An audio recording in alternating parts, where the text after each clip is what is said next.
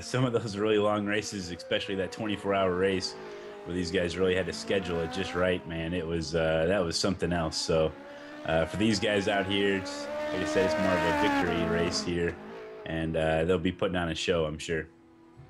Yeah, definitely. I mean, not necessarily the fastest teams. No, they've just been able to stick it out, and I think that goes really to GT Italia. yeah, really show. Odin Racing's just been able to really show what it takes to finish and finish strong in some of these races. It's not about hot lapping. It's just it's just about endurance, the endurance of the team, and you get your mindset just right. And they've definitely shown us how it's done. So I'd fully expect Scuderia GT Tag to be 1-2 in qualifying, but don't be surprised if his opening car is on the top step by the end of the race. Yeah, it's been that way pretty much every race, isn't it? I mean, and they'll be putting on a show, I'm sure. They're always in the right place, the right time. Yeah, definitely. I mean, never doing too much, And we've talked to these guys too, having interviews during the races and stuff, and their mindset is just kind of do their thing, hit their spots, and wait for things to happen, try not to get involved in too many issues, and it's really paid off. That's what we like to see. That's what it's all about as well. So that's just showing the spirit of endurance racing there as Perez comes onto a flying lap. Now you see him jumping over those curves. Yeah. Lots of fun through there. Just hearing the car sounds are a bit low. Turn up a little bit for you guys. Trying to get OJ right is a mega challenge when you have 3 different mics all over the world. So obviously bear with us here. Hopefully qualifying will give us a chance to sort that out. And that chicane is going to produce some interesting moments through this race and qualifying. In practice, there's sort of one P1 already using the runoff, interestingly, past a GT car, and there was another GT car that actually caught air and flew into the wall. So yeah, I mean, I really want to see that. Watching Perez go around now. Now, qualifying times, a good time we thought would probably be a low 23 for a qualifying time. Again, I don't think we're going to see that from Odin, so maybe we'll see maybe a 24 or a high 23. But here we are. This will be the first flying lap posted in qualifying. Coming across the line now, it's going to be a 124 flat. Yeah, 124 flat, pretty much. So that's pretty much what we expect them to run. Maybe they'll go faster. Maybe the tires will come into the play a bit more as session goes on. But 261 k's down the straight, not slow at all. It's a pretty fast straight down here. It used to be a lot faster, but that's even with the new last sector, it's still pretty quick down there. Right. And still watching them go right now. Still top spot does Perez only. Who else is out on track right now? We have Daniel Pizzo. I'm going to keep an eye on him because he's GT Italia car. He's done a 123.5 just then. Straight in the ballpark. Yeah, so he's moved up. Luca Benatti not doing going ahead as well of Perez only. Yeah, it's interesting to see some of these chicanes here. Wonder if we'll be seeing any 2 wides here. These guys are gonna. It's almost like playing chicken heading into some of these chicanes. It could be interesting here once these guys get going. How they're gonna be able to manage that. Yeah, we'll see. I mean, we just saw there going down to turn 1. Very easy to do this. It's just the rear gets a little bit loose on the entrance, and the guy, this is Luca Benatti, just spun to the right coming through turn 1. Very easy to do because it's just kind of. There used to be a bit of a bump there. I'm not sure if that's still there in R Factor 2. A little bit of a bump going into that corner made things very difficult if you're trying to get on the power, really early. But go from there. Now, Luca Benatti, I think, is driving a sister GT Italia car. Correct, 60 car. Yes, sister. I said sorry. Yep. Damn it. Yeah, so not in the same team as Daniel Pizzo, but obviously they're working for the same goal at the moment. Which is hopefully not touching each other, Mercedes. Yeah. Anyway. Fingers crossed. So, someone else that we've had experiences with throughout the season, as Pizzo does a 23.2. See now 8 temps ahead of the second best time. It's a very quick time. I don't see anyone beating that. No. Rinus Janssen, you may remember from the Le Mans broadcast, he set up a webcam for us, watching onboard of him driving round. Yes. No such treat this time around, but Rare are still fighting. They still need to do better than GT Italia to maintain their 3rd spot overall in the championship. So that's a sorry, is it 3rd? It is 3rd, I believe, from them. GT Italia have had such bad luck; they're in 4th place. It just shows you how the season's gone for them. But if things don't go your way, if there's nothing you can do. If Rare come out of this with a third place, they've done exceedingly well in the season because they are, again, not the fastest guys out there, but they're just putting results solidly throughout the season. Well, like we said with Odin, there's a lot to be said just for consistency and getting results. By the end of the season, the rewards come. Exactly. It can be very easy to look at that practice board and be intimidated by the times that the faster guys are putting in, but they can't do it in the race. What's the point? Yeah, exactly. That was a 24.9 from Jensen's there, just showing the speed differences between the top teams, you know. In pure speed anyway. Why, there's like, you've got 4 or 5 cars there covered by a second, and then you've got the top 2 that are, well, first place is 7 tenths clear of everyone else, or 8 tenths basically. Really is very far ahead. Here is the TS racing car, currently driven by John Fabricus.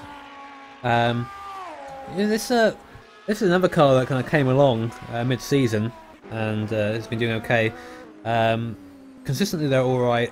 Again, they really lacked speed in the last couple of races. Currently, they're 5 seconds off the leader. That may have been a bad lap from them because he doesn't look so slow, although he's really attacking some of the curbs here. Yeah, I'd say so. He's certainly committed. Yeah, interesting tyre combination on that, especially for qualifying. I believe he's soft medium. Oh, he's correct. It doesn't look like it's the... Is that the hards on the front? It's orange on the front. Orange are hards, are they not? Or is it red's the hard? I believe so, yes. That was a bit of a cut there, actually. Yeah, bit of a cut. Like interesting to see if that time will stand, but we're going. Yeah, these guys are able to pick from different compounds of the tires. Do you want to go over what options they have? Yeah, basically it's soft, medium, or hard. The colours is something that's been confusing us for the entire season. Well, us, I mean me. Apparently, I can't put a colour to a word, but that'll do for us anyway. But it's not been unusual to see, especially in the URD Corvette, as driven by Jimmy Allison, having hard tyres in the front and softer tyres in the rear, just because the wear rates are so different. But I would have thought personally that the balance wouldn't be right with other different compounds of tyres on there. But I've been told by other drivers that it runs fine, the balance is fine, it's just a matter of wear. And doing qualifying though is something that kind of confused me a little bit. John moved up to 8 there in GT with that lap, so not a bad lap from him there. And with the tyre wear as well, you don't really care what compound you got on as long as the wear is even. That's the thing. If you've got uneven wear, the front wearing more or the rear wearing more, the car becomes essentially really unbalanced and almost undrivable. Rodney just puts in another lap there. He dips into the 23s. I think that was a 23.93 from him. Still a pretty good time. Yeah, not a bad time at all for him. And we're watching now Luca Bonatti. Can he actually respond to that? Because he has been knocked down from second to third place with that. A big heavy braking zone here.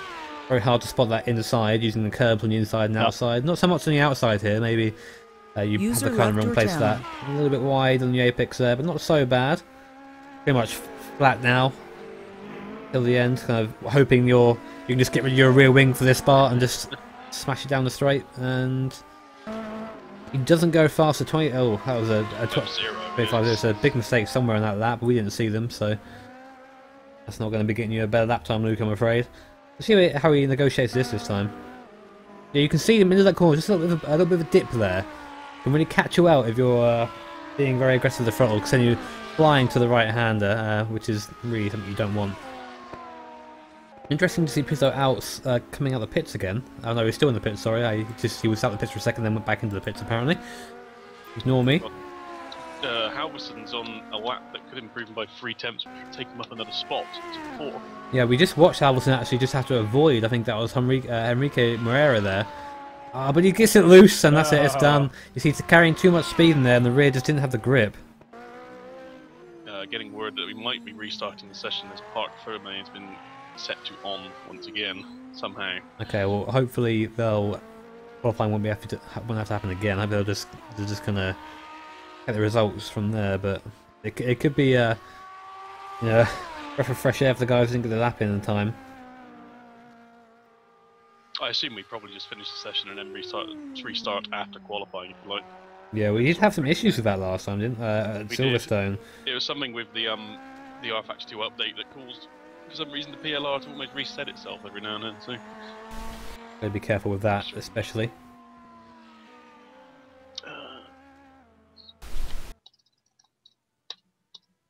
Just waiting for confirmation on that, but you know, the session will be ending very soon. Watching now Per Rosenly trying to improve his time.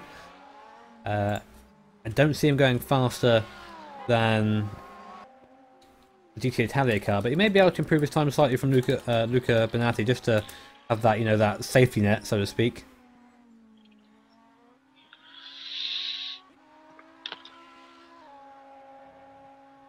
Bonatti is nearly 3 temps up on this lap. So maybe Joe's on the radio telling him that. What's Per done?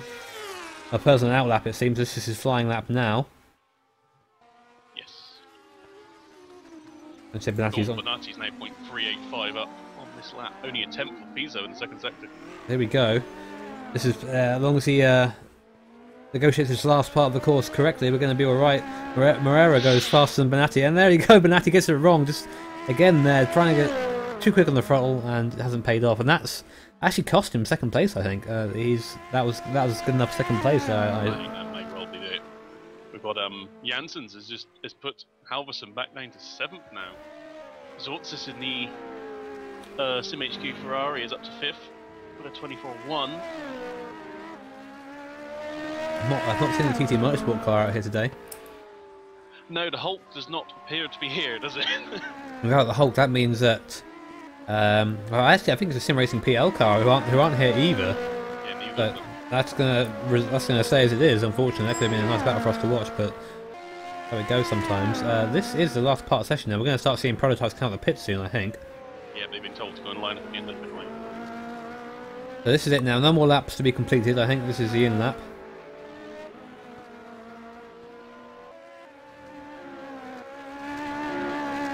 So you can hear the prototypes now revving in the pits, just getting ready to come out. Interesting that we had Rosenly was only a tenth off of Pizzo at the end of the second sector, but Pizzo gained 7 tenths on him through the last sector alone. Wow. It's just 3 corners, effectively. That's turn 12 and 13. That's got to be one of the most important parts of the track here to really get a good run on.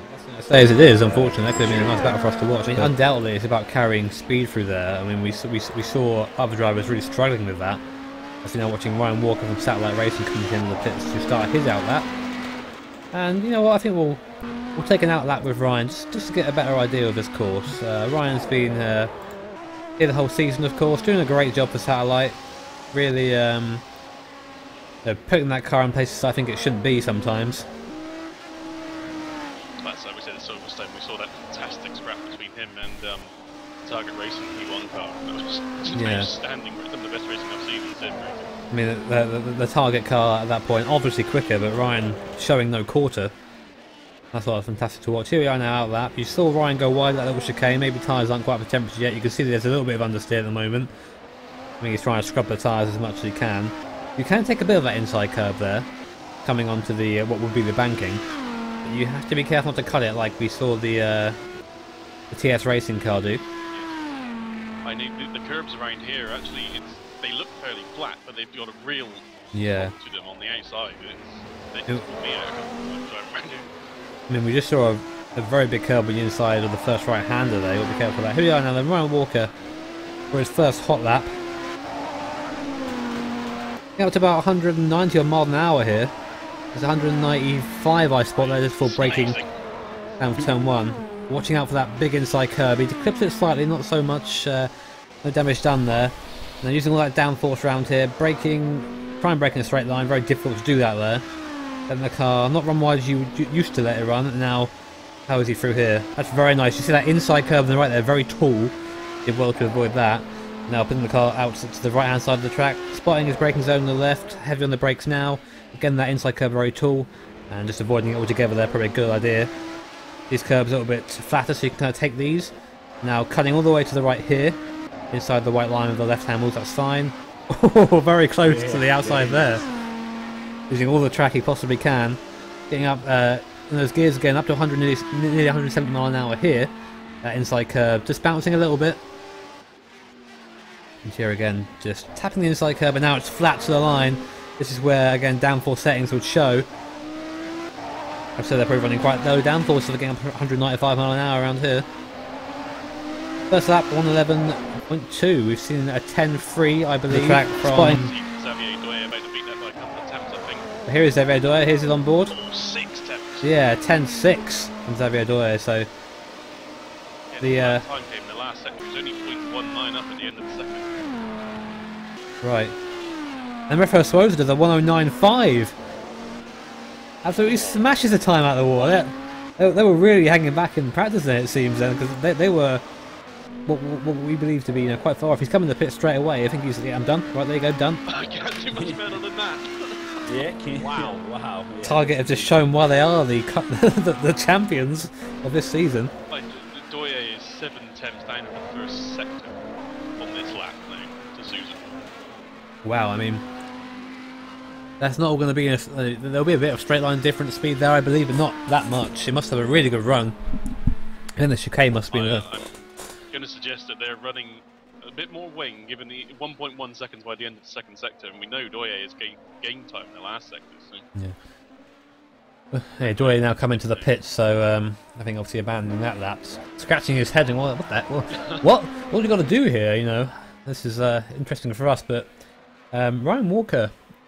Yeah, he improves a little bit there with the 10.7. 4 attempts off his time. Yeah, he's moving closer to Doyer, and in practice they weren't there, having a big moment there on the right hand. They're just getting the car to check, and be quite difficult through there, bouncing over those curbs, using all that downforce and that AMR there. Ennis Doughty has just got second, just 0.1 off of Sousa. Ennis Doughty, this is the R4R team.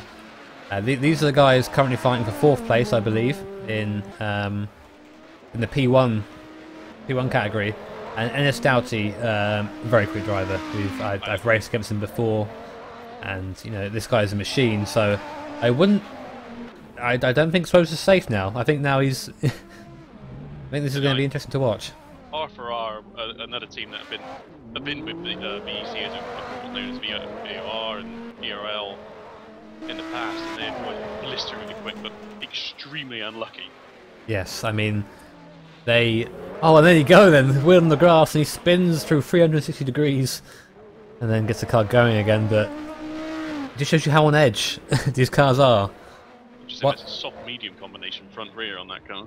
That's very interesting, especially for qualifying. I thought we just go soft-soft for qualifying. Yeah. I'm not worried about wear, but I guess maybe the part firmware stuff is hitting home. Perhaps. I'm expecting the server to be restarted with the setting to be fixed for the race. Let's have him in the pits now. There is back out on track now. I think he's on his outlap currently, so we'll have a look with him. Now he's got to do a lot to catch these guys with that lap time now. But like I said, we saw a 10.3 from him in practice, which will move him up, you know, a couple of attempts. But he's still with that time, he'll still be like six attempts off, you know, which is massive amount of time. I don't know where they came from. I don't remember seeing those through the week. That's an incredible pair of times in the front. But someone's had some issues on track there. There's a big set of 11s just for the first corner.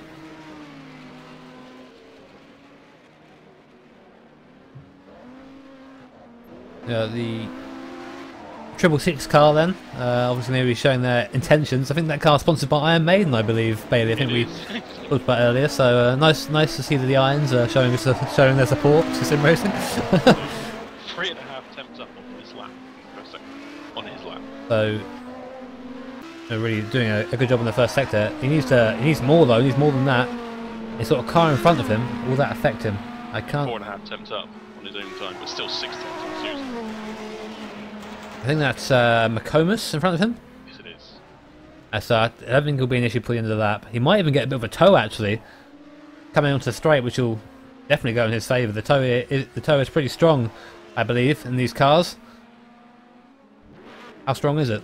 Oh. 109.9. So he's gone a lot faster. Again, we've seen again with Doyer that he's very quick in the last sector. Mm-hmm. They went 7 attempts down at the end of the second sector, so only 3 attempts off. There's a lot of time there, definitely. I mean, here is the guy in front of him that's now Jeremy Comas. He's currently 4 seconds off the leader, so unlikely we're going to see him improve, I think. Jeremy's only attempt up this lap on his own time. And so it's not looking too good for their qualifying effort so far, but another team that tend to have been there and just kind of gone around in the background, so hopefully they'll be okay in the race, and now they've got a solid race strategy prepared. Just gone to a new hot lap. Now Ryan Walker currently a 4th place man, doing I think what have been his best lap so far in qualifying, which is the best time to do them. I'm actually incapable of doing that.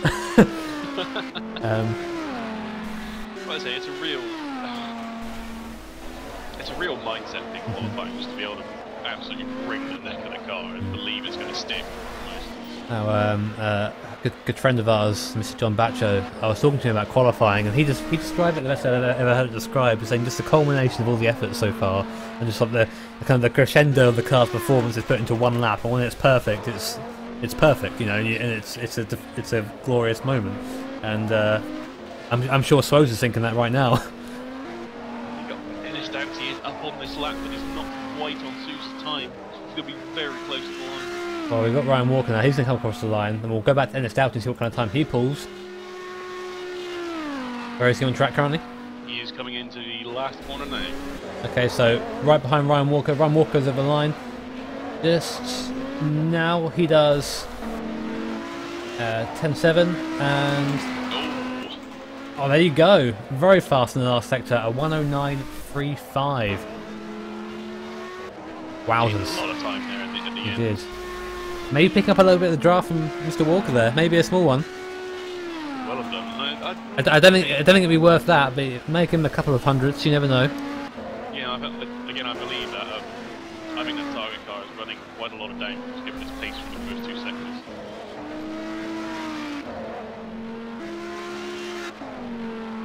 Bose is still in the pits at the moment, so he's not thinking too much about trying to get out there and beat it again. He's left his garage now.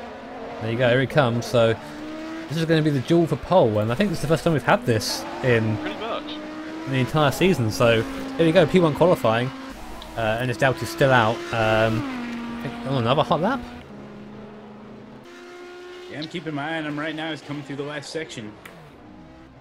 He's going into pits. There you go. There. Yeah, he's banned that, put into the pits, which is nice. I always like seeing people come into the pits after that lap, so I don't know why. It's and Ryan Walker does improve. That's a 10.6, but he doesn't move up in the standings. Still a good time from him.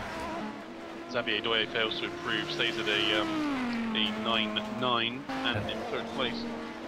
He's in the pits now, so unless he wants to come out now straight away, he is not going to be able to get a lap in.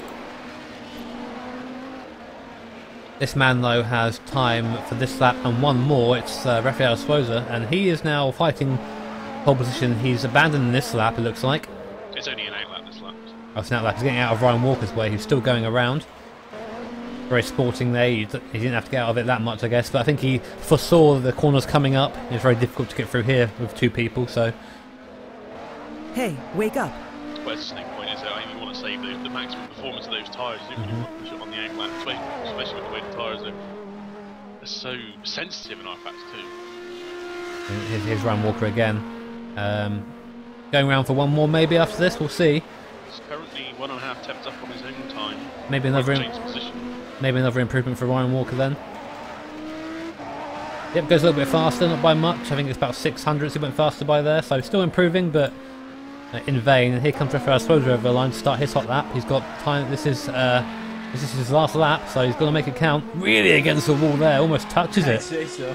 Yeah. Oh my god. Leaving that nice red streak of paint on that left that wall there as he comes flying through the 1st sector. We're going to get it all correct now. We'll go on board with him as he take this. Through the chicane, bouncing around through there. Just over a tenth off. So he's got a lot to do in the last part of the course if he's going to improve. Got Ryan Walker in front of him, I believe.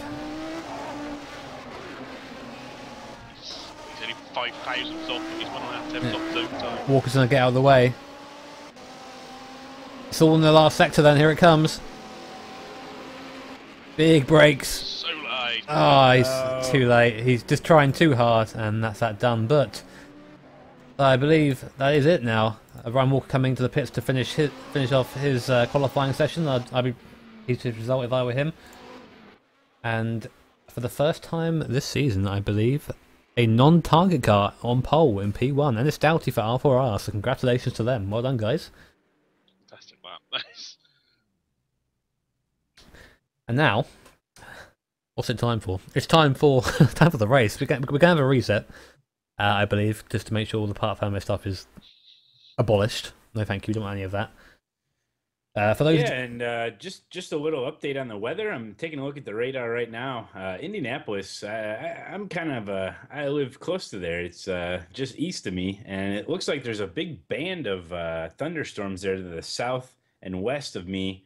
But it's sometimes what happens is that as the fronts carry on over to the east, they tend to get kind of.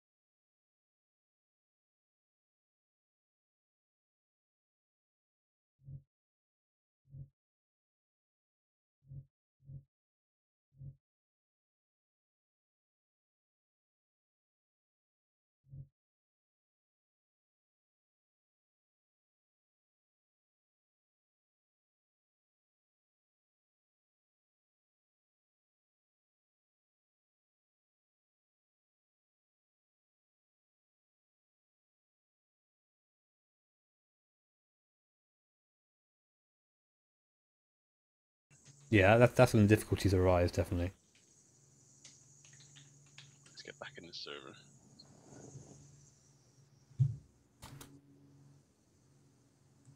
Yep, so server coming up now. You're joining us for the 8 hours of Indianapolis with Grip TV and VEC. This is our last broadcast we'll be doing for this championship, because I'm going to be competing hopefully next year in it. So, Oh man, yeah. that's right. we're Jimmy B in the cockpit. Yeah. Get ready for that, folks. They're going to get hot and sweaty. My favourite in the cockpit. Obviously, that'll be over hopefully on my personal Twitch channel, twitch.tv/Jimmy_BEE. I'll be taking you through my stints, hopefully, as the race goes on. If all goes okay, we can hope it does anyway. You know how leagues are. Yeah, and throughout these broadcasts with these races following VEC here with our Factor 2, it's been a lot of fun, man. We've had some epic races. I remember the 24-hour race, the 12-hour races. I mean, these guys don't mess around. I mean, these guys are hardcore with the driver swaps and everything. It's really a totally different league here. It's pretty amazing to see. I know I'm really heavy in the iRacing, and to get a little to dabble in the R Factor 2 here, even just as a spectator, it's been a lot of fun, and it is good to mix it up here with some different sims. And R Factor 2, let me tell you, they've definitely pioneered some of this stuff that we're seeing, especially with the real-time weather and the driver swaps and the different tire compounds and stuff. it's just goes to show what sim racing is actually, you know, what it can achieve. So it's been a lot of fun, and I hate to see it go, but we got a big old race coming your way, folks. So stay tuned. Yeah, I mean the leagues here have been all about, you know, the love of driving, especially. I mean, we used to do this back on R Factor, the original R Factor, and you know, the driver swaps over there are more of a gamble than anything else. Well, it used to be anyway. Yeah, when I first did it, it was a bit of a gamble. I got better towards the end of me being over there. But you know, it's everyone took part anyway, even knowing that they could possibly just be out the race because of some stupid error, you know. It's And very frustrating. I was quite fortunate that I can only recall in 4 seasons or so, I don't think I only ever had one driver swap problem. but yeah, it's all good fun over here, and like Malone said, driver swaps have been around in ISI since Alpha Factor came out. You know, they've been there, and it's been one of the only places that you can actually have endurance racing online with multiple drivers on at the same computer. And you know, now iRacing is, you know, starting to, that they're now bringing in the driver swap next season, which, no, I'm sure we're all looking forward to. I'm sure it'll go flawlessly. Yeah, I'm sure it'll be fine. Definitely. Crossed. But it's definitely something that the sims of today they're gonna have to go towards, because that's what we see in real life racing. So it just only makes sense to do that. That's right. I mean, it's been nice to see R Factor 2 used for a league. I mean, initially, obviously, Jimmy was questioned for going to R Factor 2, and we were also kind of questioned about the 24-hour race. I mean, ourselves, we were all unsure about going into that when that happened. I think Jimmy will say I've openly questioned him on several things regarding moving to R Factor 2 and the 24. And in the end, you know, all right, of course there's been teething problems, but going forward now, it should be really well prepared going into next season and seasons after that. And also, we've got a fantastic mod to look forward to as well.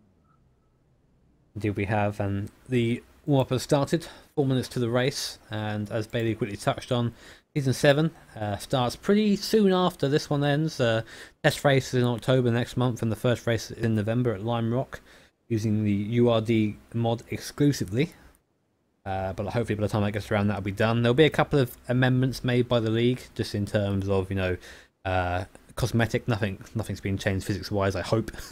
Otherwise, yeah. I think the only thing that will change is that you'll have 3 dry tire compounds as opposed to just the 2.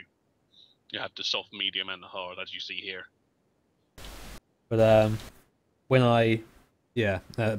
that's going to be the difference. And we talked about, of course, again, how our coverage of the race is ending, but the coverage of individual races will be continuing. Like I said, I'll be covering my own team. Just a quick question in the chat, that's why I'm talking about this. I'll be covering our own team and our efforts in the VEC. Hopefully, I'll be joined by Mr. Bailey in my team, so it'll be an interesting team up. Seeing as I'm a lot faster than Bailey, I feel like I have to tutor him sometimes. Excuse me. It's going to be a lot of fun, that's for sure. Warm up is about halfway done now. I'm pretty sure Jimmy's just given him a couple of words of encouragement in the chat. I guess it takes the opportunity to thank Jimmy Allison and anyone involved in the admin team at VEC for getting it all set up and having it all run pretty smoothly, to be honest, this season. Also, I want to thank my co-commentators, Mr. Malone, Mr. Bailey, and Timo as well, for doing so much work behind the scenes, and often at very short notice as well. So thank you, Timo, for that. And I forget who the designer of this particular overlay is. I actually have it in one of my widgets somewhere. Let's break out the widgets. The widgets. Here they come, folks. Get ready for the widgets. Yeah. It's the Gentleman Racers overlay, and that's done us a lot of good over the season, so thank you to them as well. But otherwise, business as usual. Yeah, definitely. And I just want to say that Jimmy Allison and the guys putting together the website with the forums and everything, if you guys haven't checked it out, maybe we can get a link in the chat box there for you guys to go head on over to the VEC website, because it's really sleek. It's really really clean looking website. So head on over, sign up for the forums, and start chatting with these guys. You know, with a new season starting up, you never know, guys. Maybe you guys can get involved and have a lot of fun there. And it's very easy to get involved over there. I mean, back when VEC, or I guess it wasn't known as VEC then, but when I joined up, it was my first ever online sim racing league I was a part of. I just said, "Can I drive for someone, please?" And I was snapped up straight away, and I got into a team, and from there I met everyone. And I wouldn't be here now with Mr. Bailey and Mr. Malone likely if I hadn't have joined that league and met a great bunch of people. All the people at Stroll I wouldn't have met. So like, it really is an awesome way to, if you're a lonely sim racer, get in that league, talk to people, and you know your sim racing possibilities will just branch off in every direction. It's definitely worth doing if you're into endurance racing. Oh, and as I adjust my spine for the upcoming race. Spine adjusted, perfect, ready to do it. The now infamous Jimmy B chair squeak. Hopefully you won't be able to hear it so much on the broadcast. I've got my noise gate set up just to get out. You might hear the squeak every now and then if I'm talking and I bend back on my chair like that. You might hear it. But hopefully the chair squeak won't be too much of an issue. So we now head in to what will be the last race of the VEC, the finale here at Indianapolis. Championship has been decided regardless, but it's still going to be a hot race, hopefully. Hot race and temperature. Actually, at the moment, track is only 20 degrees. It's not warm there, is it, at the moment? Well, I guess it is morning. Oh, yeah, it is. I mean, this race is mid to late morning. Yeah. Just gonna check.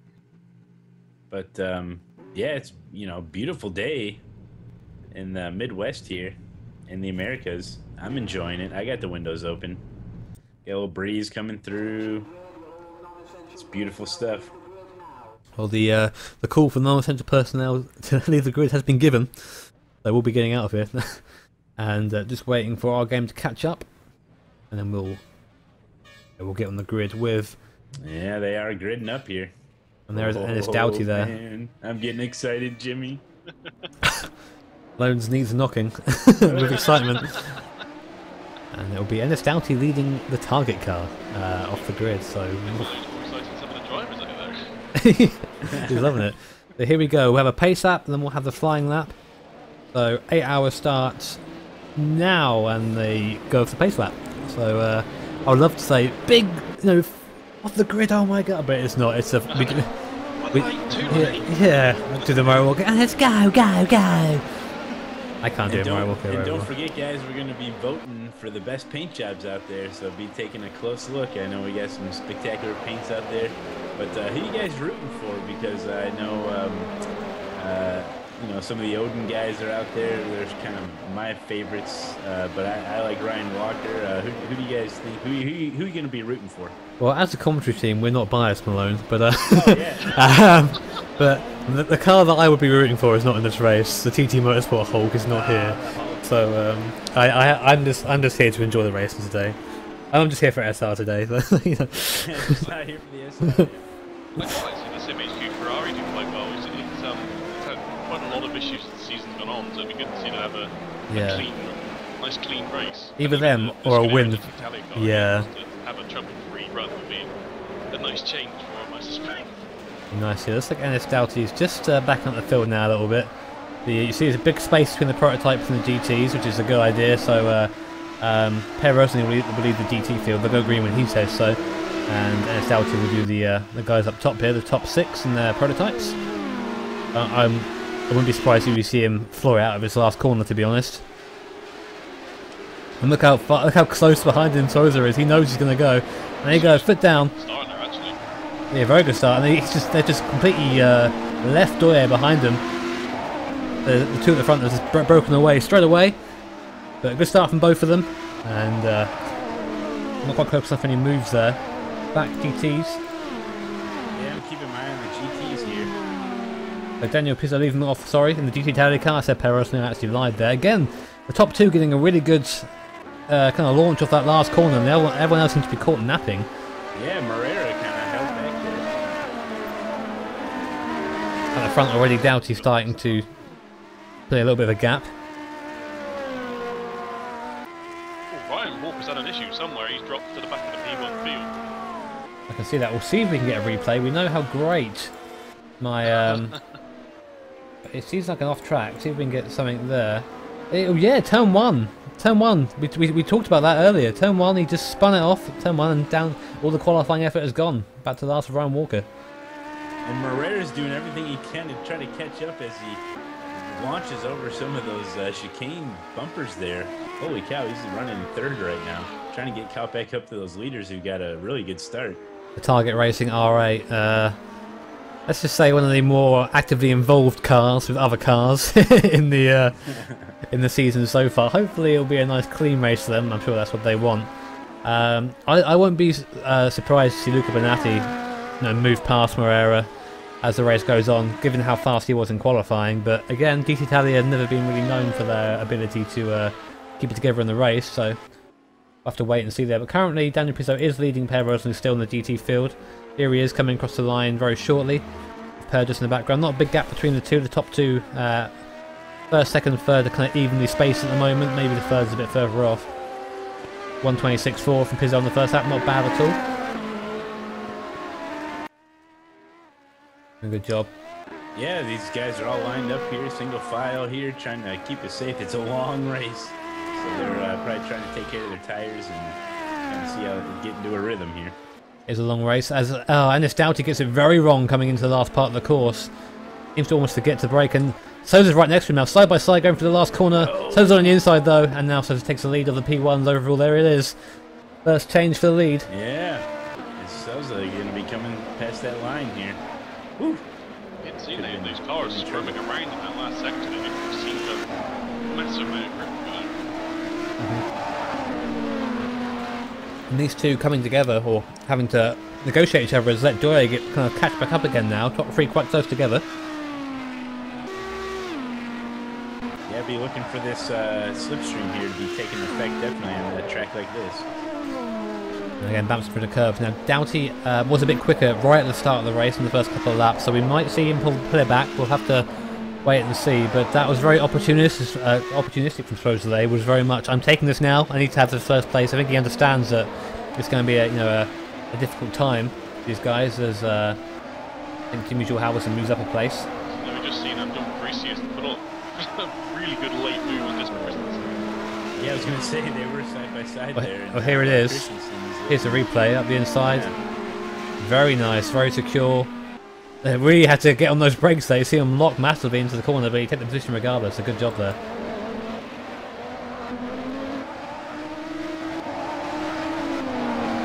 And look how close these two cars are. What kind of speed are we getting from both these cars? We've got the target car going down the straight. He's going to go through the speed trap at 309 kilometers an hour. Didn't quite catch second place one as Ryan Walker moves past Jerry McComas. And Eddie Gastina there. The 2 and 1. Here's a replay of that. Two guys in the pits already. McComas and Gastina. Very interesting. Maybe some sort of very early strategy there. I'm not quite sure why. Was there contact? Did we miss something there? Maybe they have different calculators than other people. I'll have a look back. I'm confused by that. Yeah. We'll see. So it means I get to use my spreadsheet. Ailey is going to try and log the pit stops.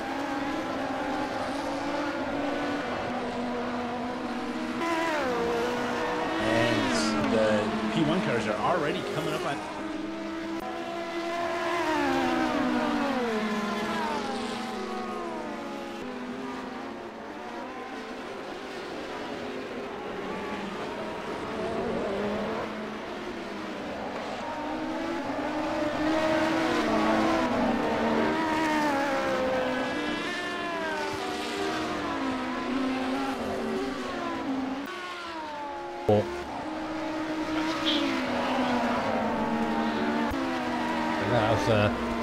But now it's going to be who can get through the traffic the cleanest, I guess, with these guys. Contact with Xavier and one of the GT cars heading into turn 1. Ooh. As hopefully everyone's all right there, but there was some contact. That's the traffic we talk about here with such a long race, and who knows how many times these P1 cars are going to be lapping these GT cars, but wowzers. Xavier Doye, it was an easy enough move, but he for some reason moved back onto the racing line right in front of the GT car. That was trying to slow down from turn 1. Double contact. You've got to be mindful of where the GT car is still. Yeah. Oh, we see. Ennis Doughty very opportunistic there. Supposed to have to go very wide to avoid one of the GT cars. He was just too impatient, it seems, there, and Doughty just took the opportunity and squeezed past. Maybe you missed it. Here it is again. Christensen going off. That'd be into turn 12 there, as he was really late on the brakes. Christensen back up to race pace now, but man, we've seen quite a bit of wheel lock up here, as these guys are really hard on the brakes here. It's very difficult to let the car slow down there, it seems. Yeah. And we just saw again the overtake for Ennis Doughty on Sousa. It looks like Sousa just got the corner wrong regardless of the car being there. Went really wide. Now Walker trying to get past some GT cars heading into turn 1 here. So he's got Matthias to work on. Oh, look how close they are again. Doughty defending from the inside. Sousa having a look at the outside. There's a GT car there though, so he's going to give it a go as well. Side by side. Oh, there's contact there.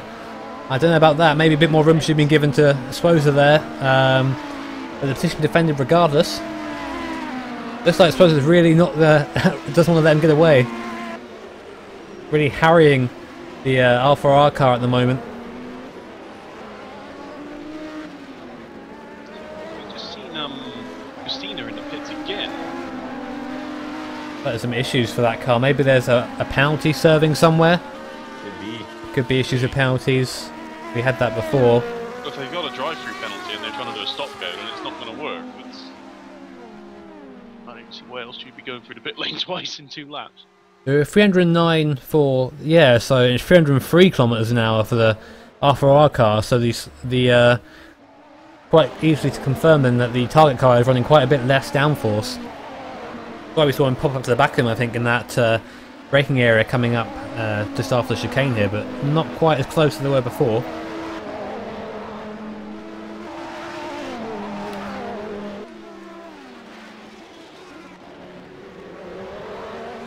Yeah, Doughty and Raphael still going at it here. Battle for first place in the P1 class.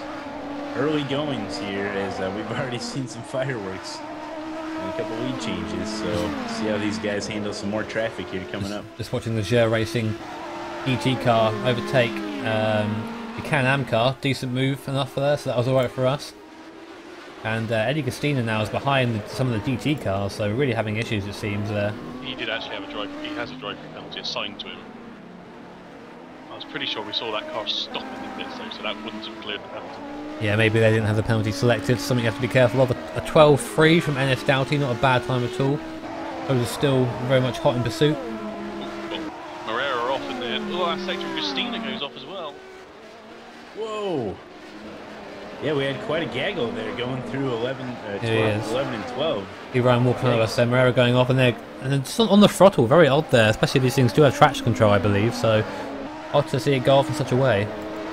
Morissette having issues too as he regains control. So definitely what we've seen so far is that last section, turn 12, has been a nightmare for these guys. Definitely early on. These guys are going to have to back up their braking points if they're going to want to have a chance to make a good run out of there. Yeah, it's we've got a long way to go in this race. Some very feisty racing away. You need to be careful. Yeah. Not everyone's going to get to the end at this point. If people are doing this, so yeah, I guess so. And that's the part of endurance racing. That's why Odin Racing has been able to shine. Is that they just kind of do their thing, hang back, be consistent, and they've been able to get the freebies and keep it going. 11.9 there for Ennis Doughty, going faster and faster. So it's now 2 seconds behind. So, you know, really, I think that car's running into the limiter down the straight there, because it was in the slipstream of the GT car and still didn't go above 303 kilometers an hour. So almost like a queue setup there, maybe issues. Go back down to the GT field now, and Daniel Pisso's got quite a gap on Per Rosenly. You just about to see him in the background there.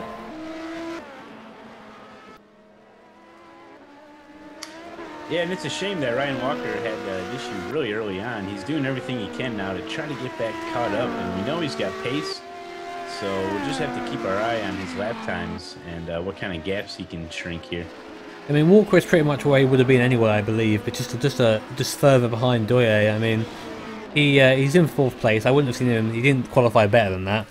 He qualified in 4th. He just had a very odd incident from Walker. I would have thought he'd practice that kind of cold start around the right-hander a lot. But then again, you don't. The pit actually does cut across that, so you never actually go through there on cold tyres, which is very yeah, it caught some people out, it seems. Yeah, you know, you figured it's been a while since these guys have raced a big race here, so they're all amped up. You know, they've been practicing, and you know, the nerves get to you maybe, and just made a early mistake, which is a shame. But got a long race here, so he can make up for it. That's right. Here we go. How far ahead or behind is Ryan Walker? Can we get a split? Do we get a split? No, we don't. So I would have thought he'd. Ryan just passed the finish line now, and Javier is in the backstretch. Ryan's 19 seconds back. So. Yeah. Interesting note, he was doing 311 k's down the straight, so even faster than the target car down the straight. A very low downforce being run there by the satellite racing car. Interesting strategy. We'll see how that plays out for them as the race does, as it goes on. This is Morissette passing Christensen, who gets really off to the right there. He seems to have. That's a very odd place to lose it, Jesper. Let's see if we can get replay of him going off. Here it is. Oh, he's got caught on the inside curbs. Like you said before, Bailey, the curves are a big runoff on the out, big kind of drop off on the outside. If you go off it, the car just gets pulled to the one of the sides there, and that's Jesper being pulled off as Pizzo goes off track. Let's see what he does. Yeah, Pizzo had some issues. I'm watching this gap between Pizzo and Per Rosenly, and it definitely he closed the gap just a little bit there because Pizzo had an issue. But keep my eye on this as it could become a battle here soon. Morissette retaking a position from Ronnie van der Hoff, who makes a mistake going to turn 1. Wake up. Just having that again, the car getting over to the right hand side through turn 1, having the rear end just slip around from underneath them, and it's affecting a lot of people, it seems.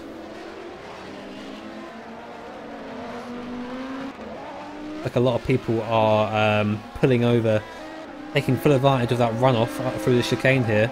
Ryan Walker isn't actually one of them. He's actually staying within the lines, which is very refreshing to see.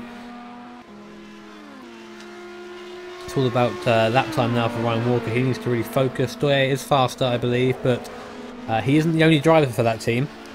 Drivers have different strengths and weaknesses, so you know Ryan's a pretty quick driver. I'll say it's probably quicker than his teammate Ryan, so maybe it can work. It'll work both ways, but. I figured the Pizzo car would be pulling away more than that, given its advantage in qualifying. Maybe the so just about seeing. Yeah, maybe the qualifying setup actually is closer than he was last time I looked.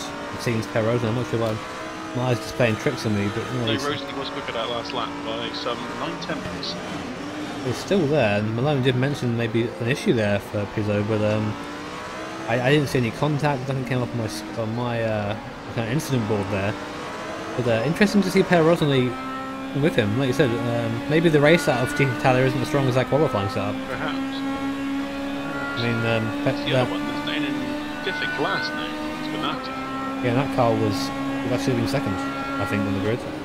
Had things had gone well for them. As looks like Doye is taking position from Rafael Suarez. What happened there? Looks like Suarez has spun it. Here we are. Here's the replays. Oh no, that's team contact between GT and P1. So the car's coming together and actually spinning around, and then Doye says, "Thank you very much. Oh, how about that, mate?" And takes second position. There he goes. So that's interesting. Yeah.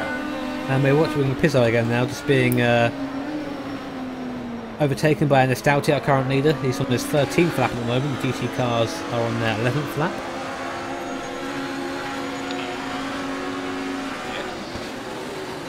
So I've got laps up here. So, I think anyway. we're very professional here at Good TV. Actually, arguing is part of the job.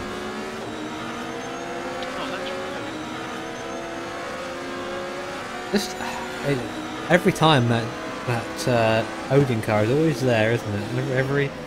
Every time it's always in the background, always that little orange dot in the background, just lurking, waiting for something to go wrong. Yeah. Waiting for something to happen. Strategy. And they always seem to be just so solid throughout the race. So. Like John Parisi's got all sorts of issues. He's last in GT and just missed turn 1 by a mile. Well, I'm watching his off track.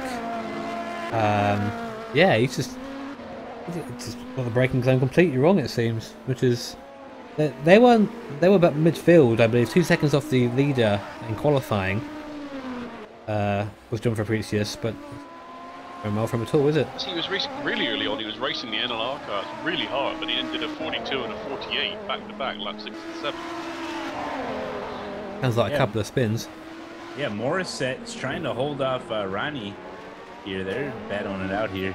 GT class. Here is that battle, and Ronnie goes very wide. Yeah, onto the banking there. Here, makes a move into turn 1. I don't know if it's going to be enough. He went a bit too wide to kind of carry the speed. We've seen people attack though from this far back. Will he try? I think he knows better.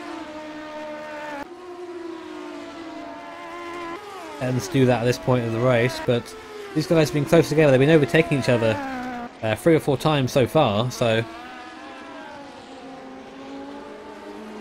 Fantastic to watch, definitely. Those rotors just glow red. These guys are so hard on the brakes coming into some of these turns. It's cool to see. You might have to splash some water on them next time they roll into the pits. I mean, especially down to turn 1. I mean, I'm not sure of the actual cornering speed for turn 1, but they're going from what 260 k's or so, 250 k's to about 100 in the corner, maybe even a bit less than that. So they're really having to, and that's done in a very short space of time, which is why these brake discs get so hot. Yeah, and it's straight line braking, so they can be really hard on it. Ronnie, right up on the back of Morissette there. Let's see what happens. Good scrap between Zolcis and Bonatti. Bonatti's right underneath here with the 72 Ferrari. And Ronnie goes to the inside, turn 12, makes the pass around Morissette. Beautiful move, wow. Yeah, you saw it here live, folks. We'll get a replay of that coming up. Here it is. That was a great move. He was really good on the brakes there. It looks like Morissette was actually just really quite. They weren't reserved, I guess would be the word. He just didn't seem to want to get on the brakes there. But well, we've seen a lot of people have issues there on the braking point going into turn 12. So maybe he played it safe here. Could do, but going back to the front, I would have thought Swose is now catching Doye at a rate, considering the speed difference between the two. Just heard him go past in the foreground. That's the gap between them. You see Doye there in the background. Here is Swose. This is for second place in the P1 and overall.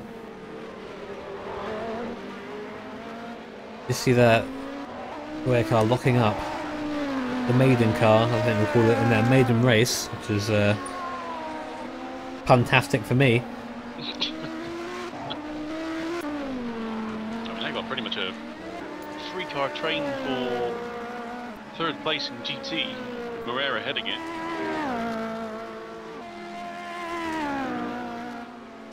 Yeah, definitely. Moreira, Vasilis, and Bonatti there. Here it is. We're watching it now. And even Jancis is kind of being a spectator here, hoping these guys start battling up ahead so he can lurking in the background. Very sensible actually to do that, I think. Just to give a little bit of as long as the guy in front doesn't start getting away from you, it's very good just to lurk and wait for something to happen. Look, yellow flag. Jansen's just gone round in the background. Yeah, boy. Commentator's curse, it seems. Here, yes. For those who missed it, again. Now he's going to be spectating from a little bit further back.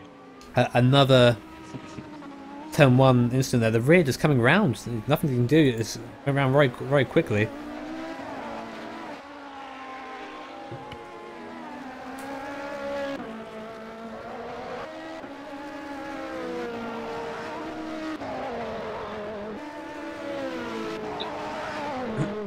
Oh, and we got a big issue as Vasilis is off. He is off, way off onto the parts of the grass there as he tries to recover. Maybe we can get a replay of that. He was part of the battle there. Exactly the same thing as one of the Northern Light car did earlier.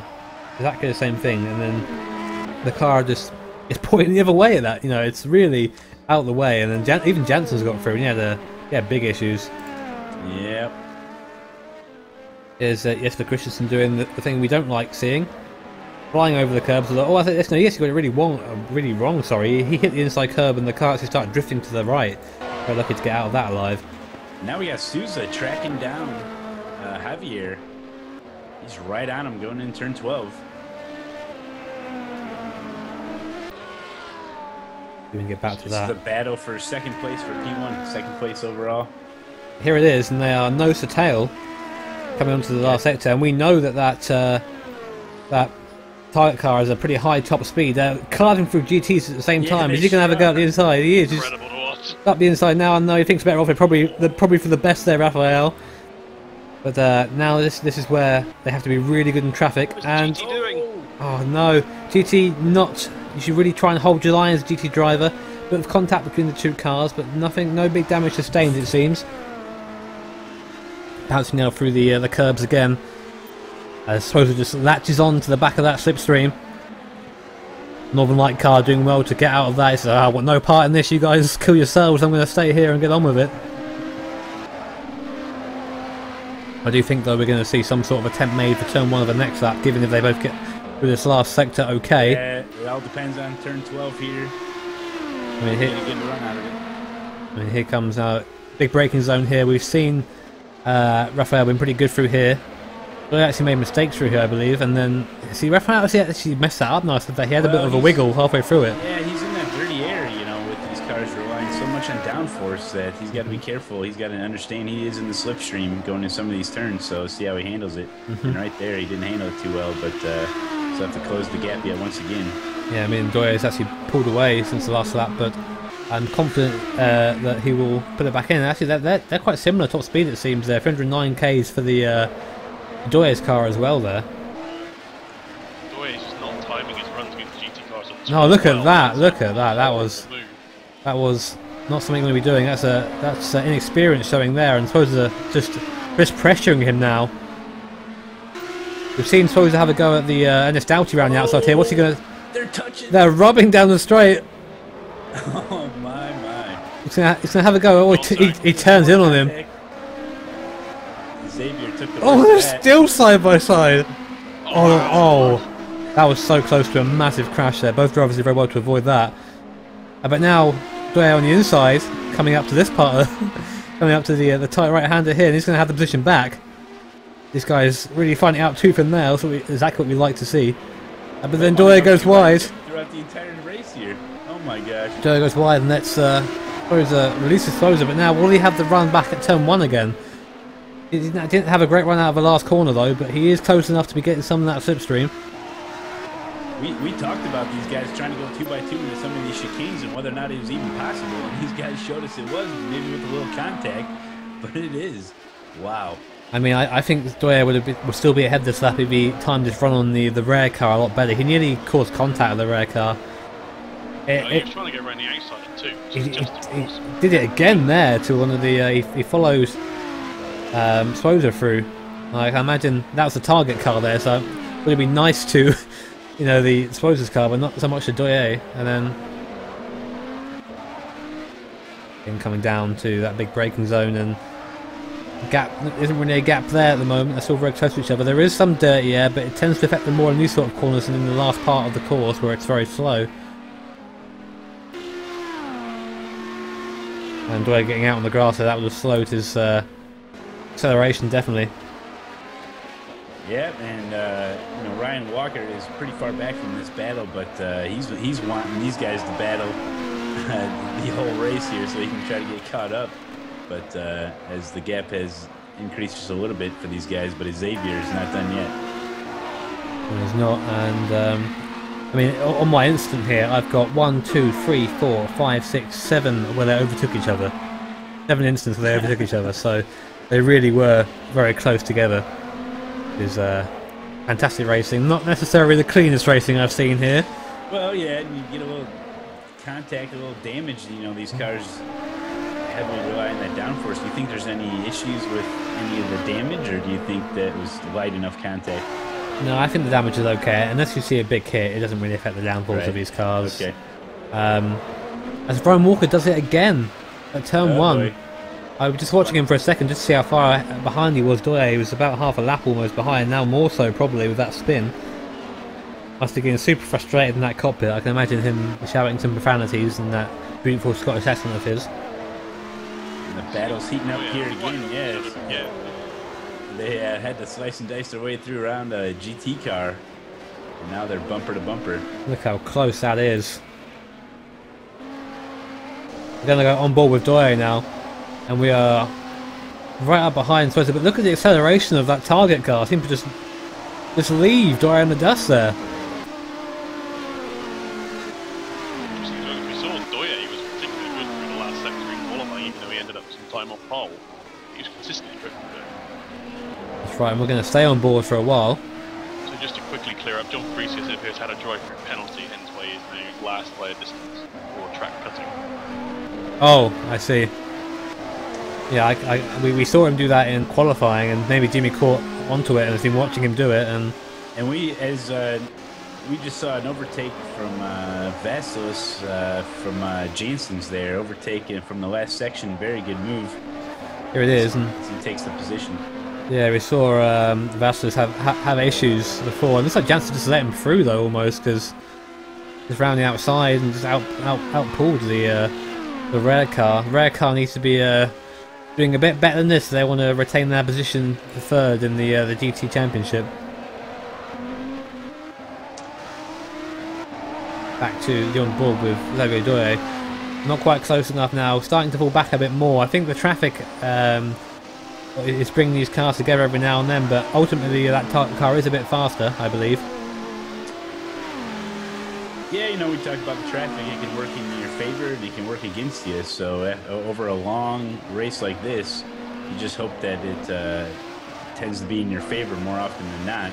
And that'll be something we'll have to keep an eye on. You just got to keep up and try to do your best to not let that gap get away from you. So at the front of the GT field, the gap is down to 1.1 seconds. Wow, so it's either holding back or not being able to effectively use the speed that we know that car has. And is Ronnie going to be able to make a run on Matthias here, going through 12 and 13 right now? Going to be coming up to that straight little battle in the GT class with Dennis Morissette not far behind, so we could have a three-way battle here, depending on how they handle turn 1. As Ronnie goes off wide into the last section, into the wall. Oh no, and hopefully he didn't suffer too much damage. He's going to have to let Morissette by. Even get a replay of that. Issues as he went extremely wide, right into the wall. That was turn 14. He had a little oversteer coming out the last corner, but he corrected that. It didn't look like he turned back enough again onto the straight. Very strange. Yeah. And now Ronnie's having more issues as he spins it. He does, yeah. I think he's really working that car. Unfortunately, our replay function is now decided not to work anymore, so goodbye replays. We had half an hour of nice replays, so we'll... Perfect. As Ronnie... Oh, man, that's issues for the DHL car there. As he just watch him go try to now. limp around here, try to get back to the pits, I would imagine. Maybe suspension damage. Yeah, I mean, he took a pretty good lick on that yeah. outside wall, and it's unfortunate to see as that was a battle brewing. Looks like Jesper Christian is actually taking Dennis Morissette now. Is good for him. Unfortunately, we did miss that because of the replay issues we're having at the moment. Apologies for that. But yeah, I mean, these cars, I mean, that wall, that you're travelling at such a speed in that last corner that any sort of contact with the wall does tend to be quite nasty. Even if it's just a scrape, you can find yourself being, you know, drawn back into it.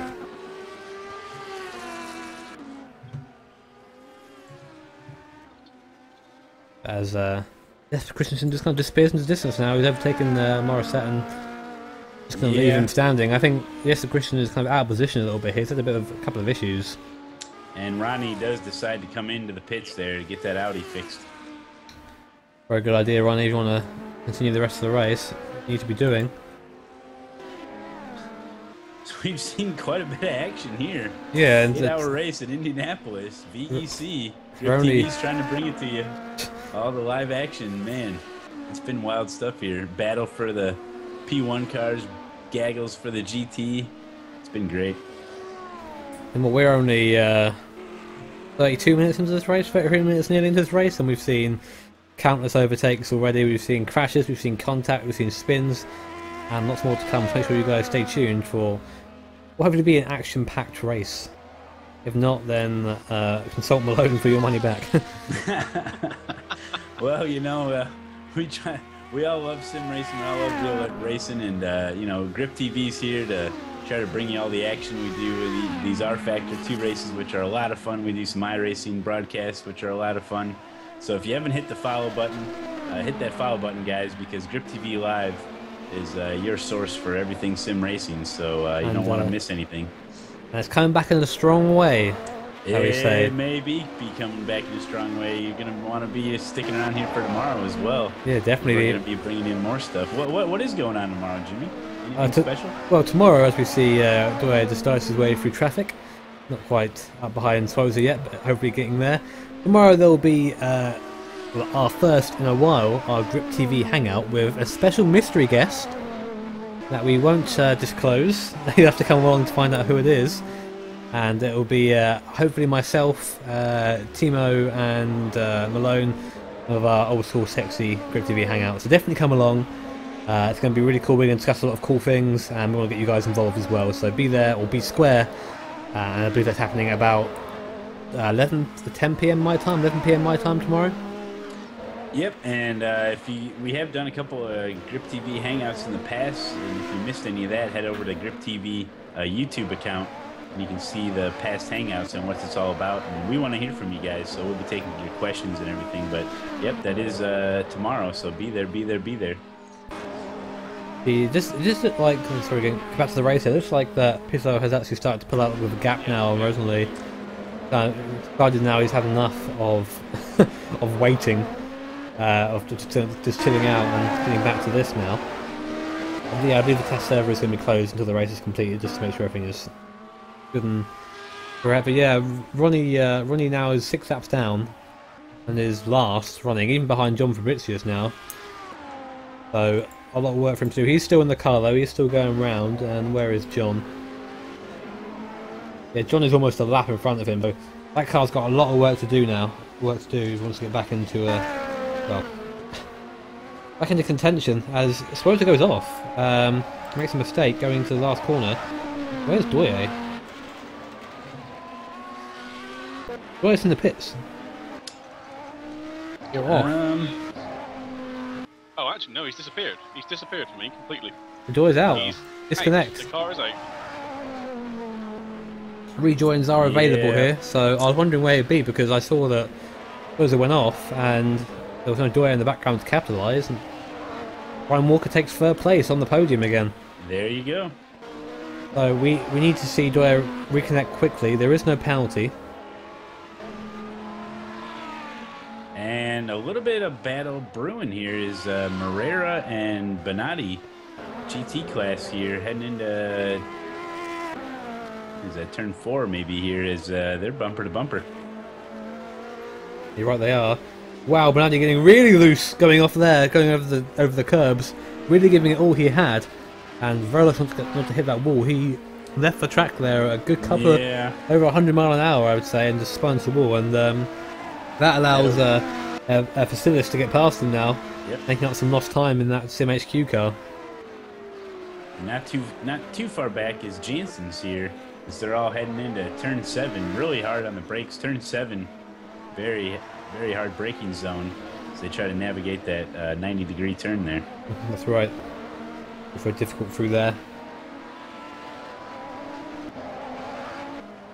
Just showing you on the screen now our current P1 leaderboard as Ryan Walker gets past Luca Bonatti there in the background there.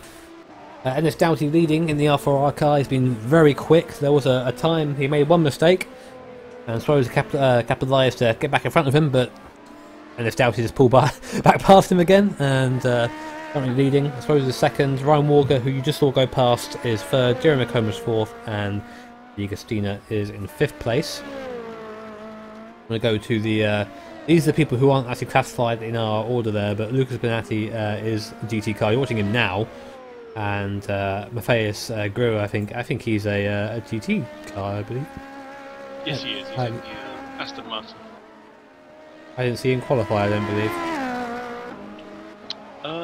I do believe we didn't really focus on him. I can't remember what sort of time we did. I've seen John Fabricius miss another apex. He's having all sorts of problems in that car. Eddie Agostina as well now, just taking that place from Doye, so not heard if they're going to be coming back in the race. There is a reconnect function here. Has rejoined the session, but it's the car hasn't left the garage or anything, so I don't know what's going on with there. We'll wait and see.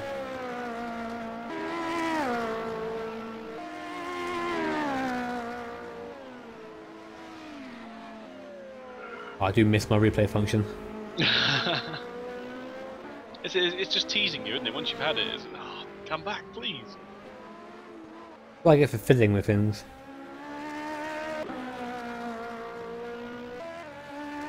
Now, is that broadcast tool definitely showing that people are making pit stops when they do come in? I get a thing saying pit. Okay. There, like I see it for a second. I don't get like a. But I do have this, which should work. Where is it? And I can how many pit stops people have made. I've got so far on my line that Jerry McComas has made 1 pit stop, Eddie Agostina has made 2, but I can't see below 15th place. Okay. Well, if you just shout out when it says pit, then I can copy it down and make a note when people pit. Mhm. It will do that. Waiting for my camera to do something that isn't nothing at the moment. It's being very annoying. If we have a look at our leader, and it's Doughty after our motorsport car, quite a big gap on Stories now. I think it's at least 20 seconds or so. We did have it up a second ago actually. The gap. It's up to freaking 3 seconds now. 33 seconds. There you go. Ignore me. I know nothing. Yeah, well, yeah. It says 38 on my ticket here. We'll go by that for now. With Ryan Walker over a minute behind both of them, but still in the lead lap, funnily enough. Yeah, so we're seeing is on Ennis Doughty's best lap is some half a second quicker than the target car so far. Whoa, and Morissette spins it. Morissette turns it around there, almost into the wall. I'm not sure if he made contact with the wall, but that's going to allow... There he is again. I think he did hold his position, but... I think he just got, again, seeing people through here, get on the other side of the curb and then just be pulled off. I think that's what happened to Morissette there. Just barely touched the grass. Yeah, there you go. All the grass. Grass is fantastic fun for all concerned. Unless you're Dennis Morissette apparently, and then the spin. Yes. Not for the VEC though. And so we have... field's spread out quite a lot, haven't we, in the last few laps? Yeah. Everyone's now got into the groove. Here is our GT leader with Per Russell still in the background there as Ryan Walker comes around the outside just to lap them once more. Yeah, Per Rosenlee strategy is definitely intact here as he's just chilling, just racing, logging laps, and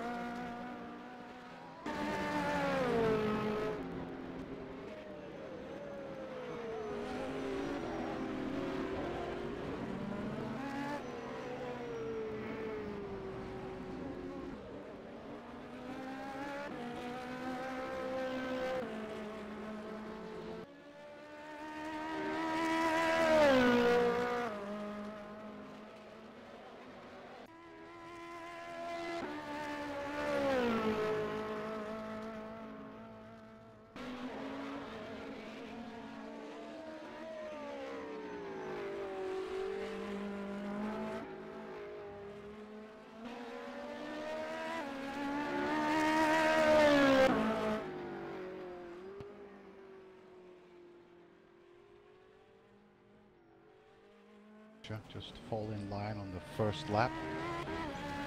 All advantage on lap will be deleted, and the points will be assigned as the 8-hour race. So User no joined your change. Jimmy. channel. I'm sorry. Skal jeg ikke lige give den noget mere ram, når nu vi er i gang? Restart the server. Det kræver bare, at jeg lige So slukker the den red ned. flag Men det has tager been ikke... waved right here. Den booter mega hurtigt. Okay, så gør det. Bare lige, gå lige ned og luk maskinen, hvis du ved, at man gør det på en server 2012.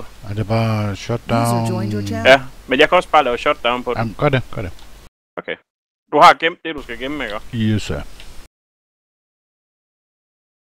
Hey Jimmy, can we driver change? No. Okay. Ja, det skulle du nok lige sige ud over.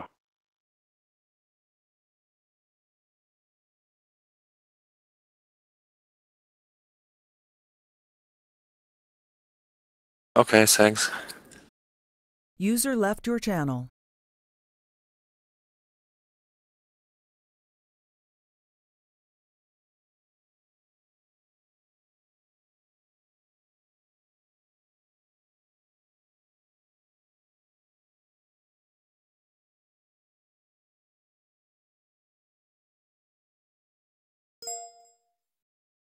Bare luk på.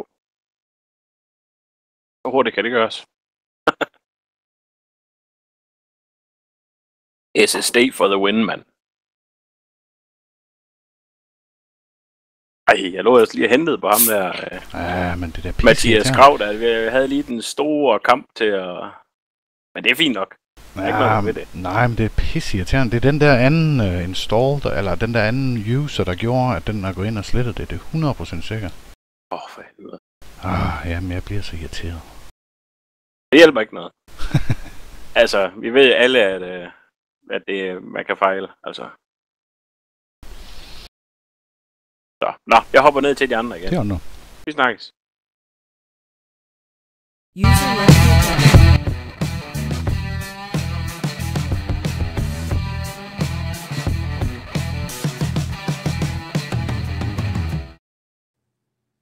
Welcome back, ladies and gents, for, well, I guess part 2, as this will be, of the Grip TV broadcast of the VEC 8-hour race in Indianapolis. We are currently under a red flag due to server issues. There'll be 7 hours to go when the rejoin is up and going again. I'm joined by my co-commentators, Matt Malone and Stephen Bailey, and we're in here for long haul, guys. Yeah, we sure are. They're getting the track cleaned up, and we're gonna go green flag racing here anytime soon. Yeah, we did receive confirmations that there were, in fact, many hot dog wrappers at Turn 1, and they have been cleaned up thanks to Matt Malone's keen eye. Always looking out for the other wrappers. I spotted some debris, Turn 1. I let the officials know about it. They did the right thing. They threw the red flag, get it cleaned up. We don't want any issues, and that's what they're doing right now. So, yeah, they're gonna get relined up, and we're gonna start this bad boy out. Waiting for our server to come on now. Just while that's happening, we will remind you of the standings so far. P1 Target Racing are champions from Satellite Racing, and those top 3 positions there are not going to change. The one that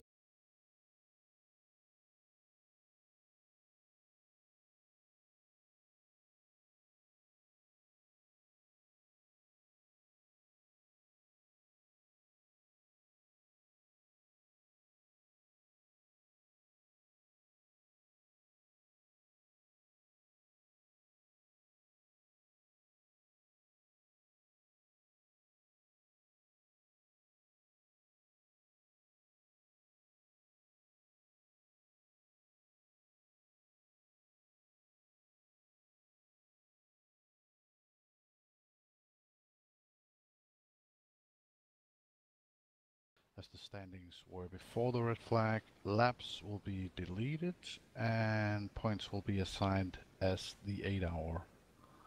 I'm sorry, guys. It's something with the install, and we have to add the second server. So enough about that. Let's get to racing. The server is up. there you go. Good news back. The server is back up. We'll get in there as soon as we can get in there and get back to showing you the live coverage of this race. Drivers having to line up.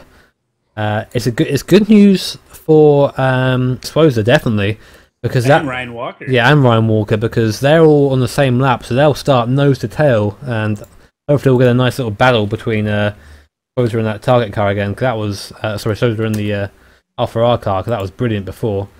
Still currently having issues connecting to the server. Yeah, and just a reminder for these guys, they're not allowed to do a driver swap now during the red flag. So drivers are instructed to remain in their cockpit for the restart. So that is a rule there. We don't want anybody bending the rules or anything there. You know, driver swaps have to be done during the race. So we're going to see the same drivers out there, and they're going to finish out their stints. And then we'll be seeing some pit stops here with some driver swaps a little bit later on. So that's always exciting. Get some fresh names out there and see how that mixes things up a little bit. Yeah, I wouldn't be surprised if the driver swaps come quite early after the flag, green flag waves again, given that we've already come. Well, the thing is with this now, with the driver swaps, is do you do it right at the start and waste time in the pits with you, and then you lose the use.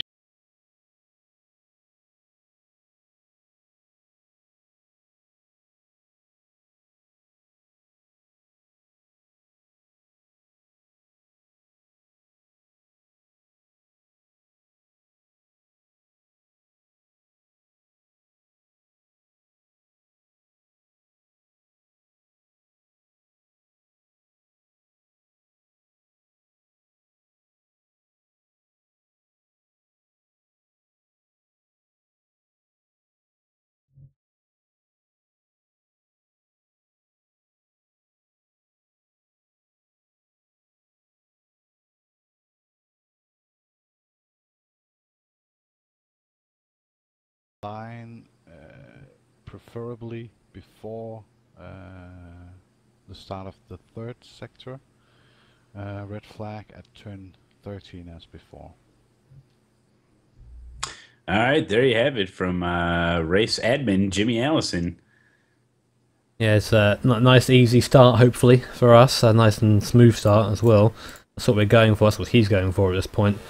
And luckily for us, just in time, we have life in the server, so I can actually show you some server images. There we go. Isn't it brilliant? And it's waiting now for all the drivers to be prepared and get back out there again.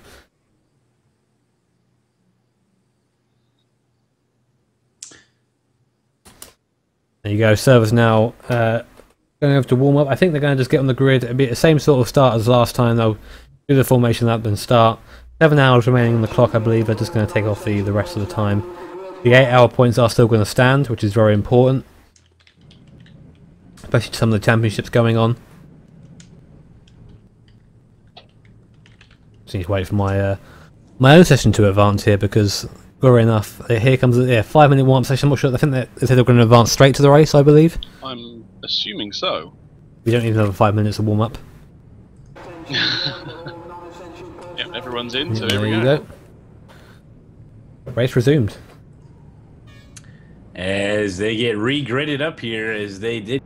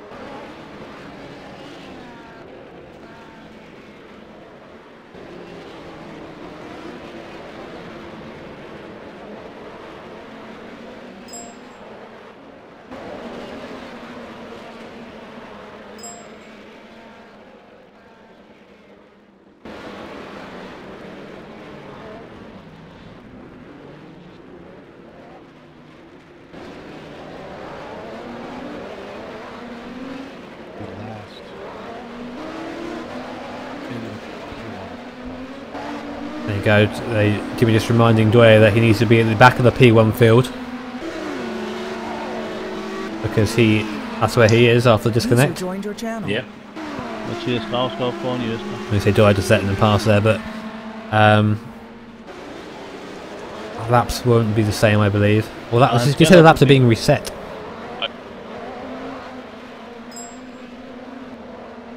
Det er bare Jesper, der siger, at Mathias Grav ikke står, han skal op imellem Jimmy og Jesper. Jeg tror, han ligger bag Jesper. Så bare vi ikke får ballade. Ja, okay. User left your channel. Been to see. Yeah, and this is Ryan Walker's chance to show what he's got here. As he's starting third here, it's a gift for Ryan Walker here. See what he can do. We're going to see some. I think we're going to see some patented Ryan Walker defending coming on soon, depending how quickly Dwyer moves through the field. Like Dwyer's already gained a place on Christina again. I expect him to make fairly quick work of McComas. I think so too, and then that leaves Walker, of course, as Doughty kind of pulls forward and gets that job done quickly enough. As we have a look at Dwyer now, just carving his way through. There you go, past McComas pretty much. Will McComas let him have it though? Yep, gets out the throttle nice and quickly. Don't think he even wants to entertain the idea of fighting Dwyer. There's not much point really, the cars are so different pace-wise. No, this is where we'll see what Ryan Walker's got in him. We saw some awesome defending from him back at Silverstone. Will we see the same here today? I expect to be honest, knowing Ryan, he's a competitive. Yeah, he's a very competitive man, and we know that satellite car is quick down the straights as well. So we should probably see at the end of the straight them being quite equal on speed, I'd imagine. But Dwyer is starting to is gaining. Look at that inside. GT has been fairly calm since the restart. No moves that I've seen. Yeah, just single file. We've seen how aggressive Dwyer can be in traffic, but how will he react with Ryan Walker, someone he's actually racing a lot better through there than Walker was, right up behind him now, up the inside. What will Ryan do about this? I think he's going to just let him have it. I don't think he's... Javier definitely had position in there heading into turn 7. And Ryan Walker does the right thing, just kind of let him go. I think Ryan knows at this stage maybe he hasn't quite got the pace to challenge him, and Ryan's effectively in the bubble right now where he's going to be pulling away from the guys behind him, falling back from people in front. So yeah, and if you know someone that is a little bit quicker there, sometimes it is best to let them go and then try to keep up with them. You kind of use the slipstream and just try to... Sorry man, just cut you in. We had our leader go off at the... again, getting loose in that last part of the course, and Swoda just overtakes him. Our replay function is working again now thanks to the server death. So we got to watch it, but yeah, there you go. So Swoda taking the lead now from Ennis Doughty. Again, carbon copy of the start of the last race. Yeah. Lead change, I love it. I bet Ennis Doughty is swearing inside his helmet. I believe he's Czech, is he not? Is that correct? I forget where Ennis Doughty hails from. I'm pretty sure it's Croatian. Or Croatian. That's what I meant to say. Czech, Croatia, same thing. Different pronunciation. Yeah, there you go. Malone thought about pronunciation. As per Rosenly goes extremely wide. Oh my gosh, he got into the grass, kept it off the wall though. Holy cow. As he's hunting down for that first place GT class. Get a replay of that, shall we? Rosenly doing really well. Just got the understeer. Yeah, got the understeer. Wow. And then just got on that grass. And once the grass was there, it was panic mode engaged, you know? That's very uncharacteristic of Odin Team Racing there. As these guys are known for their cleanness. Maybe those front tyres not quite up to temperature yet. Yeah. Will be. They are running the mediums all round on that car by the looks of it. As the Ferrari in front of it. Track is pretty warm now. We saw 20 degrees there, up to 29 degrees now. So big change in temperature. That'll be interesting to see how that affects tyre wear. Yeah, the sun's shining, warming up that track. As we can get a quick update on the weather. It doesn't look like anything threatening right now. Got some scattered cells, maybe just south of Indianapolis right now. I don't think anything will be able to get going that far north, but we'll keep an eye on it. Clear skies for the time being, though. I mean, we've got still just under 7 hours left of this race now, so plenty of time for rain to come and ruin it for everyone. Oh yeah. So we'll see if the team has that strategy factored in, as Ennis Doughty already back onto the rear wing of that target car in front of him. Big lock-up. Yeah, big lock-ups in front of them again. Is that just under 7 minutes? So there again, and there's a big gaggle of GTs. Look at them all over the place, and they're fighting between them. That's going to really make this very interesting for these guys. Oh, that was very close, but that's really destroyed the target car's run, and I think we're going to see him lose position here at turn 1. Good speed down the straight though. Right on the inside. And he's got to pull back. You can't get the car slowed down and turned in that shorter space there. GT cars fighting in the background as well. Yeah, he's trying to go on the inside on a car that was already on the inside there. That's like that. The big problem there is the car who's defending will probably just try and take the tightest line they can, and that gives you nowhere to go. So yeah, it's definitely a two-way thing, but you have to think about that as Doye goes off track. In the background there. So just seen again, Mattis Brow in the PRL racing Aston again, trying to pull out away straight out of the corner of the P1 car, nearly causing an issue. I've seen that 2 or 3 times when I'm watching him now. I mean, maybe it would benefit the drivers to obviously know about, or to be reminded, I'm sure someone's listening to this, that stick to your line, GT drivers, if you want to have a good time. Look ahead right now. Yeah, look. We got issues in the last section there. There's a couple GT cars missed their braking point. We got Vasilis having to let people go by. Ennis is going to lose the race. Everyone's everywhere. Look at this. This is fantastic racing. Down the stretch. Ennis Doughty got really held up on the outside line coming out of the last corner there. Xavier Doye just swept by on the inside in second place.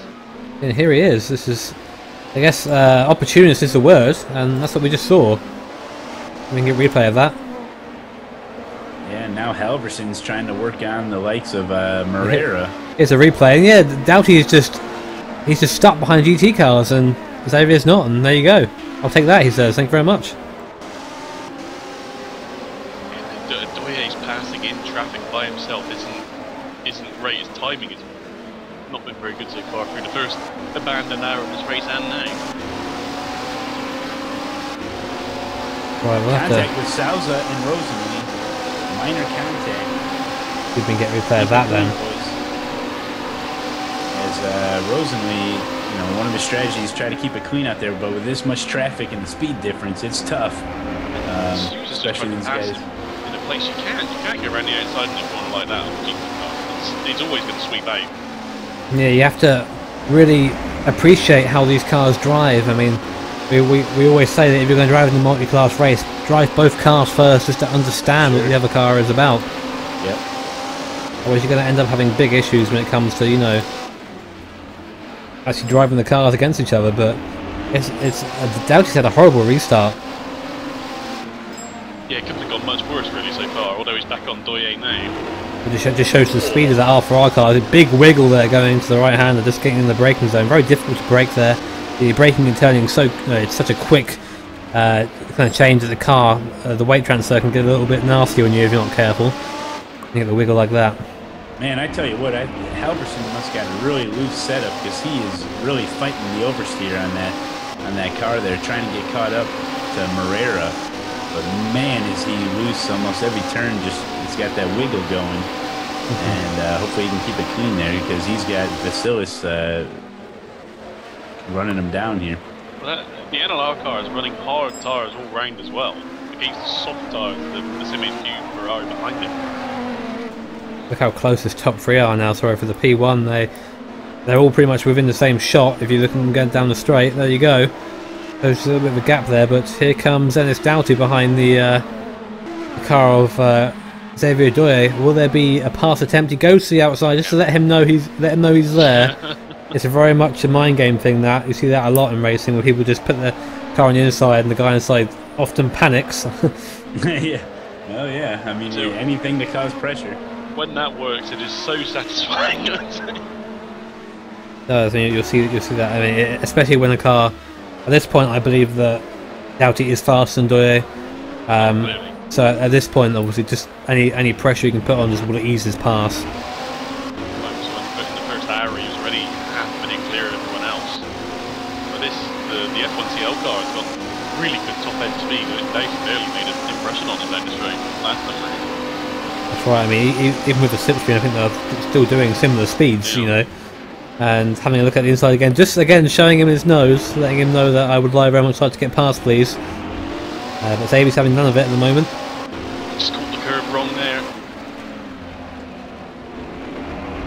And we're going to go down the straight again. The R4R car will catch up initially and then just kind of stay there as the downforce starts to really push that car down to the ground and slow it down.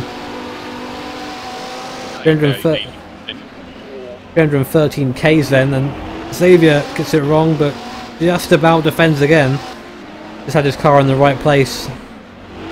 Oh, look at that now. I think most places on this track, had he done that, he would have lost that position. He was very fortunate there.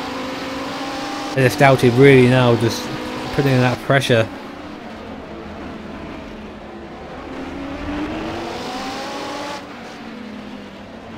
So we're watching the top two of GT have cleared off. And we saw them being very close together as well before, so keep an eye on that. Fantastic pace right. Which is good considering before, maybe that car is working better on the colder tyres and the lesser wear. Again, look at it, every corner it seems, Dennis is just putting his car on the inside just a little bit, just to let him know. But all this time this is happening, Sproats is just starting just clearing off in the distance. Davies now having to think about defending, which is going to cost him time as well as Dennis Doughty behind him. Dennis just can't get the move done. He's just stuck in this little zone here, it seems.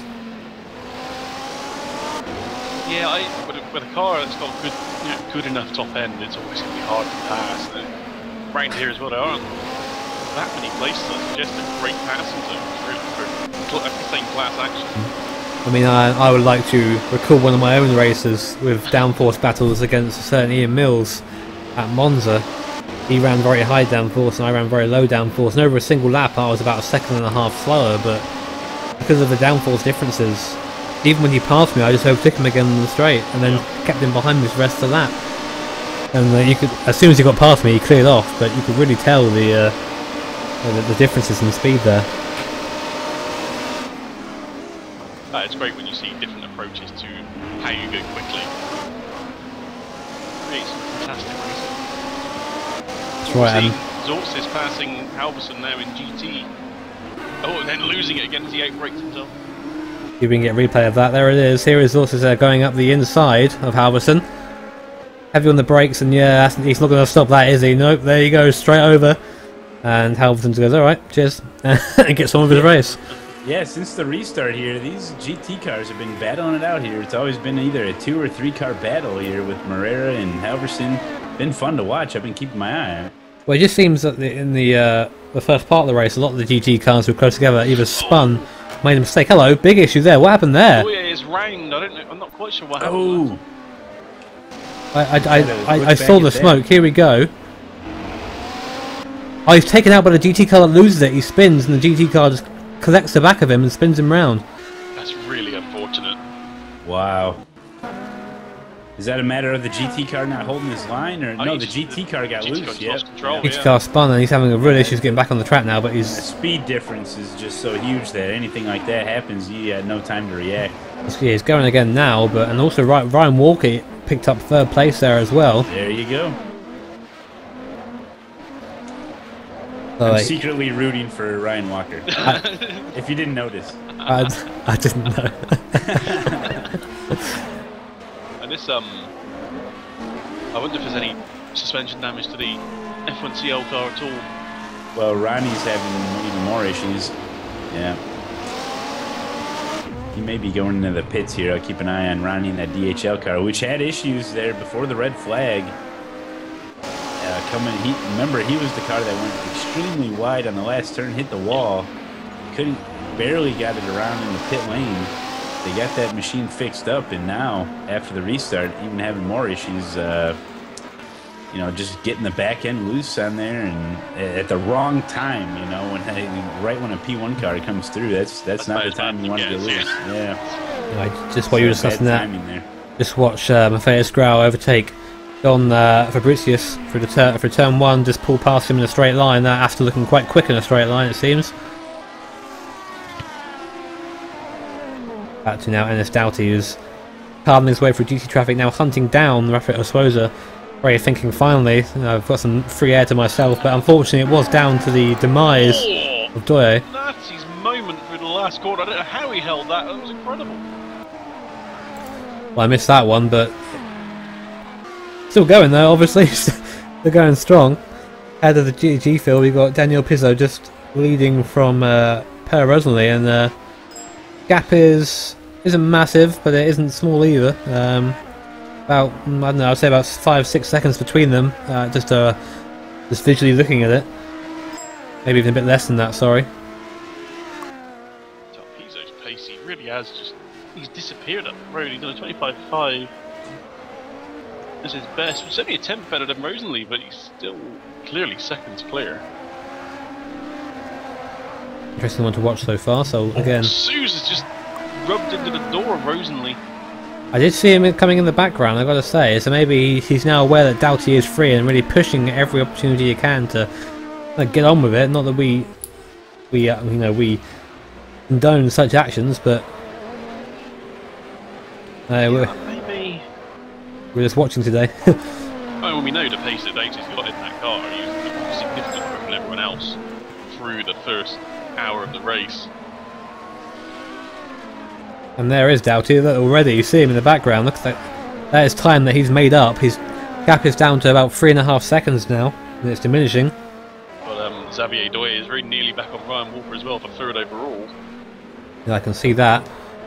My little ticker as well. So we'll. There's Doye, and there's Walker just in front of him. Sure, he's cursing that GT car that took him out, but. Unfortunately, that was just a 100% racing incident. Nothing could have been done there, yeah. If you want a definition of racing incident, there it is. Yeah, exactly. Look how much quicker he is in the braking compared to Ryan Walker. Much more confident in the brakes, and now trying to sliding through these GT cars. Go through, luckily, it seems. I thought for a moment there we're going to be coming 4 wide into the braking zone, but... That would have been amazing, wouldn't it? Amazing is getting on the throttle nice and quickly, but the back end kind of screwing around a little bit. Yeah, the low-speed grip of that car doesn't look great to me. But we've seen that all season with the P1 car. Yeah, there have been issues in the low speed. Now here we go, as we remember Ryan Walker's past races where he is very willing to defend some of the quicker drivers behind him, so we'll see. Will he this time? Because he let Doyle through before, and both these cars are fairly quick in a straight line. I'm not quite sure which is quicker out of the the team I forget name and the and Satellite here. Come on, baby, give me the team name. Sorry, which car was that? I was just reading something in the chat from Jimmy. From where? His team name. The F1CL car. F1CL. There you go. I just call him Doyle from now. And now we got Rosenly in the mix here. Hopefully they can get around safely there. Yeah, It's got to go really wide. I was good for Rosenly anyway. Could have been worse, especially where I don't imagine Doyle is now hanging around.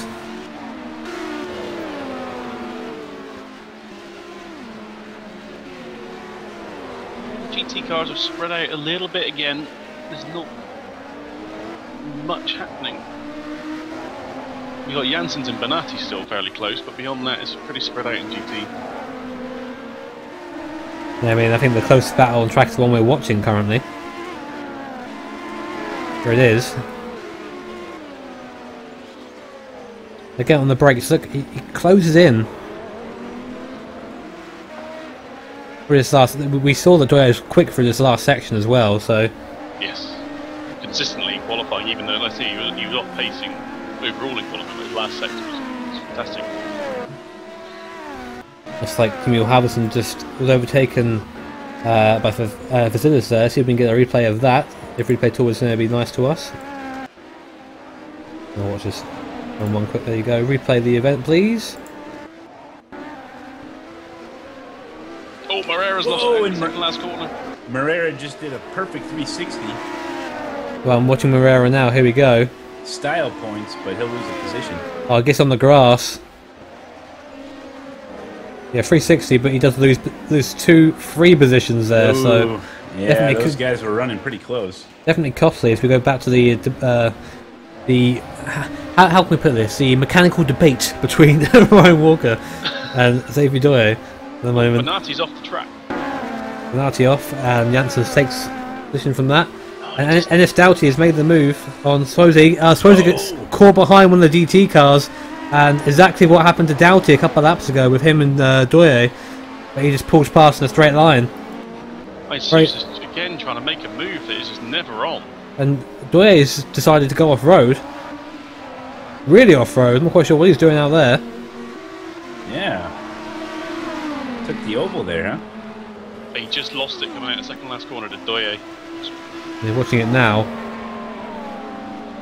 He lost On the front, yeah. Christina as well. On the throttle too quick.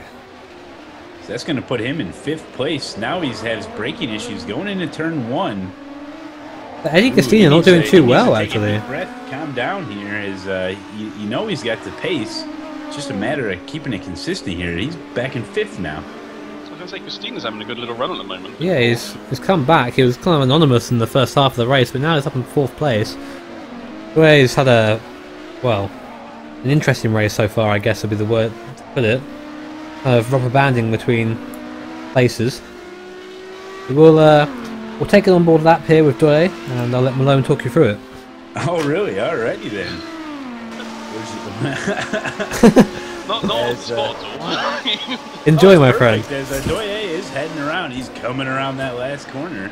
And he's going into the last section right now. He's going to be coming out at 12 and 13 as he tries to get a heck of a run out of turn 14 onto the oval as he comes up to the finish line here.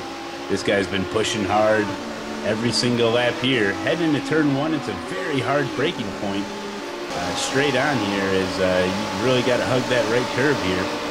Try to set up that next section, which is turn 2, one of the tighter turns right here.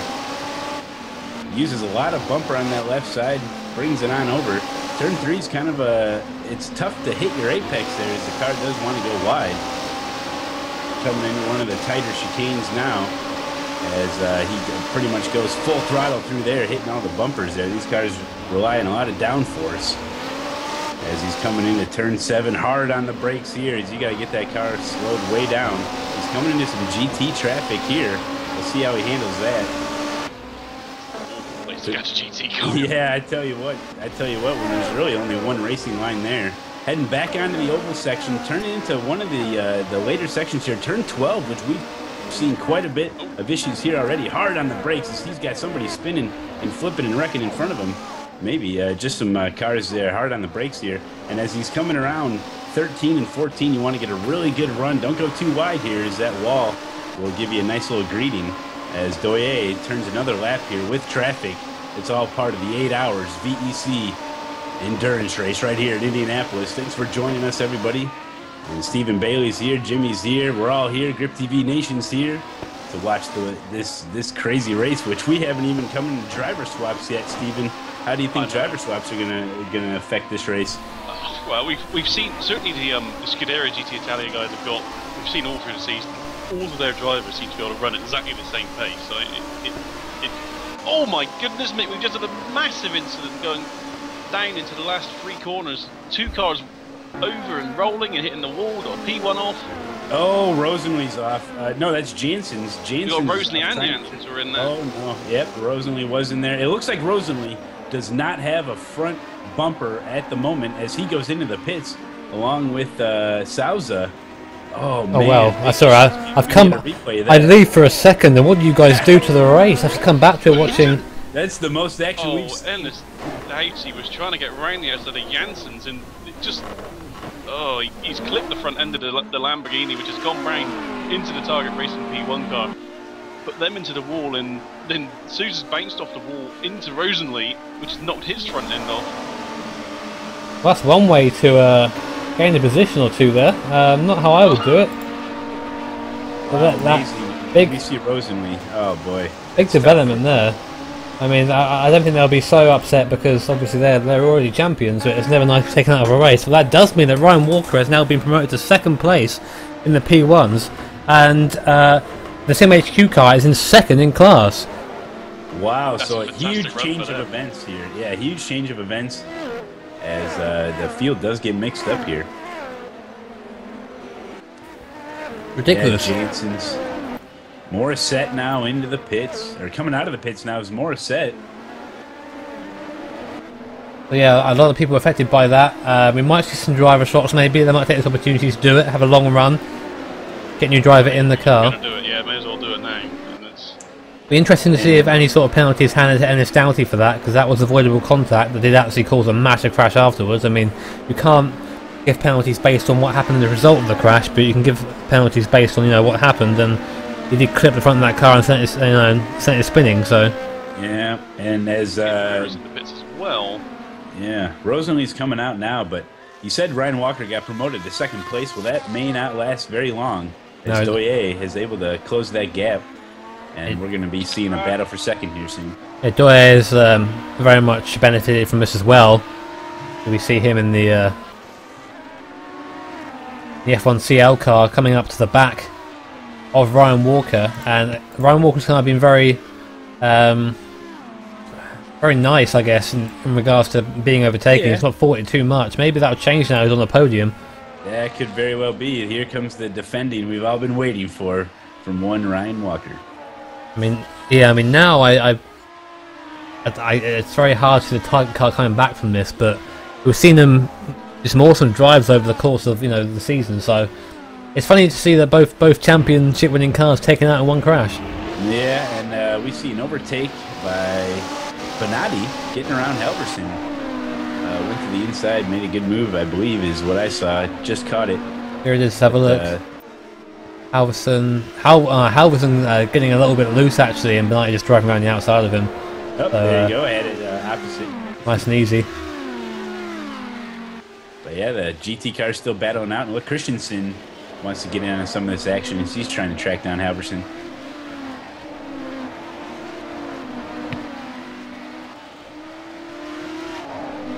It's been looking interesting, shall we say, throughout the race. I mean, we've had a couple of big competitors be very much the back now. Rosenlee now bottom of the GT field pretty much with that damage repair, as is Renus Jensen's. He's back as well. It's been messy so far. We had a report in our chat as well of the Odin car also being hit by P1s before this as well, so it's been pretty pushy. You know, you never know if they're having a little frustration from that red flag, but yeah, we see quite a bit of aggressive driving out there. But the speed difference is so big that it's understandable. I mean, it is a bit speed difference, but the majority of these drivers have been driving these cars for the season, and that that's going to be a well over 100 hours of driving if you're practicing properly, for each race, So and what you're including saying the is race. that there's no excuse? Yeah, pretty much. I'm saying that you can be aggressive, Yeah. pass, but you need to make sure you are allowing enough room for the GT car to get round there. For example, that was very late. I'm going to overtake you now. I'm going to push the GT Italia car out a little bit.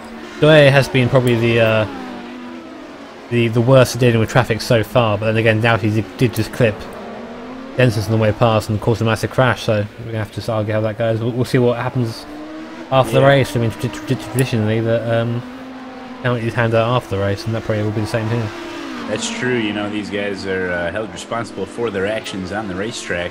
But we have seen on turn 12, that last section, it keeps coming up, and one little clip when you're hard on the brakes like that, there's a lot of weight on the cars, and you get a little clipped, and it sends the balance off, and you go flying off. I mean, that's all it takes really in that particular area of the track. So this happened again. Ryan Walker held up by a GT car, just didn't pick the right spot to go past, and Doye just goes, "Thank you very much, I'll take that." Move is done pretty much. But Ryan Walker braking very late to turn one, and saying, "Here we go." Ryan Walker is decided it's time to defend. It seems. I don't think he was happy with the way that turned out. Well, he's like, getting a bump there. Getting a bump from Doye into the braking zone. F1 CL car looking very feisty indeed. As it gets very, very high up on the curbs, very lucky not to spin the car there, and that GT car might have went off there. He was flying. that was, who was that in the background there that apparently have one all cracked? No, it wasn't, sorry, it was Eddie Gastina, I think it was. No, Yeah. I'm trying to find out who it was that went off. I think it was a Can-Am car. It was pushed off by Doye pretty much, so Doye really is running a very aggressive race. I wouldn't be surprised if we see any sort of penalty given to him at some point. That could be, as Ryan Walker's now got a pretty good gap here. Let's see if he can hold it through the straightaway. Yeah, I mean, Doye is the faster driver at this point, so I wouldn't be surprised to see him pull up to the back of Walker. But with traffic and all that, Walker is just handling it better. He's just getting through it quicker, he's getting through it smoother, he's respecting the other drivers, and they're respecting him. Yeah, it goes both ways, you know. Like we said, the traffic's got to be in your favor, and sometimes you can make your own luck, depending on how you're driving out there. And Walker's been able to handle it well. We just had Fabricius overtake Ronnie van der Hoff for 13th place. I said we did have, and then then Ronnie van der Hoff actually had a little spin, and then Fabricius took the place back. So these guys have been going on it for a while, and we just missed as well while I was doing that the overtake for second place. I did make it happen. And Ronnie spins it. Ronnie in that DHL car having issues. That's the second time he's done that there. Last time he caught Doye. Yeah, last time he caught Doye, I think Doye's thinking, it wasn't me this time, was it? It was Walker. That was very late. But he then causes contact with a GT car. He really is. The respect between him and the GT cars, there are none. He is taking every overtake he can. I don't know, it's not the kind of driving you like to see, to be honest. Yeah, and Per Rosenwey is trying to make his way back through some... Gastina got past as well, sorry, by Ryan Walker. Oh. He got stuck behind a GT car and Gastina's in position, so that's third place for Gastina. Good run from him so far. Yep. I love Ryan Walker though, second to fourth in one lap. We had Herrera spinning around, coming down into the last complex. And some people do that to try and get on the power while the rear end is still loose, and the car goes round, and that's it. Yeah, and once it gets a certain point sideways, you know, there's really no saving it, so you just kind of got to ride it out, try to recover as quick as you can. And it didn't quite work for them, as the second, third and fourth place are only covered by about 3 seconds in the prototypes at the moment. I mean, Dennis Doughty is 40 seconds ahead of all of them pretty much, but it is, I think suppose it is actually running again now, which is good. He's back out on track. He's got a long way to go though. Here he is, he's coming down the pit straight, and Jerry McComas' nearest rival is going through turn 1, so hopefully McComas will be either up for a fight, give us something to watch, or is clean enough to let I suppose go without any issues. So it seems everything seems to happen when someone walks away. It does, doesn't it? As Vasilis spins the car around at turn 1. I'm going to start keeping my eye on Gastina here, as he's closed the gap quite a bit on Doye. This is for second place, and he's kind of been a sleeper here, Gastina, as he's just slowly been, you know, logging laps here, doing good. Herrera around again there, in the car. Sounds like he might. Oh, he came he hit Doughty. He let the car roll back onto the track. That was really bad there by Herrera. He spun off and then the car rolled back onto the track. And here comes Gastina side by side. He's up the inside. With Doye, takes it. Well, this is not something I was expecting. Yeah, Gastina is just. He's charging hard. I think he's given Doye a taste of his own medicine there, really getting up the inside, pushing him wide. That's second place. That's a very good run for Gastina right now. I mean, this guy was nowhere in the first half of the race. I think maybe he's found his right foot, hasn't he? And Doye goes off track. Doye again, he doesn't look at all comfortable in traffic. I mean, while you were gone, he was making some very bad moves. Rosenway almost got involved there in some really... That could have been close. That could have been really bad. Yeah, there's not an inside line there to go, and that car hasn't got to let him past. I'm really surprised that there's been no sort of word with, you know, the steward hasn't given any sort of word regarding that. because the prototypes have been really bad in this race so far. Oh, and we got a GT off. That is Bonatti off. Is Ryan Walker off as well, apparently. Uh-oh. Everyone off at the moment. I didn't see Ryan off. Oh no, Ryan's just done the naughty thing. Oh yes. So here's the overtake on Bonatti. Yeah, Bonatti just goes left. As McComas and Souza are going at it here. Yeah, I'm pretty sure that's a foregone conclusion as you watch.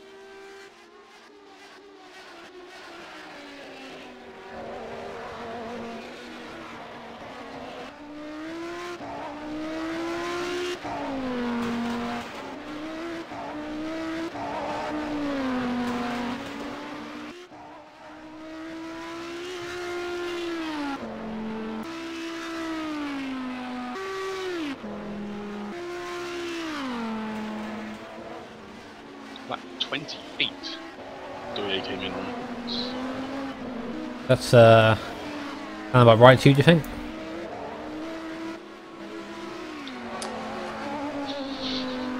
What do you reckon? I don't know. It seems a little early. The other ones were.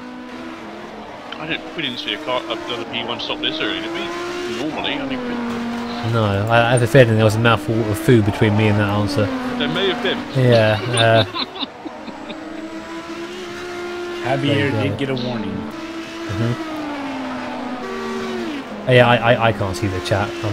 That's why I have to rely on these guys. If I look at the chat, you see the chat. So the word has come down from Administrator Jimmy Allison. That's a warning to. About right to you, do you think? Doyette for aggressive driving. Yep. So that's the penalty he's got to serve. What do you reckon? I don't know. It seems a little early. The other ones were. Well. We didn't see a not going well at all for them now, is it? No, I have a feeling there was a mouthful of food between me and that answer. There may have been. Yeah. Javier did get a warning. Yeah, I can't see the chat. That's why I have to rely on these guys. If I look at the chat, you see the chat. So the word has come down from Administrator Jimmy Allison. That's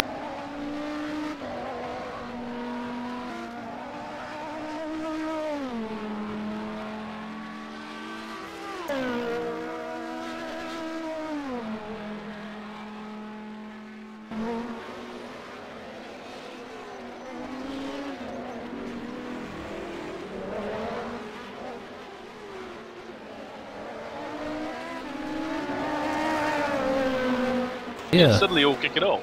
Everyone's got the whiskey. As Ronnie in that DHL Audi goes around, we've seen that quite a bit here. As guys try to get on the throttle as quick as they can, but again, same place, isn't it? For it? Yep. Getting off track nice and quickly. That was a rejoin, Ronnie. I'm very good at rejoins myself, so we have to make sure. Yeah, I tend to get a lot of practice at those too. Guys, I'm going from there. Wow, yeah, action in this restart. It's been fantastic. Breathless and ruthless is what I'm thinking about. People are really taking no quarter as they completely steal lines. As Simic you can't go very wide, nearly hits the wall there, going through the last corner. That was so close. That was a buck fencing moment, that's for sure. As this Doughty comes through in the lead. I'm sure Per Rosenly is showing some sort of sign on the way past. Probably not very friendly. Ennis Doughty was the one that caused the big crash that caught up Per Rosenly. Yeah, Rosenly had to go to the pits, got that front aero package put back on, fixed up, so he's looking all right out there. We'll see if there's any lasting effects from that crash for that car. That was a pretty big hit. Yeah, a lot of duct tape on the front of that Odin car now. Yeah. So, if anything, it'll be faster. Duct tape is the best. Oh, for sure. It's Doughty in the drag target, values of duct tape are well known. It is. Interesting to see that the sister car of the target was so willing to get out of the way there of Ennis Doughty. I would have thought it'd be a little bit more difficult. Not to the point of blocking, but just saying, "Oh no, wait a minute, I'm going for this corner first," you know. But he got well out of the way then. Nothing to do with him. So we're seeing Ryan Walker is still right on Eddie Gustina for second place. Well, I was in the pits for a long time. He was in the pits. So he's only just overtaken he's Jeremy. off the track again. He's only just overtaken Jeremy McComas. And now, yeah, they're back again. Yeah, well, I'm not surprised. You see how late he tried to brake that corner? That was, yeah, I think. That was a bit of a. He had a warning for aggressive driving. That was exactly that. He came up to that corner a million.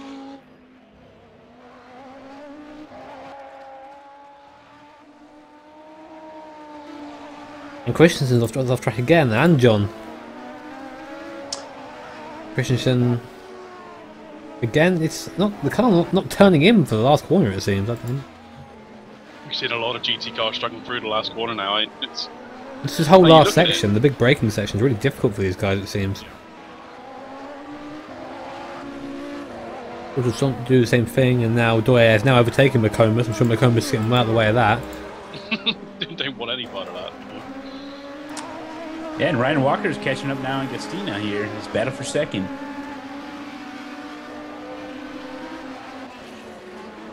But Ronnie van der Hoff made another mistake somewhere. Seeing it now. We might not be. Oh no, not again.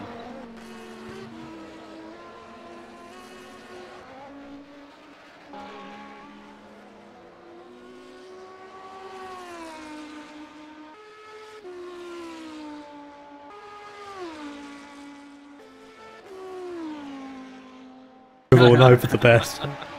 But make sure no one sees. Warning, do not cut in turn 5, that's the chicane. You are not allowed to go outside the white lines in the exit. I will start penalizing people now again. So that may have been from Ryan Walker's shenanigans.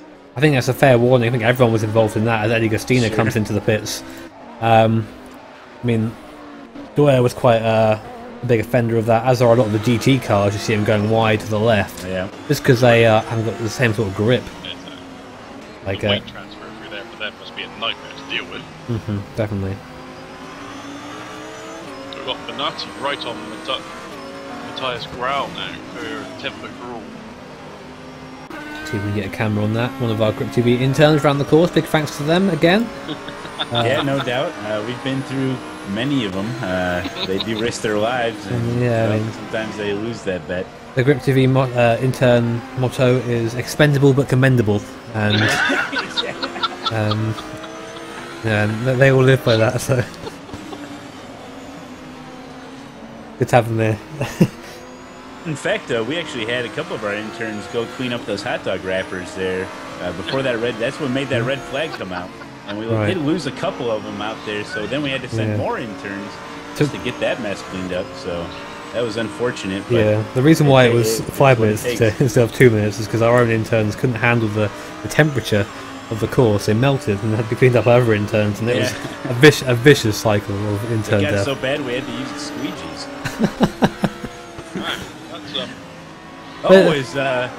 Somebody's into the wall there right before turn 1. Who's that? Not Ronald Crack. The Ronald Crack just getting out of the way of Sposer again. Jerry McComas in the pits. And Matthias and Benatti are battling it out here going into turn 1. Yeah, I'm just watching that. I'm not sure. Is they're on the same lap. Is it just me, or is that Aston livery a little bit off to you? I'm getting either graphical errors on the Aston. Let me get a closer look. Or it's looking weird to me. It's black and it's got a couple of very weird stripes on to me. There's nothing right behind it. We are trying to get a good look at these paint jobs.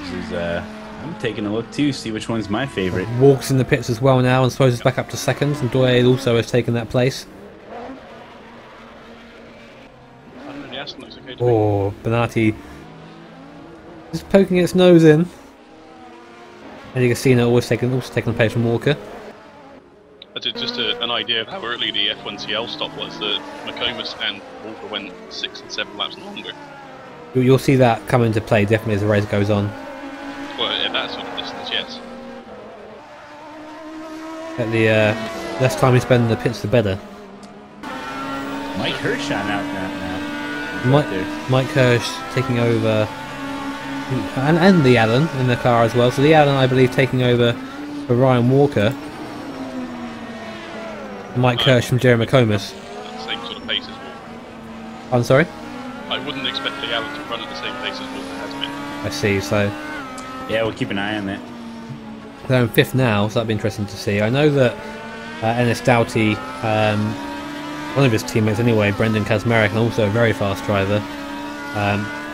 Drivers that, you know, again, you would expect to kind of just clean sweep the championship, but they never seem to be either around enough, or they seem to be just horribly unlucky. As Eddie Gassina goes off track in a very odd way. He spins actually. He does make contact with the wall, front end. I don't think there's any damage. Ooh, I didn't see that. How hard of a lick was it? It wasn't very fast at all. It was a 10-mile-an-hour bonk on the wall, but it was head on. I could have sworn I saw something come off, but I don't know. We'll have to wait and see if he pits in or not, I guess. So did we see that Hirsch was in instead of Jared Comus in the e-movement? Ooh, and we got contact. Yeah, I saw that as well. Yeah. Just on the rear right panel. That could have been bad. That could have been a pit there. Here we go, coming in turn 12. Let's see if there's any issues like we've seen so many times before. Looks like this time they navigated well. And it's Doughty in the pits. That's Doughty in. We've gone longer than everyone else so far. Oh, 3 laps longer than everyone else. So, obviously, really comfortable with their setup. Oh god, again, the car's getting onto that green grass on the outside there, just making things difficult as Sposer goes past the both of them like they're nothing. Well, that's the being favored there when it comes to traffic, as Sousa gets to the GT cars just in the right time, especially because these guys are battling.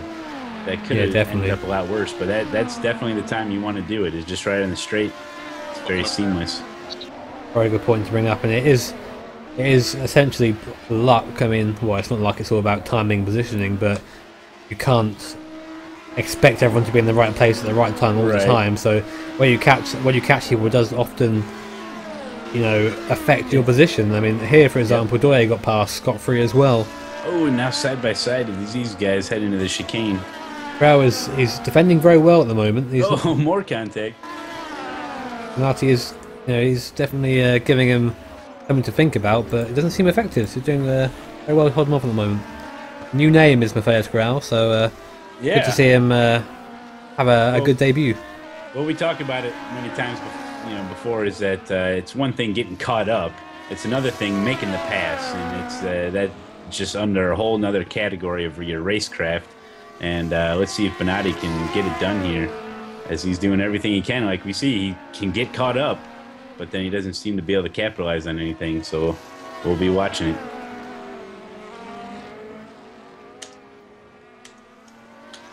Right.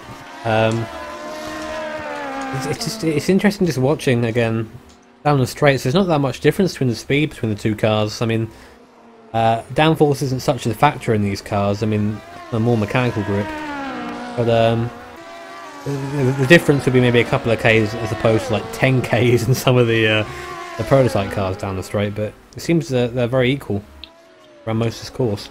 Yeah. I'm struggling to find a place where one car is faster than the other, as Bonatti gets very wide there. I'm sure Jimmy is watching with an eagle eye. I didn't look like he gained an advantage from it though, so if he overtook there, he might have got a penalty. I was just thinking about that. Yeah. I mean, he did look to the inside there, but I think he knew that as well, so he came out of it. I guess part of the gentleman's rule here. Yeah. Oh, and as Bonatti gets loose there, off into the grass, he's lucky he didn't. Oh, I thought he might have recovered that thing well, but now he's way up onto the oval section. Yeah, I just saw. Too much of the cutting, and very odd how it just went left. Then he kind of. Yeah, I thought he had saved it. He didn't really fight it at all, did he? He kind of just let it happen. So all right then, we're going Maybe he already took his hand off his wheel at that point. Bonatti's having a hell of a time. That's the 3rd time I've seen him off track in the last, say, 20 minutes or so. Now Gastina's having issues as he went into turn 12 really hard on the brakes, got it recovered, and then he goes around 13 there and lost it. Spins it around. He still can't get back on track. As Gastina, we've seen him hard charging here, now having an issue. And Jimmy's remembered to look at his TeamSpeak finally, and looks like we have Ryan Walker want to join us in the booth. So we'll bring him in, see if this works. So we're doing this in a very convoluted way at the moment. Hello, Ryan. How are you? Welcome to the booth. We saw you out there having a up and down stint. How would you say it went for you? Well, I'm doing very well, thank you. Yeah, that stint was kind of down. The start of the race, turn one, I went to on the exit of turn one. Rather, I went to put the power down, and then for some reason the rear wheels just spun up, and there was no grip, and I just spun around. So basically, just said to myself, just try and do the rest of the stunt with no problems, and just take it easy, and just get to the end of the stunt and hand over to Lee without any damage, and managed to do that. So quite happy with that. Yeah, it did look very. How can you put this? It looked very odd that the way you spun there. I mean, we made the point of saying that you guys don't really go through there with cold tyres because you come out, you kind of cut that corner in practice as Lee Allen almost spins in the background there behind. I think that's Benatti, who actually has to drive through penalty now. Not respecting track limits. Just to rub salt in the wound. Yeah, we wanted to ask you about you were having a kind of constant fight throughout with Doye. We expected the Ryan Walker of Silverstone to explode through the screens and defend like your life depended on it, but it seems like a couple of cases there we just kind of just let him go. Was that just running clean air? You didn't want to fight with him, or? Yeah, I just wanted to let him go because he was a quicker driver, and there's no point fighting someone that's quicker at this early stage of an 8-hour race. And plus, our aim today is just to finish the race and seal second place in the championship. That's right. I mean, very, very wise decision in that aspect, I guess. I mean, you've got Lee out there now, who's currently running in 4th place. Do you think that Doye is going to be that F1 CL car is going to be a possibility of you catching them throughout the race, or do you think if it goes this way they're going to continue pulling away? I mean, do you have any special strategies lined up that you can share with us? I can't share too much, but our plan's just to basically, I think my plan is to do a double stunt. We'll do double stunts, same with Lee, and Donatan, I think, said he just wants to do single stunts because he feels he's not as quick as us. So I think we'll do that, stick with that plan for the moment, and I think for us that'll be the best plan because there's no point trying to do a triple stunt if you can't handle it or you can't do it because you're just going to basically wear yourself out. That's right. I mean, I can hear the fan in your background there. So evidently hard work for you guys. Definitely, I understand the endurance racing cockpit. Peeling yourself out of it after your stint isn't the nicest feeling. But good job for you guys so far. Obviously, second in the championship will be an awesome showing for you, I think. And Ryan. It's the last race of the season. I just want to hear your thoughts on this season, and then what your thoughts are on the upcoming season. This season, I feel this season we could have possibly won the championship, but if it was a couple of mistakes cost us, I feel. But second place in the championship is still nothing to complain about, so I'm quite happy with our season basically. Next season, I think our plan is to enter LP2, and if we have enough drivers, try and enter a car, or enter a team and a car rather, and GT and. And we're basically just looking forward to next season and see what we can do.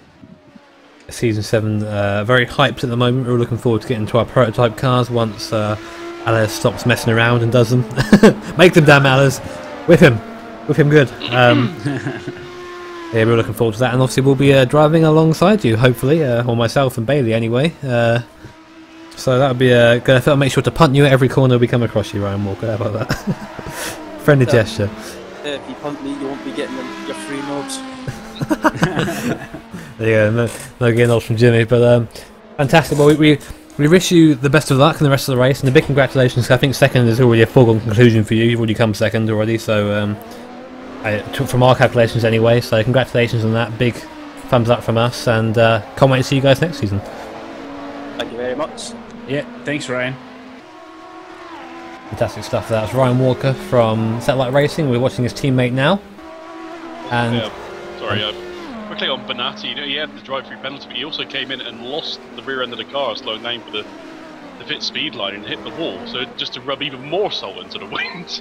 Wow, and just watching him going over the track limits again, but he really slowed down. I think he knows he's being watched now. I wanted to quickly point out something that I was just messaged on TeamSpeak. I think it was from one of the R4R drivers.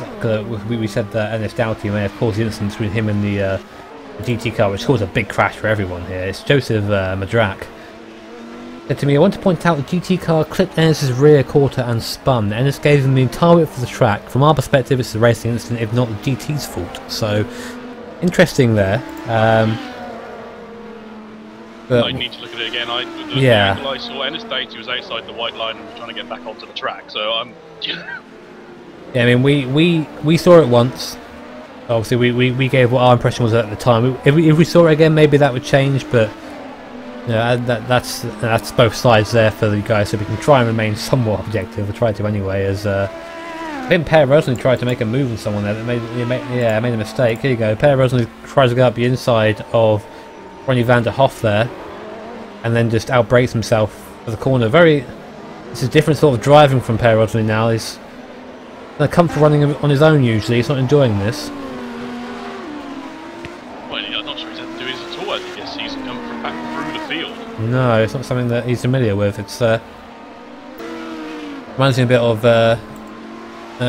Nico Rosberg in the non-teammate crashiality way. More to the wall-to-wall racing doesn't seem to be the speciality. The racing on your own is, pretty good driver. So we'll wait and see. It's a long race to go yet. Over 6 hours left of this Indianapolis 8-hour race, VEC style. And we're watching Lee Allen still go around. Right, have a look at our leader, Ennis Doughty. Ronald Kratz is in the pits at the moment. Yeah, could we possibly see a driver swap there? He is the new driver, I believe. Ronald. I believe so, yes. Sorry, Rip Bruner's got out of the car. Ronald Pratt now in the car. Also, Lucas Dietrich's in the car for Henry Moreira. So that's the two driver swaps there at the bottom of the field. I'm pretty sure Ronald Pratt was in that car before. That's also the second stop that car's had since the restart. What happened to Jensen's then? Pratt started that car, didn't he? So they wouldn't have had a driver swap. I was very sure he was on track at some point. I'm almost certain it was Jensen's in the car beforehand. Yeah, I think it was one of the earlier driver swaps. No, they've had a driver swap now. Robin there you go. Oh, well, that's very interesting then. We'll have to look back at that. Yeah, Robin Tolan now. I'm pretty sure Pratt was never out of that car. Well, there you go. Robin Tolt in car, and at the moment, as it stands, I believe GT Italia will take the third place GT spot in the championship if they can finish in first place. But there you go. That's them. Usually Odin Racing and the guys are challenging. They're nowhere near at the moment. They're down at the bottom of the field due to a fault, something that isn't their own fault. Yeah, GT Italia has had its issues as far as disconnects and stuff. So if they can even finish this race, that'd be good. But Roddy Vandenhoff has got a drive-through penalty for not respecting the track limits. This is going to be very tough for the teams. I can see more penalties coming very quickly. I think that's very fair to do that. I think that if that's something they've been mourned about once or twice already, then and they're still doing it, then penalty. If you go over the limit and slow down, I think that's fine. If you carry the speed and you're gaining time, then that's not on. As Izzo comes into the pitch for a possible driver swap. Yeah, and Gustina had spun it there, turn 13, but he gets back going.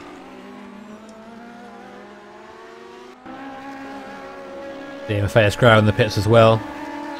Yes, Christian picked up a place. These are the first of the on-schedule GT cars to pit so far. I think a very long time in, aren't they? Yeah, well, we've seen them. They certainly run over an hour at every race so far. This is Princius as well.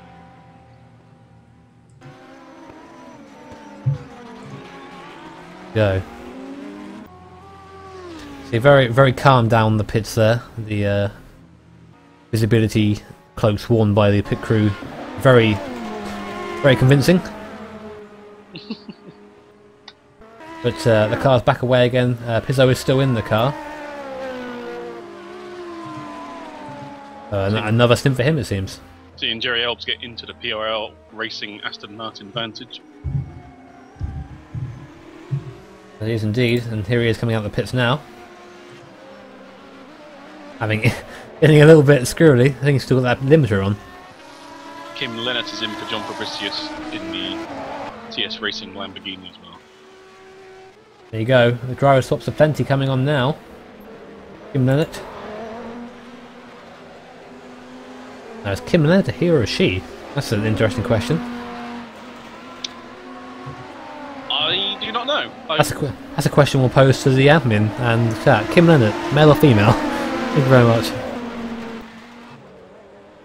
I must say, unfortunately enough, sim racing is I guess a sport, you can call it, dominated primarily by men. It's always very refreshing to see a female driver, if that is the case. If not, then I'll shut up and then we'll get back to normal. But Ronnie Vandenhoff in the pits as well. And Rafael Souza, nose to tail now with Doye, and this is for second overall. And then they're actually behind Kim Bennett, as she gets out of the way. And behind them is that's Eddie Gassina, but that's not for position. He's in 4th. He's a lap down. Jimmy Allison says very much a male. He. Okay, there you go. There you go. Where are the women in? Where are the women in sim racing, eh? Well, it's a shame that we haven't got the Weasel car here. I don't know whether they've had issues or not, but they're on here. We've seen them most of the season. Susan Boyle and James Bowders driving that car. How do you guys think that this track differs from some of the other tracks that we've seen? I mean, this track does have its difficulties, but what do you guys think compared to what we've seen thus far throughout the season? Wait a minute, I've just seen Doye disappeared again? We did just see Doye went off the track. He's I just missed that. Sorry, we'll get to that in a second. What happened? What happened here? I want to see what he did. So he went off track. Oh, he just got a wheel in the grass in braking, and then that curve is I've had issues with that curve as well going into turn 3 into turn 4, and you got a rear wheel on that curve and it will turn you round. I don't know why, but it does. Well, back to the question that Malone just posed. I mean, this version of Indianapolis is not like anything I've ever raced. Well, I've never raced it, and it's very interesting because it's a track that commands very high top speeds, because you have a big straight, a couple of instances where you can get up to quite quick speeds, but then the braking zones are important. There are a couple of sweepers as well you need to have decent downforce for, so it's quite an interesting track to get set up for, I think, which is why we're seeing such a variation of setup beyond with the P1 cars, and it's more apparent in those as opposed to GTs, as Doye again makes a very late move in one of the GT cars. It's just not understanding, I think. Yeah. In your first races in a league, I know you want to be competitive, you want to do well, but just take time to get to know who you're racing. I mean, you need to have the respect for your peers, otherwise you aren't going to last very long. It's very easy to say that, I think, as well. Lucas Bonatti off track. That's him making a mistake going down to the last part of the course and just going wide. And Dietrich's also has spun around, and he's done that a couple. Well, this car has done that a couple of times here, just having really this kind of mid-speed corners having real issues keeping it going. We've seen the Target racing Audis have been in the wars for a lot of the season. Yeah, I think Le Mans was the I think it racked up the most kills there. Yes. We have Jerry Elbs getting off track again in that Aston Martin, just beginning to break, it seems.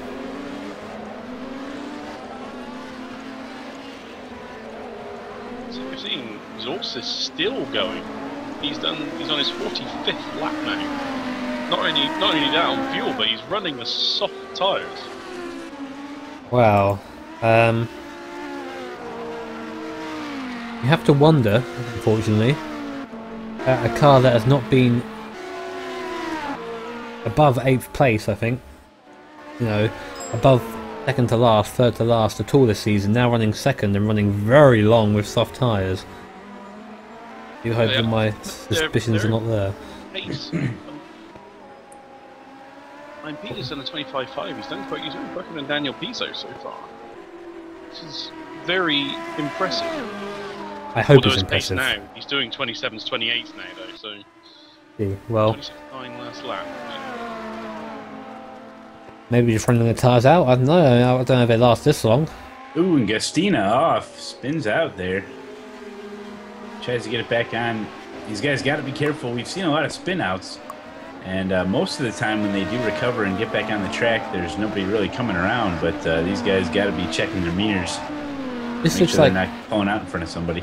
it looks like Gastina has just fallen back into that kind of mentality he had in the first part of the race, where he just, I don't know, he just didn't have it together. At the start of this kind of the restart, he was really making headway, Yep. and now he's just falling back again. We have an overtake. We have, well, it's an overtake. Luca Bonatti in the pits, and Ronnie van der Hoff not in the pits. So there you go. That's the overtake there. Yep, Bonatti in the pits. See if we see a driver swap here. I wouldn't be surprised if there is. Yeah, the 2 hours is a good stint for a driver swap, I think. So. Federico Suave. Oh, the Allen round hits Robin Vasilis, Toll. and yeah, Robin Toll is in that. Robin Toll was a that loser action. there. Yeah. As he didn't hit them, but he couldn't keep the car around, and I think that white car is okay, but any contact is bad contact. Yeah, Allen got loose and people were coming up to that turn there. We've seen that time and time again. Kim Bennett getting wide there, going over the track limits. That'll be interesting to see if that's a penalty or not. Interestingly, between the we've had the 60 Scuderia GT Italia Ferrari go 3 laps longer than its sister car. Jimmy Jill Halverson just spun. It's all sort of kicking off again, isn't it? Yeah. Yeah. Fight. The fight has begun, ladies and gentlemen. But yeah, I think that Doye is now going to be pulling back from Souza, and he has been. I'd expect him to, yes. And Ronnie van der Hoff in the pits there, DHL Audi car. See if there's a driver swap there. Impressive that Souza is now back into second place. Shows you the pace of them, doesn't it, really? They had a big incident, and everyone now is pitted as Vasilis goes round. I think those tyres have had it now, so they need to get back in the pits, mate. Wondering if this was going to be the drive-through for Van den Hoff, but he's stopped in the garage. There's only 4 laps since he stopped, so... Vasilis having real issues getting going again. He didn't spin the car around. He tried to turn the car around by driving it in a circle, and then he spun again. So he's lost 2 places there. So that's really not ideal. Van der Hoff still in the pits, isn't he? Yeah, I'm watching it here. Looks like maybe doing some damage control. Oh, he's off and away. No driver swap. Ronnie van der Hoff still out there. No driver swap. Yeah, I tell you what. Well, we say that, but then obviously we go back to Odin Racing and the fact that these guys just split the race in half and go, I'll do that bit, you do that bit then. And then, 12 hours each to do it at the mall. Thanks. I wonder if he came in thinking he actually had a stop-go penalty, as he nearly loses it out of turn 2. If he thinks he had a stop-go penalty, but he's actually been assigned a drive-through penalty, so I don't know. Oh, so he was given a penalty then for that off track there, so... Van der Hoff did have a drive-through penalty. Didn't see that, unfortunately, but Jimmy very much making the rule absolute as Vasilis spins again. I think the tyres have just fallen off the cliff now. He needs to get that car in the pits. Van der Hoff's car was overheating a little bit down one of the straights. I was just going to say, something's going on. Yeah.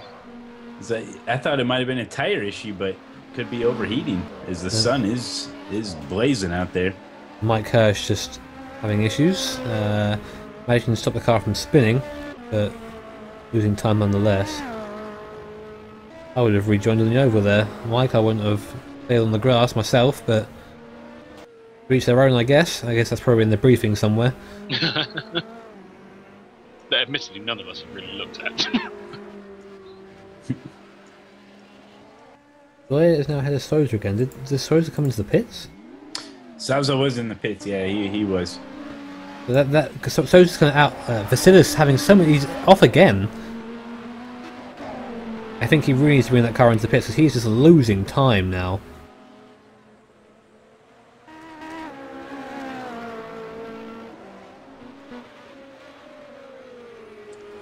Maybe let's see if he does come in here. Maybe he heard me saying he was doing too well and decided to spin a couple of times. Oh, he's going round again. Don't know about that, mate. We'll see how that plays out. I'm going to say that target racing stop for Sousa seemed to be on schedule. On schedule for them, but obviously they're out of sync for everyone else because of the early incident, so that's going to be an interesting one to watch. Yeah, it's still a relatively short stint compared to everyone else, but it was in the ballpark. Oh, and certainly spinning again there and nearly connecting Lee Allen. So, yeah, this is interesting to watch him right now. Every corner is a struggle.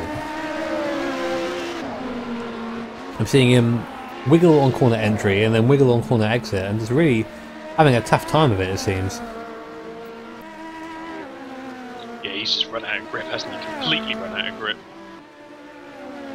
All that hard work is just going out the window now.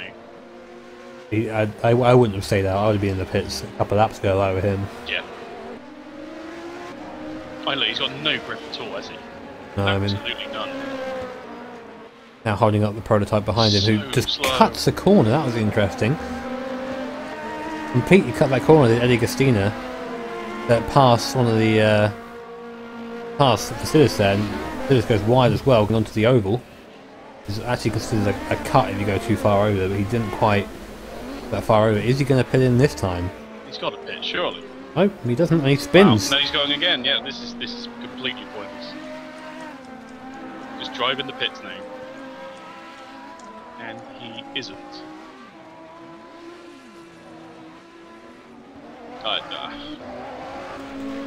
Very interesting. It's nonsensical now. This really is. This has gone from a very good drive to a very bad drive very quickly. Yes. I mean, again, Vasilis is a new face here. Lack of experience, maybe? I don't know. I mean, it's so obvious your tyres are knackered. You've got to come in.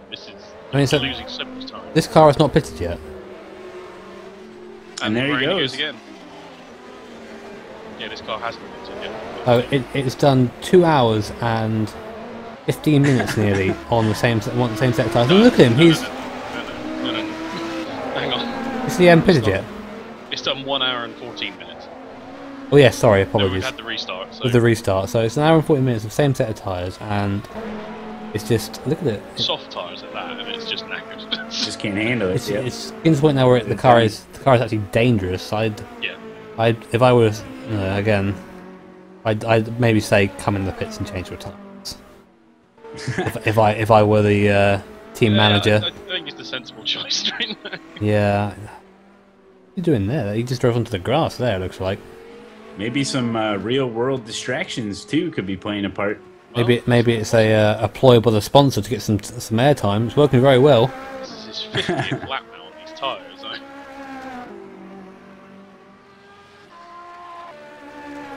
Are we going to see a pit stop this time? The NLR cars, which haven't stopped yet, but they are running hard, so... And I think the caps are after Vasilis here, trying to get him to pit. Finally, he pits in. Escort him into the pit lane. Oh, whoa, Finally. we had an incident with Hirsch and Sousa down to turn 1, I think. I'm watching it now, and with Hirsch, he's just dips out. Oh, that was... I just ran into Dennis Morissette. That was a Dietrich is off. 100% Hirsch fault there. Just decided to punt, or tried to punt Morissette, and apparently GT car's heavier than the prototype car. Lucas Dietrich was off. He's back on up to race pace now. That was unfortunate for him. It was kind of near where that other incident was, but now he almost loses it again, heading through 12 and 13. He's could have some issues with those tires as well. Lucas Dietrich, though, is that's a fresh driver swap recently. Yeah, he didn't get in the car too long ago. It's been about 20 minutes he's been in the car now. And this Audi has just been struggling in the slow, not the slow speed corners, the kind of mid-speed corners, it seems. Yeah. We'll see it here. We might even see a little wiggle here. Having driven this Audi on a couple of public servers, on similar sort of corners, mid-speed corners, it's really not the best route at all. It's not looking like it is at the moment. I mean, This is dropping base now, being in the pits. He was second in class, and he is now. Oh, and Jay Eklund's now in the car, who's not as quick from memory. Eddie Gustina off the track again. Yeah, again making that similar mistake again, and Van der Hoff spinning around at the last corner. This corner has been a nightmare for the DTs. It seems people just. So many DTs do that. It's such a clumsy section as well. Oh, we're getting some lighting errors now. Everything's turned dark for a second, and we're back, and we're not, and we're back. I love when that happens. It's probably my favourite thing. Yeah. And Dietrich's in the pits now, just about making it, as someone keeps turning the lights out. Up to someone else. We've got Halverson in the pits as well for the first stop for the #1 NLR Ferrari. Meanwhile, top of the field, and it's Doughty expanding his lead now to 52 seconds.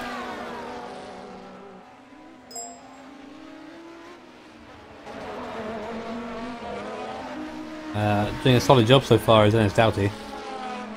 Well, as we saw in the first hour of the race that was abandoned, he was half a minute clear, and now he's already 1.5 seconds clear of win. We like to see speed, we like to see it on the show.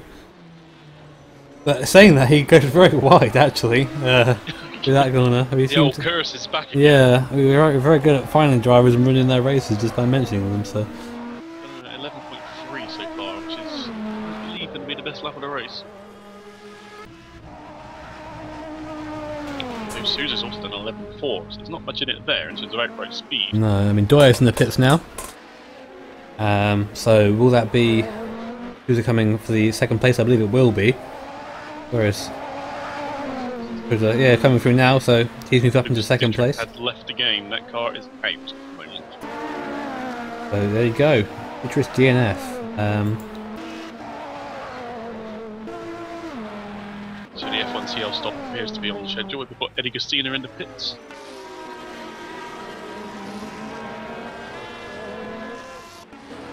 Yeah, and Ronnie van der Hoff off track again. That is an early stop for Gustina, I believe. Only a 25 lap stint.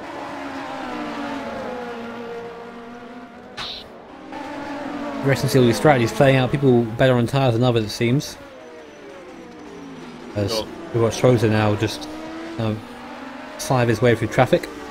We've got a driver swap in the F1CL car with Badgie getting in. That's Badgie in the car now, taking over.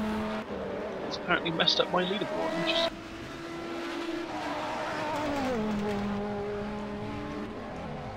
So we haven't seen Badgie in the car yet. This will be interesting. I have no idea what sort of speed he's capable of running. Will he be fast? Will he be slow? I haven't seen him myself, really. That's part of the fun of the driver swaps. You don't tend to see everyone. You have to kind of guess the pace of some people, and then sometimes it's really far off, and sometimes it's very close. So I don't know if you saw Gustino, but as he pulled into his pit lane, he was way off kilter. I don't know if that affects the pit stop time, but as he got going, since his car was pointed right at the wall, he made a small contact with the wall, just trying to exit his pit box. So you got to have a good pit stop here. You know, get into your stall nice and straight so those guys can work on your car a little bit easier. But Gustina out of the pits, off and away. Very interesting to see that happen. I mean, when you come in the pits and you're doing it quickly, you tend just to do whatever you can to get the car to register in the pit stall as quick as you can. And if it's drifting into the pit sideways, then whatever, you know, quick is quick. But it may screw you coming out of it though. Yeah, exactly. Gustina's off. You have to take the rough for smooth.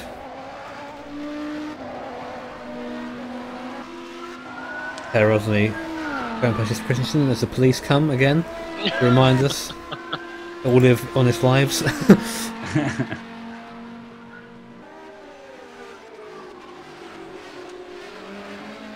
Interesting hearing the downshifts. I mean, they seem to be a lot less violent with the downshifts this target car than I've seen before anyway. I've seen other people just really smash the downshifts. We see a car blow up the one race from downshifting error.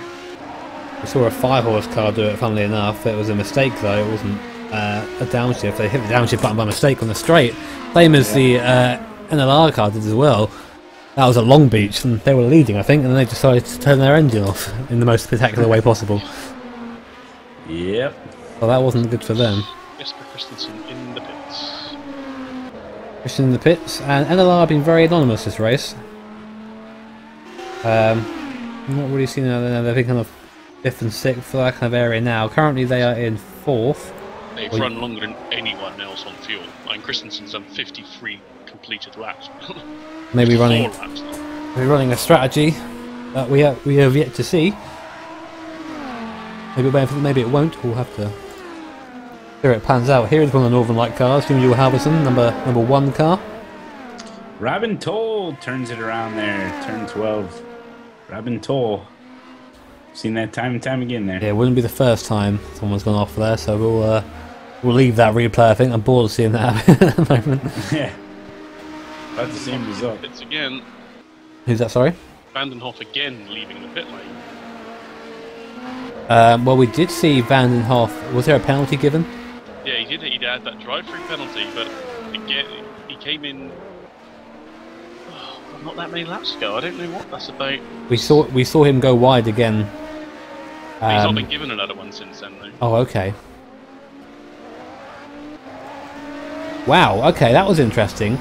I just saw Eddie Gustina have a very fun way of going through the chicane. Here it is. He overtakes the Audi and then tries to just cut the chicane. That is odd.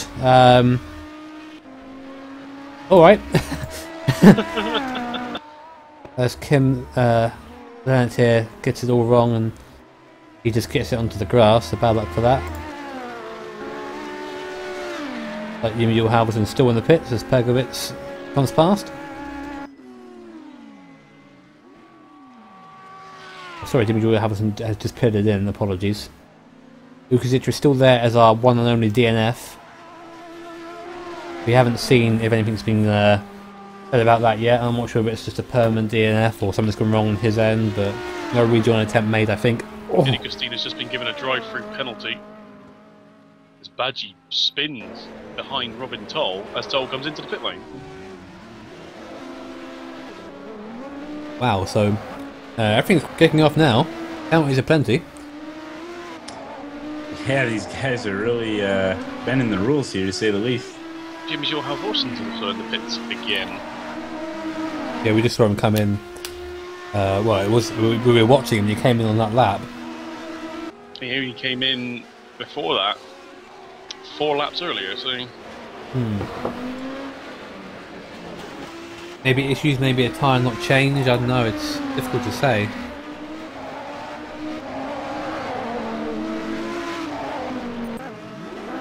Jay Eklund just spun coming through the chicane at the end of the first yeah, I sector. thought he was going to come back on track then.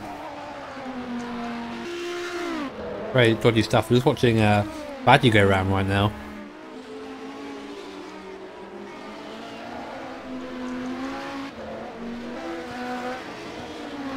Just received news that my fiancée was sent home from work. She is ill.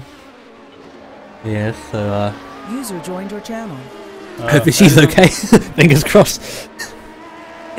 Broadcast. I guess. Det er en AI, der kører vores bil. Nej, vores bil. Jeg tror, det er Jimmy, der står som er i den nu. Det virker ikke første gang, og anden gang, der var 2 i den. Ja. Nej, det var. Nej. Bad to worse, it seems. Badgie still holds down third place in class and overall. Vanderhoff in the pit again. He's got some sort of loyalty card by now, going through there every couple of minutes. Known by his first name. Oh, as Badgie goes very wide there. Here, that was a bit of a mistake going through the chicane and having to run wide to make it work again. He comes up on, I think that's Gustina in front of him now. This will be to lap him. Halverson's just been removed from the race. Removed? Yes, literally removed from the game. Okay, that's interesting. The only time I've seen that in the past is when there's been an AI driver takeover. Maybe that's what happened then. Oh. I haven't seen that in a very long time. But, wow. Yeah, Jimmy, we have confirmed that the AI have took over, so AI was out joyriding that NLR car, had to be put down. User joined your channel. It does mean, however, that they're either potentially out. Hvad siger du? Tror du, Jimmy kan rejoine den? Han kan prøve. Skal være ham? Det tror jeg. Det er den, der havde den sidste, men det var jo Jimmy. Men jeg er sgu ikke sikker på, at det virker på den måde. Det tør jeg ikke sige. Ja, prøv det. Ja, fint nok. Hey, cool. User left your channel. They're behind him. I want to say that in all the years that I don't know, that was difficult to see. NLR have been around, that is the first issue I've seen them have with the driver swap. I don't think I've seen them have any issues regarding that before. I mean, they've had issues of plenty this season, but nothing like that. And Lee Allen taking third now as Badgie spins off. Yes, Badgie lost it in the chicane. He was trying to go around the outside. I don't know if there was contact between him and the guy behind him or not. No, he just got on the curb and lost it off the curb. I'll take back my punt accusation then. There was no punt there. No, it wasn't Christine's fault. And then pits. Lee Allen maybe just thinking, okay, well, we'll get the pits now, get the pit stop done. It's a very, isn't it, early stop though for him? It seems it wasn't out that long. I guess these prototypes are going nowhere near as long as the GTs can go at the moment. Robin van der Hoff. Oh, sorry, Rodney van der Hoff is still in the pits, or has come back into the pits. Big issues with that car. Leah and Eddie Gastina in the pits. I'm not sure if Gastina is... This is actually scheduled stop this time, maybe, hopefully, for them anyway. But up front, it's fair to say Ennis Doubt is running away with it in R4R at the moment. Christina, I wouldn't say was a scheduled stop.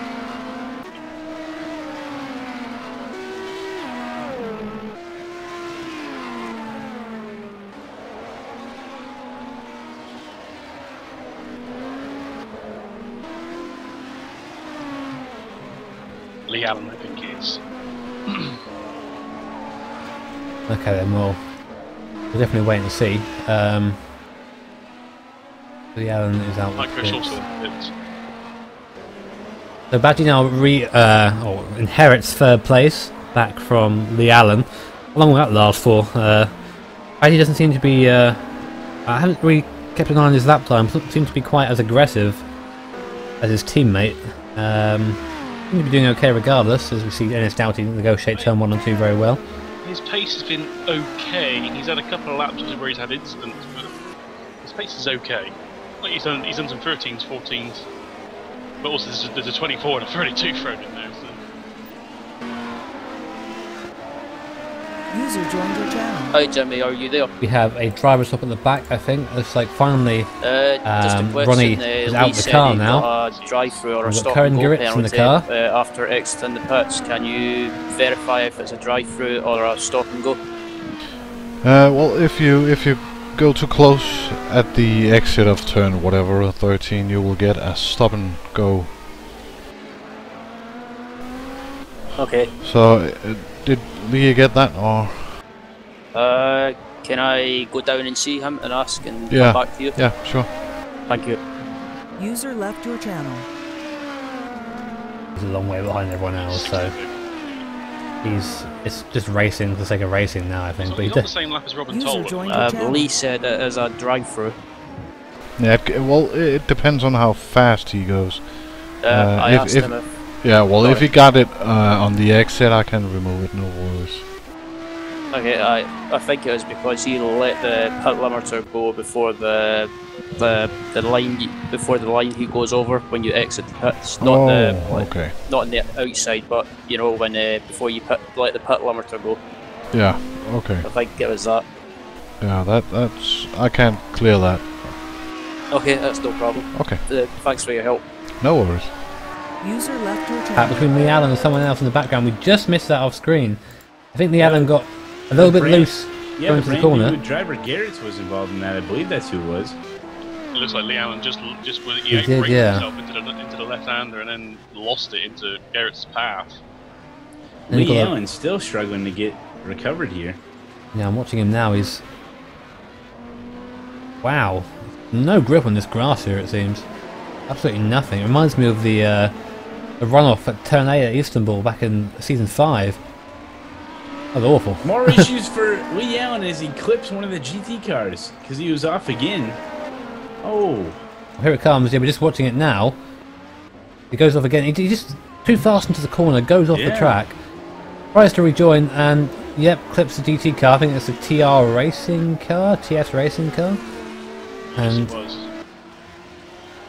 wow. Lee Allen having a whale of a time out there, it seems, but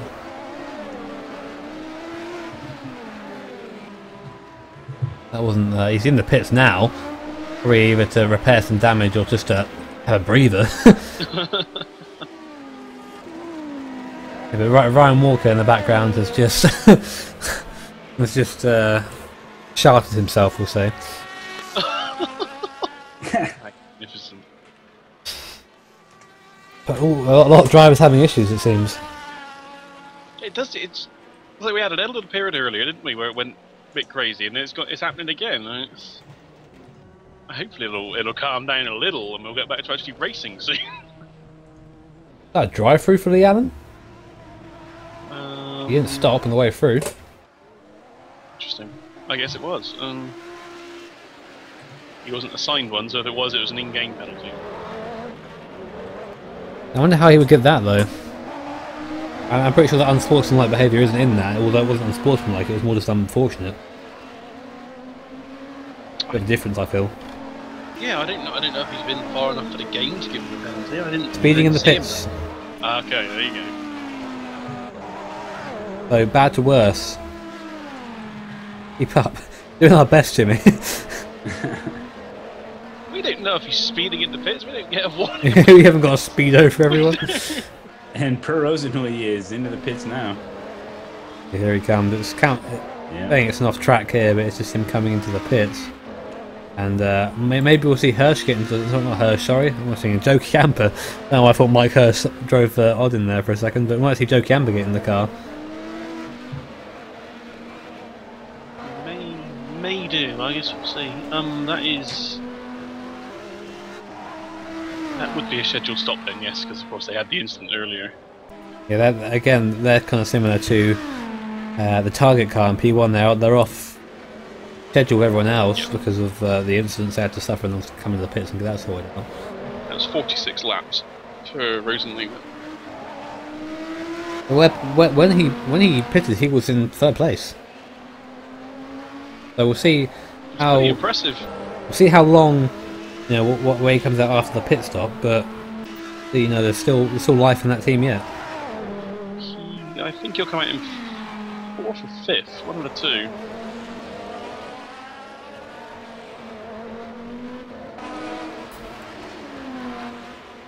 Down to 10th overall now. Or he stays in the car. Maybe not. Yeah, maybe he's going to do one more stop, one more stint even, then hand it over to Joe. That'll make it 50-50.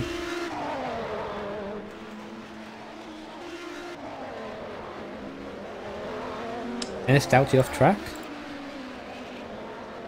He's in the pits. Yes, he was indeed.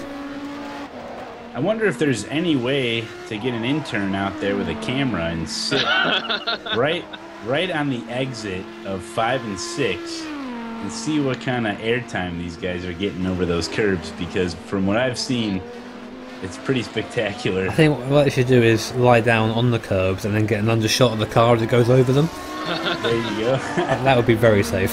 Very brave. Stupid brave. Well, we gotta have someone holding the camera. Yeah, Just leave a camera there and it could get run over. Yeah, I've never heard of such thing to hold cameras up without people.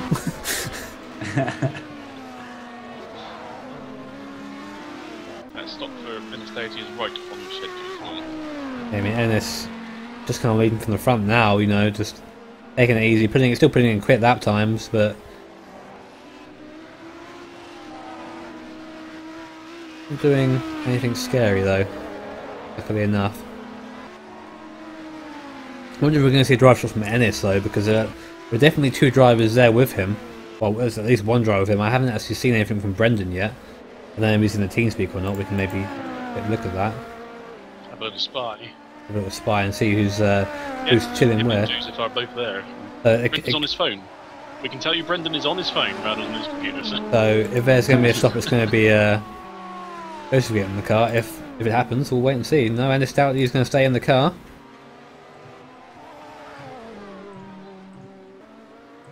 Bad how we get the pit. I get him out of the pits. The warning goes away after he's half around the track.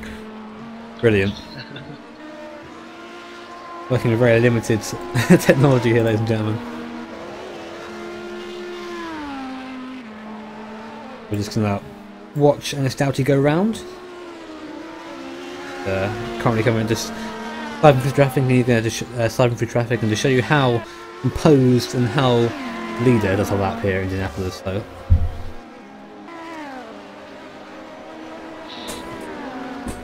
We've got any particularly close battles on track? Yeah, the guys are just logging laps at this point. You know, a lot of these guys, they just had their driver swaps, so they're probably just getting into a rhythm here. Yep. And just trying to do their part for their team and just be able to log those laps consistently. Haven't seen any too big issues on turn 12 recently. I'm sure that'll be coming up soon. No doubt. We've got a lot of GT cars obviously on fresher tyres now, and it should be a little easier for them. Although we have Federico Suave catching Dennis Morissette coming onto the pit straight now. I'd imagine with that, we know the pace of the Scuderia GT Italia guys, so I think you get that done very relatively quickly. Yeah, it could be. Let's see if Morissette is going to be defensive here.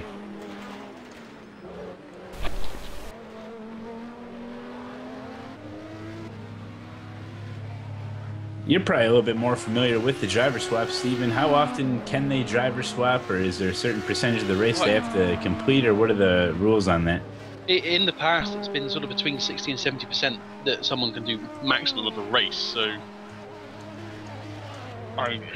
somewhere like Le Mans, that could be 8 hours or so. You know, and you can do as many stints as you want. You can get in the cockpit, get out, get back in, get out, get back. It's not like a... Okay. Yeah, you can do one stint, get out, one stint, get out again, and so on. There's no limit on that. Unfortunately, I would imagine. Yeah, I would imagine the longer the stints, the better. I'm just thinking of a strategy for if I was ever involved in a race like this with driver swaps. I would imagine I would just split it all up and just do like a really long stint. I don't know if that's what cutting it up too much could be an issue. Yeah, from my experience, it's the longer you're in the car, the more rhythm you can get as well. The first stint in these races can go by so fast, and you've not even got used to the pace of the race or anything yet. I always can imagine doing a triple stint mostly, which was just over 2 hours typically, in the old mod. And by then you've really got into the rhythm of the race, the track, the car, everything. So it's...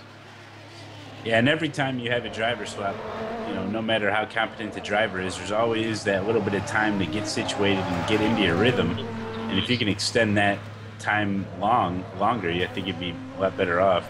Well, it's very strange to get into a race halfway through.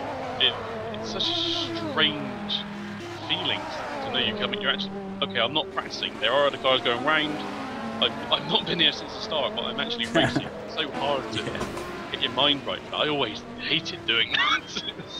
So you'd rather start off. Oh, always. Your first. Okay. And back when I used to race, I never used to start the car. I used to be the one that took it to the finish.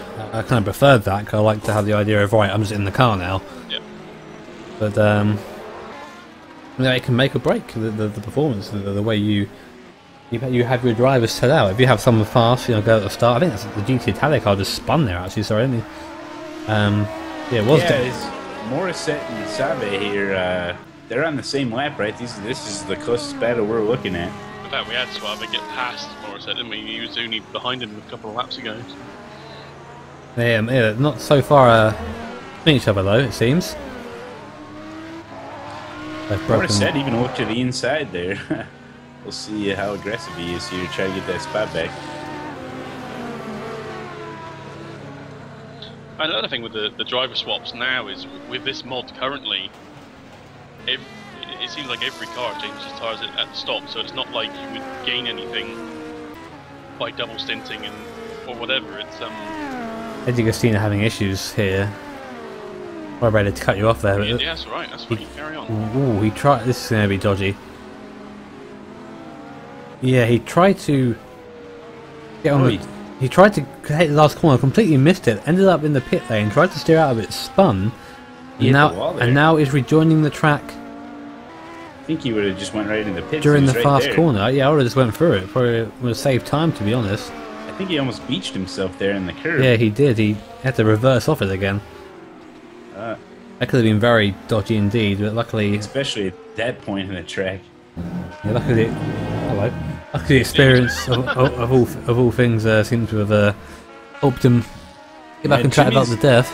Jimmy's also hosting a drag race right outside his house there. What I do.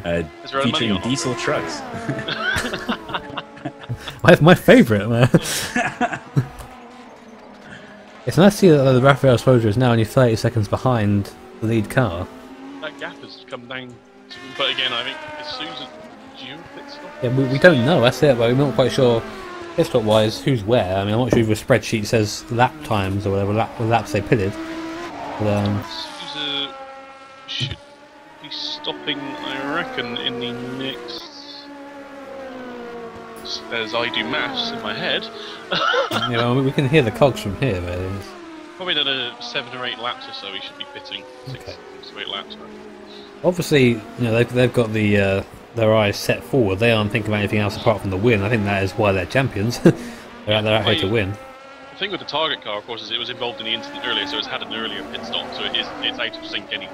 Yeah, you have to remember that, and that's why we're kind of cautious about saying, well, are they on track or not? As you see him there just diving up the inside of the Sister GT Italia car, which is currently running in 6th in class, I think. Yep.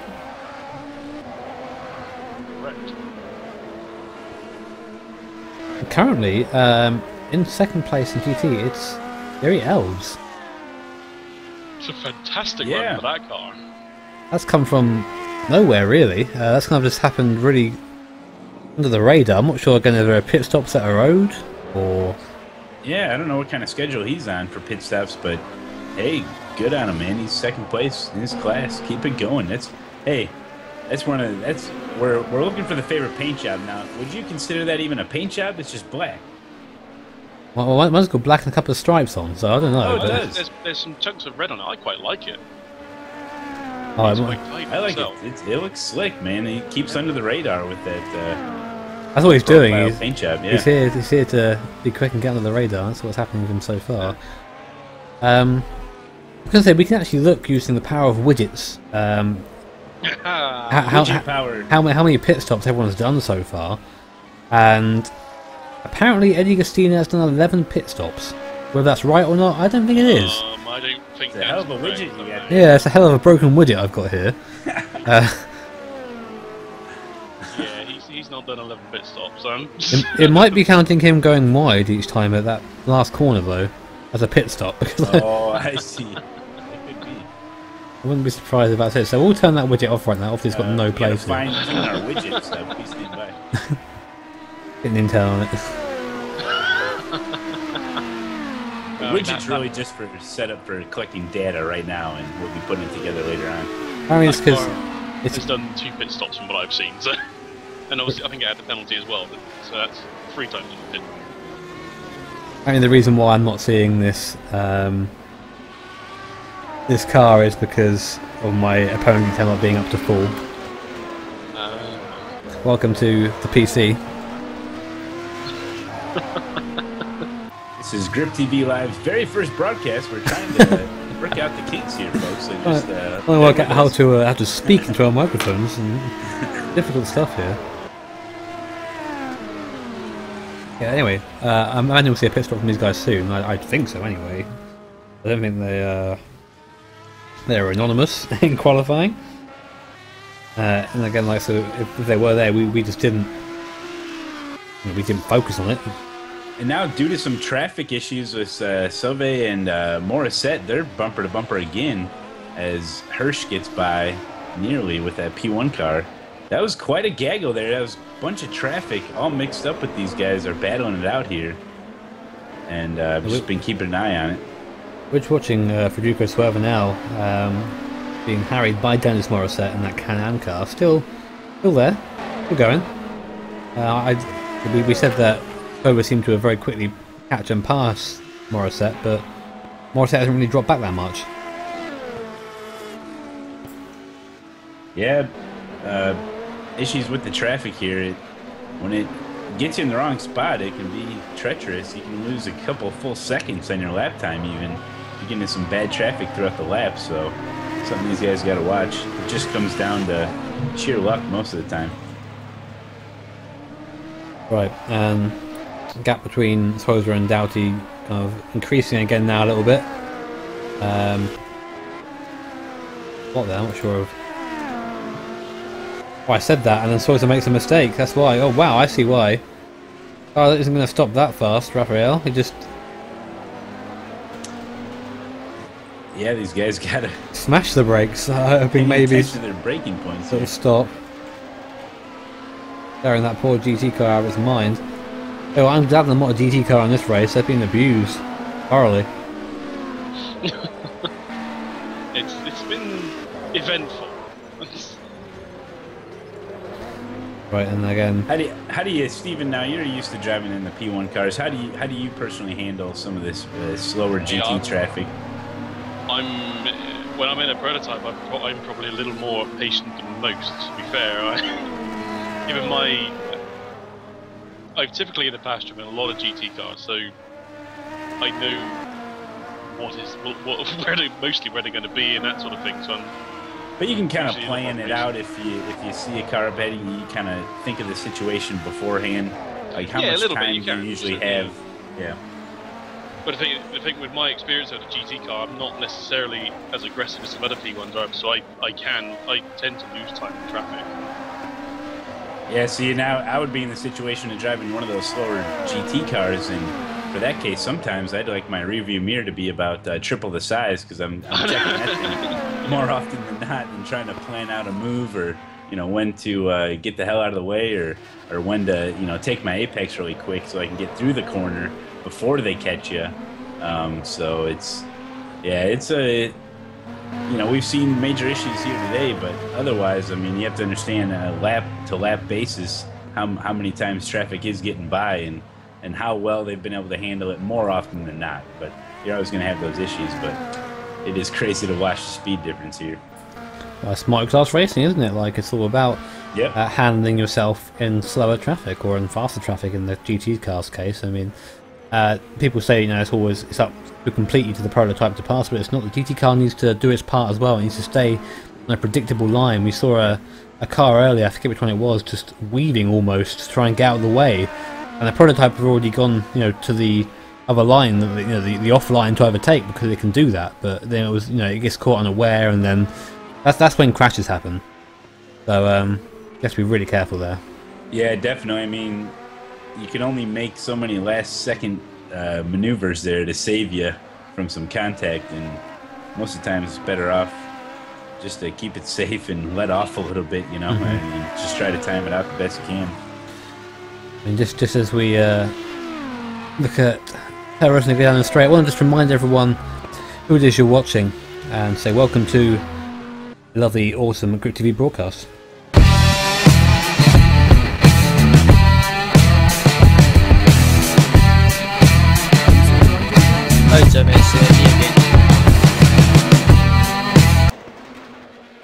Hey.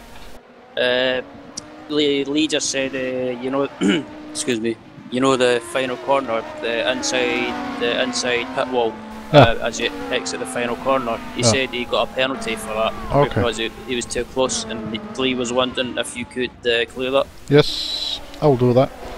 Right. Thank you very much. No problem. Matt Malone. And we are approaching the end of the third hour of this race. We had about 45 minutes earlier, and then some sort of error. I don't know what happened there with the server, and now we're back again. We started from 7 hours, now 5 hours, 8 minutes remaining. Lots of racing still yet to go. Yeah, it's been something wild, and I think the story of the race so far is turn 12. I mean, we've seen so many issues there. It's been amazing. And also 5 and 6, the chicane, had some interesting little lines through there that we've seen, so something to keep an eye on. But yeah, I'm enjoying the race. Good to have Grip TV Nation here. And man, Steven, what do you think so far here? Who's got the best chance? Well, it's certainly hard to look past our current leaders. You got Ennis Doughty, who's he's 35 seconds clear of the rest of the P1 field. You've got Pizzo, who is, well, that car as ever has been fast as anything. It's really hard to look past it. It's been, you just don't know. There's been so many User joined your channel. Hey Jimmy, Rinus Janssens. Hey. Jimmy, Sir Doughty. He's driving very aggressively, you have seen. He just overlapped Robin Toll right on the apex. I don't know what the guy is doing, but... Yeah? Okay, thanks. Various times with GTA Tally decided not to finish the race. Left your channel. You know, it's been very interesting to watch for sure, as Per Rosling is now right behind Pergavist, I think that is, in front of him. Yep. This is 4th position. This will be for 9th place and 3rd overall third in GT, 9th overall.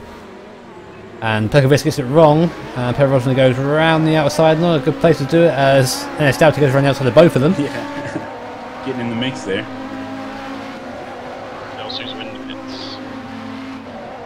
Yeah, so Sue's having to again pit. This is due to his the strategy of the car being kind of completely ruined by the. Yeah, that's on schedule for it. They are racing well.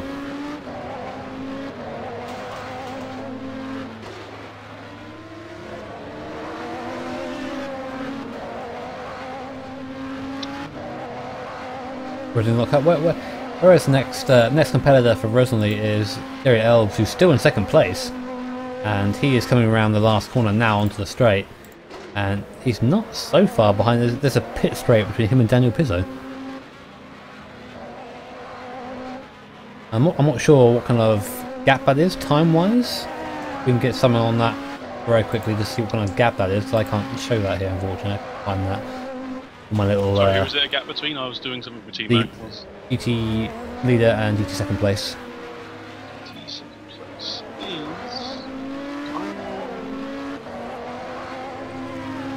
They are not on the same lap, but it looks they are a lap apart. I see. There you go. That's incredible gap now. Wow. That's... There you go. Then that was me being silly and not looking at the laps, but the GT Tally car really. I mean, its dominance, it seems. So we've seen the pace that car has had all season. It's been fantastic. It's only been some bad luck that has stopped them from winning more races.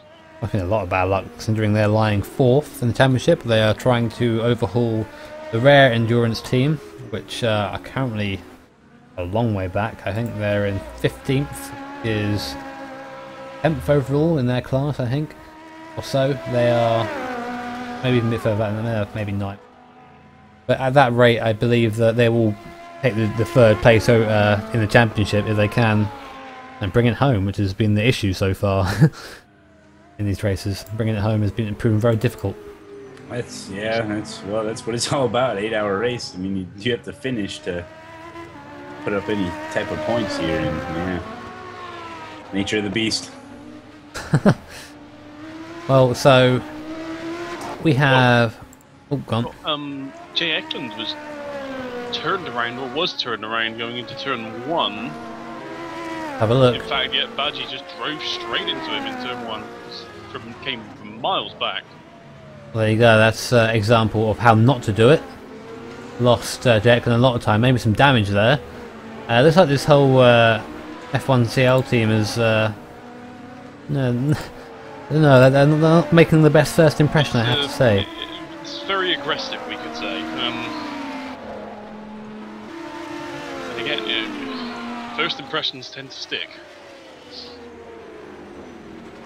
It's very important here, especially in a community that's so small, about having a good first impression. You know, the reputation does carry. We see that with people in iRacing. There are certain people who have a reputation of being, very dirty drivers, and everyone knows about them.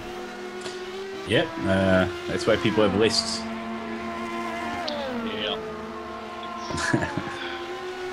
A hit list mostly, but I was gonna say. And the old saying, you only have one opportunity to make a first impression. So, unfortunately, yeah, it is what it is, I guess.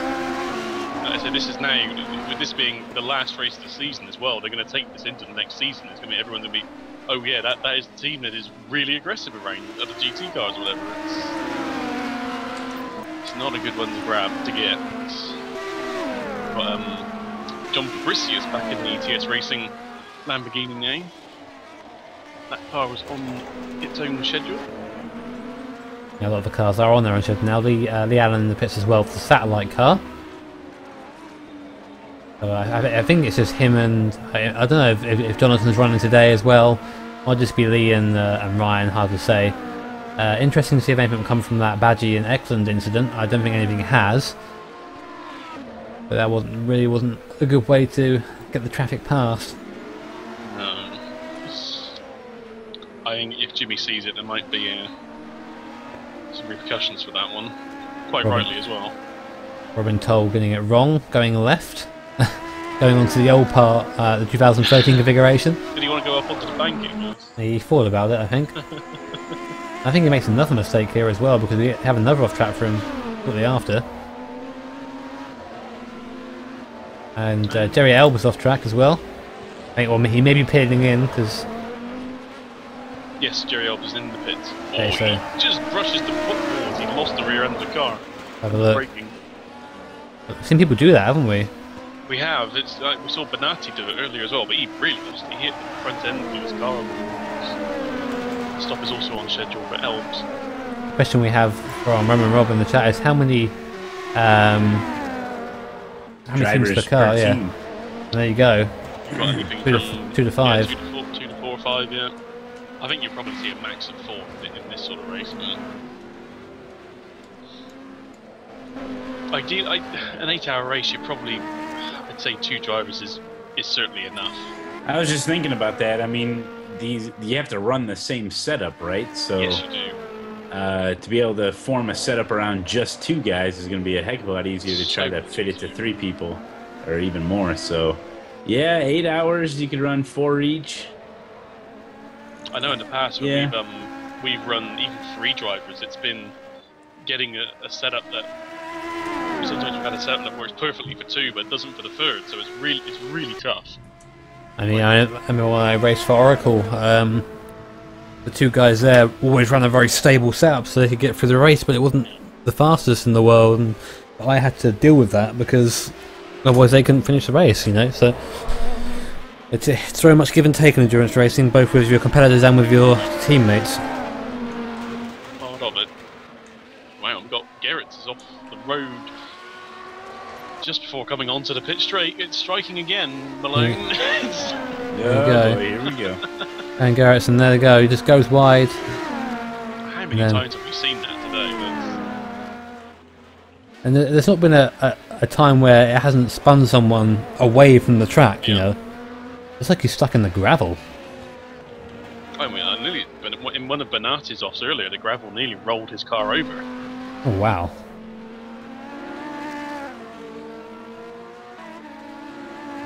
We go back to live, and Pizzo just still out there, still doing his thing. Yeah, it's very impressive run this. Hope they can keep it going this time. The issue for oh, there we go, Pizzo in the pits. Yeah. Because they heard us. I want to very quickly do a bit of self-publication here. Anyone who's watching us, obviously we're part of Grip TV Live, and Grip TV Live tomorrow is doing a Grip TV Hangout. Sunday at 5 PM CST, and we have a special guest there as well. I know it's not a ghost, as Malone's just said, but it's someone hopefully you're all aware of, and someone who's part of the sim racing community as well, so it'd be good to have you along and be part of that. So definitely join in. It'll be hosted over on Grip TV Live, so make sure you're following this channel, Grip TV Live, and then you'll know when we go live in the future. So yeah, good. That's right. And the Grip TV Hangout, back by popular demand. You guys wanted it, and here you go. So tune in tomorrow for sure. Back to the race. Just been told by Jimmy Allison that Anders Doughty in the fastest lap in class, 1:11.1, which is very quick. No, less than 2 seconds off of the pole time. And those pole those pole times are pretty damn quick. Yeah. Very impressive. Top two in qualifying. Surprised they're running 1-2 in the race. Although it's 2 laps between them. Of course, we had the target cars had a pit stop, an early pit stop with that incident with 2 other GT cars getting smashed into a wall. Yeah, that was not fun to watch or see a part of, really, but there you go, it happens. Sometimes people get caught up in that sort of things, and angry people. I get better acquainted with my spine. How's that thing holding up? It's shaky. You've seen it off track apparently. I think he's just come into the pits. Maybe we can get one of our interns down there. Uh-oh, what happened? Just ran wide at the last corner, but didn't spin, which is I think probably the best thing I've seen happen so far.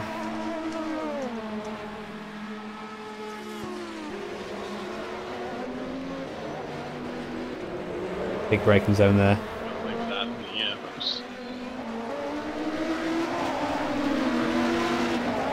Mike Kirsch now just cards through traffic in the eco-friendly car. He's running 4th, not so bad so far. Satellite, I would have thought would be ahead of him by now, but a couple of issues with Satellite involving spins and whatever. Now they're down in 5th place. I'm not quite sure how it's going to play out. But again, it's something we're going to have to keep an eye on. Saying that, I think that's a Satellite car in front. That could be to lap, actually. Could be to lap for the Allen.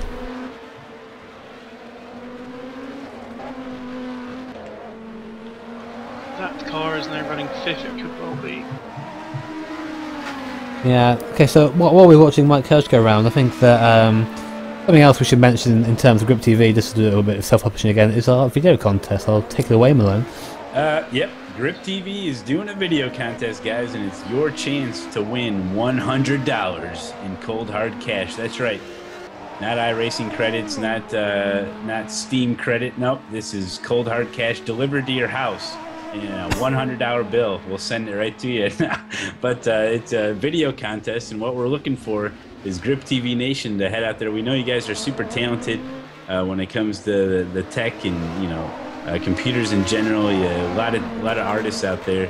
We've seen a lot of it already, but we're doing a video contest. Your chance to make some waves here as we try to do something special right here at Grip TV. So what you do is you make a video that kind of shows what Grip TV is all about. You know, we got our casters, Jay plays, myself, Jimmy, and Timo, and everybody. We want to get everybody involved. So you make a little video, not longer than 5 minutes, submit it, and your chance to win $100. And you have up until October 1st, so almost a full month here to be able to make your video. And you can find some links. Let us know. I can direct your browser to where you need to go to find some raw footage and some replay footage. So I want to get everybody involved, and good luck. There you go then. If that's not a good pitch, then if $100 isn't enough to get you out there to get video making, I'm not quite sure what will be. But it's your chance, and obviously this video, if it is selected from the the massive amount we've had submitted so far, then you will be our new trailer. Basically, you will be our Grip TV trailer. So that is. Yeah, we'll be featuring the videos throughout the month. It's yeah, get them in, guys. You know, it could be 2 minutes. Yeah, it doesn't have to be the full 5 minutes. Sometimes it's short and sweet. It's a hell of a pay rate, isn't it? 2 minutes for $100, Christ. There you go. And then the winner's going to end up being featured in each channel with their video credited. So there you go. It's something to think about while you watch Christian Mayer, who took over from Jerry Elbs, who's running in fourth at the moment, and Per Rosley in second. That's incredible, Rosley, isn't it? Really, from where he was to now be running up there in second place in GT again. And they may be slightly off schedule, and they are a lap down, but there you go. And Eddie Castina apparently goes off track again. Does he go into the pits or not? He does this time. Yes. It is on purpose. Okay. I meant to mention that. You never really quite know with Eddie, unfortunately, at this point. He's had real issues with that last corner. And it's Doughty now on lap 101 with 4 hours, 52 minutes and 40 seconds to go in this race. So it's 8 hours race in Indianapolis. I forget just how short this lap is. You're looking at 70, 75 seconds for a lap for the top class cars. It's not long at all. No. Yeah, I mean this. It's not a long course. A lot of it's quite high speed as well. Well, once you get the middle sector anyway, so it's done very quickly. I for one would like to see the oval incorporated more. more entire oval lap when you do this, and then it's a lap done. I never thought I'd hear Jimmy say that. We need to get more of the oval involved. Mark it down, folks. Never heard before. Dennis Dicey has just spun coming out of the second last corner. Another victim. That's very interesting. Here we go. Yep. Oh, he just got it wrong. Look at it. And then, well, he got it wrong once and went wrong again. These prototypes in the low speed are just look horrendous. Yeah, they do. It look just real lack of mechanical. Well, I didn't say that Rodrigo Borg was in the car, and I only know because he's just spun off somewhere. I think he's taken John Fabricius with him. He did. That was like netcode to me, like really quite far away. Also had Van Doren get into the JERR P1 car. The ball bit in the car and having to lose all this time sitting there and waiting for people to go past. He's not going to be happy with that, is he? Ooh, and Jay Eklund and Badgie looks like they had some contact there. I haven't got that on my screen, funnily enough. Like, I didn't come up on an incident, so I assume that. Thing is. Oh, there was, yes. It looked like Eklund just lost the rear end of his car into Badgie. There wasn't anything Badgie could do. It wasn't much of a touch, but. See Alan off track again here. And he just forgets to turn in for the chicane. Goes wide. Very late. Does slow down though on the exit. So I will say with that chicane, having driven it a little bit, it can be quite hard to actually spot the turning point for the left-hander. Barry Hedrick takes place from John Fabricius, who spins at the last corner, or second to last corner, or third to last corner. Oh, Jimmy, you can count. Again, it's just. Little incidents are creeping in again, aren't they? Is it where the tyres now, the GTs are wearing them a little bit? Is it the new drivers coming in as well, who are kind of unprepared, you know? Like I said, it's very weird coming to a race at the halfway point when there's people around you and immediately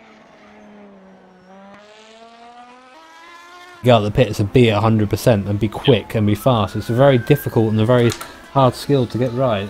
And both of these classes of car are particularly tricky to drive. Yes, I mean they both have their. Yeah.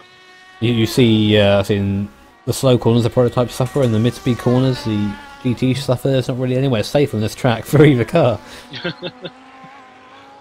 User joined your channel. About hey Jimmy. We had Campini get into that. Oh yeah. Oh, he did, yeah. I mean, her der lyner det altså rimelig voldsomt lige nu. I even saw that and didn't even measure it. Yeah, Michele Campini in the car. Bare lige så du ved det, at hvis They got out from Daniel Pizzo now, so that's a second driver. So og du ikke kan se mig på Team not many drivers in the race that started, apart from of course Per Rosley, who doesn't actually get out of the car ever, and if Doughty's still in the car as well. That's one again. Okay. Yeah. User left your channel. I'd be surprised if it's he's stuck in there with all the sweat he's put in to get back into second place. I mean, look at him. This is a guy who had a big incident early on in the race, no fault of his own. In the pits, that team for quite a long time, and now back up to second place, so doing a good job. And the Allen off track again, really having a rough time of it out there. And guess where he spun? I bet you can't. Oh my, is it really? Yeah, it is. Again. Oh, I wonder what it is about that corner that is so... I've had problems with it as Maybe well, there's and a little bit few laps I did beforehand. It's Still struggling, look at him. He's... such a tricky corner. Well, it's like the thing with, when you swing to the outside of the track to come chop back and take the apex, there's a little bit of the curve. It starts curving round, and then it straightens up again, and then there's another almost apex in the curve. This was just one you're actually aiming at. Well, we're being told right now by Jim Anderson that for information, there is currently really bad weather where the race server is located. Oh. Well, this could be interesting. Thunder and lightning, that's the worst kind of weather we want. So, we're probably all going to explode in a minute. Let's hope the server can survive. Yeah, fingers crossed the server is alive. Here's Doughty, lap 105, across the line. And he has a lap over the next driver, which is Rodrigo Borba, so... nothing for him to worry about at the moment, is there? Not at all. It's a position that R4R are very used to, being out in front by themselves, and then hopefully, touching wood, that nothing happens this time to them. It's happened so often in the past. You almost expect it. I think back to season 5 with Le Mans and R4R were leading. They were going to win the championship. They then disconnected. The champion was then leading, and they were going to win the championship. But then they disconnected, and then Lost Wrench won the championship because they were still on the team at the end. Like, you know, it was so unpredictable. It was drama-filled stuff, but I felt so bad for all the drivers. You know. Yeah, it's not the way you want to do it. You put in that much effort just for your connection or a blip on the server or whatever it was to cause that. It's almost demoralising, really. You question why you bother sometimes. Yeah, I'm done with this. Yeah. Well, you do. Somebody put so much effort into it. When that happens, why? What am I doing? You know. Talking of effort, another faster sat from Doughty, a 1:10.95 there.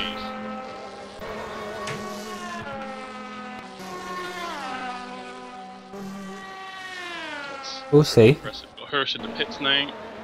The eco-friendly P1 car. Do we have any weather updates, Malone? Well, the weather for the track, anyway, is we see Garrett's go off. Again, unfortunately. And Lee Allen spins around as well. Yeah, still some northerly winds here. Been able to push that front further south here in the Midwest. So Indianapolis looks like it's going to stay dry. As far as the server goes, it's a different story. Yeah, heading for the pits. Yeah, I think he's given up, and I think there's a driver swap incoming, I believe. Oh, I think so. Anyway, he's lost so much time for that car. Unfortunately, like, he just has so many issues, so many little offs, so many little mistakes, and it's just caused that car to slip, you know, down into 5th place in the standings, where it was third before. Oh, its last stop was only 14 laps ago now, so.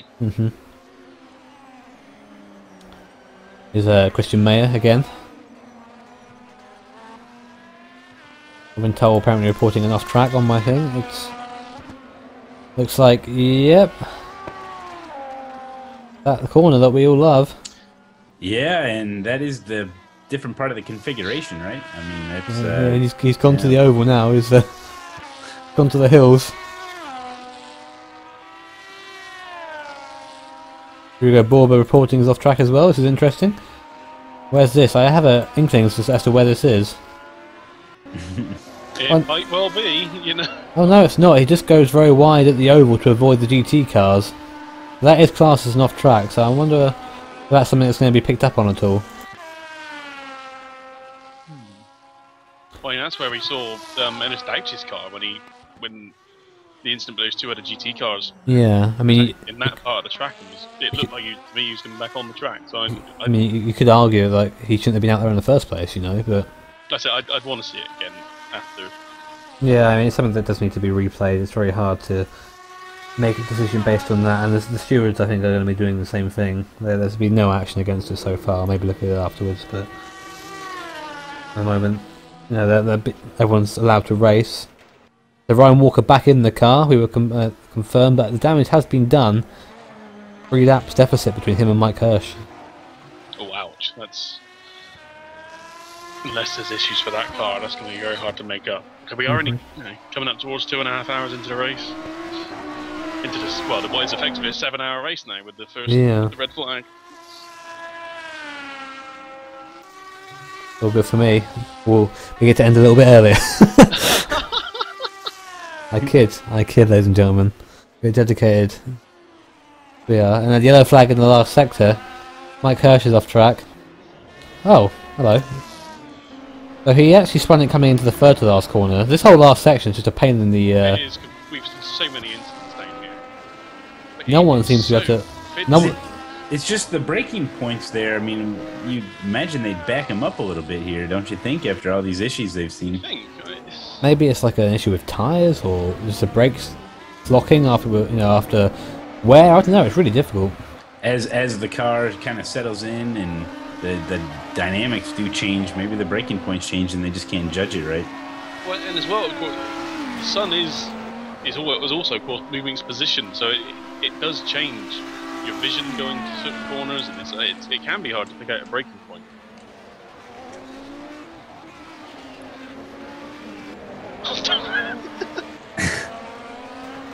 We're still in the replay here. Oopsie.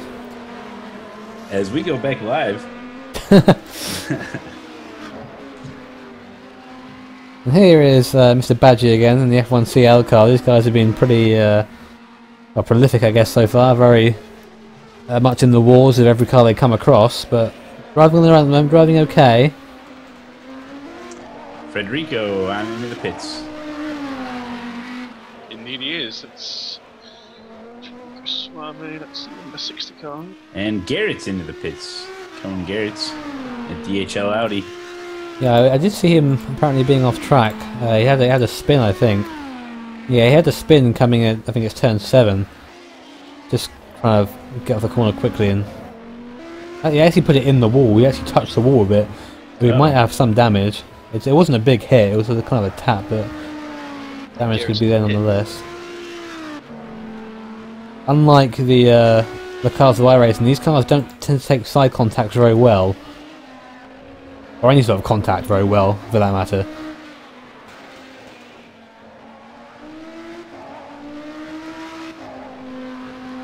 There's only a 6-lap stint for Garrett that time around, by the looks of it. I'm not sure what that's about.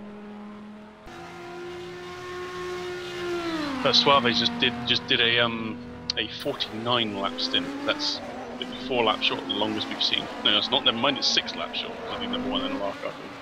It's not bad. I mean, like with Garrett, so we did see him put it in the wall a little bit. So that might have been it. It might have been for damage, but there wasn't a big enough hit for me to for warrant it. But you never know. It might have been suspension. It's hard to tell with these cars. So we got Ennis Doughty is slowly creeping up on board, but now he's putting another lap down. Oh, and we may have an issue with the driver swap. Spec trying to get in.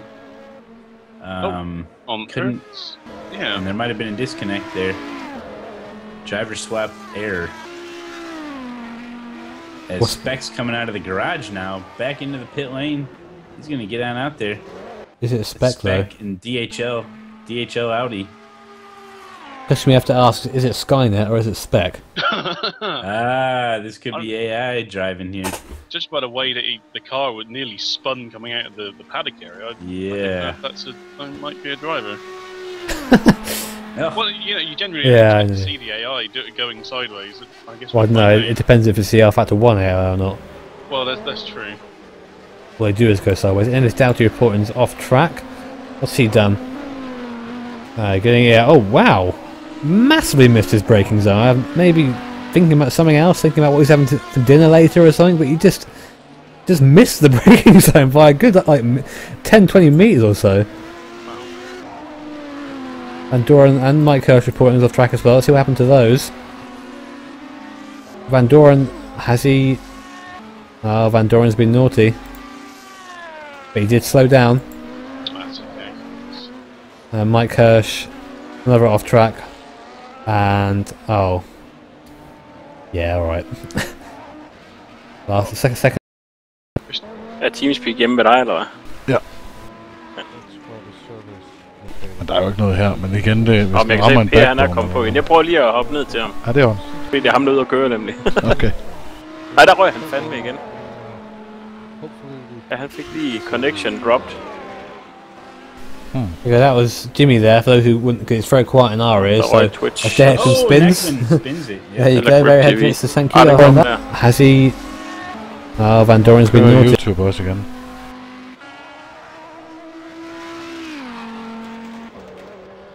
Dump just now, I guess you'd call it. Yeah, another one now here is some connections are being lost, but the race server's still going. Yeah, that's all that matters. Keep turning laps, yep. Race server's still going, so we get to see Spec spin the car at the last turn. Yeah, we definitely know it's not AI now. He then reverses off the course, which is, I guess, a good idea of doing it. According to some reports, Denmark is currently drowning.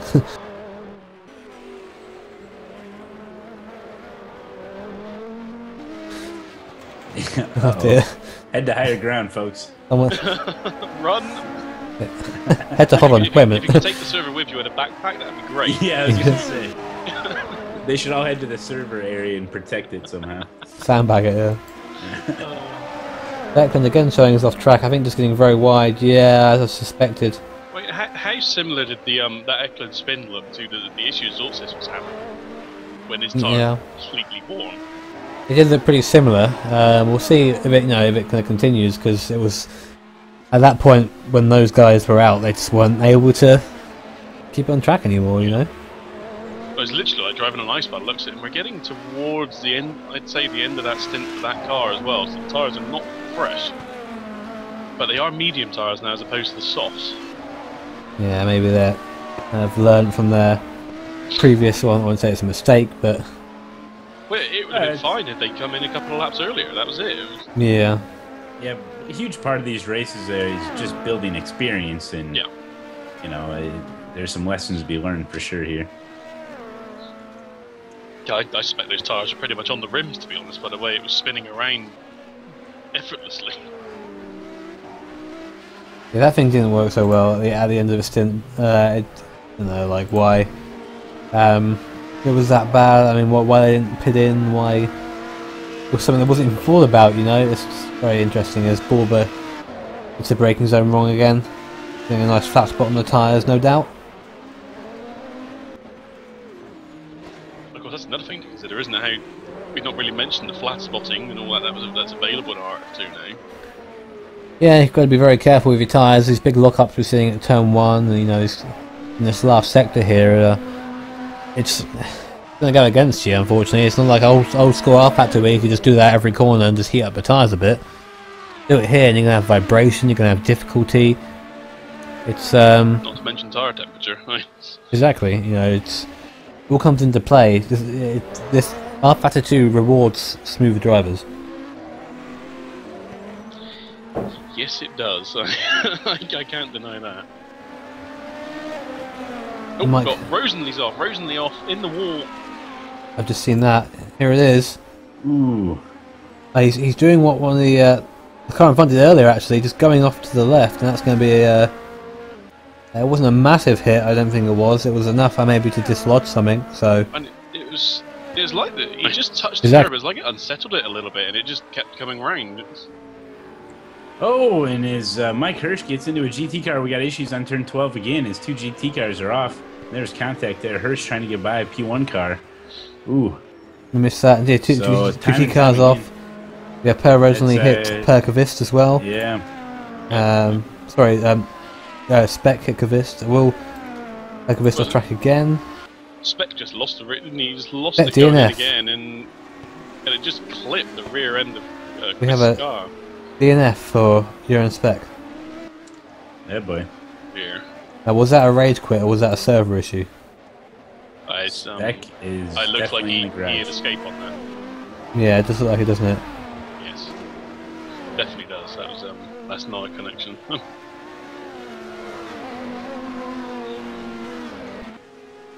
being told by Jonathan Ackerklimpf, that's always a name that I can never say, that he was making dinner and it took longer than he thought he would. That's why Ryan's back in the car.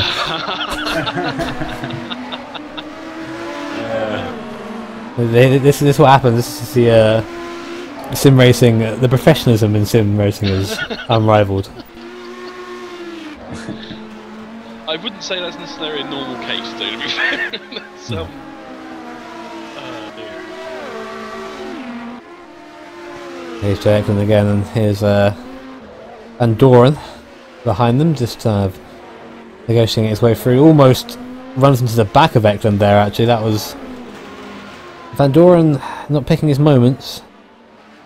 All about momentum. I mean, Van Doren goes flying off. He's just. We'll have a look at that now. Just while we can. Just decides I'm going to hit the throttle here. Wow. I don't know. I really don't know about that. That was very interesting. I think he just knew he was going to go off straight away and just thought, I'm going to power through it, whatever. Oh, yep. And now Fabricius is chasing Eklund here, as they had a P1 car getting in the mix there. Indeed we do. You know, you talk about parking the car, eating some dinner or whatnot. I don't think we'll ever Whoa! Wow! From a mile back, that was. It was clean, I guess, but he's just put his wheels are now 50p pieces. I give him that. Could we order some new underwear for Jay Eklund, please? That was. No kidding. That was so far back. That was. Can't believe he did that. I can't even tell. Like there were 3 car lengths when they went into the braking zone. I'm not necessarily sure he meant it. Yeah. Good. There you go. Up though by Eklund though to be aware of what's going on and not go for the apex there, because that could have been issues. Oh, he saw the cloud of smoke coming from behind him. Now Robin Toll's off. Well, then you're all over the place. You see it before I do, and I've got notifications to come up when people spin. Yeah, he spins. I haven't seen anyone really do that yet. That's another place to go off. Christian Mayer also suffering with a spin.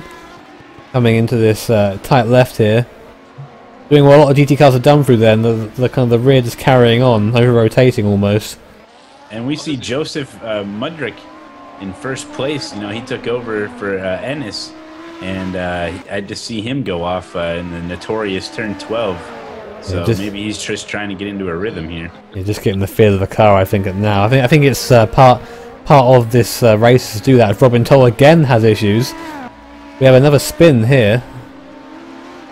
Oh, he has contact with the satellite car with Ryan Walker, Wow, and it's put into the wall. I actually want to see that again, and then he spins here, I believe. No, he doesn't. So this is a difficult one to. Yeah, I think that was a GT car's fault there. I think he went to the inside, Ryan went to the outside, stayed in the white line, and he just drove into him. That's a very strange one. Yeah, I'm told. User joined your channel. Jimmy, Remy Janssens once again. How are you doing this? Hey. Hi. We just run off by Jimmy Walker. Coming up straight. I'm looking at the incident now. I get a bit tired of it. Yeah, let me review it. Okay. Thank really you. Warm tired up? No. It's User left your channel. It's been an interesting race. I mean, we just had Smitty saying in chat, I expected better driving standards, and this is as bad as it's been the entire season. I've got to say, like, it's a season party, isn't it? It's yeah, pit party. A little drink or something, and yeah. Yeah. I mean, is it a matter of the track being so flat in some of these areas that it is hard to, especially? I just don't get what the difference is here today, but. I mean, some of it now, like, having driven on this track around this time, it gets very hard to actually pick your apexes and pick your braking points. It's that doesn't necessarily explain coming out of corners, but in terms of getting your braking points wrong, it's very easy to do it this time of day. It is, and we've got Borber in the pits now at target car. In he comes. Yeah, it's very interesting track for braking this. A lot of big stops, it feels like, and that can put big wear on your tyres, big wear on your brakes. Everything's very warm. You know, you've got to be careful with it all. And maybe that's what we're seeing. Maybe we're seeing a little bit of brake wear come into play. We can only hypothesize at this point. We are not the driver. We can't feel the car. No, it's like there. If you go on, if you have a look at an onboard from the driver's point of view going into turn 1, try and pick a braking point from there. Now with the shadows and everything else, it's it's next to impossible. That's right. I just hope that there are some. I know it's the last race of the season, but some action is taken after the race for a lot of these incidents that I've seen today, because it's been. Yeah. It's been the worst race of the season for that so far. I mean, the race itself is very interesting, a lot of stuff going on in it, but in terms of respect for prototype drivers and GT drivers and vice versa, and the GT drivers had a very difficult time out there today, but then again, there's been issues both ways. You know, you see here Joseph Madrak just pulling up to the back of the car in front, almost pushing him along, saying, well, come on then, like, you know, there's nothing the GT car can do through there apart from wait, unfortunately. And it's just, there's no point in getting so close to it. Robin Toll in the pits, by the way. Yep, thank you. It's all about timing it. All about timing it, and yeah, this is off track as Robin Toll coming into the pits. He didn't have a very nice stint, a couple of contacts from what I saw, which is a contact with Ryan Walker, which I believe Ryan Walker was actually free of blame for, despite our bias towards him. I can't fault him for that. Yeah, it was Perkovitz is coming into the pits. Thank you. Oh, his all-seeing eye. Actually, I have to confess, I just parked the camera right on turn 12. No. Man's got the interns out. There's a walkie-talkie system around the track. Yeah, closed caption technology. So, that number 20 NLR car has now twice done 53 lap stints. Got the car looking very good for longevity then, at least. It's currently it was running in 3rd place when it put it in. It's now down to 4th. Christian Mayer's just overtaking him in the. How is that one? I'm not quite sure what car that team is. The Christian Mayer car.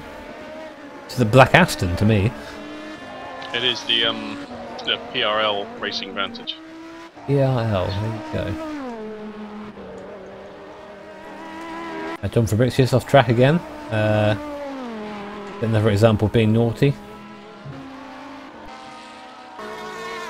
Yeah, it is, unfortunately. Only just as well. You could see he was desperately fighting to bring the car back. I think he still should have got off the throttle a bit there. Yeah.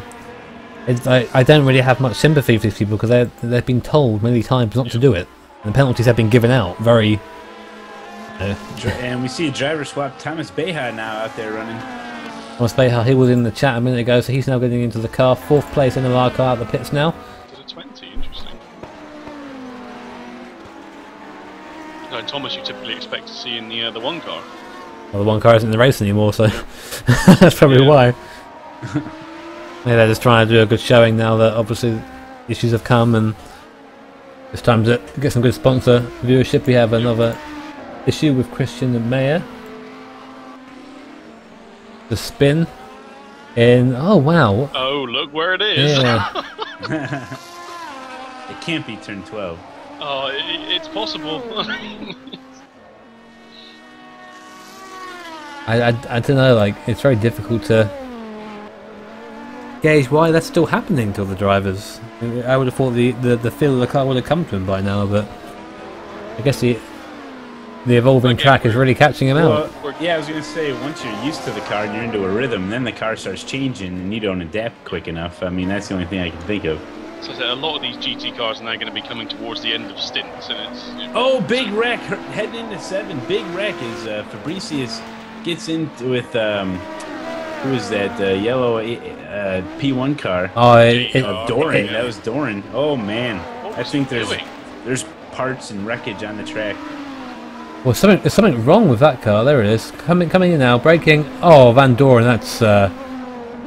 There's no other way of putting that, really. That is very poor. And again as well, hits him again afterwards.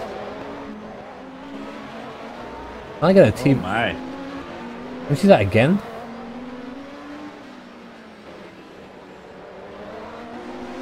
Here it is again, Van Doren. I don't know what to say to that. There was nothing there. There was nowhere. No, there was just nothing. And that was a big hit as well. Very poor. And that car's obviously damaged now, and as is Van Doren. I would not be surprised to see a harsh penalty there.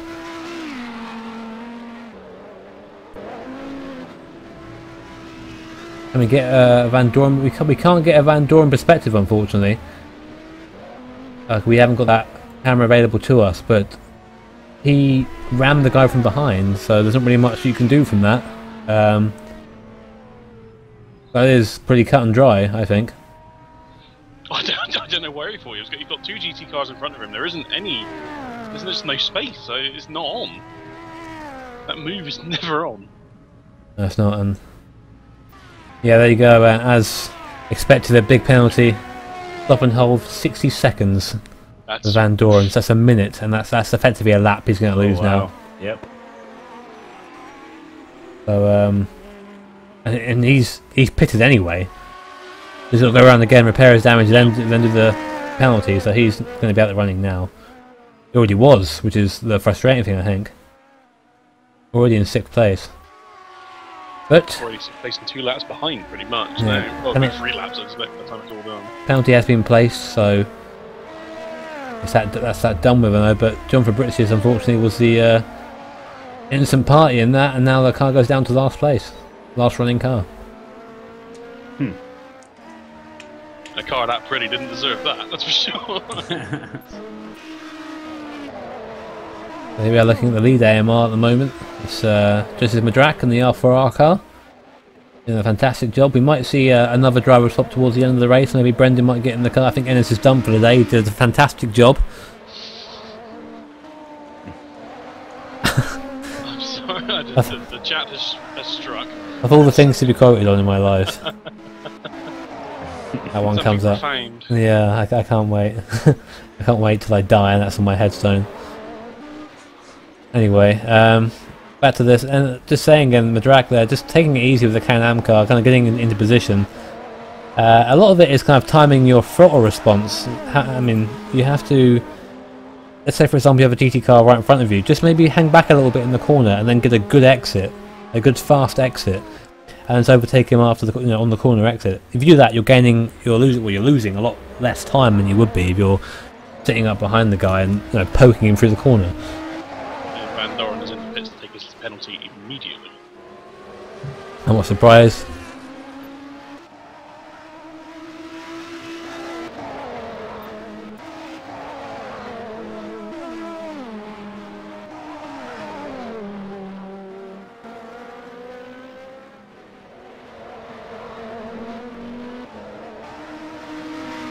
So everything's going to calm down a bit now, thankfully. What I've seen, not many, no off tracks that are bad anyway. Here's Federico Guerre, having his off track, which is a little bit of a wiggle, and then a crash. No, there's no crashing there. Just kind of cutting over the course a little bit. Everything's okay though.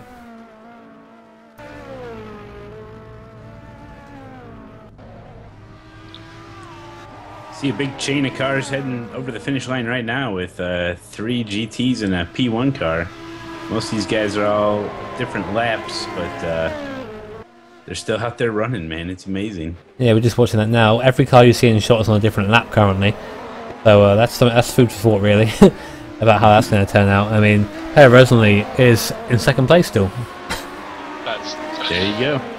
Watching there's been so again. It just shows that although he has been involved in an incident that wasn't his fault, he's outside of that. He's been going round and round and round and round, and there he is. And he's in 2nd place again. We've seen so many incidents from other cars. On the flip side, of course, I mean, we see because Exxon comes into the pits here. On the flip side, we see Campini in that sim race GT Italia car, sorry, and now 2 laps up. Really doing it.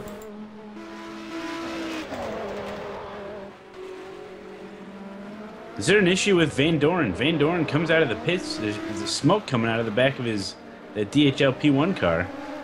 Happened a couple times now. Now I see even more smoke. Doesn't look like tires. I want to get a look at that. I find Van Doren.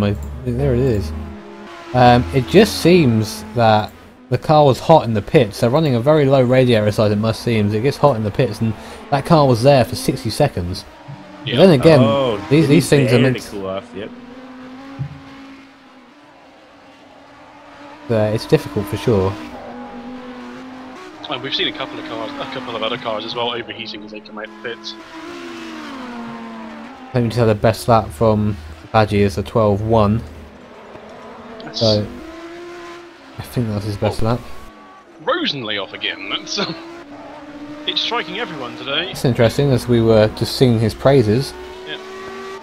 Oh no. No, he just ran into the back of the sim racing NLR car.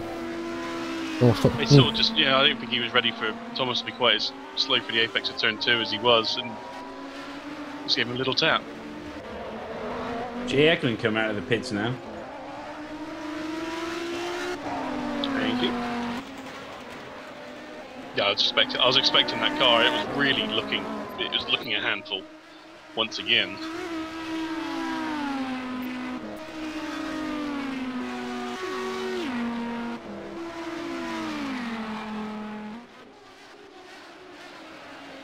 Van Doren now finally back on track, obviously with his smoky car, but he's a long way down now, unfortunately. Yeah, that car will need a lot of things to happen in front of it if it's going to progress from there. Yeah, we're talking explosions in 5 cases, I think, or 4 places. Well, it's hard to believe that. You think back, what, an hour and a half or so, this car was running second overall. Mm-hmm. And now it's 9 laps off the lead, or 10 laps. That's all it takes. I mean, yeah, you figure nothing's really settled until the final hour or so, really, because you can lose a lot of laps really quick. Very easy.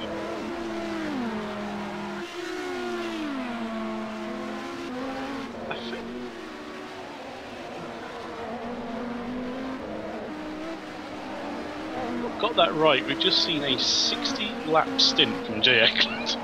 Wow. Well, Eklund and Krat are battling it out. They're on the same lap? Yes, they are. That's a good spot. There you go, and here it is live.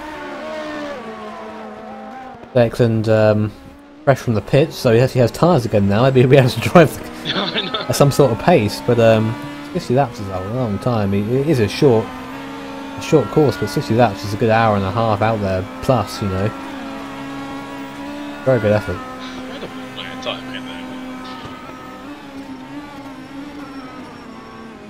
Now, the rare car having a really bad time of it at the moment. Per Rosenley heading into the pits now. Yeah, Per Rosenley, I suspect a driver swap now. It's about the right time for them. Or maybe one more stint from Per, then Joe will get in the car. We will see.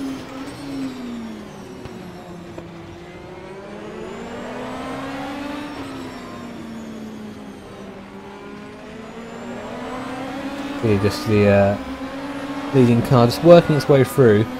I don't think that Ronald Kratz is actually as fast as Jack at the moment. I think, you know, they are together on track, but I think Jack may actually have a bit of a speed advantage. Maybe he's just enjoying those fresh tyres at the moment, sort of change of pace. Making the best of it. Grip. What is this? Yeah.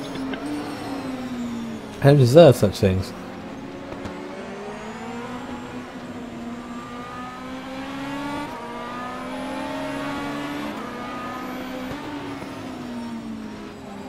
Nice and tight there on the entry there.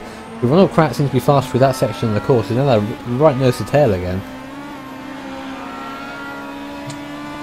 I think the last. Oh, we may have someone in for an interview. TS Racing.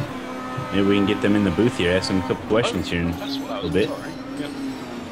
Okay, yeah, you bring them in. I'll let you guys interview them, and I'll persevere back. They're now in the booth. Wait a minute. Now they're in the booth. It's TS Racing. You got a copy? It's Grip TV up in the booth. getting things figured out with their microphone. That's not a good sign, is it? Oh, it's Grip TV up in the booth there. TS Racing, do you got a copy?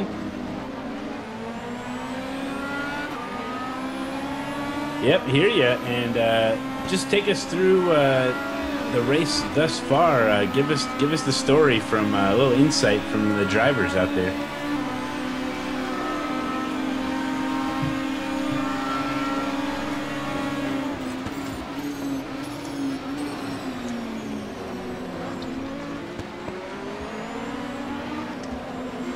Yeah, it's a little bit low. Maybe try to speak up just a little bit.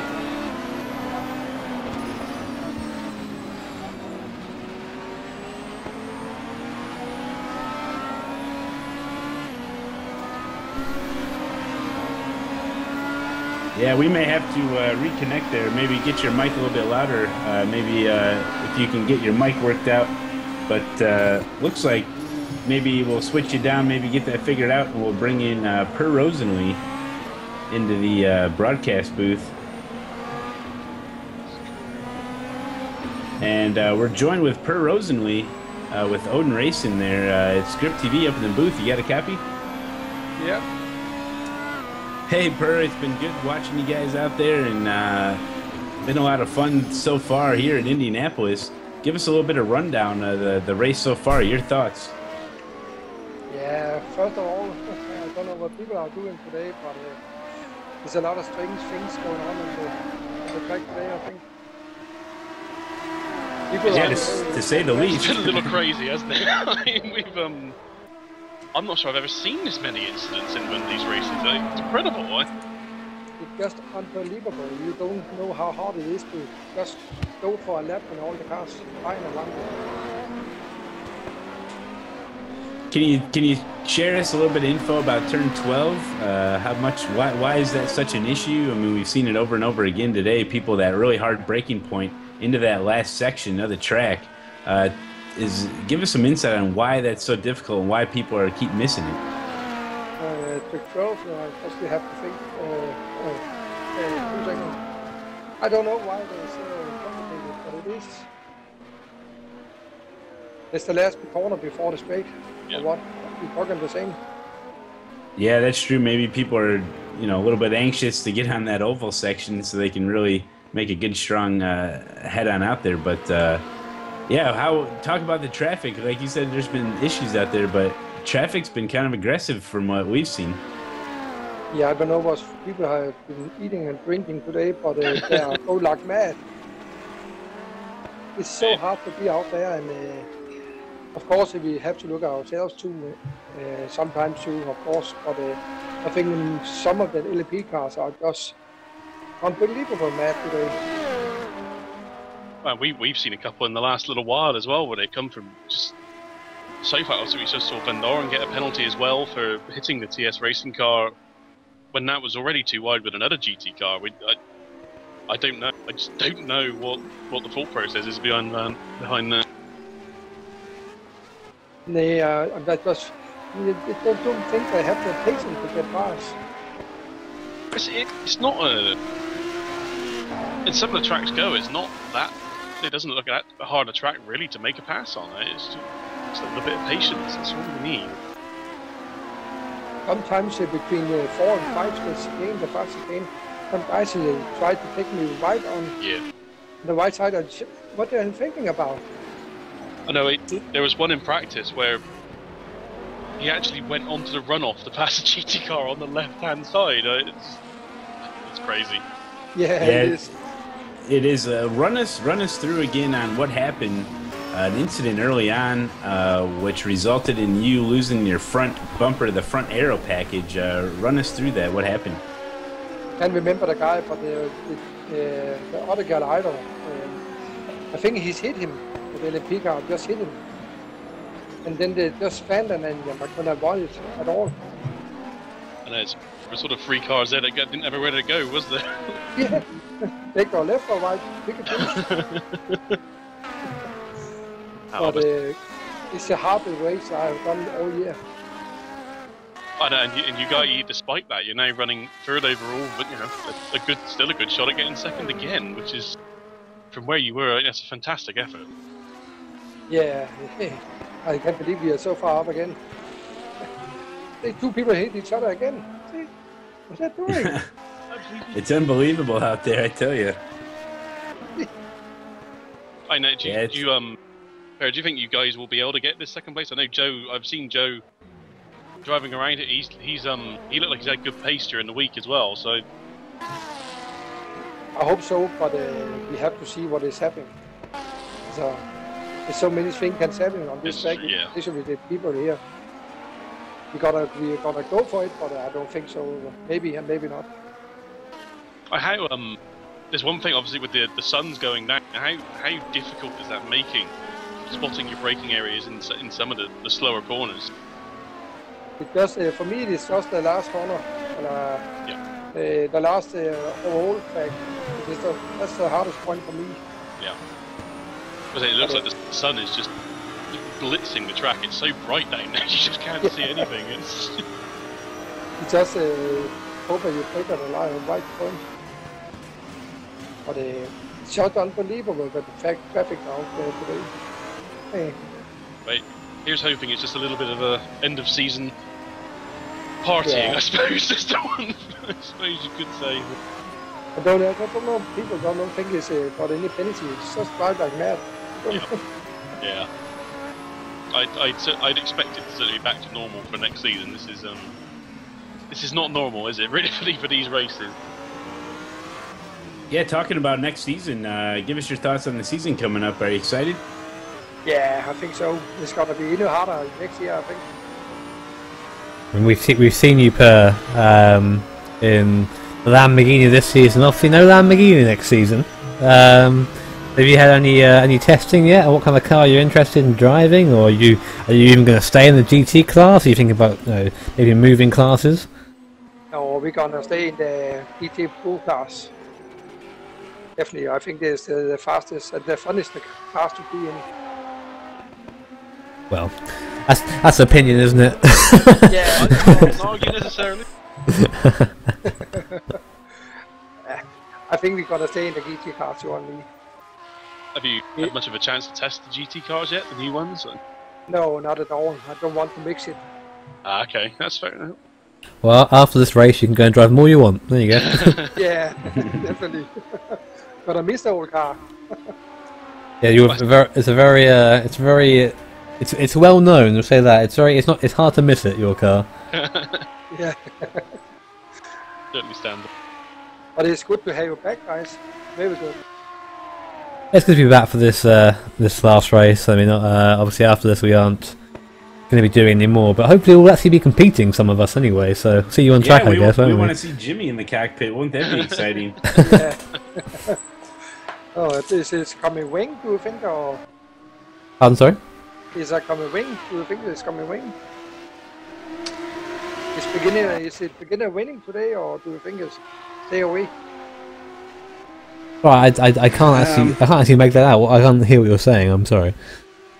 The rain is gonna be wing. Oh, the rain. Oh, no. Yeah, well, I'm looking at the radar now, and it looks like it may be staying south of here, but it'll maybe get just a little bit of cloud coverage, but that's maybe about it, as nothing's threatening. You just missed Van Doren nearly take out Joe there. You're probably quite happy you're looking at us and not at the broadcast. Van Doren got it wrong in the braking zone and locked up and had to steer away from him at the last second. Oh, don't talk about the ball, please. Yeah, he's not had a good race, Van Doren, has he? But saying that, he spins in front of Joe and nearly takes him out again. But Joe manages to avoid him, so... Yeah, good. Wow, okay. Interesting stuff. Well, that's kind of the story of Odin Racing, is avoiding some of the major incidents throughout the race, keeping it clean. And for the most part, I mean, this race may be an anomaly, but for the most part throughout the season, that's what you guys have been able to do. Keeping it clean, staying out there, finishing the race, and it's definitely paid off. Yeah, it is. We're very proud of Joe, too. He's driving on fantastic, too. Well, if you have, obviously, champions for a reason, so congratulations from us, I guess. A big congrats on that. And, yeah, huge. Best of luck for next season. If I has to win one of these series, it's very difficult, and the effort that goes in is huge. So it's extremely well done. Thanks, guys. It means a lot to us. So it's the first season for me to have a very good driver beside of me. The last 2-3 seasons has been not so good. It makes a difference, doesn't it? It makes a difference, that's for sure. Yeah, it does. It's exactly why Bailey's going to be my teammate next season, aren't you, Bailey? I like all these assumptions. Don't you give me this assumption, You're Mark. assuming we're going to be competitive as well. We're going to be very competitive. You wait and see. We will see. I know the pressure of some people out there. It's going to be hard. Yeah. Well, guys, it was good to talk to you. I would go down to Joe again. And you, Bear. Good luck for the rest of the race. Thank you, guys. Good luck. And that's Per Rosenly giving us a little insight. What's going on in the minds of these drivers out there for 8 full hours. Grip TV bringing you all the action. Yeah, it's not an easy job out here. It's fair to say, and doing a fantastic job as part of his team to see bring home the GT champions with him and Joe Gamba. So great job for them this season. After we see him next season, hopefully I won't be punting him off a second next season as a prototype driver. We'll see. Campini coming into the pits here. He's in there along with somebody else was in there as well. Christian Meyer. Yep, Christian Meyer. Yep. That car. So we'll see. That PRL racing car has done okay. I mean, that's they're very new to the championship, and they've been running in the top 3, top 4 for most of the event. It's very good effort. It is. We'll see if we can get a camera on them. Interns, please, come on. they're in the pits now, so there's no use doing that. I think we're running out of them. Yeah, I think we're gonna have to. Too many. Hire some more interns, I think. That'll be easy. McComas still out on track. Walker in the pits, or was in the pits now. He's back out. He's in 5th place overall. Still 3 laps behind. I'm not seeing much evidence of actually any gaining going on there. We are just over 3 hours into this restarted race now. 3 hours 57 minutes to go. It's looking good. Looking good.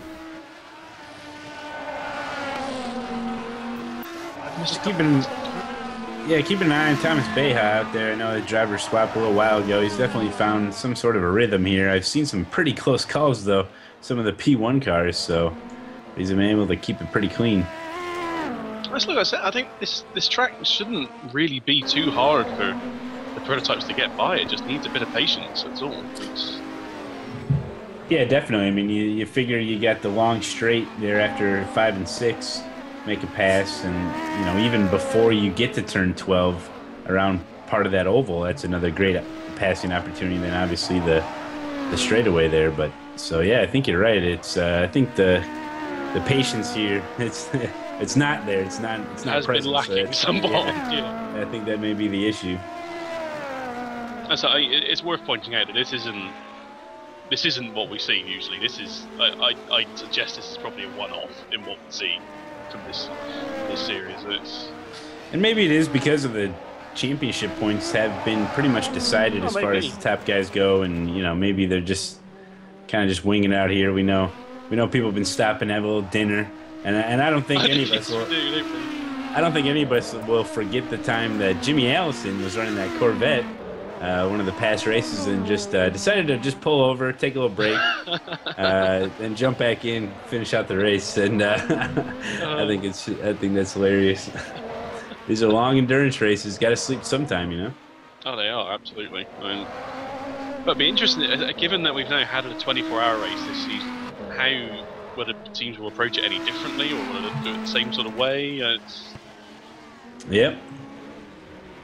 You have to wonder, when the new season starts, as well as, how these guys are going to approach a whole new season. Maybe they'll go back to their baseline, get back to basics here, and really start it off strong in there for next season. Well, there's going to be a lot of people starting from scratch next season with a brand new mod, and yep. Yeah, new and exciting things coming to R Factor too. That is for sure. you know, all these sims are trying to constantly keep updating, and trying to make the experience better and better. And you know, with you figure the day-night cycle, the weather, the real-time weather, I think it's pretty awesome. I have to say. I mean, they were expecting thunderstorms, and I don't blame them based on the radar, what it was before the race. And you know, you never know what's going to happen in real time, and we've seen the weather forecast change. So it's just one of those things you have to always keep in the back of your mind and prepare for, and just deal with what happens. It just adds such another element to the racing, doesn't it? It actually requires you got to really think about what you're doing, how you approach it. Yep. Can't afford to just turn up and drive. Oh, we've got a big incident with the leader and Borba down at the chicane. There's three. Oh my! There's parts on the first the and racing second overall in surface. the race. Got a massive coming together in the chicane. Here we go. Here it is. The old Borba's going the ball big way. It looks like he tried to go around the outside, and Nostalgia had the line there. Unfortunately, sorry, it's not Nostalgia. Sorry, Joseph Madrak had the line, and then yeah, well that car's broken. That's fair to say. Hard to see that again from a different perspective. Let's see if we can. There you go, both off. It's almost like they wanted to go 2x2. That's a hard lick. Borba. And then the GT Cooper got involved. The Alpha R car would have actually avoided that incident if it wasn't then hit by the. Yeah. I'm not sure what the GT really should have been going slow through there with the yellow flag and all the smoke. Like, you shouldn't be piling through there at that sort of speed. No, you shouldn't. I want to see that again. I don't know, like Borba had to understand there's going to be someone on the inside. You can't just cut in there and expect the guy to disappear. And that's really tough, isn't it? It's them both to go into the wall. And again, there's also not. It's not. They're now both in the pits. It's hard to say. One, it's not a realistic passing opportunity, but also it's Borba. He's clearly got half of his car alongside going into there. So it's. Honestly, I think they probably could have both done that a bit better myself. I think passing in there or trying to pass in there is silly. Yeah, no, I wouldn't disagree. It's a single file, I think, through there. That's but at the same time, both equally to blame. Yeah, where Borba's a lap down, then maybe. I know you don't have to give way, but there's don't etiquette. No point in fighting it that hard. That's hard. I don't want to be Jimmy right now, put it that way. No, not really. Well, depending on how long that Alpha R car is the pace, we could see Badgie take the lead in that Formula CL car. This is where Ryan Walker was going to be kicking himself, and Lee Allen. This is something they could have taken advantage of if they didn't have the issues in early in the race. Well, maybe, but that R4R car had a lot of pace though as well. So it's. I mean, obviously now had still lying in third place. They could have taken a position or two, but they're both at the pits now. Bargier has taken a place from Borba. Madrak's still in the car. Borba's still in the car. He's still going to have a lap lead, isn't he, as Madrak? He will, but the thing is that didn't affect Madrak so much. Like, and he did lose some time to Badgie, but overall, I think Madrak is faster. Again, if that car is fixed to 100%, then we know it's quicker. Well, I say that, but Badgie's been doing some done 2 12s in a row lately. He's done a few others, some 13s as well. He's looking alright at it. He's done 11.9 if that is his best lap. No. Guess we have to wait and see. Then maybe the race has just developed for the better for us anyway. More crashy equals more racy. It's a shame that that's what it takes. But... Just want to look at a battle that may start forming against Thomas Beja and Josie Yampa there. This battle for 8th place. Thomas isn't too far back. Are they on the same lap? We'll find out here. It's the closest thing I've seen. Could get interesting. Have to keep our eye on it. Joe Yampa is still in 2nd place, and they are on the same lap. But who's running faster right now? I guess is the issue. Traditionally, Joe is currently running a good bit quicker. He's probably pulling away. Yeah. So there you go, Joe pulling away then. Well, we can't base it all No, on one lap. It's Could be a closer battle. than I thought it was, yeah. There's some 25s, 26s from the pair of them, so... And traffic gets involved, you never know what can happen. Well, and then you got turn 12. Yeah. Turn 12 and traffic, the two biggest killers. Having it say. We just heard from the live steward that no action is going to be taken right now. It's going to be reviewed after the race, which I think is probably the best thing for it, because it needs to be looked at multiple times from multiple angles, and we can't actually provide that, unfortunately. Yeah, I think that's probably the best decision there. Harry Hedrick's had a spin. Heavy braking zone, and he's just not. Again, it even looks like there might be so much rear bias in the car or something. The way that some of these GTs turn in. It could well be. Again, that Can-Am car, how long's that been going now on these tyres?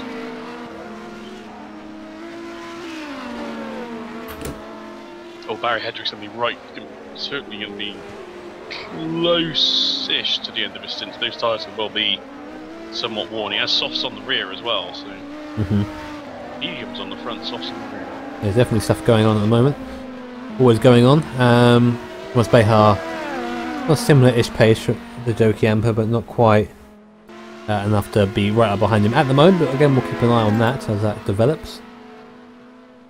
So, for those who've joined us, big incident very recently with Joseph Madraka leader and his former second place, Rodrigo Borba. Side by side through the chicane where it's single file, both cars ended up having big incidents. We got another incident where Van Doren gets into the back of Banji. The parts flew off here. That's going into turn 7, the hard braking zone, and Van Doren doesn't have the front aero package. Let's see if he comes around the pit here. I'm going to say now that Van Doren is just, he cannot pick his braking points, because that's twice he has massively overdone it into that corner now, and twice he's hit cars doing it. Annoyingly, we can't actually see the replay of that, because it's not a count as an incident here. It was an incident, okay. No. Well, it definitely was. Van Doren now very wide. Is he in the wall? Does he not realise his front end is gone? He may not know, as he did clip the wall there. There it is. Yeah, the car just didn't turn. Touch the wall. He's locking him up going in turn 1, makes it really wide there. Here it is. Yeah, it's going to affect braking as well. Yeah, he's losing. He's got limited downforce now. Maybe he'll pick it back up here as he gets over to turn 7. I believe his fender's still sitting on the track. See if he can maneuver it, get it reconnected here. That's how it works. No need for a pit stop. You can put your own parts back on. What a great idea that is. Interesting seeing that. Turns right out there and grabbed it. And was killed straight away. Yeah. It's interesting seeing the sim racing, the Formula CL cars. Right? I put sim racing to it before every name of team apparently, but the Formula CL car not actually be at fault for the incident. Yeah. Oh, definitely. Oh, he's heading into the pits. He can't make it. Van Doren into the wall hard, coming into the pits. Oh, here it is. Not good. Yeah, Van Doren. Yes. Oh, that was a big hit as well, wasn't it? I'd say so. I don't know what they're going to be able to do to fix this now. No, I think the damage is its own punishment. I think in this case. Yeah. Maybe anyway. Jesus.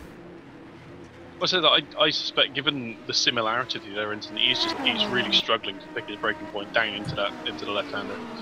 Well, that's where you need to have visual cues if you're struggling that much. Have something that's stationary that isn't going to move, and use that as your braking point. Obviously, you can change that as the car develops, as the I think becomes more unstable almost. But I don't know. Would that be another penalty again for him going flying to the back of another car? Because we'll wait and see, I guess. Well, it's hard to see what else he would get. Alright, the car that he hit wasn't affected, really, but... Yeah, that's not how rules work, is it? No, it's not, no. Quite right. As Hedrick coming on into the pits. Thank you. It's like I called that one for a change.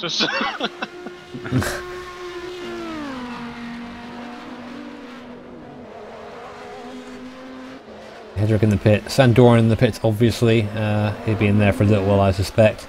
Yep. He's Ryan Walker only has to look forward, doesn't he? There's no threat of anyone coming from behind at this point. Well, Van Doren is off and away, and he does have the new front aero package installed. So hopefully they get that all fixed up there. Probably very quick for the damage I suspected it would have had. Well, we even saw with Joseph Mudrak that he wasn't in the pits for that long, getting a new front end. And same with Borber, and Borber had the bigger incident. Yeah, he did. Big time.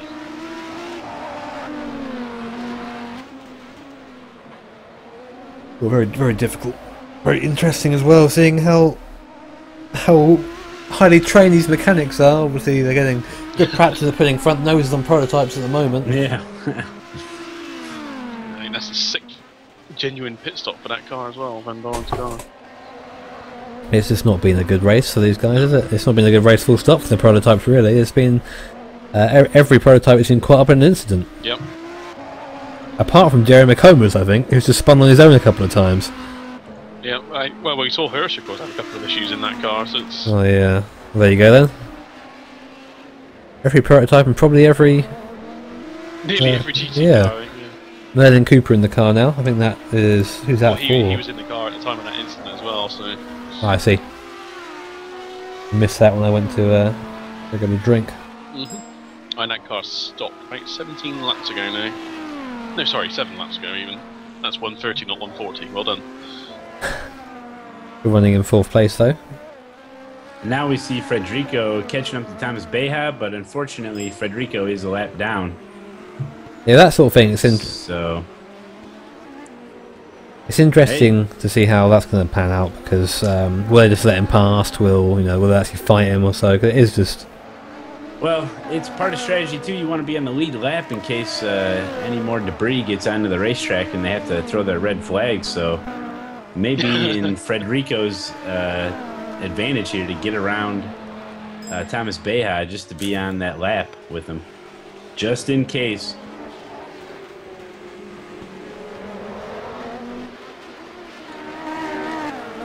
And there is McComas in the background, managing not to hit a GT car on the way past. Very impressive feat so far in this race. Still like how the cars dance through that little chicane when they get it right. Anyway. And Van Doren into the pits again, hits the wall. A little tap. Oh, Van He's Doren. into the pits again. I'm not sure if they had a chance to fix all the damage or not, but Maybe. he's gonna head back in. Maybe a penalty. Let's see if it's just a drive-through or he does actually stop. But man, he had issues getting into the pit there. He swiped the wall. This time on the other side, maybe trying to balance out that damage. So Wow. the steering wheel points straight. The track going very wide there at the chicane, but does get out of the throttle. Yeah, it looks like a drive-through penalty for Van Doren. He's out and away. And for Brits, that wasn't a weird issue. He actually braked and then clipped the wall a little bit and then went straight on. Turn 11. Ronald cracked off track as well. Where's he done it? Oh, it's naughty. He's at the chicane. Does he lift? He doesn't lift. That could be interesting.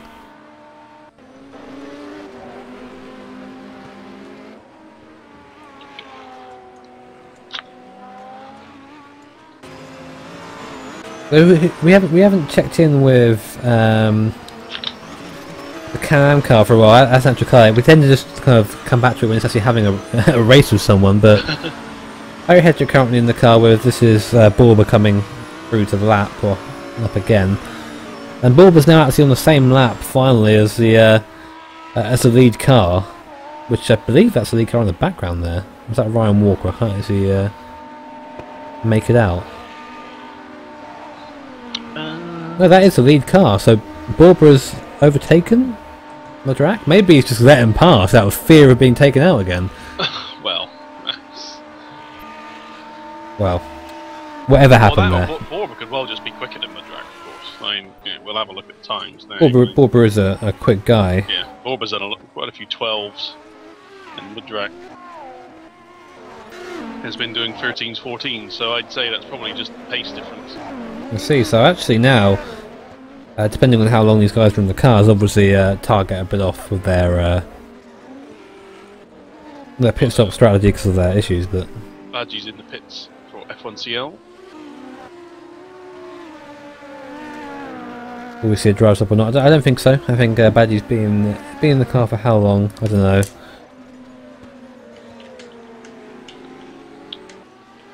I'm not sure. I'm just keeping an eye on Van Doren, see if he's going to be having any more issues. Doesn't seem like it. It looks like hopefully he can get back into a good racing rhythm here. One of the Grip TV interns are just focusing purely on Van Doren at this point. Yep, that's my job. Van Doren can. Yeah, Malone's actually the intern. Yep, here I am. We've used so many that Malone's had to send himself out there. I narrowly avoided instant death when I went out there to clear out that hot dog wrapper. Jeez. Can't believe the work I do.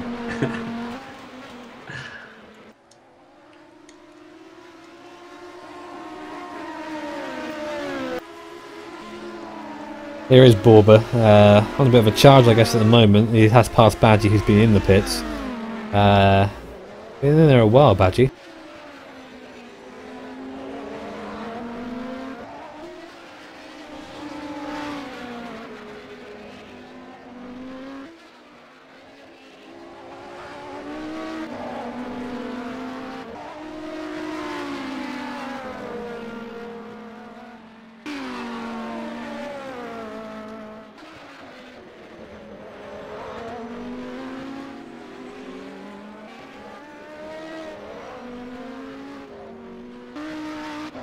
I'm sure some of these guys would just like to be able to get into a rhythm. There's been so many incidents. It's hard to get into a rhythm. There's yellow flags around, cars going off.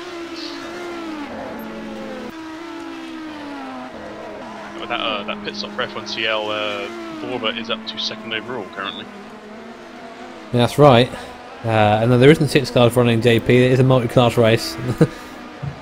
Some cars of GTs are not quite as quick as the rest. Here's one of them. Here's Joki Amper. Have a yellow flag in the first sector, and someone spun around. I think it's Barry Hedrick. Here we are. So Barry Hedrick and Michele Campini spun around. Oh, I see. Campini went off, but Hedrick tried to get past him, and then that's the GT leader there. Yeah, and there was contact, so that's not good for Campini. Say we've now with Borba now up to 2nd place. He's now less than a lap off the lead. I'll be interested to see how long Woodrak's in that car, given Borba has been definitely quicker as well. I'm sure whenever Kaczmarek is available to drive, he'll be in the car. If they are losing time. Well, he is now. Brendan is now on TeamSpeak as well, so not just on his phone. So he's actually on his for a while. Computer. Yeah, that's We'll wait and see. Also, we know Brendan is pretty damn quick. Yeah.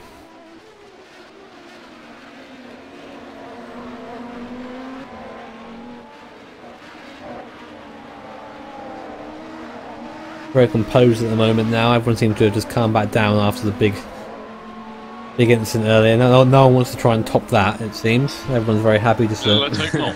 I'd like to see let's see some racing. Yeah, that isn't contact.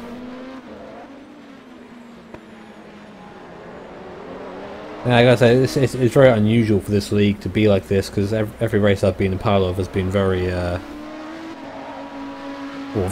well done, but to be honest, everyone's been very kind with each other, you know? Yeah, certainly. This is the most amount of incidents I think I've seen in such a short period as well. We had 3.5 hours nearly of people constantly having little offs or little incidents or even big crashes. It's very rare. And Sauvé into the pits. Yeah, there he is coming to the pits. GT Tally sister car. Again, this is a car that I expected to do a little bit better than it is doing at the moment. I know it's kind of sitting in 4th, but it's coming to the pit stop now, so it's likely to lose that to Merlin Cooper. I was going to say, Cooper's coming around now, getting should be able to get past, you think? Well, Cooper's coming through the chicane at the moment, so it's likely that he'll get round in time. But yeah, that team was, well, I think it was Suave driving it as well, actually, wasn't it? I think he's been in the car the entire time. No, he hasn't. Who was in the car before? No, it was Bonatti that was in that car. Oh, sorry, yeah, but Bonatti qualified the car from memory, and he should have been second on the grid in GTs, I believe, with his pace. But he spun at the last corner, and the pace just hasn't really translated. No, well, Bonatti's had 4 or 5 different offs during the race, and of course his drive-through penalty for track limits, I think it was, wasn't it? Mhm. There you go. It just shows you that, you know, qualifying and racing are completely 2 different arts, I guess, in that instance. I, for example, cannot qualify at all. Yeah. And Cooper coming around now to the straightaway as Bonatti is out of the pits. This could be close. Oh, Bonatti back in the car now. Okay, that's interesting. Yeah. Yeah, and Cooper's going to make the pass. Oh yeah, definitely. This is certainly going to be potentially a battle. We know the potential pace of any of the Scuderia GT Italia Ferraris. Yeah, I think we'll see. And that's also Thomas Behar there, just going to get around him, isn't he? Just cheekily going, "Ah, me too." He is ahead of him though on lap, so. Laps ahead, yeah. 2 laps ahead. I'd expect that Ferrari to be on him again though, when it gets up to speed. Yeah, I wouldn't put it past that. Yeah, obviously anything with GT Italia name to it tends to have some sort of pace somewhere in it, so.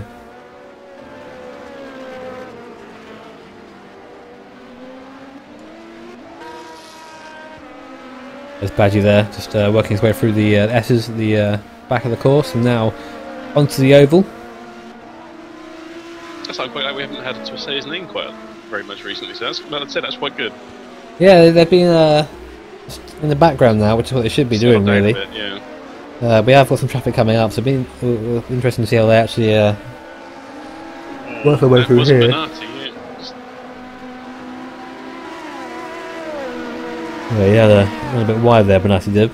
Yeah, they got away with that. The amount of cars we've seen that just dropped a wheel the other side of that curb and lost it again.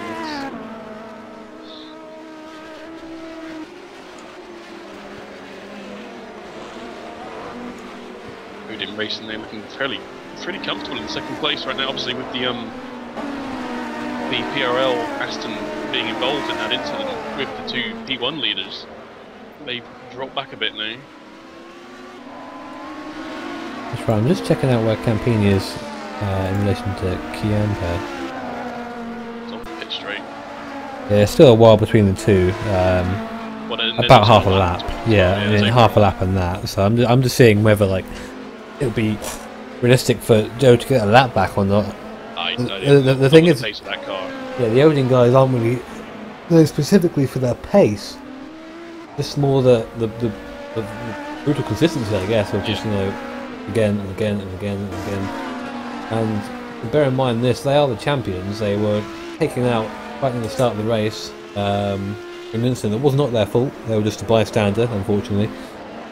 Were last in their class for a little bit, and they're now back in 2nd. 3 hours 30 to go. Yeah, well, you know, if you're gonna have big issues, you might as well have them early on, and then just battle back, and you know. So that, I guess, if you're gonna do it early, and that's what happens. So they're kind of back to their mid-season form here, just running and logging laps. That's what does it. Joe attacking the chicane this time as well, really bouncing that Lamborghini over the curb. Yeah, it's looking to do that.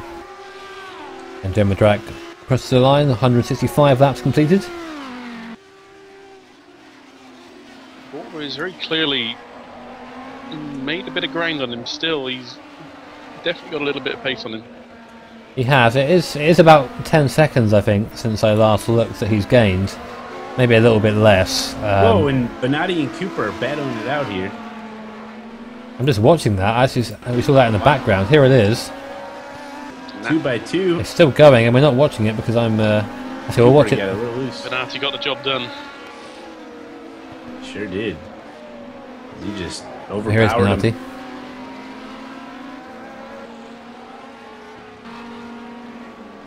Yeah, there's the speed of that car again coming through. Maybe it'll stay that way, maybe it won't, we'll see.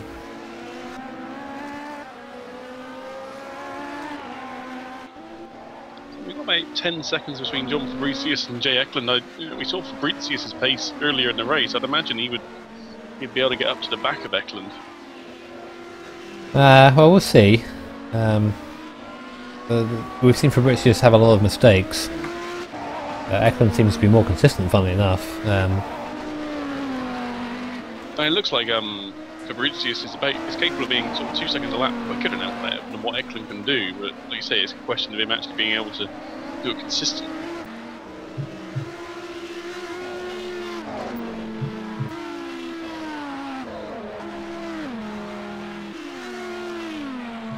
Again, it's hard to believe now that this SimHQ car was briefly leading the race through the pit stops. Yeah, I don't understand. I mean, well, I do understand. I know what happened. It's just, I mean, here is the SimHQ car now. We're watching Jay Eklund just negotiating his tight left here, and this car was leading. It was in second. It was actually competitive. That's where it was on pace. And for whatever reason, the first driver in the car, I think it was Vasilis in the car. He stayed out on soft tyres, and you could see it was not working for him. He was spinning almost every corner, but he stayed out for 3 or 4 laps doing that, spinning at every corner, and it's cost him every time. And I think even despite that, there's I say only 4 laps off the lead, but when you consider how much time they lost with that, that's it's very difficult to understand.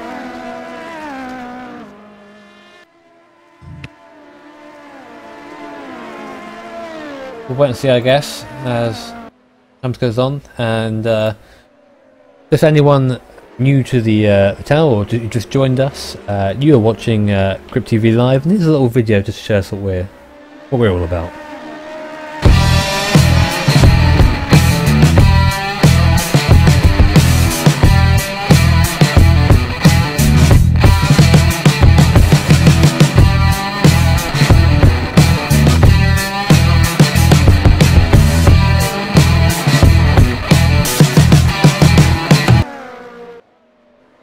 And welcome back to the VEC, 8 hours of Indianapolis. I'm Jim Broadbent. I'm representing Grip TV along with my co-hosts, co-presenters, co-commentators, whatever you want to call them, Stephen Bailey and Matt Malone.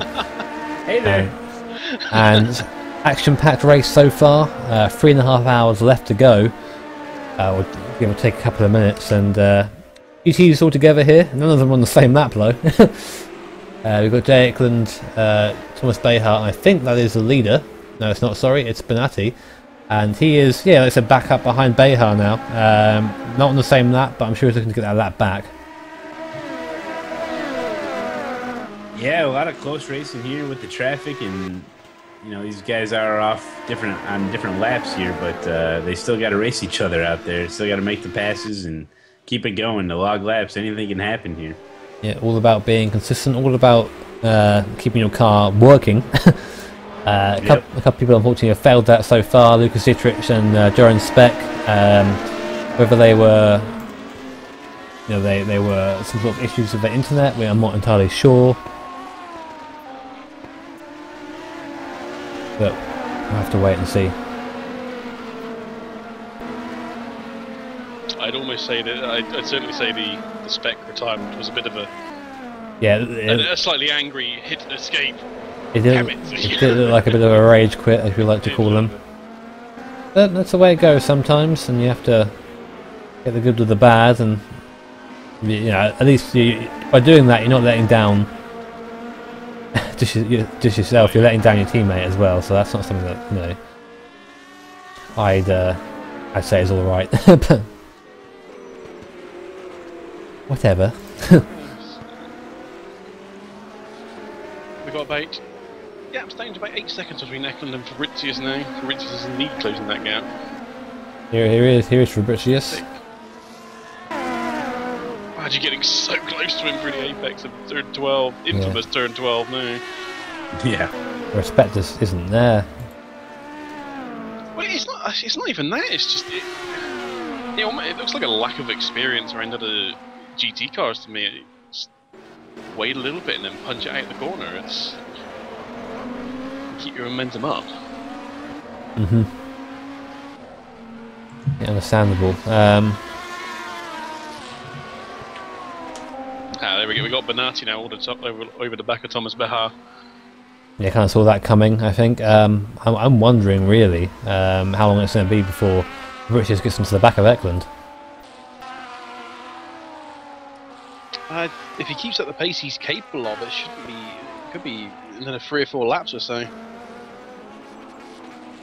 Well, definitely. No, it's down to about 5 seconds now, so maybe not even that long. Oh, we'll definitely wait and see on that front. I think Fabrizi's on a bit of a charge now, maybe. Oh, and that car's had so many incidents. It didn't deserve. It's got caught up in a couple of things that really weren't its own fault. Yeah, I mean the biggest incident it got involved in was being, I mean, punted isn't the word for it. I think it got smashed into from behind by one of the, or by Van Doren it was, I believe, and it caused issues. Yeah, that was. I still don't quite know what was going on there, but you can see Eklund just about in the same frame there. If you look into the background right now, there he is, just coming through turn 1. We're coming up behind Merlin Cooper, who is ahead of us lap-wise. Actually, will be unlacking himself, will he? No, he won't be.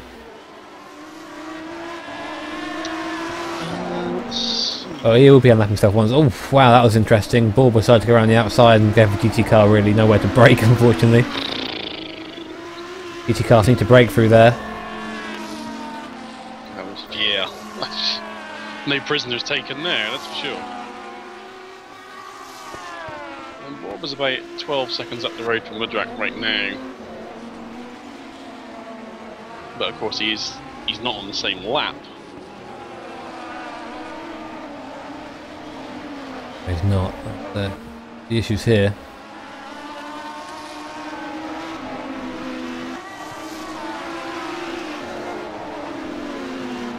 And how much longer do you think we'll start seeing driver swaps again for some of these guys? Maybe splitting it up 3 ways, or how they? What do you think here? I mean, we're pretty much in the window now, I think, for driver swaps. So like, and they can be from now, again from like an hour into the future. Big gaggle of cars now around here. I was just going to say, wow, okay. And Cooper and everyone's getting held up. Yeah, everyone's getting involved there. Mudrick's in there. Oh wow, okay. Wowzers. Merlin almost cut off the front end of John Fabricius' car then. Very close by each other. Fabricius has got decent pace right now. He has, and he's unlapped himself that one time. Another lap in his favour, which is good. Bernati's still over the back of the number 20 NLR car, sorry. This won't be the easiest thing to do. I know Thomas is quite the battler. Yeah, I mean, at this point now, I'd hope that you'd think, oh, I'm not actually fighting this position right now, and just let him go. But from our point of view, we want to see a fight. So yeah, do it. Well, no, you just don't know what might happen later in the race. We've already seen so much happen. It has been, touching wood, it's been a little bit calmer the last sort of 20 minutes, half hour or so. It has. I mean, my event sheet is on 9 right now, so maybe some people are having issues. Fabricius saying he's off track, so oh yes, I saw this actually. He was a bit cheeky when he came up behind Arthur before. Arthur? I'm thinking of the Arthur Merlin now. Merlin Cooper, oh, there you go. Yeah, Merlin Cooper's off. He is Cooper's off. Spinning around. Here you go. Oh, it's into the grass.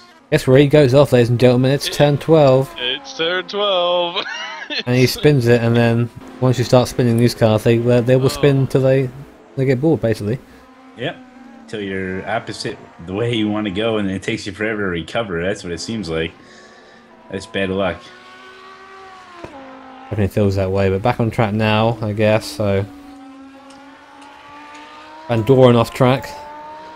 Where's he gone off? He's going to the pits. He See has. if he can not hit the wall this time as he tries to enter. It goes off track just a little bit.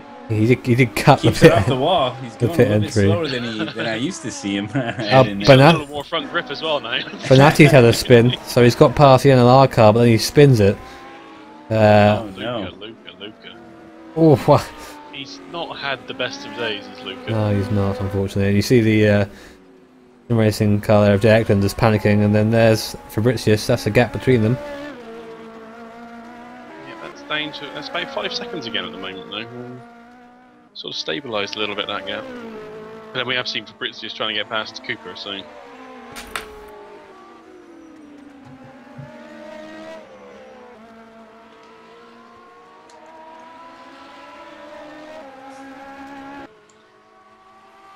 I'm just waiting to see if Van Doren, possible driver swap here.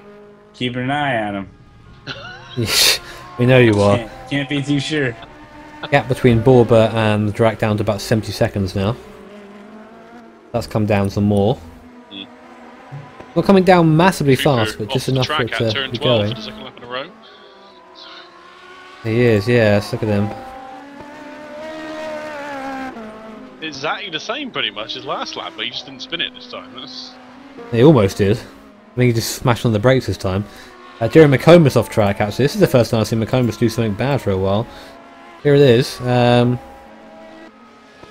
he did what his teammate did there and just decided... No, it was Van Doren did that. He just... Oh, there you go. He just got on the grass, didn't he, McComas? And then try and get on the throttle there and just spun it around.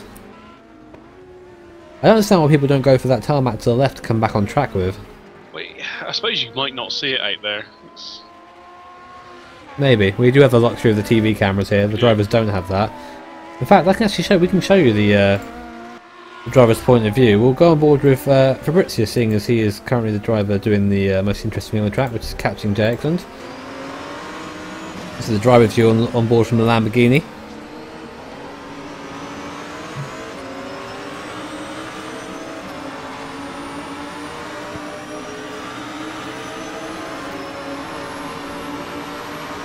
The driving view is actually very different from what we see. It's very much just a slit in the windscreen, and that is your entire view. You have to know where your corners are in your car. You can hear a prototype somewhere. There it is. Actually, you can just about hear it in the background. I'm thinking it's going to be when we get the P1s and the P2, the closed cockpit P1s and P2s for next season. It's going to be even harder to see through tools. That's right. It's going to be definitely a case of actually learning the track, where to turn in.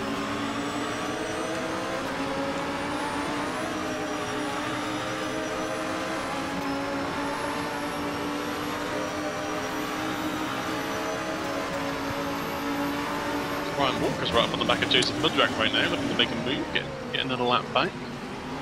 Mudrak maybe not progressing at the fastest rate, it seems. No, I'm assuming that Ryan Walker's trying to get lap piece closer to the back of him anyway. Yeah, he can try to get back on the lead lap. Yeah, it's not a bad idea. I mean, there's still quite a long ways to go here. Anything can happen. The lead's down to 57 seconds now at the front of the field. There you go then. Car on the inside there, it's the Italia car, and oof! Fabrizio makes a mistake there, doesn't quite go off though, but I'm sure he didn't want us to see.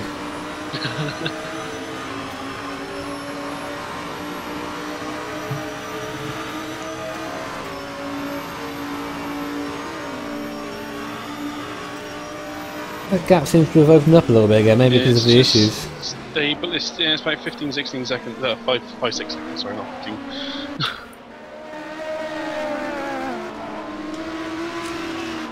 Could be, when was Fabricius' last stop? Yeah, those tyres are now 43 laps old, so... Oh my goodness, is he launched? Yeah, that was a launch pad over the chicane. Very aggressive over the chicane there, maybe aware that we are talking about him. He's not happy with it, so he's showing us what he can do. Jeremy McCombs into the pits. McComas. Looking at that car, thinking it was time. Walker in the pits as well. Yep.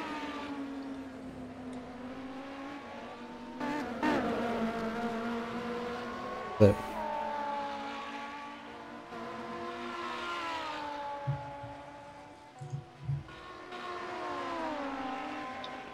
And it's not impossible that these two cars by the end of the race will be quite close for position.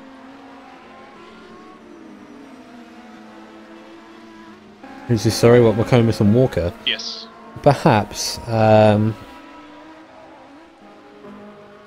have to wait and see. I mean, there's still a big deficit between the two, but at the rate that Walker is gaining, you never know.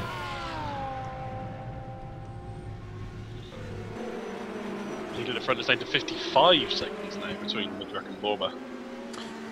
And got a driver swap here. Coming out of the pits now, Jonathan. Jonathan Attercliffe is in that car now. Yep. There you go. It took a little while, so Jonathan's got his dinner ready now, and that's he's alright to drive. He's good to drive now. Consumed as well. It's Yes.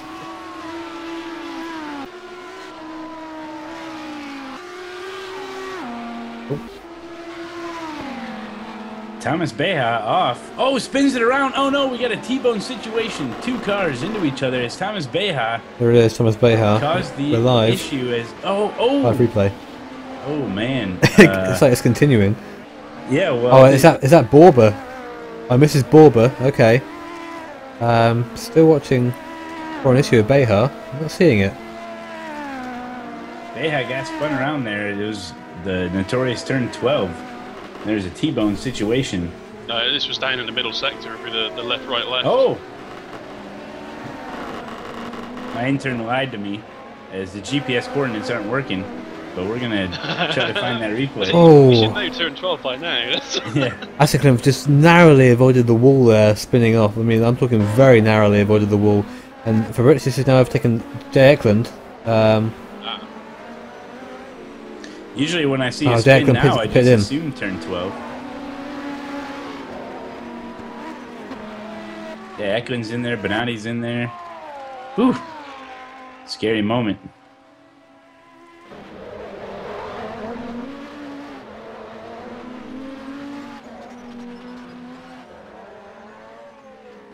Anyway, back to live now. And there's a whole bunch of cars there on the front straight going into turn 1. That's Cooper in there, a couple P1 cars.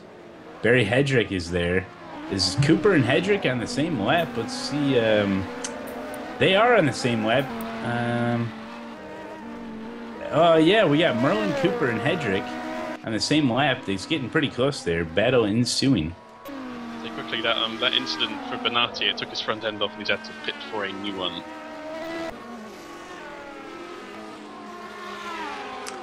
So let's see if Hedrick can make any headway here on Cooper. Cooper had an issue not too long ago. Barry Hedrick gonna do everything he can to gain a position here. He will. I mean, you can't say the Can-Am car isn't feisty when it gets a chance to race someone. And sometimes it doesn't get the chance to race anyone during the race. It seems to kind of be on its own all the time. So we've had a driver swap in the SimHQ Ferrari. George Manusakis has got into that car. So we've got Jonathan Attercliffe off track again. Where's he done it? Last corner. Yep, going wide. Borba into the pits.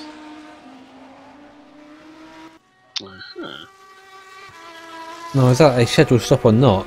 The thing. 80.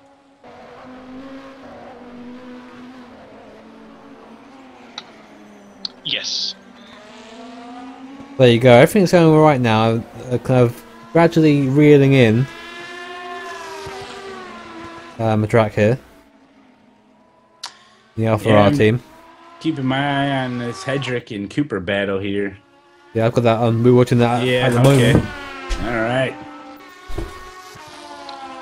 So one thing also against Target Racing in P1 is they are not able to do as many laps as Satellite Racing. So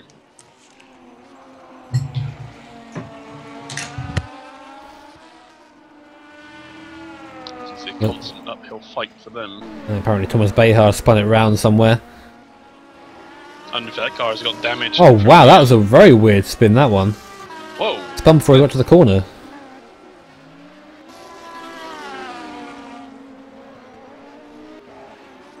Now It happened on downshift, that's for sure. It was yes. dipping down too much. But now Borba has lost the place to Baji now.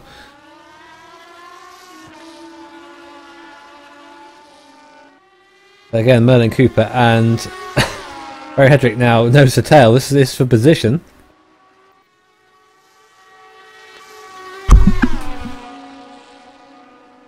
Barry Hedrick having a look up the inside. Is he going to make it stick?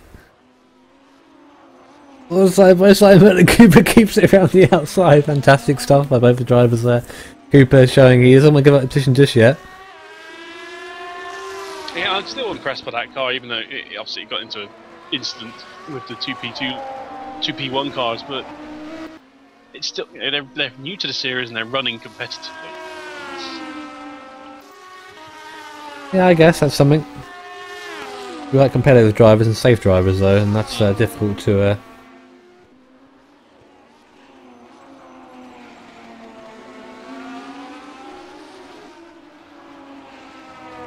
Just so I'm waiting for how this is going to end. I think that Hedrick's best chance of doing it is down into turn 1. That's where they seem a bit strong coming through that last sector. The last sector seems very specialised. Like, some drivers are better than others, and I mean, you know, regardless of where they are on track.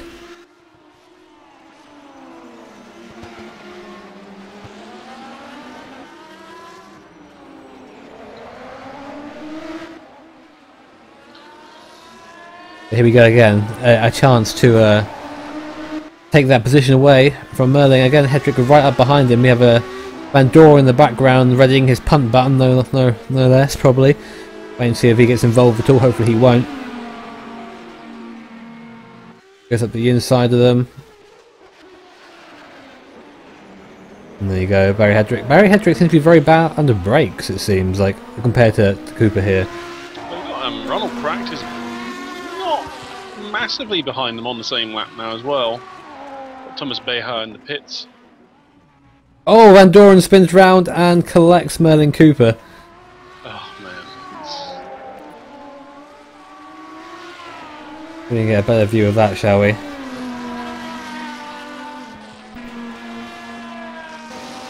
Yeah, it's a nose cam of Van Doren and gets out on the grass, spins the car around.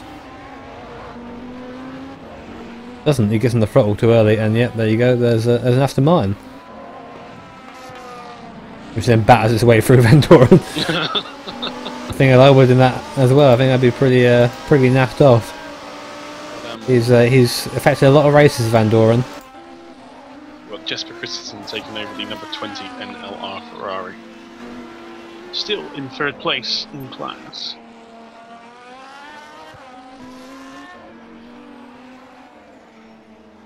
And he 50 spins. lap stint for that car. Ronald Pratt spins. So Ronald Pratt, his idea of catching the battle that was happening between the Aston of Merlin Cooper and Barry Hedrick in his R8, that's done now because contact was made. Good, very close battle here between the P2 second and third place at the moment.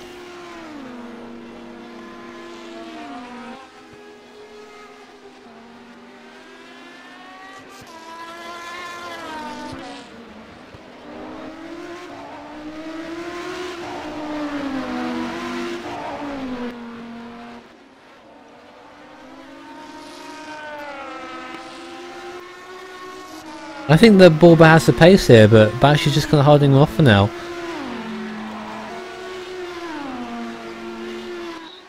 Badgie's actually, his pace has been pretty solid through. Oh, but there you go. Fabricius goes round. Sorry, Cooper goes round. Sorry, and there was some sort of contact with Badgie in the Aston, and now Borba's right up behind Badgie. That was there's nothing Badgie could have done there. That was unfortunate for him. So here we go. Is these guys going to be heading into the straightaway if they can survive turn 12? So kind of slip. Yeah, I mean, there's a 50-50 chance to survive in first 12, and both of them get through it.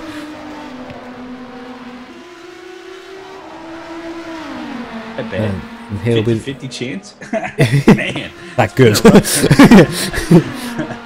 And here's the slipstream. Borba going up the inside, trying to. Will he lay it on the brakes? Oh, Contact. issues. There's not been a clean pass, I swear, this entire race, and it's getting frustrating to watch now, to be honest. The drivers are really frustrating. It's...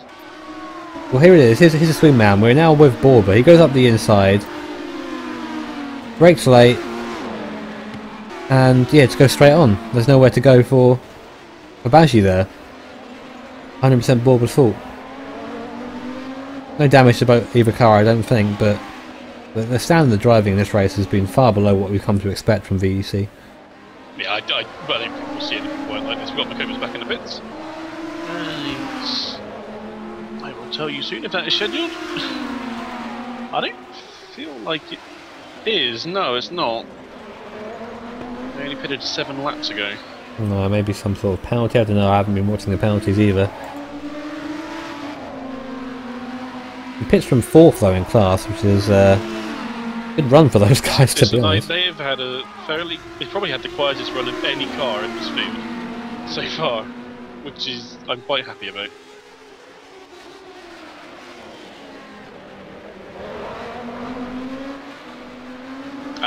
Reno DeLauro is in that car. Oh, there you go. Reno DeLauro is someone we've raced with before. Man, it's a joy to talk to. He is indeed.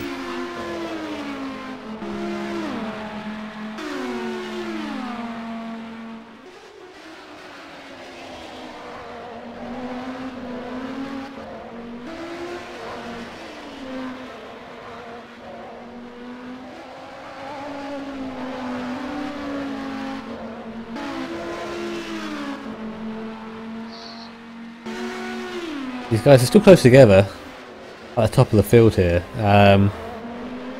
I don't think they're actually going to have enough to come back at Borber unless there's some sort of maybe a mistake on Borber, because Borber has got the most pace. I just wish that the pass wasn't so brutal. Like, I'm sure it could have been done in a better way. I don't. They both took themselves in that corner so deep. I didn't even think that Baji was going to make that corner. It was a bit messy. But no, Borber's will have more pace than what Baji has. We've seen the target racing car and how fast it's been all year.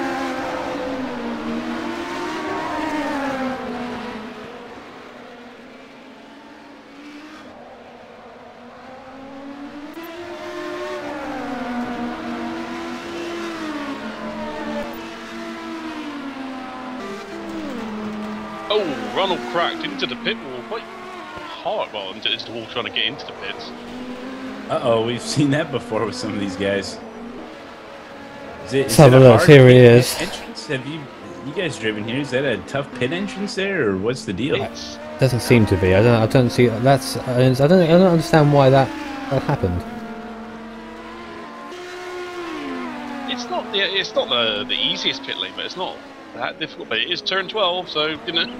Yeah, turn 12. Put it down to turn 12. The killer of worlds, it seems. Well, you definitely couldn't put it down as a racing incident. Unless you're talking about a one-car racing incident. Yeah, I don't know. That was a Ronald crack. Oh, that's right. I need to mark that down, don't I? You do. There's a big lock up into turn 1. It looks like as the shadows start to get a little bit longer on the course. Yeah, I was just about to say. Yeah, it's definitely sun's starting to go down just a little bit here, getting late in the afternoon, early evening. And we may have to get a weather update here just to be sure. I know there was some threatening clouds just to the southwest of Indianapolis here in Indiana, but it looks like most of those clouds have broken up. Most of everything has stayed south of here. And, we just have beautiful conditions. Probably mid-70s or so, sun shining. It's been a great day for a race, but you know how we like it. We like to get a little mixed up there with the rain and everything, but not today. It doesn't look like it. So clear skies throughout the rest of this race. These guys don't have to worry about it at this point, as I know some of their pit crew checking the weather as well. So I'm sure that has been communicated to the drivers. It's going to be clear conditions throughout, so they're going to put it down.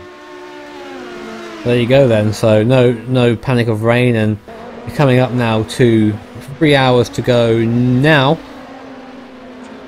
And there you go. We're in the last 3 hours of the race. We're watching Budgie at the moment in the Formula CL car. He's recently passed by Borba very brutally, all I can say. And now Borba goes in chase of Joseph Madrak, who is the leader. And we can go back to here he is. That gap is now only 46 seconds. I just want to briefly note that the rare endurance stint then was 56 laps, which is the second longest we've seen in this race. There you go. Those tires are just going to peel right off. Maybe that's why he had the interesting attempt at pitting in. Well, got Fabricius in the pits now as well. British Jansen's in the car now. I don't know if we said that already, but he's taken over. I didn't mention it, but yes, he is. Yes.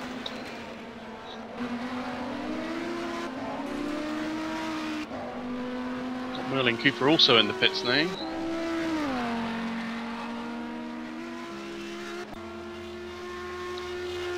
That is not entirely on schedule. Oh dear. Early on in the race, Cooper there, that dark paint job, almost the dark horse of the race. We didn't really notice him, and all of a sudden he was battling out there for a pretty good position. Heading into the pits now, so long time left in this race. Got to find a rhythm, get back out there, start making moves. Yeah, it's sort of been a little downhill since it collected the top two P1 cars that was in their separate incident. But before that, it was going really well, that car.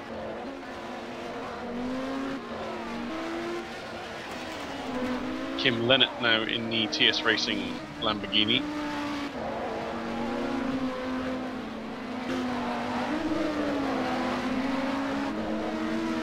Oh, we got 3 wide down the back straight as two of the two P1s pass the 60 of Luca Bonatti. Yeah, and the police an illegal pass? Yeah, the cops are after him. The police aren't happy about that. Well, Badgie and Van Doren both into the pits at the same time. Oh, Badgie just about avoids running into the back of Van Doren.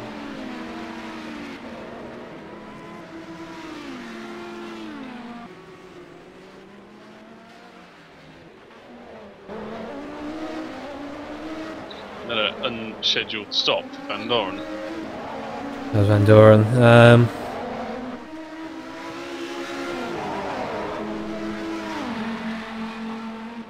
I don't know what to say about that team. I've been disappointed, I guess,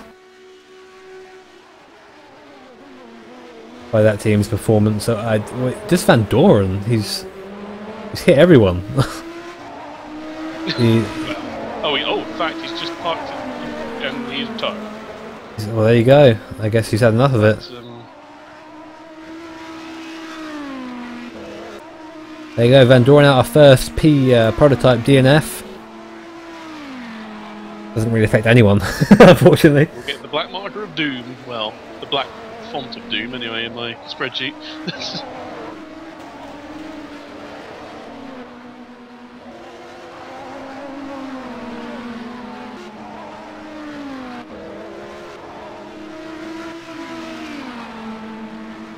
Still, Campini's in the pits now as well, the GT leader.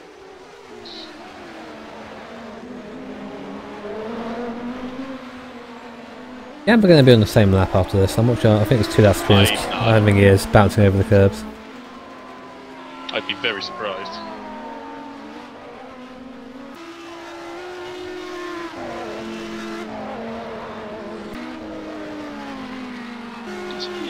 I say only a 44 lap stint for the 106 car. And when we've been seeing stints of 50 to 60 laps, it's pretty short. And here he is in the pits, Mr. Chiampa, just chilling. And it's now Daniel Pizzo in the car. There you go, we got it just in time. Pizzo takes over, and Pizzo is the fast driver. They're all fast drivers at GT Italia. What can we say? Yes, we did mention the Van Doren DNF just then. Yes. There was a collective sigh of relief from the rest of the cars on the track, I think. The thing is, I was seeing him drive before, and he's been all right. It's just this race has just been abysmal.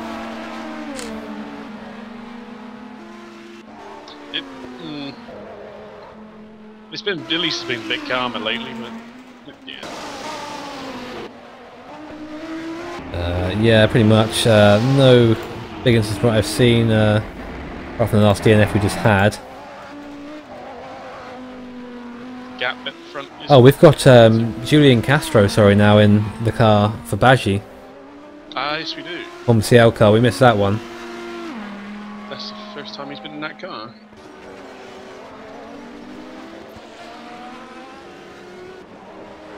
Hopefully he'll settle into it quite quickly. Well, fingers crossed. But two of the drivers be a little bit persuasive with traffic, shall we say. Hopefully this one's a little bit more appreciative of other people's space. Borba is, what, 52 seconds or so now behind the track? 57 here, but I know that mine's wrong by about 5 seconds usually, so...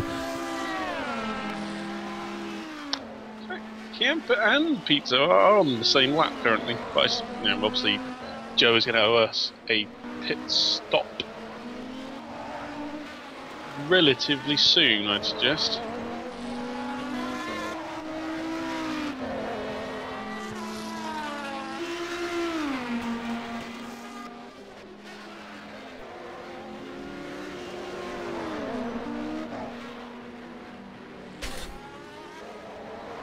In fact, Joe has now done 53 laps in this stint. That is indeed.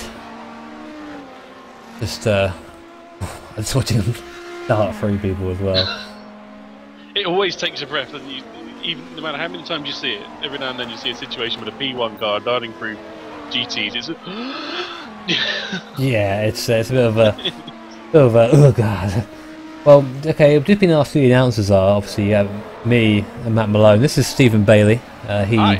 He's joined us for half of the race. He's been here since Le Mans basically as one of our commentators, and yeah, he's done a very good job for it. So where Judd could not be, we got the sexiest analyst we can. Here he is. Oh my god, you failed miserably there then. Oh. Oh dear. No, I'm stuck in spreadsheets keeping count of when people stop, and yeah, that's about it really. You do most of the science. That's what I like. You're the Drip TV scientist here, Stephen Bailey, helping us out. And it has been a joy having you on board. I've had a lot of fun, and you know, some of these races, it's, you know, I just remember the 24-hour race we did and how epic it really was. And to have all of us hanging out, it was a lot of fun. It was. I know going into that, I had a lot of reservations. We only 17 cars, and it was 24 hours, 17 cars. How's it going to go? But the event itself in the end was a blast. In some ways, it showed that the amount of cars doesn't matter. It's as long as the racing is good and it got entertainment in the chat, there's action on track. You can't really ask for much more. No, you can't, and that's why we do it. Only reason we're stopping is because, well, we want to drive. Pretty much. Well, who knows? Maybe no one wants us.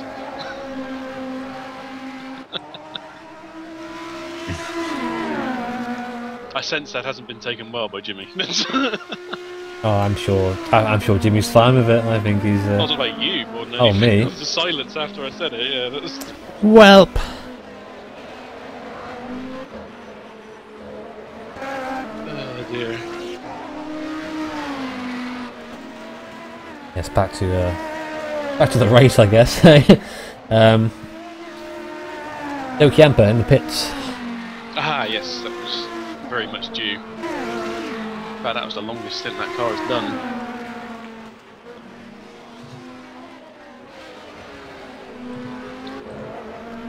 Yeah, 55 laps for Joe.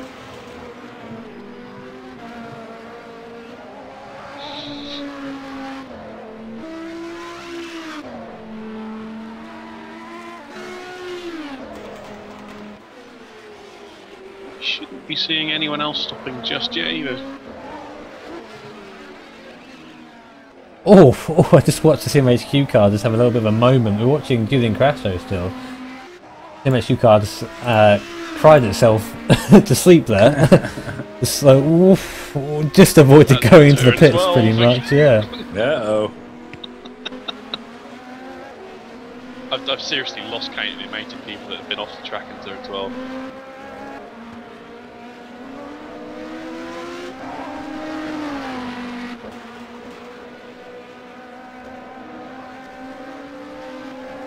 There's no Grip TV team because they suck at driving. Yeah, there you go. That's pretty much it. Well, we plan to have, because not everyone in Grip TV has a has R-Factor 2. We plan to do it in iRacing, but I'm sure that the entry that I will enter next year in this particular league will be plastered with Grip TV livery and stickers. We'll see.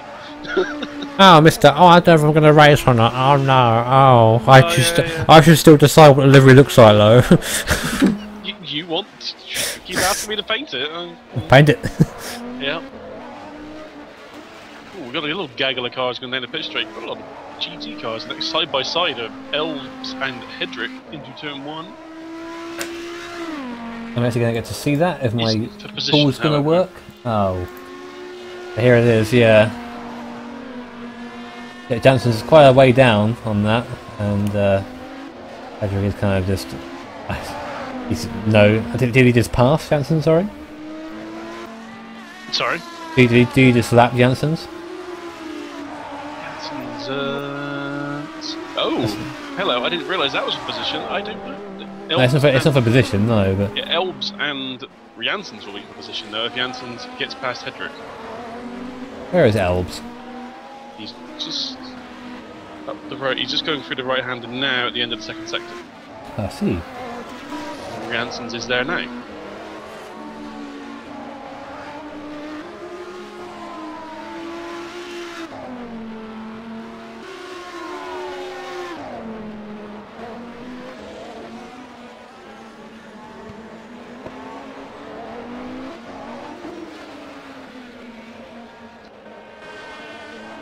Oh well, and the prototype siving its way through, just making its presence known at the last second as always. That was using Castro. It seems like that team is going to continue with its trend of drivers that like to murder GT drivers through corners.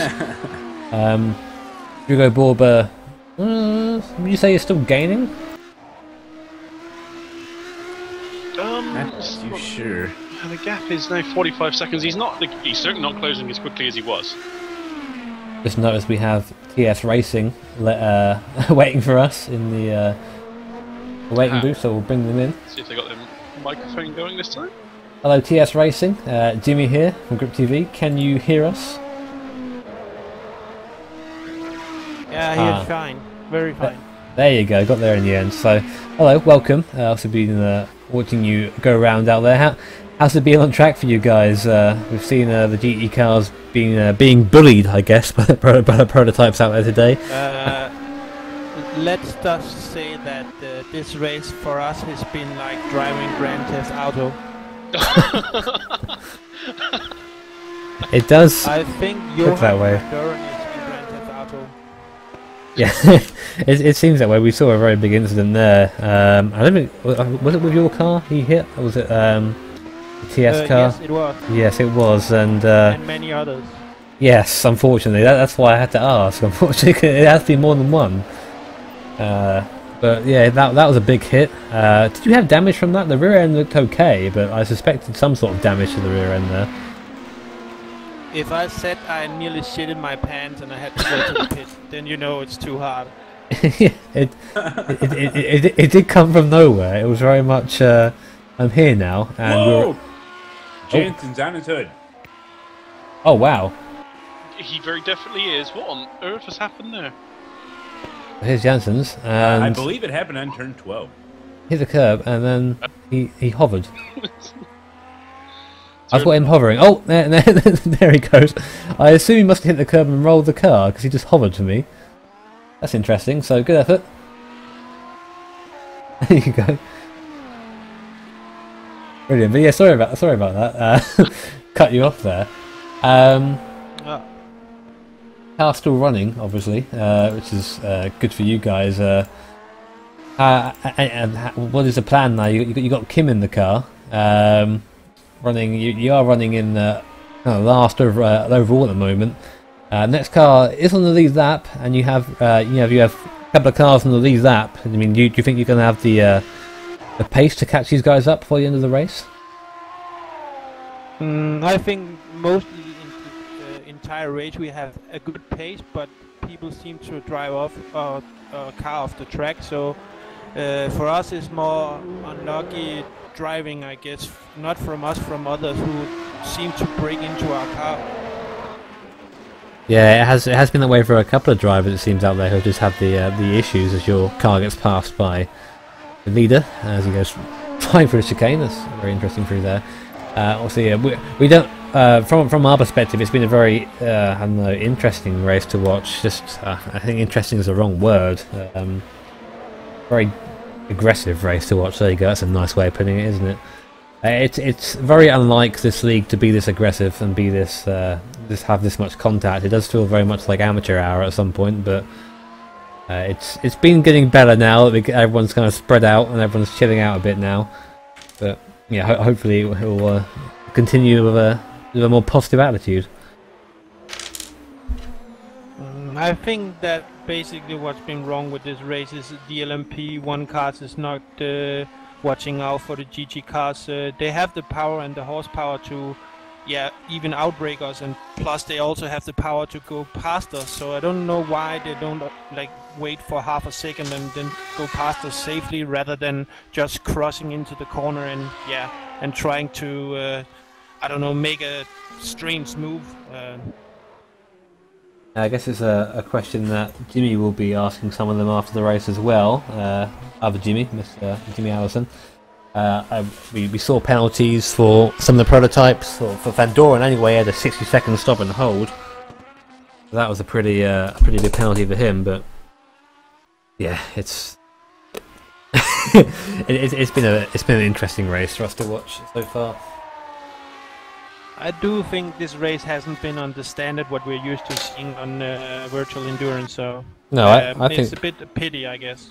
Yeah, I mean we do see better racing from you guys, and it has been a shame that it's gone this way. But hey, season 7 coming up soon. So will we be seeing you guys for season 7? Definitely. Cool. Have you got any car choice yet, or have you tested it at all?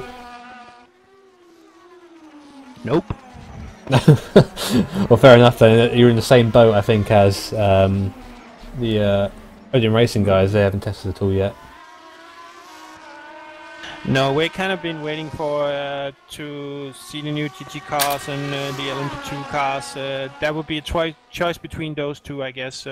Also, it depends on how many drivers is actually going to drive LMP2, and it's going to be an interesting class. We don't know right now, so it's just a question about time and see where it goes and stuff like that. But we are really expecting a lot of things from season 7, and I bet that Jimmy has great things coming to the season 7, and it's going to be very interesting to drive there, and especially with all the new participants and stuff like that, it's going to be great. Well, we're looking forward to. I'm looking forward to racing next season. Hopefully, we'll see you over there. But just in the meantime, just seeing Joe Chiampa and Jesse Madrak coming together, and both of them spinning, which is not good news. Again, I didn't see actually circumstances in which that came about. I might actually have another look at that, because I want to see just what angle they came in. Yeah, it looks like they made contact. I think that, I don't know, it's 50-50. I think, I don't know, maybe the GT's car fault there. It's hard to tell. But thank you for speaking to us. And I guess good luck with the rest of your race. Thanks a lot. Bye. Have a good one. Bye bye. Looking at that replay, Mudrick and Chiampa there, it looks like Chiampa just cheated a little bit further on the outside there to try to set up that corner, and there just wasn't enough room. And they just got into each other there. That's tough, you know. Yeah, that's right. It may have been Chiampa's fault that time around, but both of them running around. We'll see if anything comes from it or not. Currently that Chiampa is running second and Madrak running first in his class, so interesting this. Oh. Just saw a little moment when Hedrick and Castro coming out of turn 12. Castro's trying to pass Hedrick around the outside of turn 12. That's an interesting place to do it. There's only one way that is going to end. It's just Yeah, I mean, we just seen it in the chat. Someone says that aggression doesn't mean amateur. No, it doesn't. You're very right in saying that. But like, aggression for the sake of being aggressive for no reason is quite silly. Like in this point, You've got to think it through. That's the. If you're not thinking it through, then it's only going to result in one thing. and because of the spin of Madrak, Borba is now within 35 seconds, I think, or around there, of... You're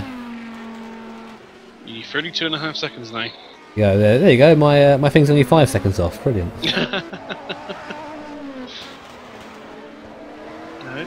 It could be interesting. So we'll see when Brendan gets in the car. We know Brendan will be quick. That's right, but how quick is Rodrigo compared to that, I guess? And Borba's been doing 12s and 13s, mostly 12s, or he did a 14.3 last lap, however. That could just be through traffic, but it's down to 31.9 seconds. there is Borba behind Jesper Christensen in that NLR car now. And Mudrak's been mostly doing 13s, 14s at best, so... Okay, so we'll see. Yeah, I mean, just on that, I wouldn't say aggression in all cases is bad at all. I mean, I tend to be very aggressive at the start of races. I know this for you. Yeah, definitely the standing starts. Yeah. Yeah, I like to, because I'm not as quick in the race. If I can get track position, then that's a good thing. I mean, there's a couple of examples, at least, of you banging wheels with me at going to turn 1 and. Why could I know if I don't do it there? I'm not going to do it in the race. No, it's no excuse. I have once I've got a better start than you, and it was glorious at a V8 Supercar at Adelaide. Yeah, I had a bad start there. Then again, the Surface Paradise start was hilarious. When I just punted you at the start, you nearly spun. Oh yes, that's right. Yeah, that was. I was like, go! That's good. I got an alright start. No, you didn't, mate. By my standards. Yes. Right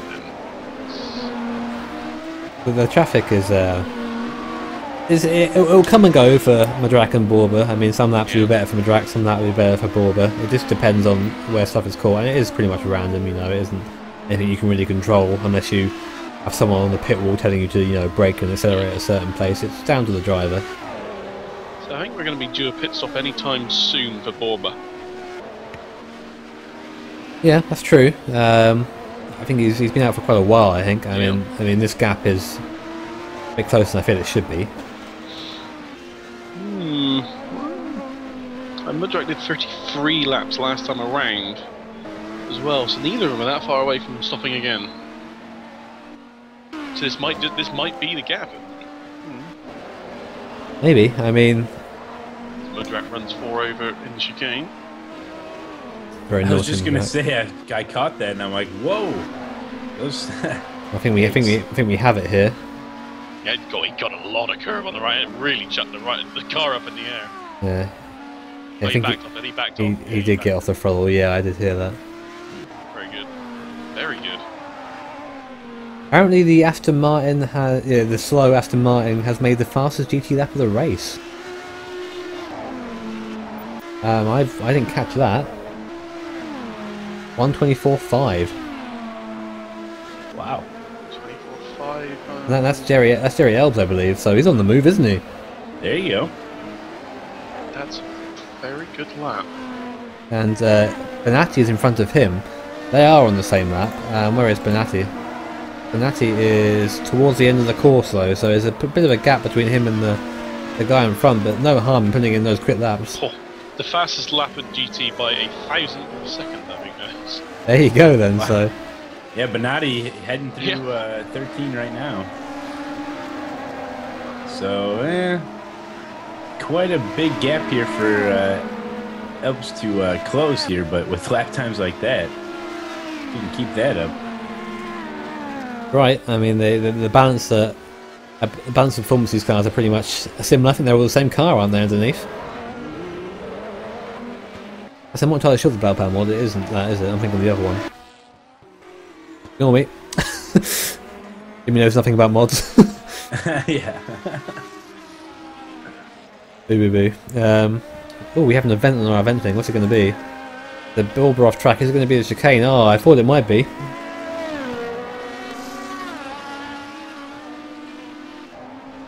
He didn't let off there, so that's interesting. And then Van Doren obviously moving down the field as he retired.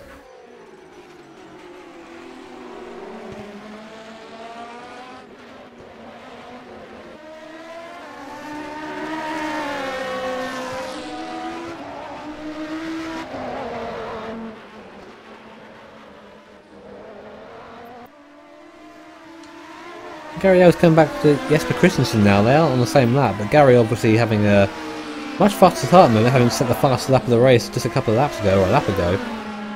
And I wouldn't be surprised if just Jesper just lets him go, because... he punched Jesper. That's not going to go down well. That's not going to go down well at all. That was avoidable contact, unfortunately, and Jesper was the car in front there, so...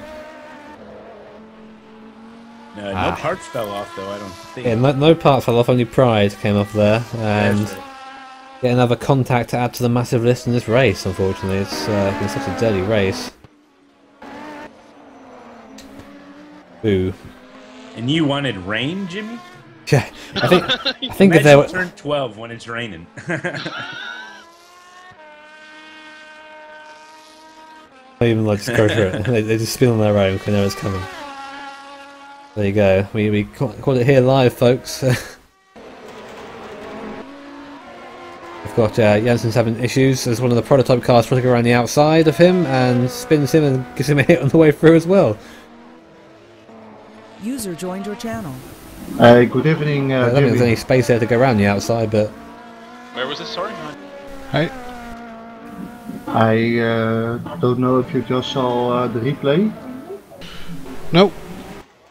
It's the third time that we got crashed from behind from a PR1 car. It appears that it's all the race. It's every people. This is really, this is the second race that we drive from a podium position.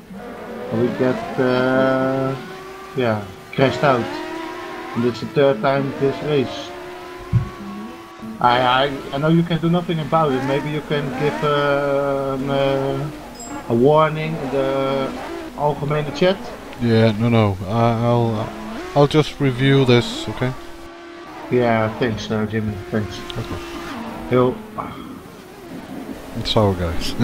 No, yeah, you can do nothing about it, but it's it's just something so just ridiculous and really unnecessary. If they wait 5/10 or half a second. Yeah. Okay, but thanks, Jimmy. Okay, see you. I was User wrong. left your channel. You can't rush science.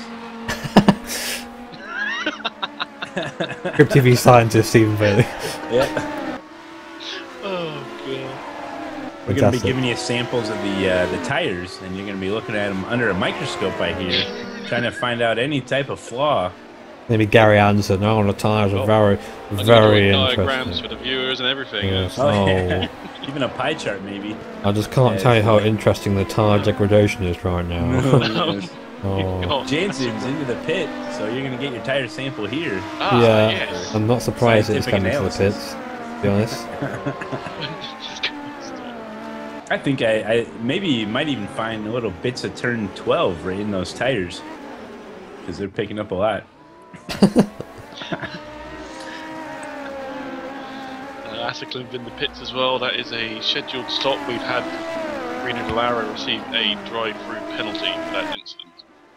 So there you go then. I'm also surprised. I'm not sure if there's any any action taken against Sherry Elbs in the fast Aston Martin at the moment, because actually that was a pretty intense punt. That it was.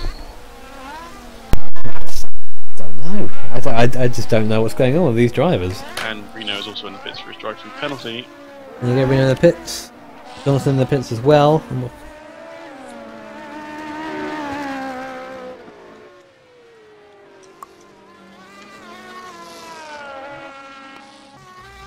There's Kim. Reno, it's a drive-through penalty. There's Kim. Then here, he's in TS Racing. We spoke to them a minute ago. Whereas Rins isn't so far ahead of him now. So we've had a driver swap in the satellite racing car. Lee Allen is back in there. Well, at this point they can't really go backwards anymore. So hopefully Lee is now kind of more prepared, because before he had lots of, we're talking lots of spins, many issues. Borba coming into the pits. Borba in the pits, is that scheduled, Mr. Bailey? Trigger Borba, yes it will be, I'm pretty sure. 212.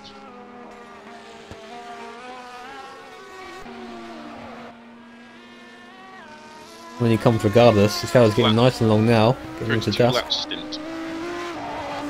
Not a bad effort. Yeah, they've not been the longest on the fuel of target, but it's not too bad. I'm wondering if they're going to do enough to capture this R4R car, because the gap's kind of stayed the same sort of area now after coming together of Madrak and Yampa. So they confirmed that Jerry Ells will get a drive-through penalty for the incident. There you go, and the drive-through penalty, and that the gentleman rules would have been advised, basically meaning that just let him go again. But I don't know, in that incident I'm not quite sure, because it wasn't a position, so... That brings up a good topic about, as far as, if you do violate some of the rules, there is action that you can take right away to limit the consequences. Jimmy brings up the gentleman's rule. Mistakes are going to happen. It's just a matter of how you react to them, and if you do the right thing right away, then you won't be penalized. Yeah, I mean, there have been many instances of that happen. There was one time where I tried to overtake someone at Spa at Lacombe, and I just couldn't stop, and I went straight over and overtook him, and that's where I had to set him back through again, Right. Had I kept the position, I would have got a penalty, but I didn't. Yep. So that's a very simple explanation of gentleman's rule there. Just doing what you would think is right and the good thing to do is basically gentleman's rule. Yep. And Jansen's into the pit now. Was he not just in there? Not just in the pits? Thought he was, wasn't he? Yeah, I think he's come back in again. Gary Elb's taking his penalty, drive through, come back out. This is all very good for Kim Lennett now, who's actually gained a position. We were just talking to him just now, saying, are you going to be able to gain any positions? And he has. So there you go, position gain for TS Racing. Here is Kim. And Gardo.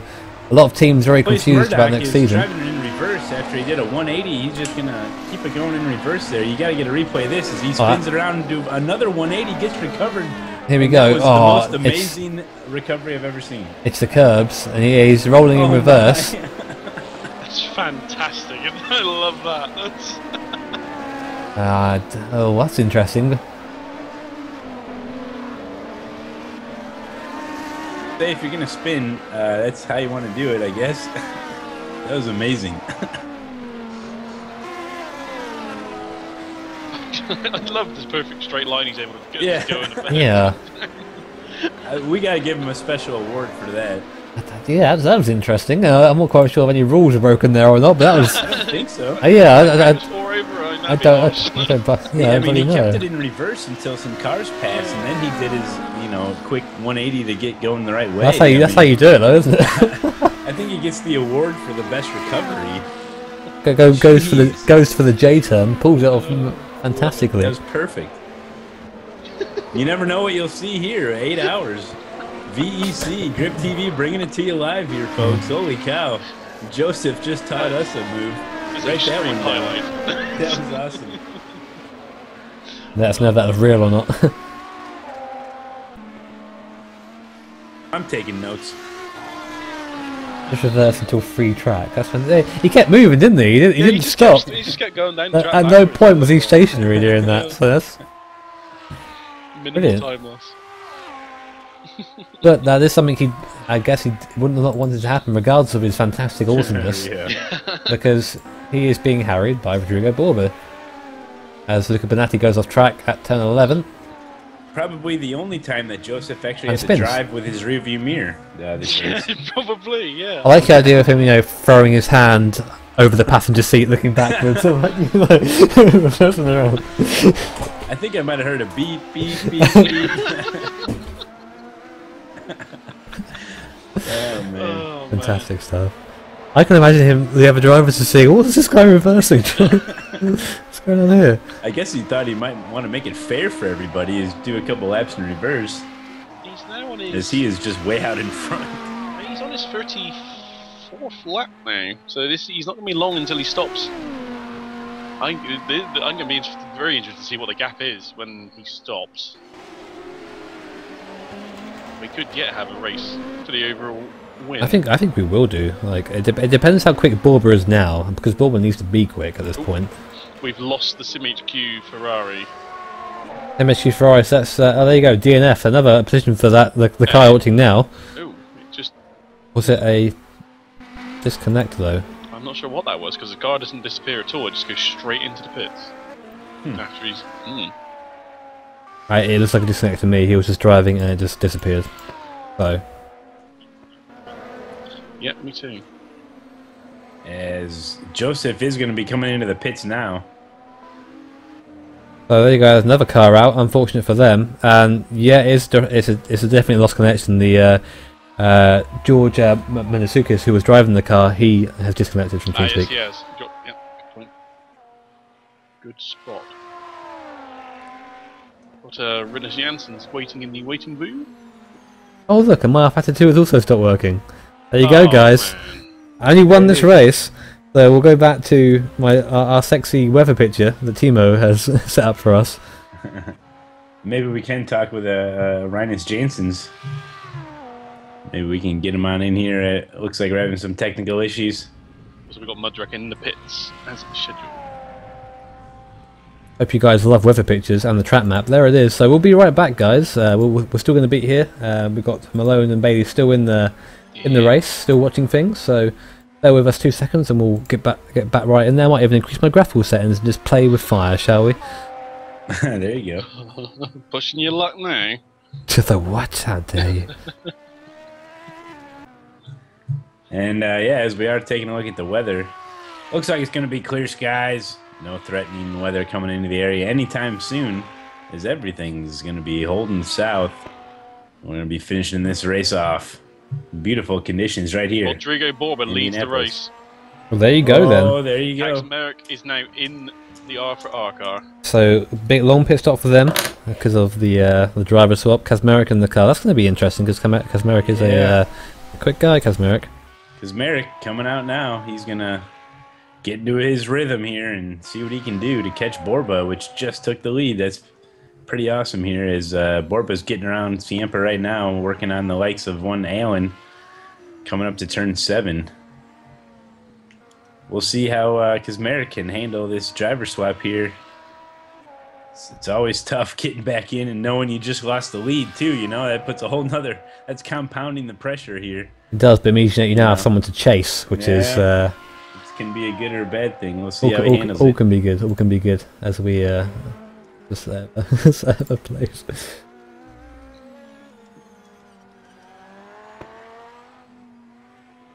As I crank my I've had to turn up again. I wind it up, and it seems to be working. Yeah, every now and then I gotta get behind the PC and give it a couple cranks just to keep it going. Make sure that hamster's still running. Yep. Down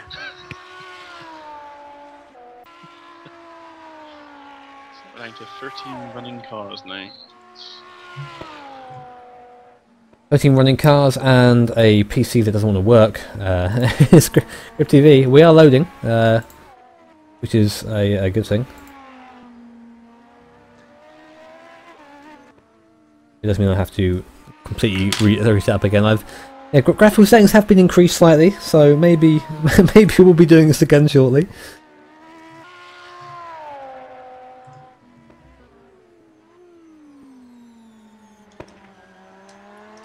A lot of discos. Yeah, keeping an eye on Borba here. He's he's just getting nothing but a bunch of traffic as he's trying to create a gap here between him and Kazmarek here now.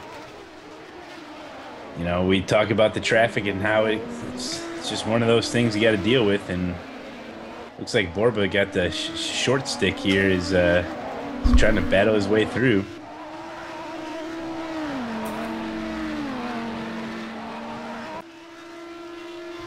See how quickly Brendan's up to speed. Well, 1:11.8 is his first lap. That's fairly handy. Yeah. Wow. Okay, Brendan is tamping down his authority. He wants this win, it seems, of R4R, and they aren't going to be denied. So let me ask the R Factor 2 wizards here, including the scientist. Now, let's say the race starts and you're going to be doing the second or third stint. Can you get into a practice and run some laps before your stint starts, or are you just sitting there cold, just watching your teammate and then just waiting to get in? What's the deal there? So there are some people that I've driven with that like to go offline and do some laps to get a feel for the car, get into the mood for it. But I can't remember any occasion where I did that. I was always, if I wasn't starting the car, I got in later, and I always just jumped in. I don't know. It's what felt natural. With maybe not even any practice, even the entire day, or just. No, I do some maybe? before the race. Yeah, I do some during the official practice before the race, but then after that, I wouldn't touch it again until I actually got into the car. I don't know. It just felt normal. I don't know. How about you do? Most of the time, I'd imagine some of these guys are just watching their teammate either on the broadcast here or just watching the live feed from the game, and just just rooting for him. As we see. Yeah, we see Christensen really jump that chicane there. As a couple of P1 cars. And Kazmarek is right on the back of Borba here. Already, wow, that's fantastic. Wow. Already. Oh, come on, R Factor. So we got a battle for the lead here. It's Kazmarek. Over there. Oh. Usual. What's that? You need to make sure you. Oh, we need to paint a picture here. As they paint a picture. 12. And hard on the brakes is Borba, leaving some smoke. And Kazmarek going to want to capitalize. Yeah, and the GT car went off here, just trying to get the heck out of the way, because he knows there's a battle for first place as they're coming around the oval section here. Complete another lap. Oh, what's it going to be? Does Kazmarek look to the inside? I don't think he's close enough here. As Borba going to do everything he can to try to hold that racing line, the optimal racing line, cuts in on the apex. Brendan was so good on the brakes into turn 1 there. He was, that's for sure, is Borba. And now he's driving a little bit of that rear view mirror. Kazmarek looking straight ahead. Nowhere else. Kazmarek takes a little bit wide there, coming out of 5 and 6 chicane. Coming into turn 7, let's see how the braking is here. Finally, we're back. I can actually watch this race now. Let me. All right, Kazmarek, yeah, working on Barber here for the. This is the battle for the lead. Borba, whoa, hold it steady, buddy. I currently have no control over any of the plugins right now. We'll get there. Come on, Borba, you only need to hold this position and defend for another 2 hours, 3 hours here. It shouldn't be an issue for him. Easy. Only 2 hours, 16 minutes remaining, but you have this. Yeah. As look how close Kazmarek is. I think this might be it here. Here we go. We've seen Kazmarek was fantastic on the race to turn 1 last lap. He's going to do it again. Brilliant, fantastic. So simple, wasn't it? And guess what? It was clean. Yep, that is correct. I just wonder why Borba, he went to the inside there and then decided to pull off to the left, try to get full apex, but I don't think you can do that with, somebody that close to you. I'd say take the defensive line, but maybe he just realized that it is a long race here still to go. Made it painless.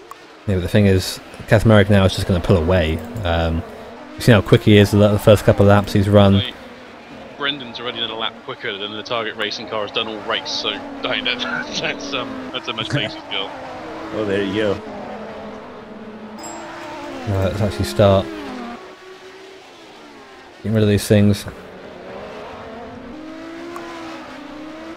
Sorry guys for that little interruption there. I now have to just quickly configure my widgets. Configure my widgets. Get those widgets going. And then we'll be good to go again. Jimmy.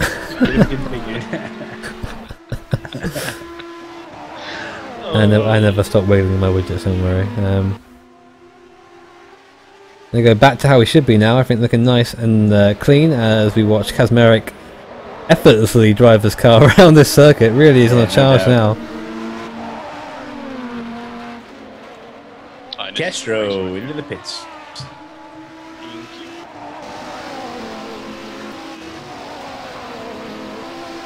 I mean, would I be right in saying that car is short shifting as well? The R for R car. Yes.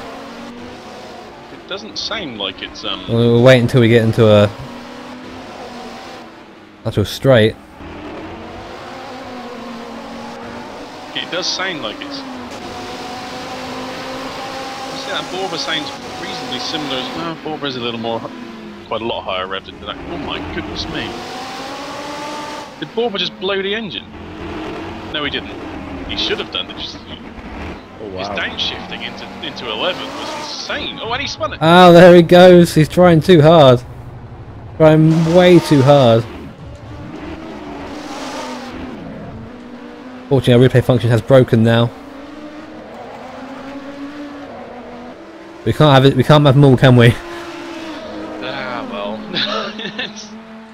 He just got. Wow, that was. He wasn't even on the curb really when he hit the power, and he just went round. So Castro's about to come out of the pits right there. Oof.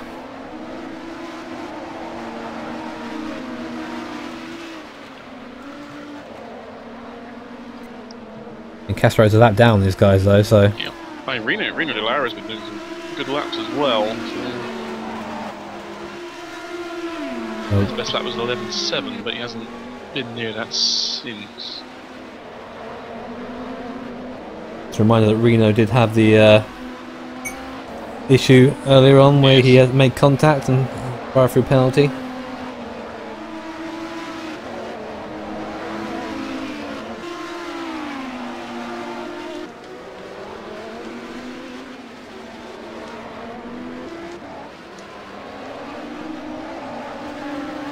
We're going to see again if we can get our.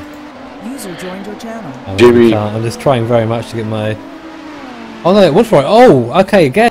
Oh god. Yeah. Jimmy, please can you do something about it? I'm going crazy. Yeah, I just saw that. Let me just review it, okay? Okay, thank you. Yeah.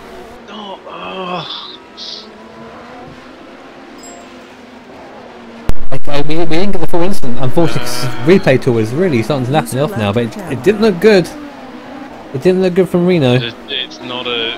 It's such a risk doing that in the prototype, but the GT cars we've seen already, some of them have struggled to keep it inside the white line there. It's such a risk.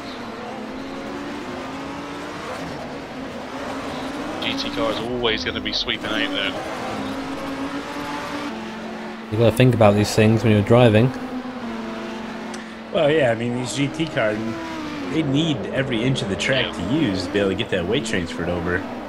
And these P1 cars really got to understand that. I mean, you know, it comes down to like what we said before. You know, you should, even though you're racing in the GT car, maybe take a couple laps in the P1 car and vice versa.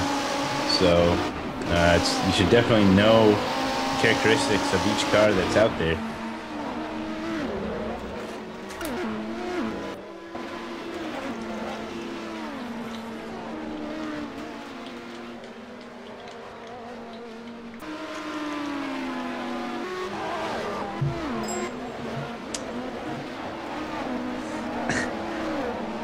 So, just keeping my eye on some of these guys looking around here.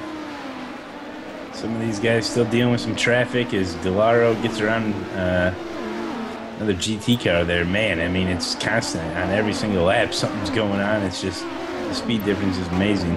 That Brendan again. Brendan has done the fastest lap of the race at a 10.7. User joined your channel. 1.7. Hi. That's fast enough.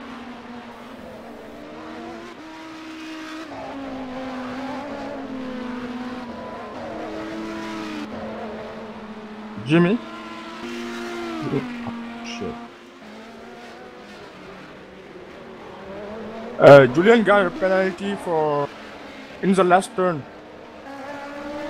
He was too close to the inside wall on the straight line, and she got stop endorsement.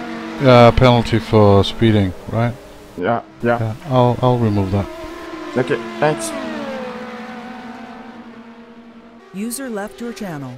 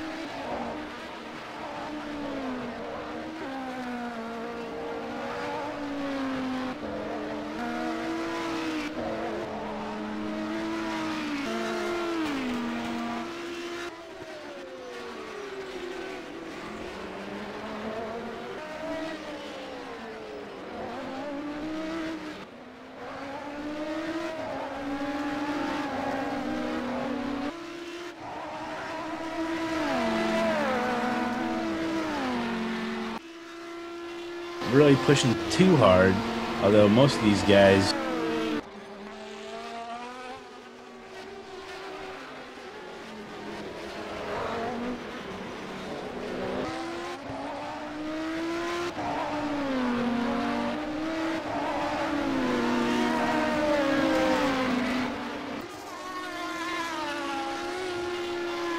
in some of these GT cars.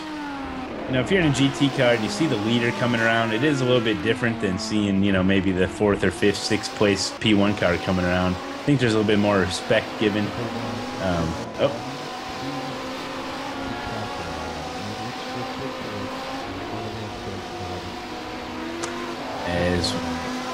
As we're getting word in from Jimmy Allison, race admin, as he's just giving these guys a verbal warning here, because we've seen quite a few interesting maneuvers, you'd call it that, Stephen, here, and yeah, interesting's one way of putting it. As we see Bonatti spun around there, and Kazmarek had to avoid him. So there you go. That's the 6th or 7th time I've seen Bonatti have an issue today. It's not been a good day for Luca. No. If there's one man you don't want to annoy in this world, it's Jimmy Allison. That's true. Especially with the new season coming up, you don't want to. Yes. You know, you really want to show that you're worth their while here. So. I say first impressions as well for some of you guys, they go a long way. Well, yeah, it's the only way that you have to remember them is by their first impression. Yep.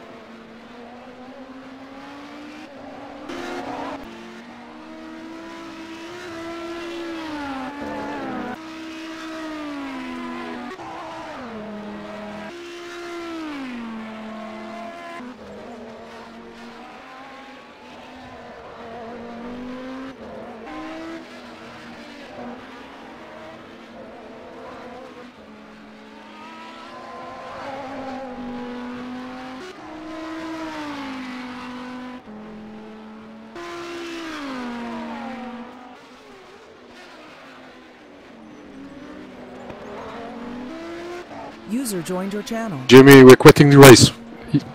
Again, we were hit. We're done with it. Okay. Okay. Thank you.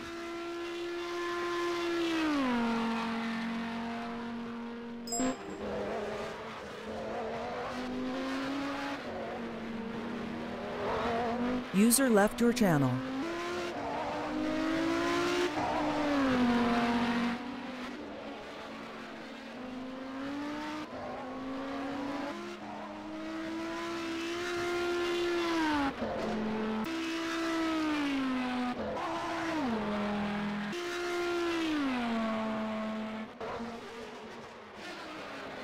Lee Allen coming onto the pit straight. It looks like Lee actually came sweeping back right again. I can't see that, unfortunately. He's just had enough, basically. Yeah, I'm not surprised. He's been involved with a lot of cars. I mean, I saw that having in the chat, people were discussing, I'll say people, Oscar was talking about how prototypes are sometimes unfairly, blamed. I mean, sometimes that can be the case, but when you are in charge of the faster machine, and the machine that is more agile, and it's pretty much better everywhere, and you're not safely negotiating a GT car, it can, 75% of the time, the ball's in your court. The GT car just have to make itself be, I think, predictable, and if it cuts into the prototype's line while it's obviously going to go past, and that can be a GT error, but there's just 9 times out of 10, unfortunately, the error is the prototype driver, and that's from my own experience. Maybe it's different in the real world, but from my own experience, the HBD drivers, I say HBD because they're racing women now, prototype drivers have just been awful. I mean, I'm one of them. I know we can be bad. Hey. Satellite Racing was just involved in an incident onto the start-finish straight. Lee hit the wall on the inside and was given the drive-through penalty. We don't know whether you assigned the penalty or whether it was a drive-through because it registered him in the pits. Okay, thank you very much. User left your channel.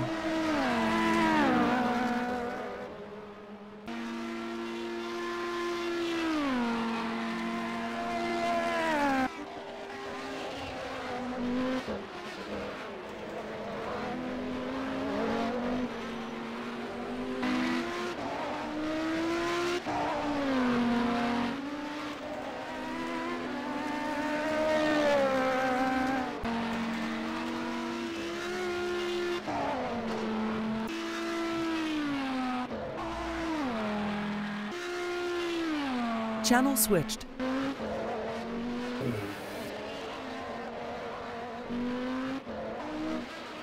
You can't what? Why?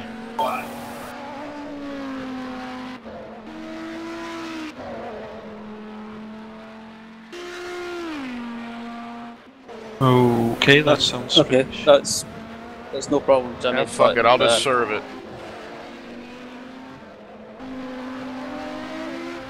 That's something to put forward to ISI.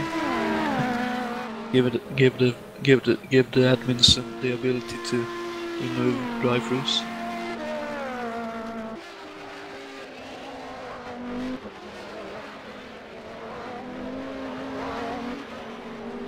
Okay, if you still can't do it, then it's no problem. It's not your fault. Yes, shit happens. Basically just one of them things. Oh, that That time it worked. Yeah, good. Okay. Okay, thank you very much. Thank you, Jimmy. Channel switched.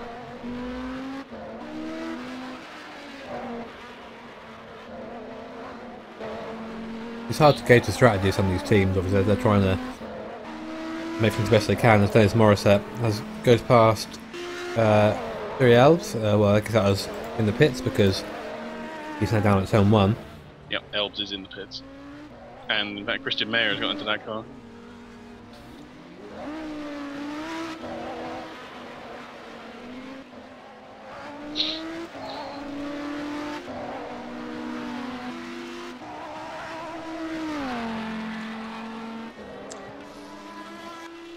Yeah, more driver swaps here, as I would imagine Christian May are going to be finishing this one off.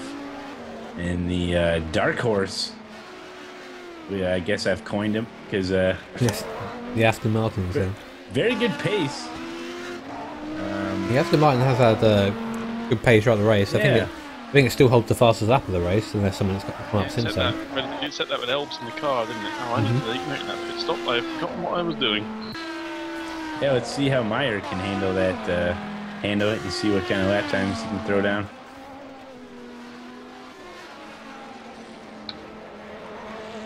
I say we should be getting into that region for GT pit stops again. Anytime soon.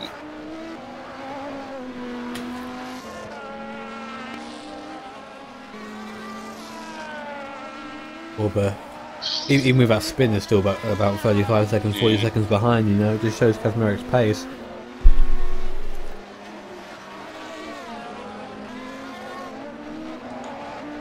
Very difficult, it seems, to overtake the GT cars coming onto the last straight. You have to be right in the correct place as a prototype driver. You're going to end up having issues, as we saw with Delora and Robin Toll, of course. Malone was just giggling like used issues again. I know. That was a good one. For some reason, that was funny. Issues. Got my drink. No. Were you drinking cereal? Oh, and Pito goes off. What I usually do is add extra milk in the cereal, so then you get a drink at the end. Yeah, but even use a straw. Water is the only drink you can use in broadcasting. I see. You see, as a premier broadcaster, Malone, I have to make sure my voice sounds fantastic at all times. Oh yeah. That's why I drink lemonade. That's what I drink. Yeah, Malone's Hard Lemonade. You can buy it now.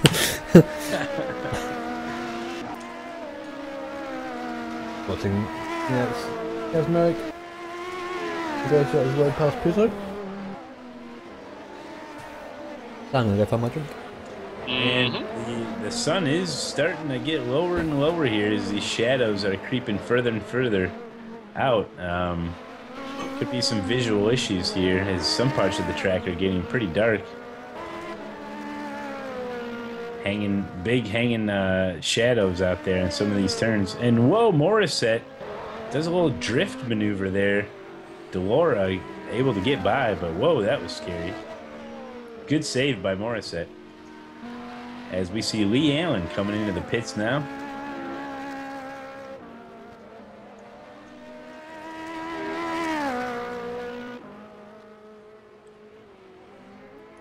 Lee Allen indeed in the pits. That will be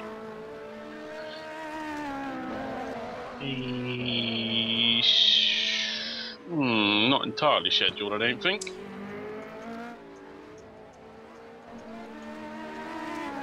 It's only 27 laps stint that time. And that car's done a 35 lap stint in this race, so. Well, there you go. As I did see Ciampa get a little bit loose and into that final complex. We've seen that time and time again. But no harm, no foul there. I'm back and I've remembered my drink this time, so hopefully here now for my last stint of the race. I'm a Joe Cambergar for some point. Down to it. I'm so annoyed that my replay tool has just stopped working. I guess because I had to join the race again. It's really annoying when that happens. The replay tool is probably the handiest thing to have because you can't see everything as much as you want to. Right.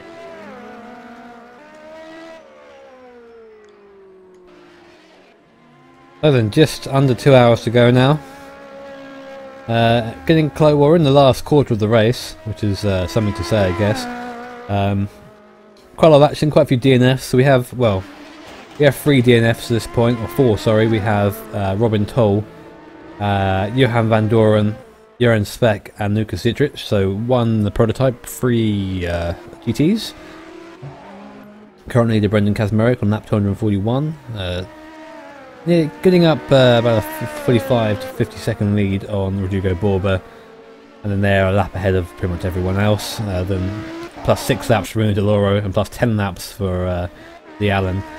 GT leader is who you're watching now, Daniel Pizzo, in the GT Italia car. He's leading from Joe Chiampa in the Odin team car, which made a fantastic recovery after their,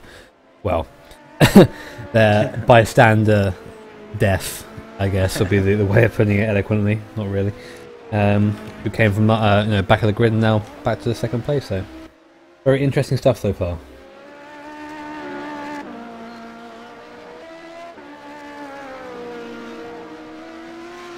Certainly sort of livened up again the last little. Oh yeah, Benassa's in the pits. I need to mark that down.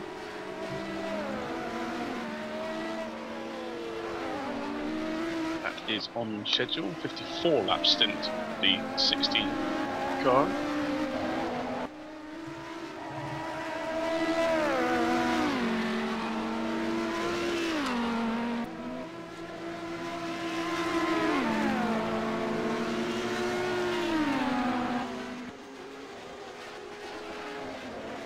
Fantastic fun watching these guys go around at this point. Everyone's spitting 110%. You can't argue that, but just wish it was a bit cleaner. I'm sure as it's the end of season party, so to speak, here. So yeah, maybe some of these guys weren't as mentally prepared for the race today as they could have been or should have been, given the points were kind of settled. I know Bailey was. Bailey wasn't. Sorry. Mentally weren't really prepared, were you? Well, not really, no.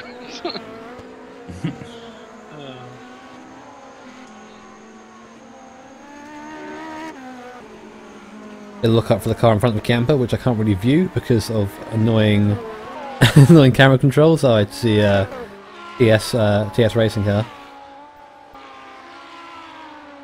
They've been quite fortunate with these retirements. They were running last, now they're second to last runner, and a lap behind the next guy, which is Christian Mayer in the fast Aston, which I'm surprised is actually behind Dennis Morissette, because that thing was running pretty quick. There's Mayer. Where is Morissette? Morissette not far off Benatti right now. Also not far off Mayer either. We do have another widget that I'm going to pull out. I haven't really used it this much. It's the compare free driver widget.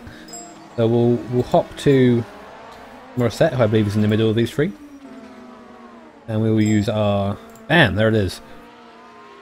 Compares lap times between the three.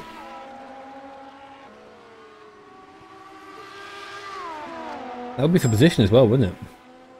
It would be. And Morissette is he closing on Benatti? Is Benatti having that much of a problem with that car now? Seems that way. So I mean, I would certainly expect Benatti to pull away. Yeah, I mean, nothing against Morissette, but Benatti, quicker driver. But this is a car that ran in for so long in a 1-2 at Le Mans for Scuderia GT Italia, isn't it? Mm-hmm. Yeah, we got a good old battle brewing here. It's amazing after this long of a race, these guys are this close together here.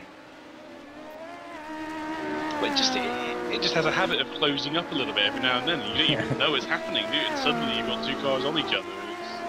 It looks like the Aston is closing on Morissette, and the Morissette is closing on... The Aston looked fantastic for the chicane just then.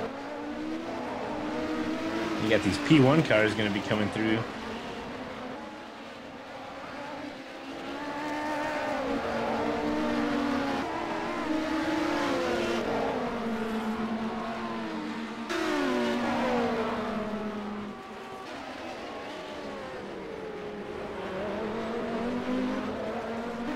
Yeah, now where's the GT telecast pulled away a bit there of all the prototypes going through. I mean, that's what I'd expect, but yeah, I don't quite know how to end up at that.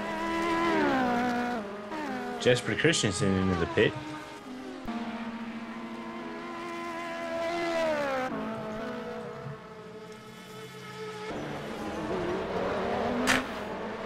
A bunch of cars just went through turn one there. 3 wide now with Ciampa, Castro, and Allen and Ciampa look like they touched there. Some of these P1 cars are trying to get by the GT cars. But whoa, Nelly there. That was close. Whoa, Nelly. Yeah. Whoa, Nelly. Yeah, it seems that everyone's come out of that okay, which is nice. Yeah.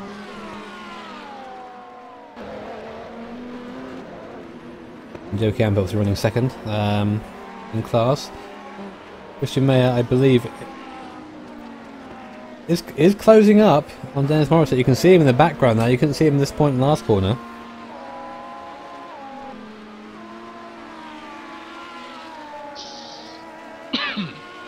Sorry. And is that a driver swap? Now we see Per Kivitz out there. Where is he? There he goes. 20 cars. And 209.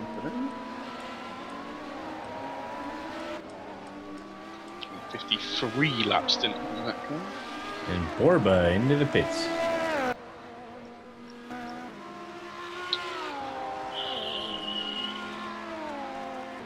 Is that be 246? That's on schedule. 34 laps stint.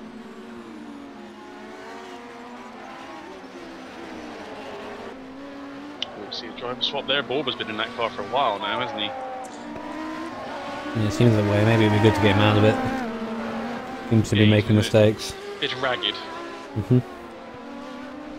Ragged is not the way.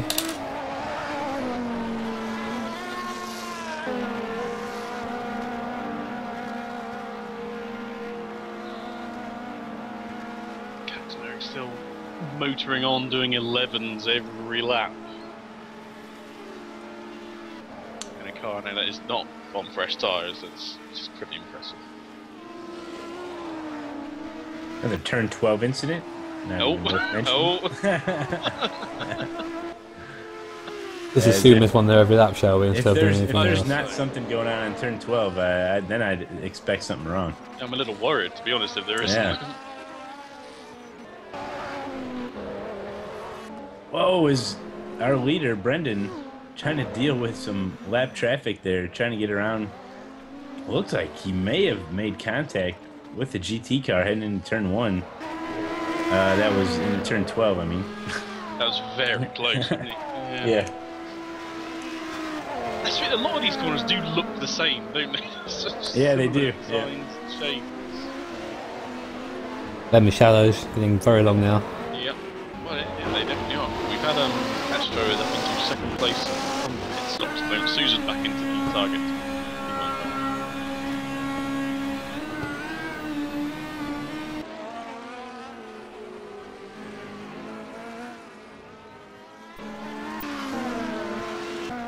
Kind of lap times is Christian Meyer running now that he's into that car? So I know his teammate was running some record times out there. Christian Meyer in the Dark Horse team is what I've coined it. Christian Mayer, he's done quite a lot of 25s lately, which is hardly a bad pace. A lot of 25s, in fact. That's very, very good. I'd expect him to. Let's have a look at Morissette's pace. Yeah, he's catching Morissette at 1 to 2 seconds a lap doing that, so he'll be on Dennis very soon. You can hear him now in the background. Yeah. You couldn't before. That's the thing, and there he is. We'll go on board with Mr. Mayer. And after that, how long will it be till Meyer catches Bonatti for that 9th position? Because you got Bonatti, Morissette, and Meyer all on the same lap. Or thereabouts, so we'll have to see the pace. We have to see the pace of Mayer, won't we? Really, to see what kind of time differences between him and Bonatti there are. If so, this could be a couple more positions and could be moving up into 4th place at the end of this in class. I mean, that's huge for Christian Meyer if he's going to be the one out there for the rest of the race, and he's been able to. If he keeps this pace up, he's charging. Is that what you do? You put in your ringer at the end there, or you can do. Team strategy, yeah. It depends on where you think you're going to be during the race. Like, if you want to try and get, a lot of teams have 3 ringers, unfortunately. So right. You just end up losing. That's the best situation. Yep.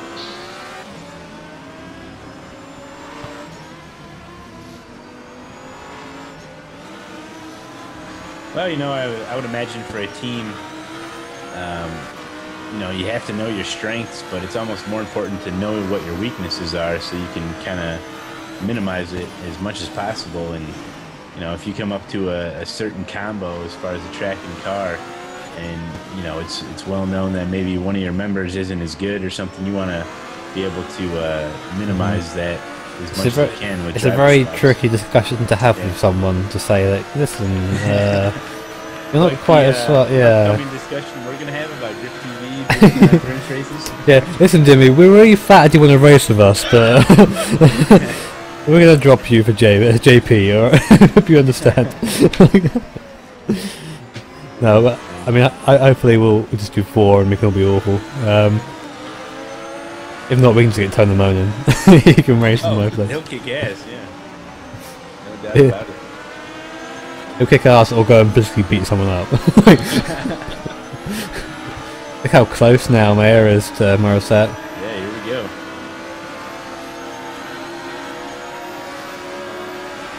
I hope Pizzo doesn't want to get into too much of this action here, is maybe he'll let these guys race. Well, there you go. I think Mayer just being very kind and being, right, get this done now in a place where I won't lose much time and still force me off the road. Yeah. And now George was off there, but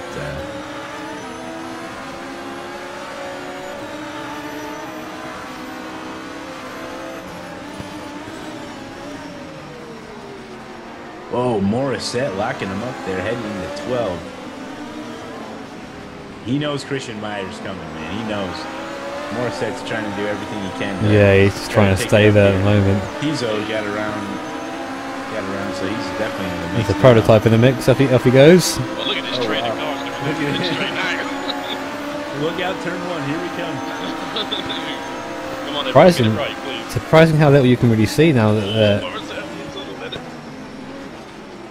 That could be quite an important pass, as it turns out. Yeah, put more people in between you and the guy chasing you.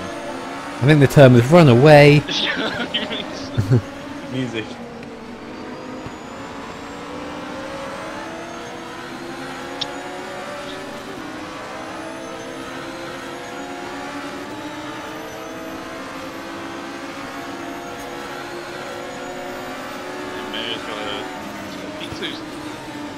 That very quickly, has he? There's no point in risking his car, is there, at this time? Yeah, see how aggressive his car, like, if people are on the downshifts. I know. I was expecting to see some. There was one in particular with Gorba earlier. I thought he actually blew his engine. He was so fast on the downshift. But what do I know?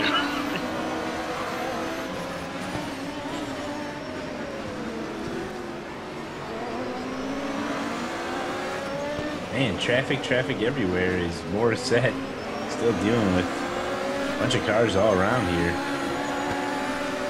That's right, and you can see how, you know, that's really benefited Morissette in that case. He's just got it done very quickly and be like, right, I'm done. Maybe that's why Christian Mayer isn't higher, because Morissette really is, you know, working the traffic very well, working to his advantage.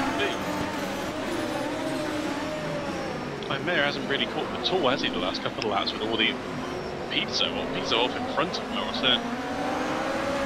There is a skill on how to get past, and I know I've mastered that skill.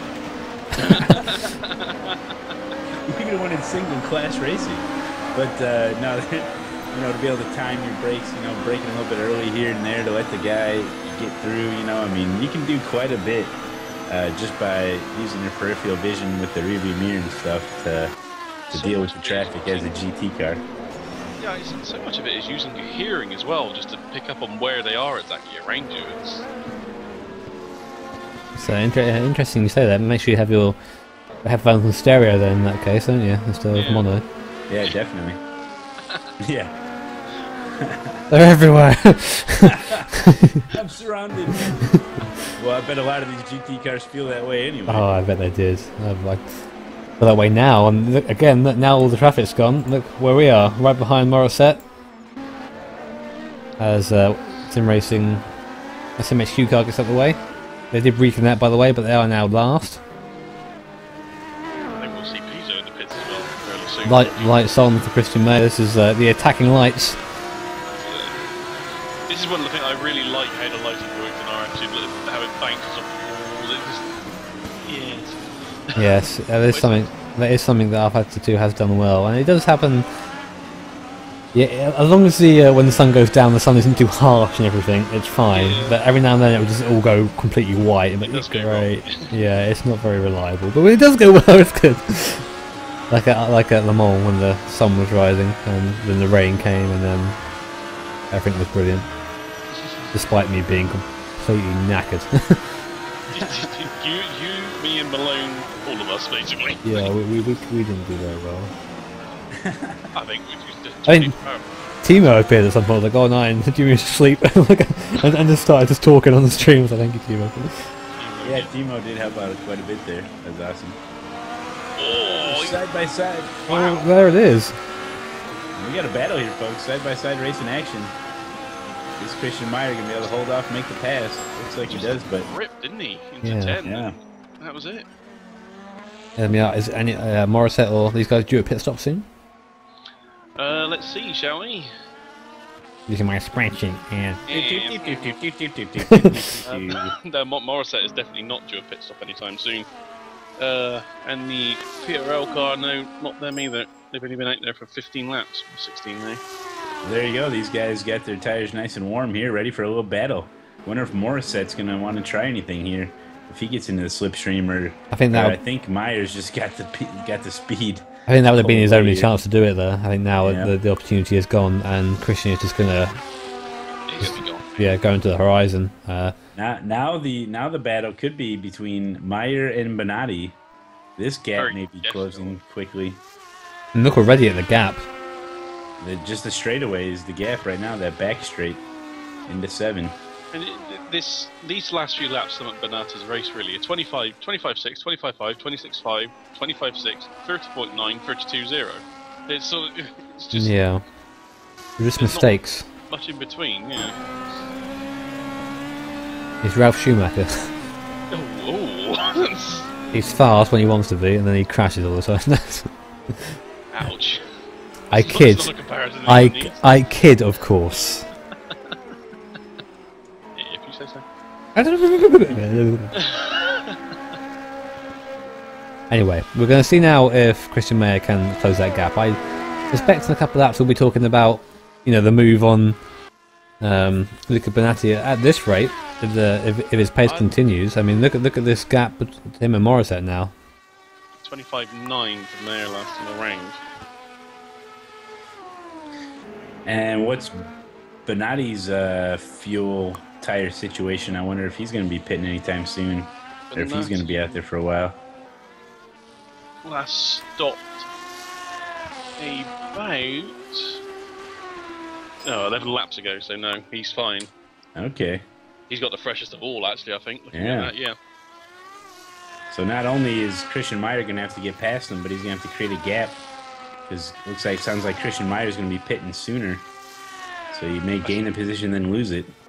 He's going to be relying on Bonatti to have some more issues to really catch him, but their actual pace when there's no mistakes is fairly similar.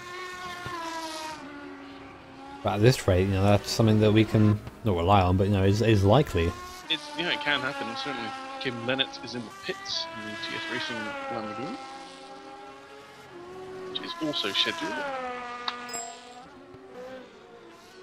You feel very happy with yourself every time someone pits in and it's scheduled. Like, yes. Yes, I do. I like it. Enter. Oh. Very good. Yes, I'm quite happy I did this now. As Castro comes on into the pits, could be scheduled, could be not. We'll find out from the Grip TV scientist. With his spreadsheets all over his wall, like the scene from Beautiful Mind. Exactly what it's pie like. charts. I'd say that's just about scheduled, yes. It's in the window anyway. It's a little early compared to the others still, but they've been consistently shorter stints anyway.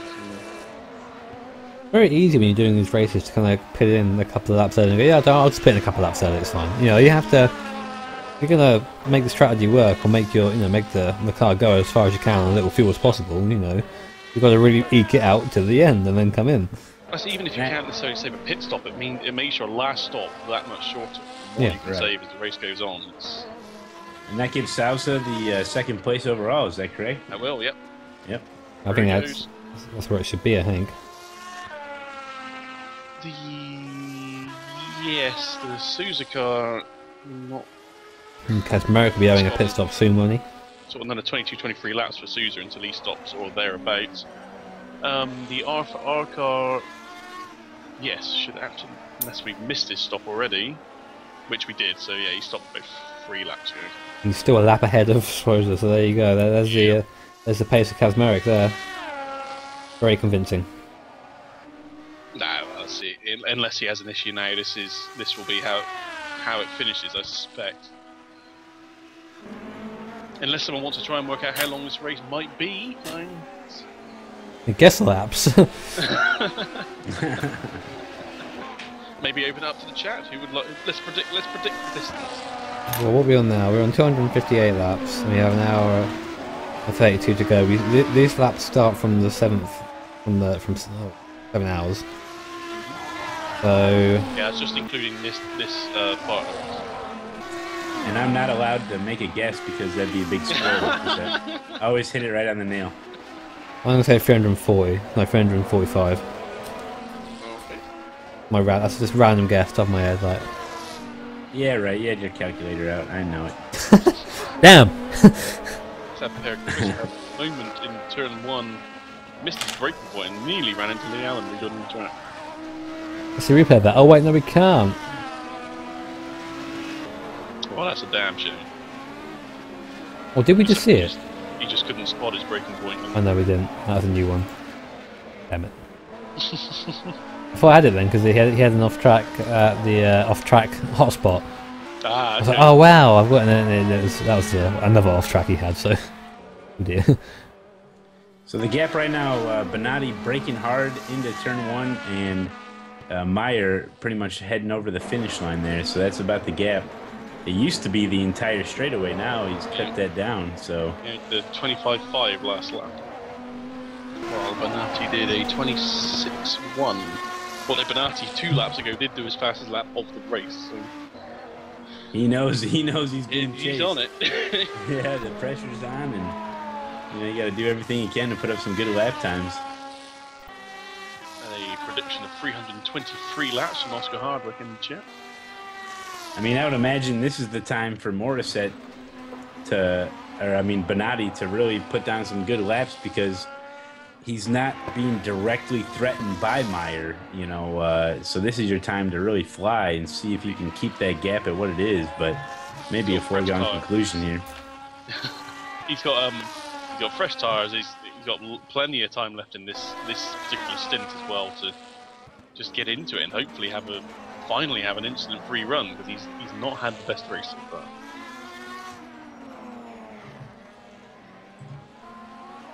So, still watching Christian Mayer go around. Where is Luca Bonatti? And the straight, and he's got a sister car behind him, funnily enough. Yep. Gonna let him pass. Big lock up by someone's turn 1. A surprise, surprise. Nice easy way through there. Yeah, I'd hope those 2 cars were in some sort of communication. You'd hope, wouldn't you, really? That would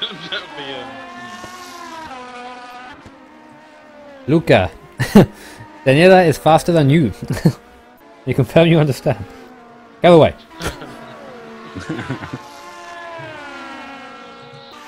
I'd just be like, if it were me and someone else, I knew I'd look the other way. Like, move, budge. Yeah. Like, it's just... They would know that anyway. Like, if you're really kind of in tune with your teammates, they just move. I'm not just going to jump out of the way for anyone. I don't really care who it is. Oh, I mean, if I was on my own and not fighting anyone, and no one's catching me, no one's getting me, I'd just move off the line and let the person pass us. Luca Bonatti spins, and there you go. And I'm waiting for the Aston. There's the Aston. Yep.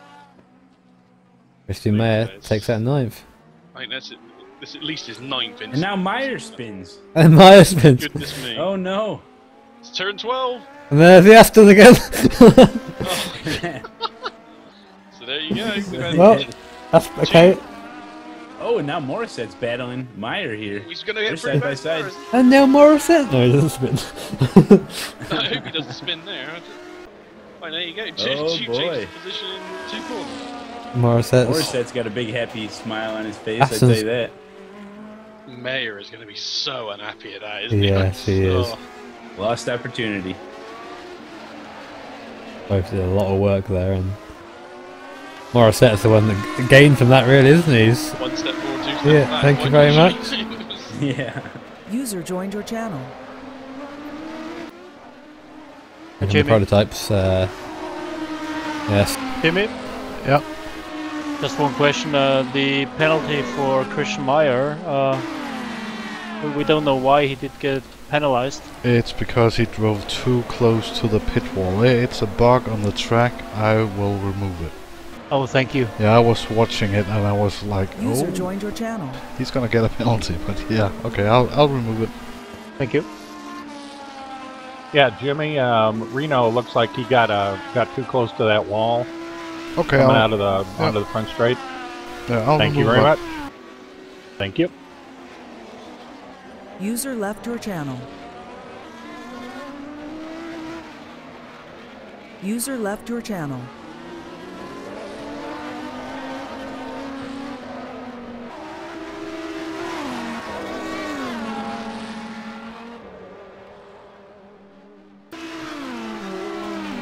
With how long we've been going. What'd you say? He had 50 some laps on his last He stint? did 57 laps last time, yeah. I don't know.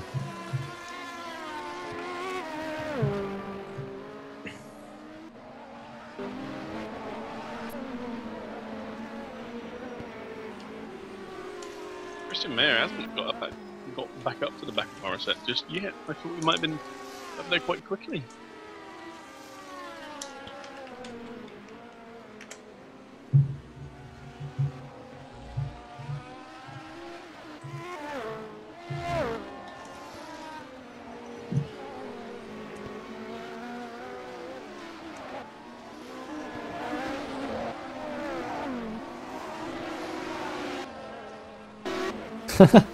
Chat has suggested we add a T-Rex to the battle. I don't know.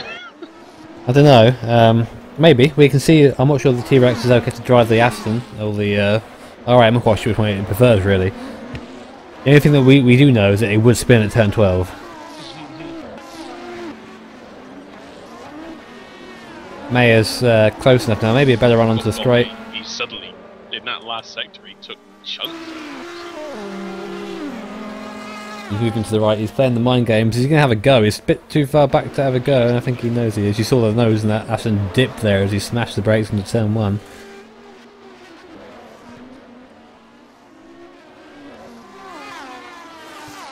Well, Christian Meyer doesn't want to get too crazy here. He did miss out on a big opportunity, but there's plenty of time here. If he just get back to what he was running before, he should have these 2 positions no problem with Morissette and Benatti. Well, I've been there before, Malone. It's very difficult to be calm after you've done a lot of work and then just go straight away. You have to do it again. Yeah. Jimmy Rage. Yes, it's very You have famous. to realize how much time is left, and there's plenty of time for Meyer to do his thing out there. So, Bearing in mind, of course, that I am, I was an admin of a league for a very short period of time, the V8 Supercar League, and I was very, well, as Mayer's looked, he doesn't quite do anything about it. I was very specific that no one cuts anything, or they get a penalty.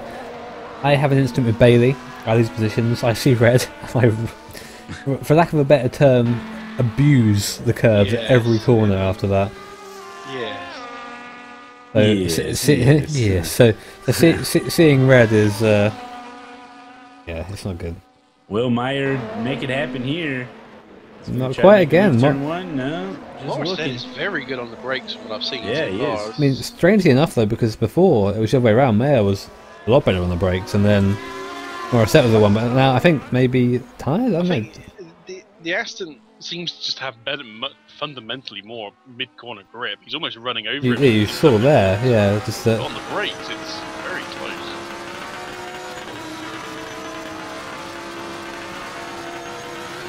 And I tell you, that sun is creeping further and further down, and I noticed these guys got their headlights on, some of them. Trying to see as much as the road as possible, yeah. Hang on, where's the mayor gone? Christian Myers got issues Please, off into the please, grass no, and disappeared. no. that looks like a disconnect to me. Oh boy. Oh, he's back! He's back! And he's back! Oh, that is lucky. So the aliens only wanted to probe him, and now they sent him back on his way. As they didn't want to do too much to him there, but the good thing he is back. Holy cow. I want to see this battle. It looks like he lost some time though, so I don't know what happens exactly. Yeah, boy. Oh well, I That could was a scare. I could feel the DNF. I smelt the DNF. It was for right sure. there, wasn't it? And like I've never seen a car come back from that, so like I'm happy with that. So yeah, I'm pinning in, and Ryan Walker's getting in for the last stint we saw in chat. Ryan Walker will bring the car home. Very nice. But now Mayor's got to do it again now, hasn't he? Because the aliens have they put him back a little bit further on track. They weren't very nice to him, unfortunately. These damn aliens, inconsiderate aliens. Yeah, I know. They treat us like cattle.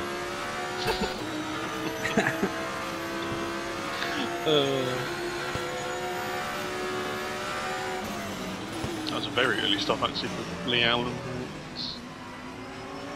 Only 24 laps in. But Walker is back in the car. Bit of a shame, really, for satellite racing today. I feel they could have done better than they have done. I mean, by laps, you know. By quite a few laps, but unfortunately it's just not gone their way. And yeah, Ryan Walker back on out there. Finish the sucker out. Hopefully he can get into a good rhythm and go strong here. It's been fun watching him. I think Jimmy Allison asked a very good question in the chat. How much does an alien probe weigh? How much weight should we add to this car? Make it fair to everyone.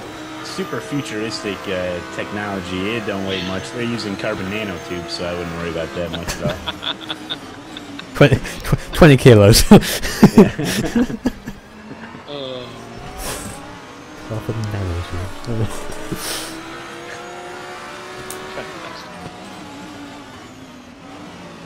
Yeah, Mayor's car does seem more sluggish now, but having to put up with that additional weight. But I think he's starting to catch up again now, starting to reel him back in.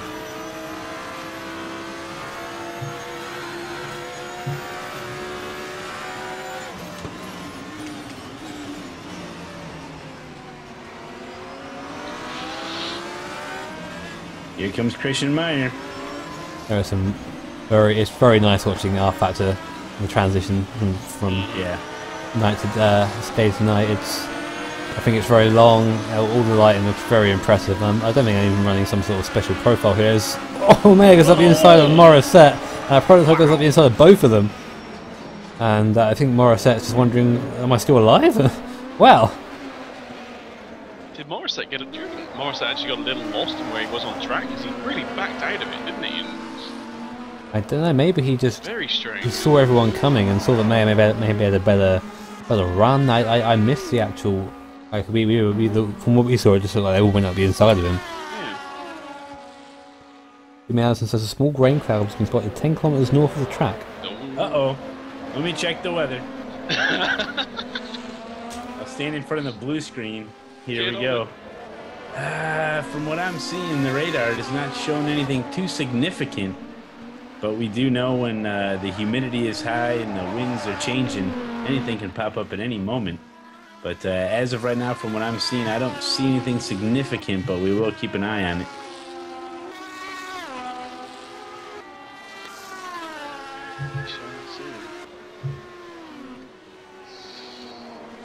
If this race was any further south, though, we would have definitely got wet, as there is a pretty long band of thunderstorms just moving from west to east there, but everything held south. Just watch, supposed to go around the outside of of Morissette there, and just you can really do there. I think Morissette just held his line and I tried to go around, and there was nothing there, and just went wide. Yeah, that's not. It's just. I mean, that was Sousa in the Target Racing P1 car. And it's just not. You're not making that move. Whatever you're doing, right? It's. Yeah. I think the more important question to me are what are the weather conditions of turn 12? Threatening. Always threatening. Yeah. Defcon 2 over there. Tsunami with a chance of hurricane. Well, sounds like a brilliant combination. Surface would love it. Okay, so it's Remy DeLauro now at the moment. He is pretty much on his own by quite a way. He's got 6 laps in front of him and 4 laps behind him. So all he's got to do is keep it on the road.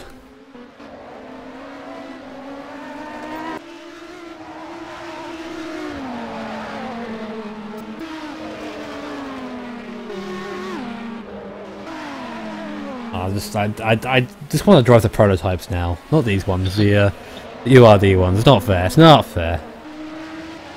Ryan Walker in front of us, I think. They better be, or I quit. I quit everything. I mean, even now you're watching the shadows and only on the medium setting because of my casual PC, but look at it. Well, to be fair, you are streaming as well. That's yeah, maybe. You know, this is a demanding game. Ryan Walker letting DeLauro past. Let's throw a lap. So I've got 5 laps behind him. All is good in his world. That's what we've seen. Reno's been able to do some decent lap times as well. He's got himself involved in incidents that he didn't need to. Yeah, silly incidents, unfortunately, and often the way. It happens. I'm just loving watching the shadow move up and down the car as they from the stand as they kind of get further away and then get closer, and it's very nice to watch. Obviously, it looks better on my end because I'm not streaming over the internet. And I'm not, this is game is stretched from 720p to, well, bigger. It doesn't look quite right, but.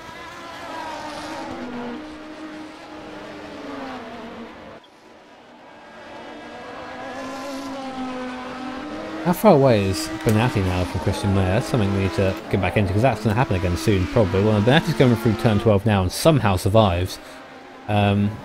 Christian Mayer is going for 11. Yeah. Back to 12, so he's a little way back still. Has Benatti had any incidents? Because he's had.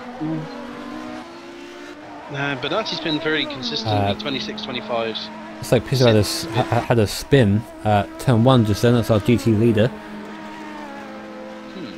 Well, no worries though. He's 2 laps ahead of Joe Chiampa, and that's a guy. But any spin is a bit of a panic, isn't it?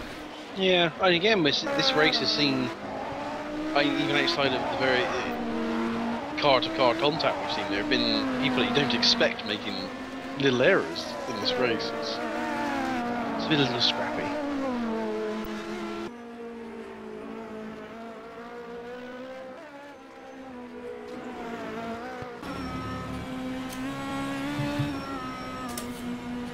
Man, it looks like it's going to get really dark here. These guys are going to have to deal with the track temperature changes, I would imagine. As the sun goes down, that track's going to cool off just a little bit. And we'll see how they deal with some of this traffic with the limited visibility. It's very true. It should well be cooling down now. Yeah, we're just about going to get into into night time. It's kind of dusk. That's when this race is meant to end.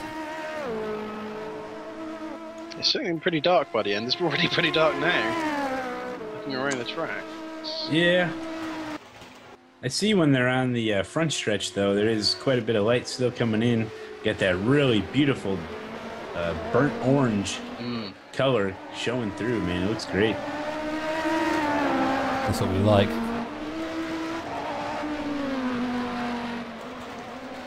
What better way to enjoy the sunset than right here, VEC, 8 hours at Indianapolis, live on Grip TV. I do like it. There you will. What's better than watching success?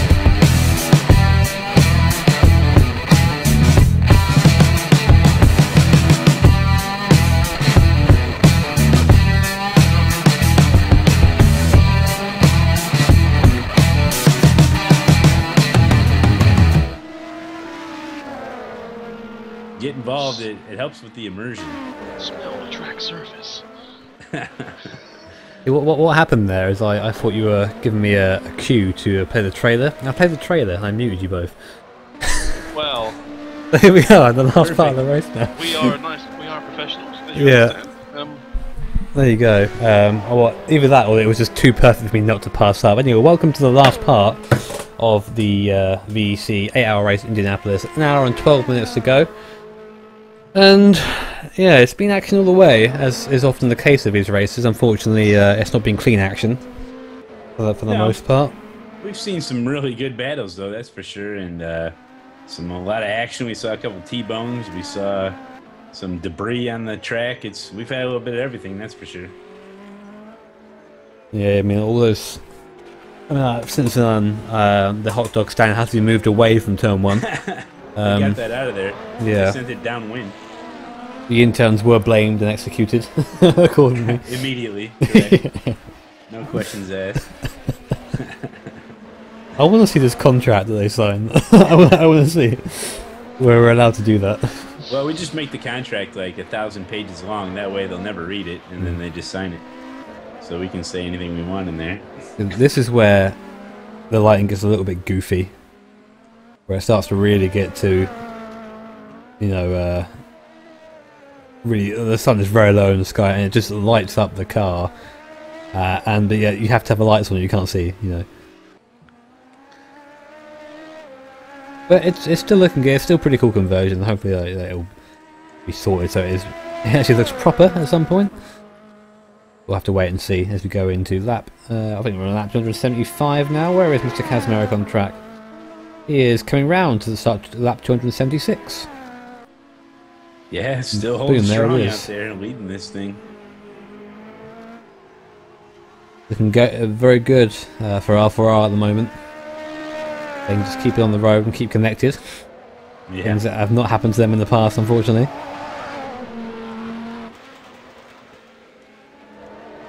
I'm not looking forward to reading the post-race thread after this. I bet it'll be long and involve a lot of caps.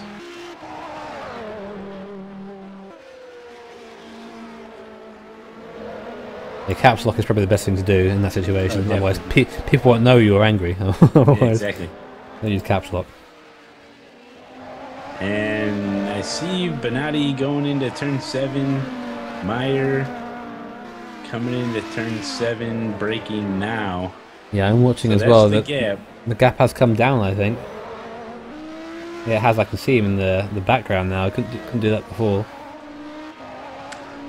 Well, they had some shenanigans earlier on, and now they're hopefully into a rhythm here. Almost had a synchronized spin, didn't they? Yeah.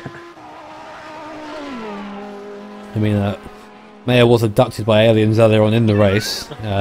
Luckily, Yeah, that's tough. That's going to scar him for life, probably. Yeah, luckily though, as a professional race driver, straight back in the car, driving again. Yeah. I mean, he could have been gone for thousands of years, but alien technology was so great they dropped him back. He may have experienced 1,000 years in just over 4 or 5 seconds, and now he's back in the cockpit. He doesn't know where he's at, but he's keeping the lap times going. Yeah, all he knows is how to drive. He's always experienced the last 1,000 years, so that's all he knows. And he's doing it well. He's catching Luca Benatti, who didn't have the handicap of being dotted by aliens, so it's going well. They actually probed his brain to try to pick up what an actual race car driver has that no one else has. Try to learn even more what it takes to be a really quick driver out here. And he's doing well, I mean, these guys have been fun to watch. Meyer is really charging hard. It's pretty fun to watch. Yes, I don't doubt that he'll be back behind Benatti very soon as we see him even closer this lap. We're looking at about 11 seconds between those two. Benatti and who's that in front then? And the Benatti. No, in front of Mayer. Manusakis. Oh, and there he's you just go. left the game. Manusakis did? Yeah, look just in front of Mayer. He just disappeared instantly and left the game. Yikes. The aliens do tend to strike They have at dusk. struck again. Mayer's got the gap down to 10.7 seconds with the second sector. About to see him at the line. He took 3 attempts out of him in the last 2 sectors that lap. So it's 10.6 seconds at the line. Coming up to about an hour left here. I wonder if Bonatti's just like, you know, maybe if I can hold it for, I mean, an hour is such a long time, but... Well, it is. So it's... You know, I mean, if he can... I know there's going to be pit stops coming up. We got to be getting close to that. These GT cars are going to have to make one more pit stop. Is that correct? For the most part, yes, I believe so. We're what are we looking at? We're looking at Christian Mayer. He stopped 35 laps ago now. So yeah, we're maybe another. Oh, mind you, he's been stopping earlier than most, so he may not be that long until he stops again. So, I mean, Bonatti, that car has been able to do. He did 54 laps his last stint, so he's potentially got that up. Let's see.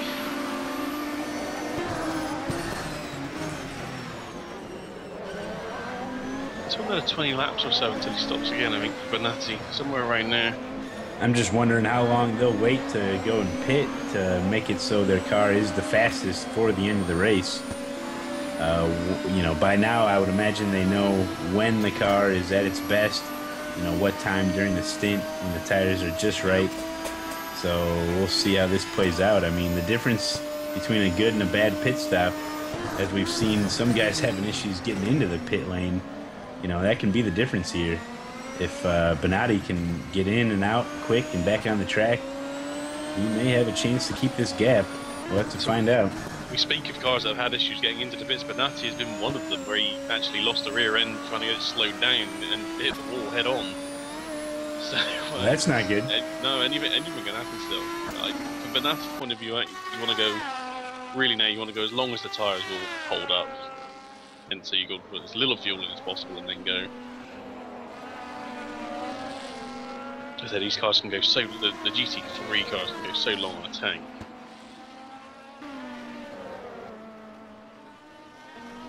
Yeah, I would imagine at this point in the race, you're not too worried about your fuel. It's more or less the tires. You know, you don't want to be out there too long on some nasty tires and be losing time on each lap. So, you know, fuel almost comes secondary at this point. As long as you know, if they pitted now with full fuel, they'd make it to the end of the race. But you want to be able to maximize your tire durability. Yep, absolutely. And that's it. We've seen sort of in the last, say, 5-10 laps of the stints with these tyres, those that are pushing it to the 50-odd laps, they've been getting a little hairy, a little slower, but I guess we'll see. With the cooler temperature, they may to last longer now, so... Yeah, things are ever-changing here. You just have to be able to adapt to it, really. And some of these guys have done good at that, other guys haven't, so... It's not over till it's over, that's for sure. That's good. The amount we've seen happen in this race so far. It's Whoa, and somebody's off. That's George taking the shortcut there. Yeah. Oh yeah, he's rejoined the race. Yeah, he had of course left, but he is now back. He's running around without headlights on somehow. It's very dark out there, George. Maybe he's trying to sneak up on somebody. Yeah. Apparently he can see the corners and no one else can. So that's interesting. Maybe it'd be good to get an idea of what he can actually see if we go on board with him, shall we? And there you go. Without his headlights, that's nothing. Now, yeah, we're now on board, so he's gonna. Well, this is long of a race. I'm sure he's been able to memorize. Hey, Jimmy, all the in here. terms by now. So. Yep.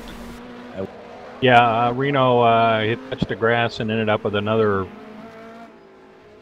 You know, stop and go on the front straight. Okay. Clear that for us. Yep. Thank you very much. Yeah, I thought when you reloaded the track, maybe you were that you had been able to get that fixed, but I guess not, huh?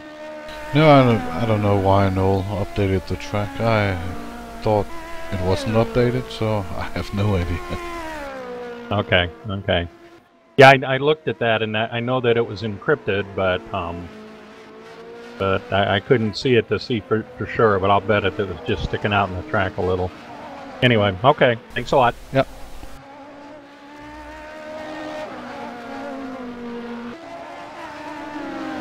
User left your channel.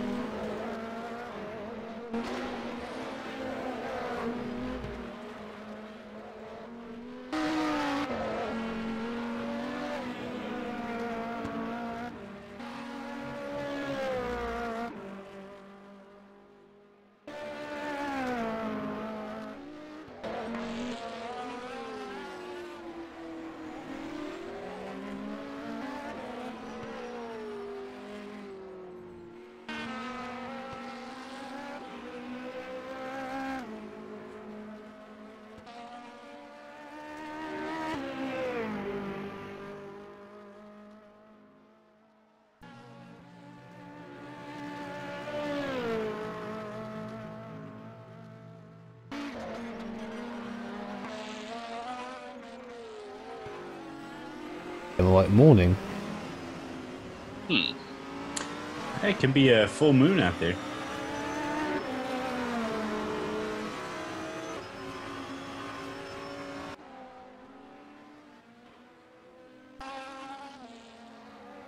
Now you can really see the glowing brake discs of each car as they go past now.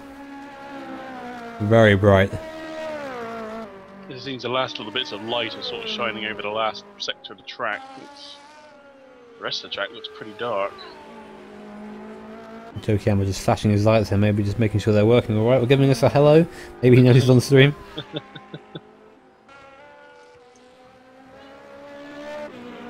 Manisakis does now have his headlights on, so that's solved. Maybe he's blinded now. There we are, we're about to hit the hour left in this race. You know what we haven't had today? A rundown of the viewers. We're going to be running down the viewer list. Uh-oh. Tell your family, tell your friends to tune in to Grip TV because we're bringing you all the live racing action. Who do we got watching today? It's Astron, Bacho Grande, Baldrox, Billy Rex Upton, Captain Rusty Nail, Drummer Nerd, E. Picker, Grip TV Live's even in here. All right, and look who it is. It's iRacer Bill, Jimmy Allison, Just Call Me Remco, Major Hobbit. That's Stephen Bailey, you know him. Man Cave Motorsports, most active man on Twitter. Matt Curb Champ 2014, Mercy Kev, Midpack Muffins, Nico's Ox, and Pete Roman Rob, Ryan Stewart Showdown. That's me, Talongrass, Thomas Beha, Tryhard 95, Vindis, Glitch Nasty, Smithy's in here, Zico, and Zumhorse. All right, thanks guys for watching. It's been wild stuff so far. We've seen a little bit of everything, and now it's dark. The track is dark. The headlights are on. 1 hour left. Who's it going to be? Pit stops are still coming, folks. Stay tuned. Brilliant. Speaking of pit stops, we have Manasakis in the pits. In the pits, probably to adjust his HDR settings, I imagine. Maybe. Like that, it doesn't even. It's hard to say. Last time he really pitted, given he keeps on disconnecting, so.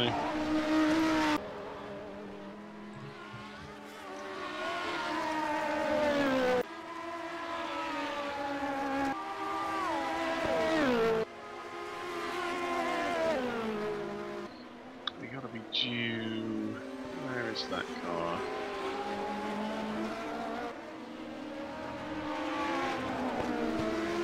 I think Morissette should be pitting any time soon. And he's going in now. There you go. Perfect. See, kids, science pays off in the end. You can predict future events. Wow. Wow. We do love science here at Grip TV, and that's why we hired the scientist, Stephen Bailey. Resident Grip TV scientist. We keep him in the room, he isn't allowed out. Well, let him in the room, he brings all his beakers and scales. Yeah. His contract is almost as bad as it is for the interns, but he's allowed, he's allowed to live. Thank you. You're so kind. Though. I love it. 54 laps. Morrison.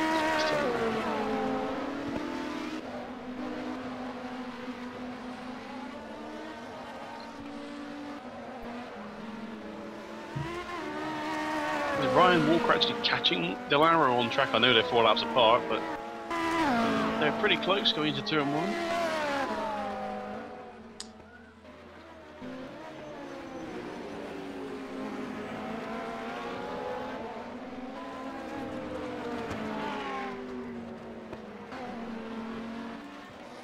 Yeah, Ryan Walker, you know, I had Rick in the car now. Too many issues as far as him having to deal with traffic. He seems to be one of the more patient P1 drivers out there, so good on him, setting a good example out there. Absolutely, it's been unfortunately lacking today, so it's good to see. That quickly mentioned the gap between Bonatti and Mayer has gone back out to 11.5 seconds. Maybe some sort of issue for Mayer. Maybe Bonatti's just getting the hammer down now. Maybe. And again, you know, we said before, the spins can come, and the spins are often, so... I mean, everyone, it seems, at the moment, in that glorious turn 12. And there's Mayer may well be due a pit stop as well. He's not been going anywhere near as long as some of the other... Did you say he may well be due a pit stop? Is that what you just said?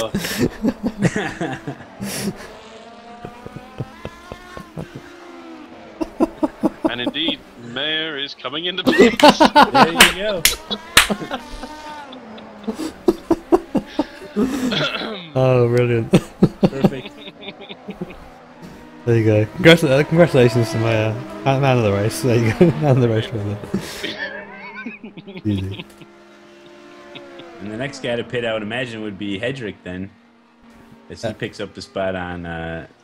No, that car has just pitted. Hedrick's got into that. Yeah, Hedrick's new, so you actually you couldn't be more wrong. My somehow board, apparently. My pipe charts were upside down, so that's why I got that wrong. Issues. Oh, the pie chart problems. And it's dark out there, and you guys didn't give me a flashlight, so I'm having It's very issues dark seeing. out there now. We're seeing. It is. We're seeing some stars in the sky, and there's the moon as well. It's beautiful. Indeed. I mean, There's nothing like the Midwest moonshine here. Gonna make it a lot harder to find all those Grip TV intern bodies for the authorities. So that's fine with us. Never solved. Hashtag that. 20 years unsolved.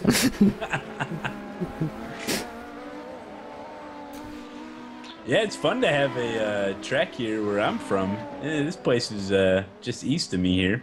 Have you ever been before? So it's like, have I ever been there? Yes, I have been on the Indianapolis Motor Speedway, on the track actually, in a bus. And we almost made it up to 40 miles an hour. Very, very impressive. How was it in the corners? That's a question. We almost tipped over because we weren't going fast enough. Downforce wasn't active. Yeah. Merlin Cooper now in. Huh. There he is. So Merlin back in the car. So that's a 4-man team then, is that correct? I think possibly. I think that's 4 guys. I think it's 3. I think we've seen. Okay. We've seen Grau in that car. Oh no, it is 4, isn't it? Because we've had Jerry. I thought so. Oh, yeah, no, you're right. Yeah. Quite right. So that's a little bit different strategy than you would. Yeah, into here. I mean, obviously different than Odin Racing as well, because they don't have a choice. I say a lot of it 3 depends when on you're grade in. as well. So this is. If you're looking to be really competitive, you don't really want any more than 3 drivers for a race like this. The 3 is the amount that I would go with, I think. Yeah.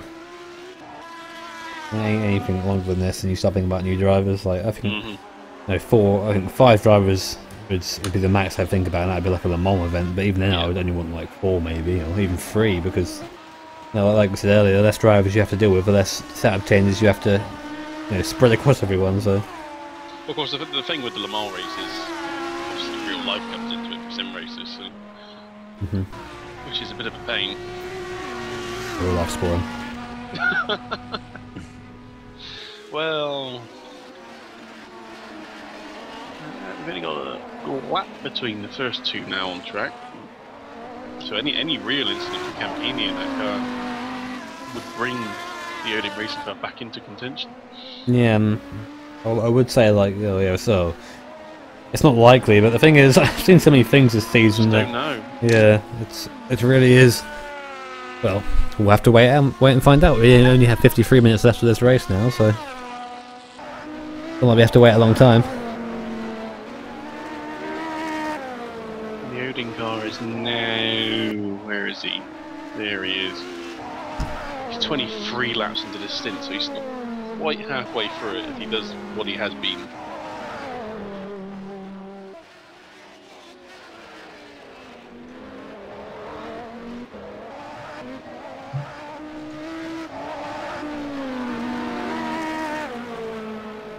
But even so, we know that the Scuderia GT Italica, the pace they have in that. Even now he's done 25-1, 25-2, so...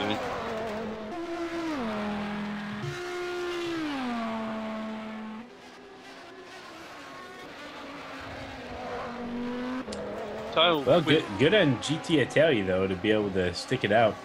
Absolutely, it can be. When you're out by yourself, it can be quite difficult actually just to maintain a pace when you're that far ahead. It's almost the closer it is, the easier it is to concentrate. Whereas if you're a lap, 2 laps clear, it's sometimes hard to maintain concentration. Yeah, no doubt. Yeah, I know that feeling. Yeah, at this point in the race, no one is on the same lap. They are. We've got Hedrick and Cooper on the same lap. Oh, apart from them. And I think it's possible Barry Hedrick could catch Merlin Cooper. So Hedrick is the quicker driver? I think so. I think we've seen Cooper have incidents in the race earlier as well. He did a 1:28.7 last lap. Right, this first lap of the car again. Hedrick did a 26.2, 26.6, 27.0, so that's not going to be impossible. Again, Cooper, this lap is about a second off what he did last lap, so...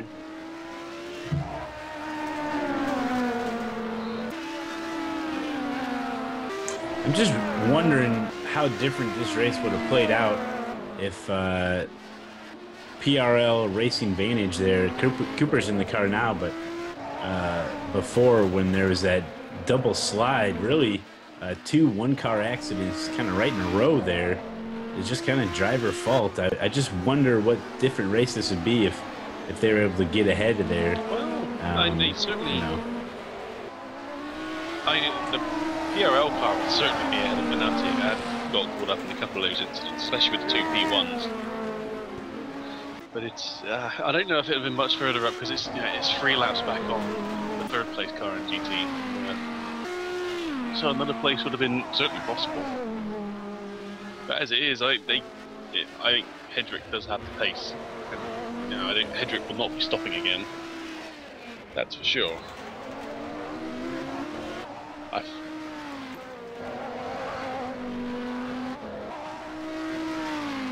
Well, that's something to take into account now. That obviously, that for a lot of the GT's cars now, if a recent pit stop has been made, then you can go to the end now. Absolutely, yeah. Prototypes, I'm not quite sure what their window is in regards to time. I think maybe one more stop, and then you would be okay. As reminded me, I saw Castro made a stop just now. 1:26.9 for Benatti there. Cooper gonna be coming around here, see what he gets.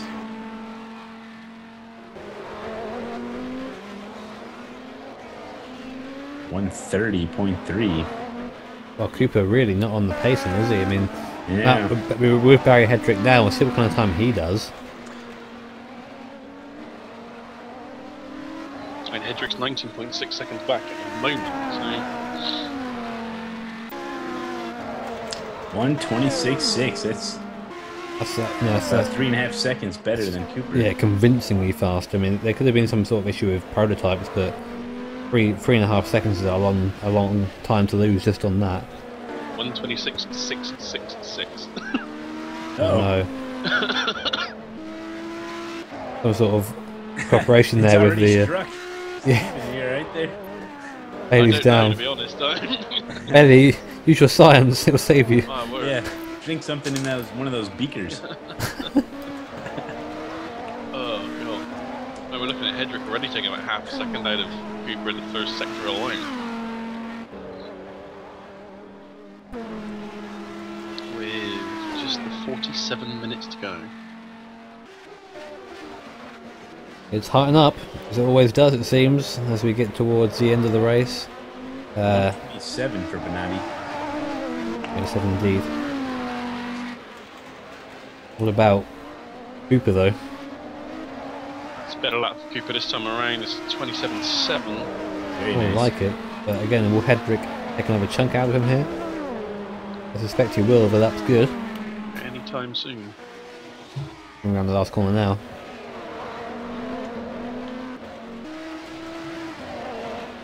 Yeah, another 1.4 seconds or so.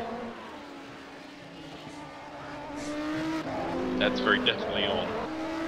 So we'll keep an eye on that, and that's something that we'll come across. I'm sure the Can-Am guys on the rated Hedrick now, like cheering him on, make the pass. It's all championship points at the end of the day. We won't know the entire points table until after the race, unfortunately, so we can't really bring that to you, but still. Any points are good points. Absolutely. At this point,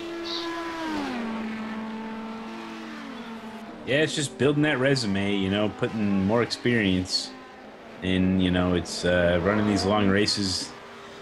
It can't hurt, you know, you're always going to be learning something.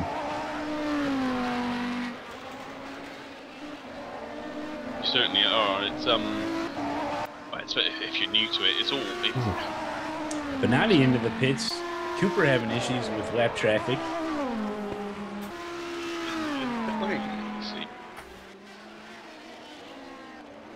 Here comes Cooper around, going to be crossing the start-finish line, going to be taking the position away from Benatti.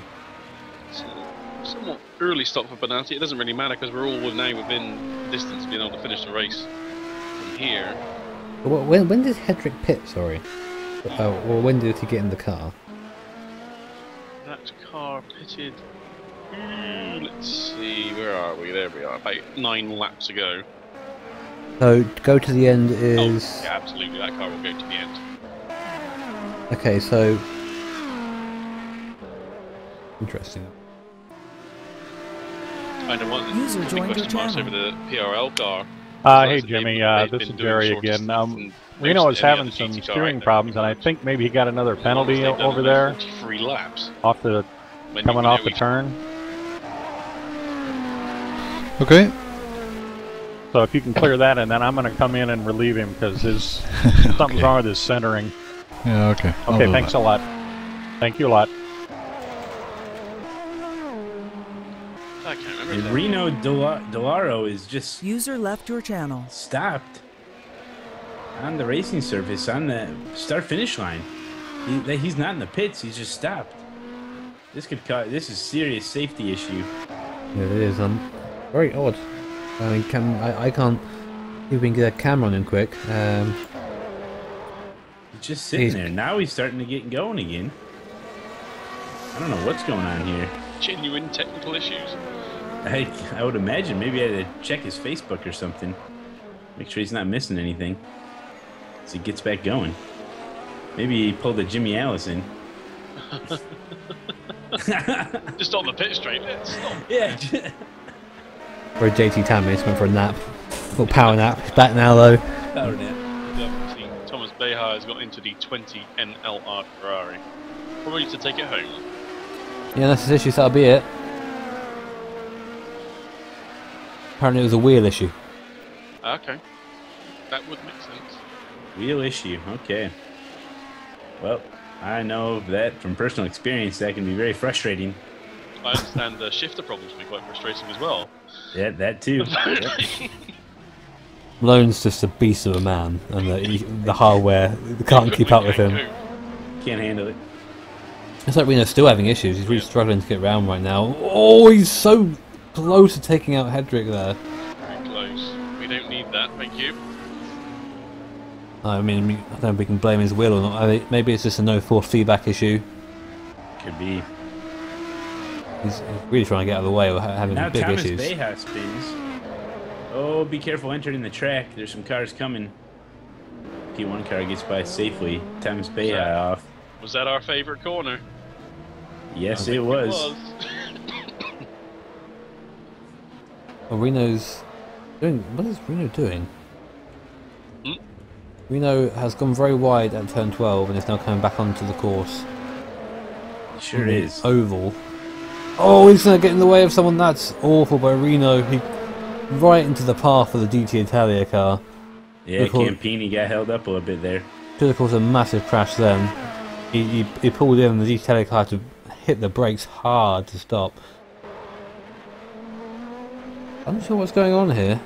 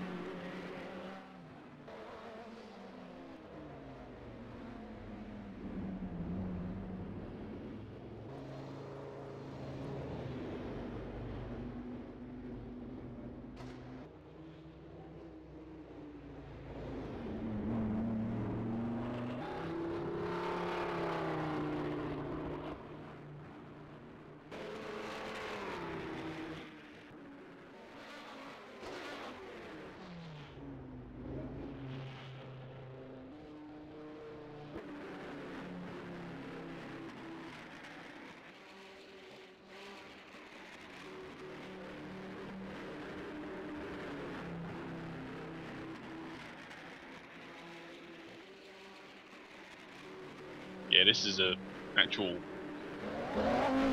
user problem. Green track. I think he's sort of speeding in the pit lane for now as well. He just sped up massively. On time. Green flag, guys. And there you have it. Green flag again is the slowed car. Delario heads into the pits there, so the track is clear. It'll be interesting. We'll keep an eye on that. But this is the man who's going to benefit from it. Ryan Walker in his satellite Ryan car. Walker, there he is.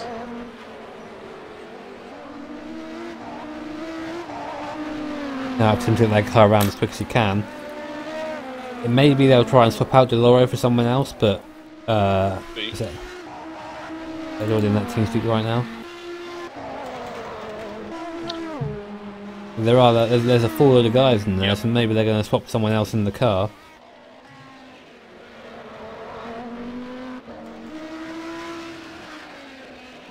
So that's probably been just about their best run of the season so far. It'd be a shame if they lost out because of an actual real problem.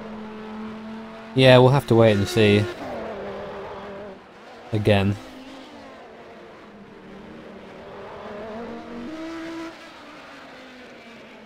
Here comes Ryan Walker. Coming on to the front stretch here. I think he needs another lap yet to gain the position. He's in that car. He's moving now. Jeremy Combs in the car, and they're now on the same lap, I believe. Maybe. No. McComas is on 291, Walker is on 290. Although he's just gone past him again. Yeah, that's what I mean. So I think they're now on the same lap. So now Walker's got to really get that hammer down now. It's a lot of time to gain. If anyone can do it, I think that Mr. Walker can. He's pretty quick in that car. Especially with Jerry McComas. I mean, there's about probably a 3-second lap difference between the two. Certainly is. I expect Ryan to be more consistent as well. Talking that, we should check up on our battle between Hedrick and Merlin Cooper. That was Hedrick there, very slow. Oh. what's happened to Barry? I have him as an off-track and a spin, but I haven't seen what's happened to him. Going back now. The drama now in the last hour of the race or so. Oh, you know what? He's crabbing. Look. The chicane has claimed him. He took too much curve through the right-hander. He got airborne, and he lost the car as it snapped into the wall quite hard. That will be the end of that battle.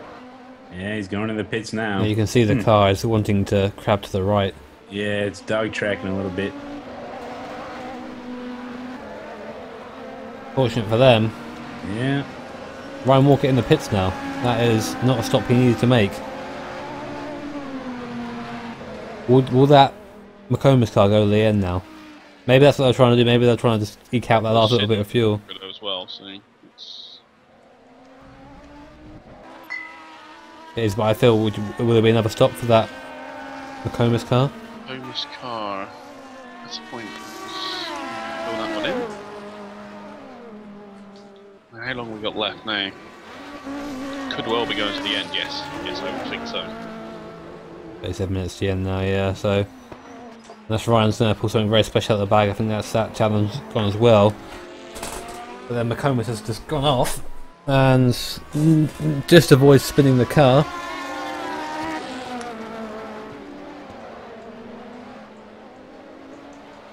He did cut across the track though when coming back on track. Merlin Cooper off into the sand. Yeah, there he is. It's where is that? Overcooked it a little bit by the looks of it. So a little bit of a hold up there, but not as bad as Hedrick's hold up, it seems. Yeah. I keep seeing John Fabricus' name, and I keep thinking it says John Fabulous. That would be a fantastic name.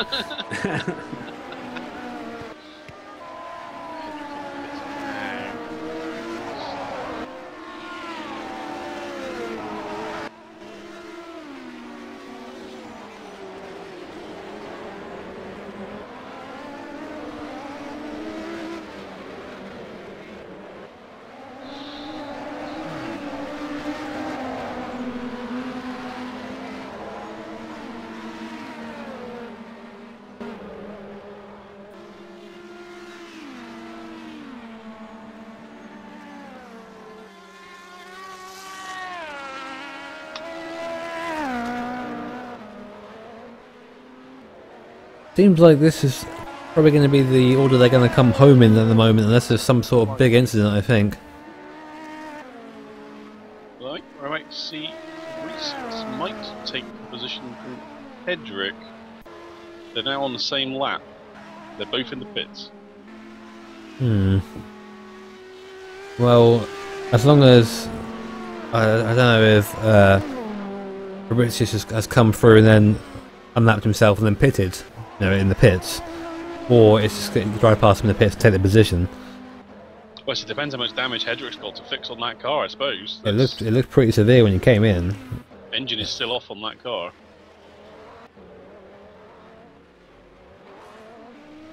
And he's going to take it. There you go. Fabricius takes the place from Barry Hedrick and the Can-Am team. Bad luck for those guys. They were having an alright run, and that's how it ended. There was definitely a possibility of them gaining positions as well at the end of the race. But So they were definitely looking at a top 5 finish for me, the way he was catching Cooper. pushing too hard, I guess. He just like he got his turn. He turned in too much for the right hand part of the chicane. It launched the car up into the air a bit, and he couldn't catch it when it snapped the other way.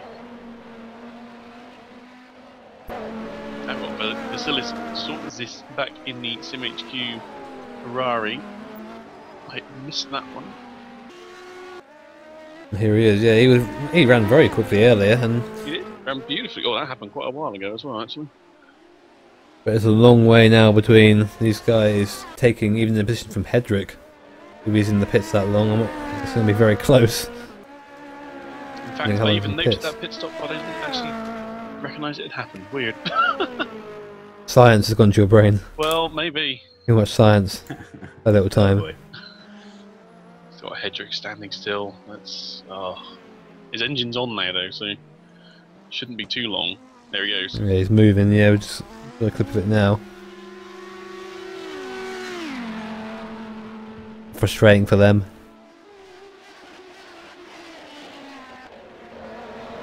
Julian Castro is short shifting a lot right now.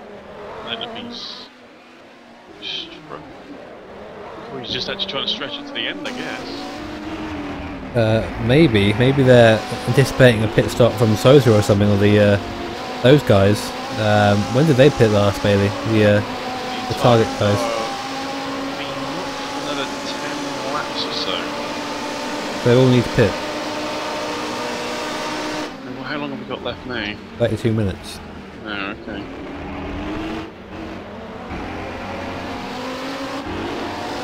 The F1 CL car will pit. Or should, well, depending on how long it goes on fuel, could pit after the target car.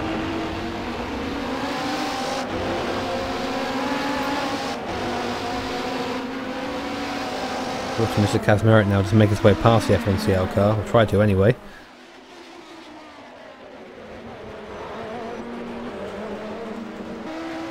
Sorry, maybe another 20 laps until Sue's pits. I misread my own thing again. The science, Bailey. You need to get it together. It's me understanding what I'm writing. That's Get the science together. I'm getting tired. Leave me alone. I'm tired and hungry. Tired and hungry. Yep. Yeah. Combination sucks.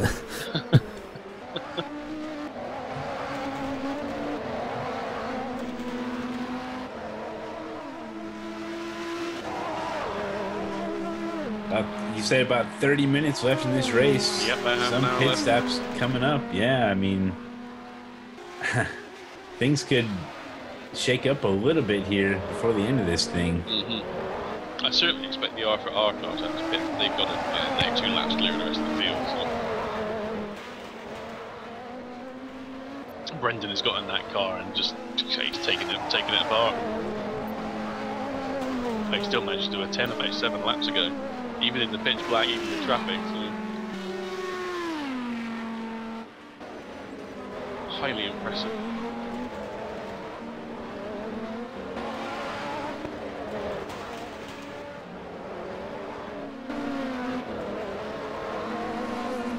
We're getting very near to creeping into the last half an hour of the race now. 45 seconds until that happens. Watching Kazmarek have a big moment going into turn 11.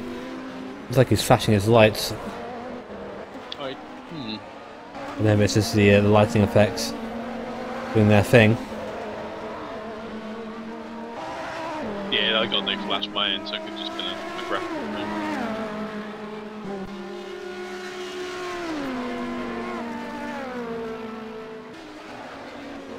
Still half a lap or so between Cooper and Swaley. I don't think that's a gap that's going to come down quick enough. At this point, it needs to be a mistake for anything to happen, I think.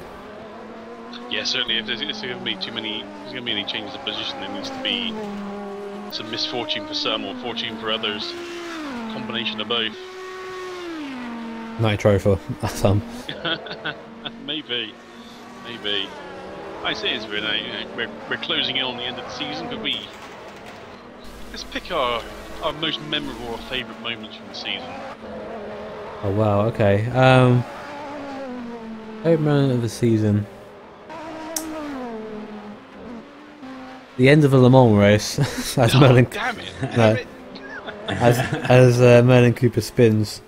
No, it was just the Le Mans race full stop, because it wasn't just about the fact that the race took place despite having limited prototype people. The field wasn't the biggest, but we showed that our Factor 2 could in fact do nearly a 24-hour race. Well, no, there was rain, there was we had the day and night change, all the lighting was fantastic, it all looked brilliant. And the level of immersion there was so, every now and then I look back through the album of the pictures that I took through that race, and the immersion of everything, it was fantastic. It's hard to top that. Sort of say like and I may be seeing Hey, you've had yours, thank. I mean, there's just, I don't know if I could pick one. I mean, some of it may have even come from this race. You got the beautiful recovery by our race leader with the going in reverse there down the stretch, and then being able to correct that. That was pretty amazing. The Ryan Walker defending in that race, that was just outstanding. That was some really good hard racing. The rain, of course, is top of the list. It's just been a lot of fun. I think the storylines, you know, I've kind of become a big fan of Odin Racing and just what they've been able to do. And look at them, running second place in their class. Still, anything can happen at this point, and something, you know, everything usually goes in their favor. It's just the two guys. It's amazing that they did the 24-hour event. I mean, that is just awesome. So, you know, it is kind of hard to pick one, but it's been a blast. I've had a lot of fun. They're experiences, you know. I mean, it's just amazing that a league like this would even exist. You know, it's really cool. It shows how far we've come just in sim racing to be able to put together something like this. It does. If I had to pick a moment, I suppose it would be as the sun was starting to set at the mall. I genuinely had goosebumps as that was happening. It was watching the cars go through the trees, the headlights bouncing off the trees. It was fantastic. And then the fact that the fact that you had so much invested in it, and you've been there and you've been watching the cars, watching the race, and all of a sudden it hits that point in the day-night cycle, and it just all comes together. Yeah, it's something. That's wonderful. I will share that album. That should be on the Grip TV page in the chat again for anyone that wants to go back through and relive a little bit of Le Mans. Yeah, guys, and don't forget the Grip TV Facebook page. Go ahead and give it a like. We post stuff, bunch of stuff there. It's a great way to find a lot of mixed content on sim racing. So definitely check that Facebook page out, Grip TV Live Facebook. And I'm sure Steven's got some pictures to be showing us from this race here in Indianapolis, which is pretty. I may have been lazy, but I have been doing spreadsheets, so you know. It's there you go. Well, a scientist can't be a photographer as well. I mean, the two just don't mix. Oh, hang on. This is interesting. Jerome Speck has rejoined the race this far. Wow. In a huge turn of events, they throw the ringer in there to try to as many spaces as they can. Yeah, I've just noticed that. It's very... Wow. At least he's back. Maybe he went and had a sleep. Like, we joked about that earlier. Maybe he... Well... I mean, he's a long way down. He's completed 93 laps in the race. The next car that's still running is 253. He might as well just pull over. Maybe he just wants to finish a race. 25 minutes left. Maybe he's doing a Porsche at Le Mans. Wow, well, what are the rules on point scoring in this? I forget now. It's been a while since I looked. 50%, isn't it? Yeah, I thought you had to run at least. He's not going to score any points. He's yeah. Here for the shiggles, it seems. Oh, who wouldn't want to be part of a race like this? I mean, you got the day-night cycle. That's just awesome. I'm so jealous of that. But yeah, 50. Jimmy Allison saying you got to complete at least like 50% of the race to qualify for the points. But this is the season finale, and a whole new season starting where there'll be the points all get reset. There you go. That's going to be exciting. I know. It wouldn't surprise me if as Jackson Merrick nearly runs into the back of Speck through the chicane. That was that was pretty intense. To say the least. Looks like Oscar's going to be nearer with his guess of the laps than I am, if he's still in here. 323, he said, didn't he? Yeah, he's not going to be quite right, I don't think. But he's going to be close. About a minute 10 for a lap minute 11.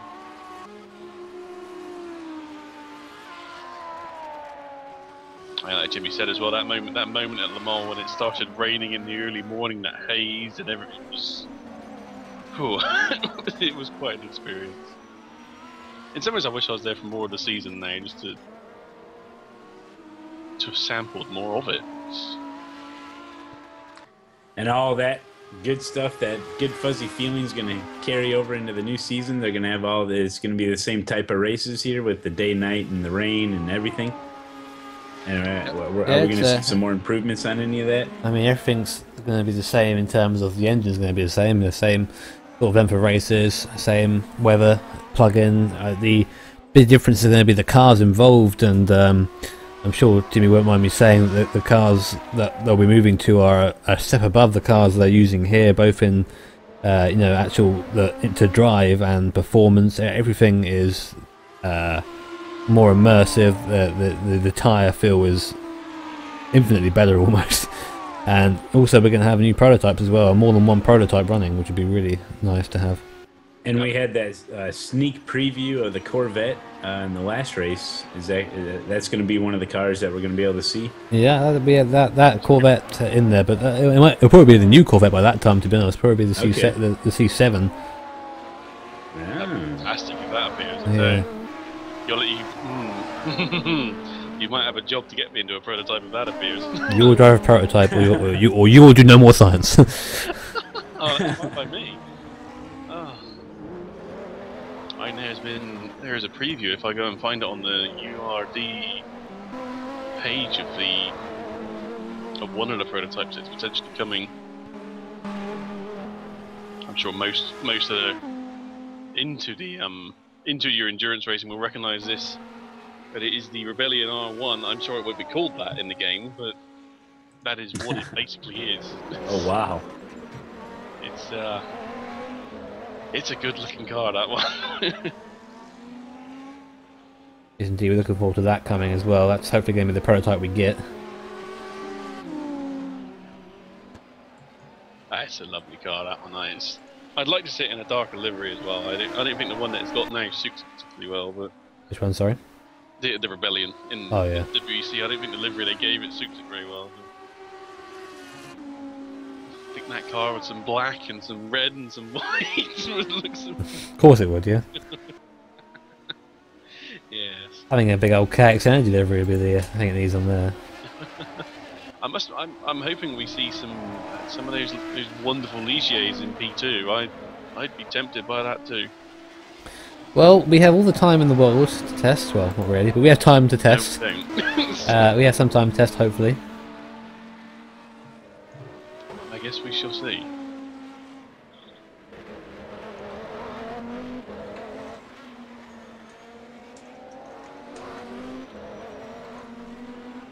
As for the other one, no news yet, but I believe they're certainly planned. Definitely planned by URD. I'd imagine we'll get them as the season sort of goes on.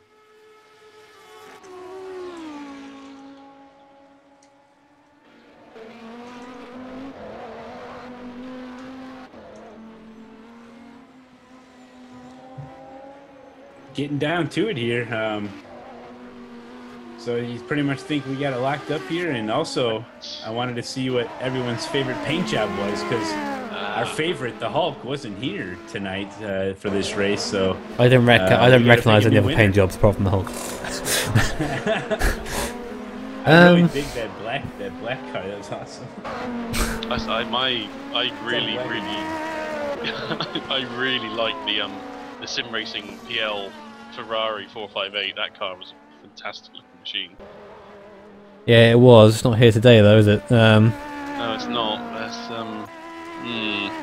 My favorite livery, I think, of every car would be the Hulk, just because it was so recognizable. You saw it coming a mile away, and that is something you want to have as a racing livery. Something that goes, this is this guy, this is him, or this is this person in that car. But I guess artistically. Spins it around. Oh, he's doing a 360. There was a bunch. Sorry to cut in, but there was a bunch of traffic behind him. Spec loses it. Now he's still struggling to get back on. That could have been extremely dangerous. Spec just wanted to join in the fun at turn 12. Yeah, he wanted to be a part of it. Yeah, that could end horribly, but good thing he was able to keep it off the racing surface there as he got back on. But wow, anyway. Whew. Yeah, that's close. Oh, excuse me. For yawn, telling here it's nearly 12:15 local time for us. AM, and I still haven't eaten my dinner yet. Jimmy's getting a little hangry.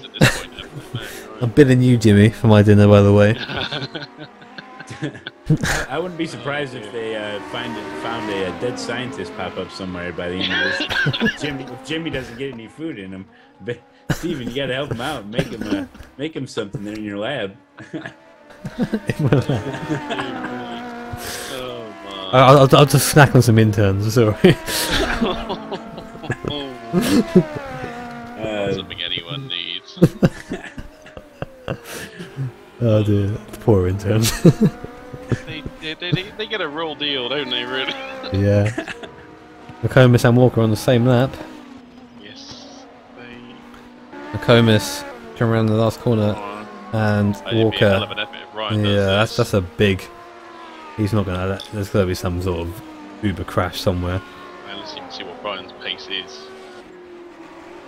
Yeah, depends on traffic really. He's definitely quicker than McComas, but that is so much time to gain in just 16 minutes now. Yeah. 16 minutes left of the season. Ain't gonna happen.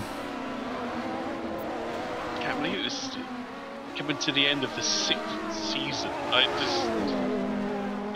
For me, it's really quite strange given I was there in season 1. It's hard to believe it's been 6 years now. But Yeah, you're getting old, Bailey. thank you. Yeah. I was only 21, 21. No. Oh God! I was younger than you are now. Where has the time gone? I don't know. I really don't know. Those facts of life. Yeah, it's. I don't know. Oh god, just falling apart in my hands. Which is brilliant. I've only been here in this league a relatively short amount of time compared to you, Bailey, anyway. And you know, Bailey's part of the furniture around here. But thank you. You know, it's very easy to become very friendly and know everyone very quickly in this league. Everyone's very helpful and very communicative, and basically, being on the forums and being involved is a great way to become part of that. And racing each other as well. You learn so much about someone by racing with them. It's very. It sounds very kung fu movie, like you truly know your opponent when you fight them, but no, it's not quite that intense. But you really, you know, you can learn a lot about people by the way they race and the way they respect or don't respect people on track, and those, you know, that's a fantastic way to, you know, gain new friends, and that's why I still do YouTube stuff, and it's why I still do Twitch stuff, because I have so many friends because of, or like new friends or new acquaintances from what I've done. It's brilliant, you know. Well, if you told me 2 years ago I'd have had a meet up with a bunch of people I know through sim racing just a few weeks ago, I'd like, what are you on about? You know, just nonsense. Exactly, awesome. See, and then Malone's coming to England. We've decided. Oh, really? Yep. Who invited him? The Queen invited him, special order. Oh, jeez, well, man. It's a must. Yeah, I can't imagine, you know, Steven, I met you through Jimmy, you know, and we've had a blast doing these broadcasts, and I've met people all around the world, you know. It's just nuts. We got Timo from Germany, you know, you guys are across the pond from me. You know, it's just really just, I'm from America, Judson's from America, and then we got all these people from all over the world. It's wonderful, and we all enjoy the same thing, you know. It's just like you said, if somebody told me that'd be true, I'd be like, I doubt it, you know. Yeah. Be like, but here we are, you know. And it's great. I love it. Don't be afraid to speak to people. Is like the funny thing, because Timo is a prime example of that. He basically just messaged me on Facebook one day out of the blue. I didn't know him. He goes, "Oh, can I, like, do you any racing? Like, can we like, do you have a Skype or something? Like, I can talk to you about racing." And then like, you know, and now like he's just like he's a core part of Grip TV. We wouldn't be Oh, doing this without him. He does all the pretty stuff, all the stuff that makes us look almost professional. You know. The guy's a workhorse. Man's amazing. It is great, and he is looking. He had a bunch of interviews, and he's going to get one of those big premier jobs where he's going to be making millions of dollars. So, good luck to him. Hoping the best there with his adventures there. So we can have a real racing team. Yeah, there you go. Race Mazdas in real life. Perfect. The modern Mazda, obviously. No, what are you talking about? Here we are with under 13 minutes left of season 6, season 7 looming on the horizon. I say looming like it's a bad thing, and I'm really looking forward to this season. It's going to be probably I think it's got the best mod I think that has graced the shores, that is VEC, and it's just going to be a blast. Anyone who hasn't driven the URD mod, go and drive it now. Go and buy it, go and drive it, enjoy awesomeness. If you want a free sample, there's a the Corvette C6R is free to try. In fact, I will there go you go. And take that You have no now. excuse. Yeah, I will go and. Where is that thing?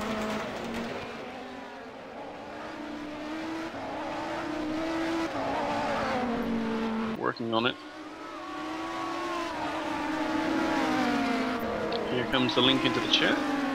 For anyone that wants to try this, get a sample of the URD mod. There is the free Corvette for R Factor 2. It's well worth the download, and I'd argue well worth the purchase. Me too. In fact, I think I actually have a video here somewhere. Oh, do you? Somewhere, yes. I don't actually know where it is. I need to find it. I'm sure you will want to go and watch this. That's like a Jedi mind trick. You will want to watch this video. Yes.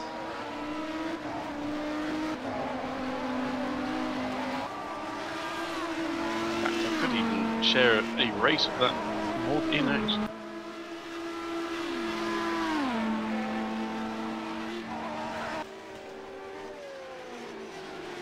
Is R Factor all in, or is it like iRacing? The actual game itself, I guess, is all in. There's an option for it to be all in for the online option anyway. And if you want to buy the URD mod, it's a payware mod that someone has made that outside of ISI, and they charge for it. But you get, well, how many cars do you get?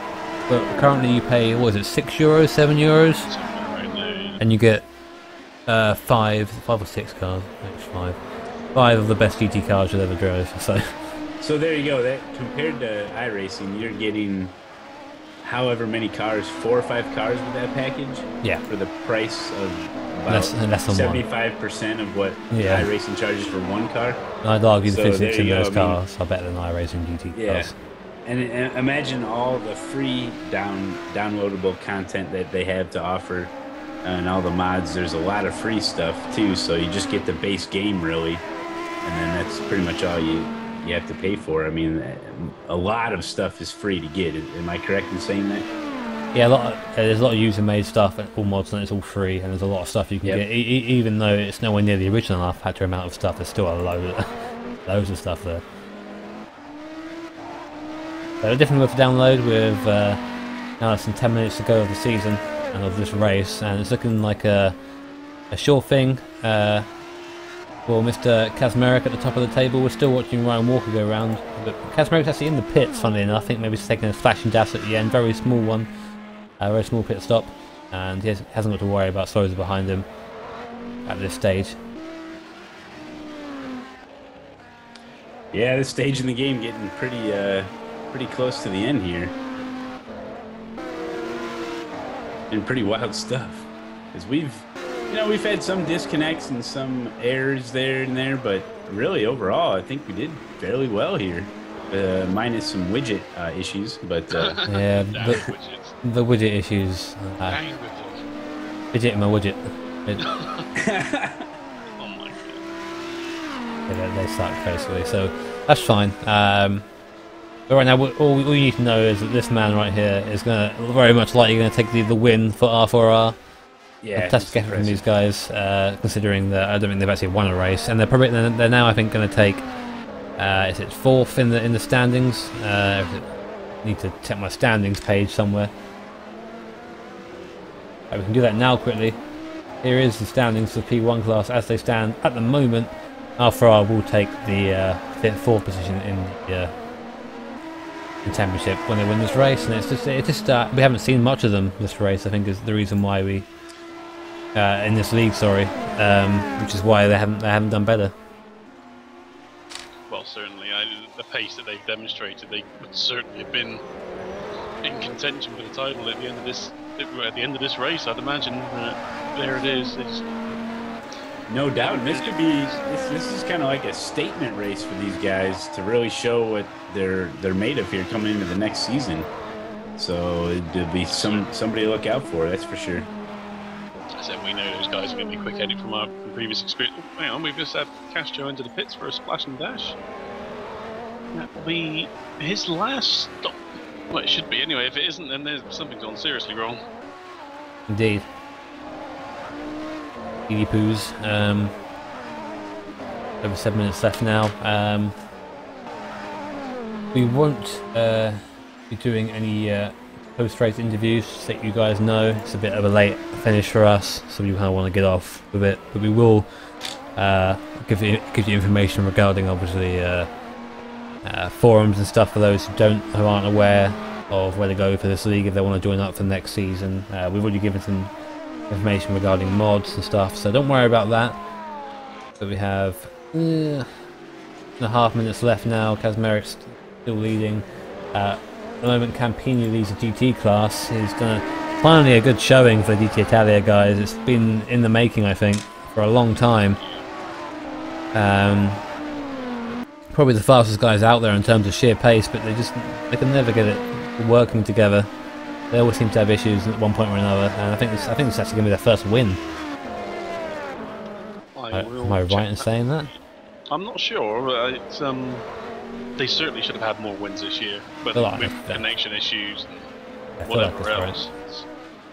Yeah, hopefully they can get all that stuff fixed. I mean, I know sometimes it happens out of the blue, no matter what your hardware or equipment or software you're running at your house, but some people do have router issues. To be able to try to get some of that ironed out is always a good thing, and it's always going to be an issue, but you can limit the problems that you have by doing your part on your end with your system.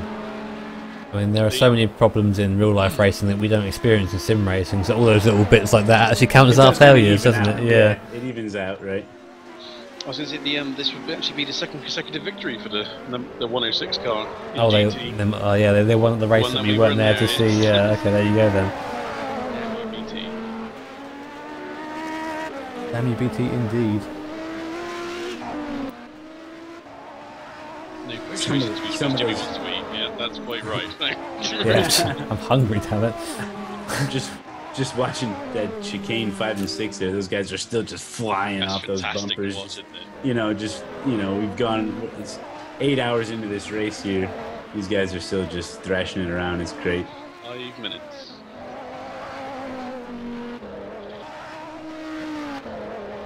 Just 5 minutes. Pasta. I mean, until the end of the season. No, in seriousness, we've had a lot of fun doing this. I know we talked about this before, but it's been done like as a hobby. It's not done as anything else. We receive no payment for this aside from the followers gained or whatever, and the viewership, and that's cool with us. There's nothing that we love more here at Grip TV than being able to share our passions for sim racing, our driving, and you see it here. I mean, we're sitting here. If you look at it really, kind of from an outside perspective, we're sitting here in our rooms for 8 hours straight, looking at a virtual race and talking about it. Between the two of us, and trying to put on a show for you guys at the same time. And we do all that because of our love for sim racing, which we demonstrate Hopefully very well. I mean, I know I'm complaining about being hungry here, but like, you know, A man's got to eat. yeah, a man has got to eat. You need your energy. That's it. Yeah, I mean, so we all have our individual Twitch channels, which I believe are below in the panels. Maybe. Yep, they're all below in the panels. So if you want to go check any of us out there individually, obviously I'm Jimmy B, Go Down 1983, and Matt Malone. Bailey doesn't stream because he's lazy. He doesn't even use force feedback. That's how lazy. Wow. Trust me, if I had Jimmy's connection, there would be a fair bit more streaming going on. But there we go. Isn't to be. You never know. We also have Timo Vassendal as well, and Jay plays the newest member to Grip TV. Jay plays. Yep. Newest. Good, man. I tell you what. He's making us look bad. We need to give that weight penalty probe, whatever the hell it is, to him. And just one thing I want to say about Jay plays.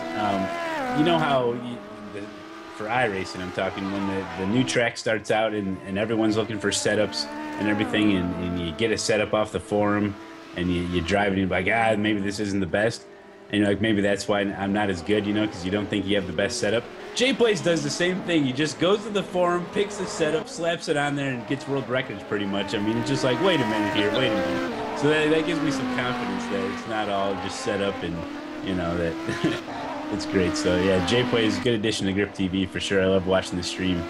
It's fun having him along. It is, and many happy memories and many happy experiences to be had in the future, for definite. As we enter the last 2 minutes of the VEC season, so it'll be this lap and another one, I believe, and then maybe the lap after that, and then the flag will be this lap and the next lap will be the last lap by current VEC timing standards. So not long left now, and I think this will be the first victory for these guys. For our season, I will also check that. I find it hard to believe that they have entered the race and not won it. They won in Malaysia. That was their first. Very nice. All these people doing stuff at Malaysia, really inconsiderate. Yeah, I know. You see, if we were really professional, we would have done our research. Yeah, that's right. But that didn't happen apparently. So. I just don't have a big enough wall to spread my spreadsheets out, graphs on. I'm working on a limited space here. My wall doesn't have any wallpaper or paint on it anymore. It's just graphs, pie charts, and God knows what. Yeah, big shout out to Man Cave Motorsports for being the glue that keeps Grip TV. He's the main man here. Yeah, he's the main man, as he says. Most active man on Twitter, Man Cave Motorsports. And we just entered the final lap of the VEC season. Kaz Merrick leading it, and he's probably going to win it unless some sort of massive explosion. No, he is going to win it now. He cannot lose this. He's two laps ahead. So whatever happens now, he has won this race. He could park it, but you don't experience the glory of crossing a line. That's right. And still, you see the traffic playing in yet once again here, and look how hard he's pushing there. He even got a little bit loose there. He's really chucking that thing around, isn't he? Still. I think it's a man just enjoying his craft, isn't it? And there's going 3 wide. I love it. The timer goes to 0. 12:30 here in the UK as we come to the end of what has been a fantastic season of Virtual Endurance Championship. Go and check their website. Definitely go check it out. RF2 VEC.net, I think it is now. It changes every day. And Brendan Casimiro comes over the line to take victory. For our fantastic job for those guys, no doubt very happy with that. As Rafael Souza will take second and Julian Castro will take third. And a bit further back on the track, we're going to have Michele Campini, the GT Italia car. He's coming through the chicane now. He's at turn 7, still half a lap to go, but it'll be their second win in a row for those guys. A disappointing season for GT Italia. I think that they are someone who could have been, in contestant for that win, but could have done a lot better. That's for sure. But they will be followed home by Joe Chiampa and the Odin Racing team in second. A fantastic recovery drive from them after pretty much going to the back of the field after an early incident. And it looks like Thomas Behar Northern Light car will pick up the 3rd place. So a good job for those guys, considering that they have been pretty anonymous in the second half of the season. They were very good in the first and then kind of faded into black at the end, but a good job regardless. That's 3rd place, another podium for them, and well, there you go. Fantastic racing here, as always. Fantastic racing, fantastic results. Everyone, I'm sure, very happy to get to the end of what has been quite a bumper car-y race. Bumper cars everywhere. Way of putting it. There's quite a lot of crunching going on with bodywork and walls and. Well, you know, usually the finale does involve fireworks, so they saw it here. We haven't got any fireworks, but I can go one better. Let me just let me bring up my really awesome tool for fireworks that I have. Oh, there you go. God. Pop the champagne bottles. We got fireworks. Wait, this is going to be the best thing you've ever seen. This is going to be epic. Be live to have a look at this. It's probably going to work, definitely. And this is in memory of a car that didn't make it here today.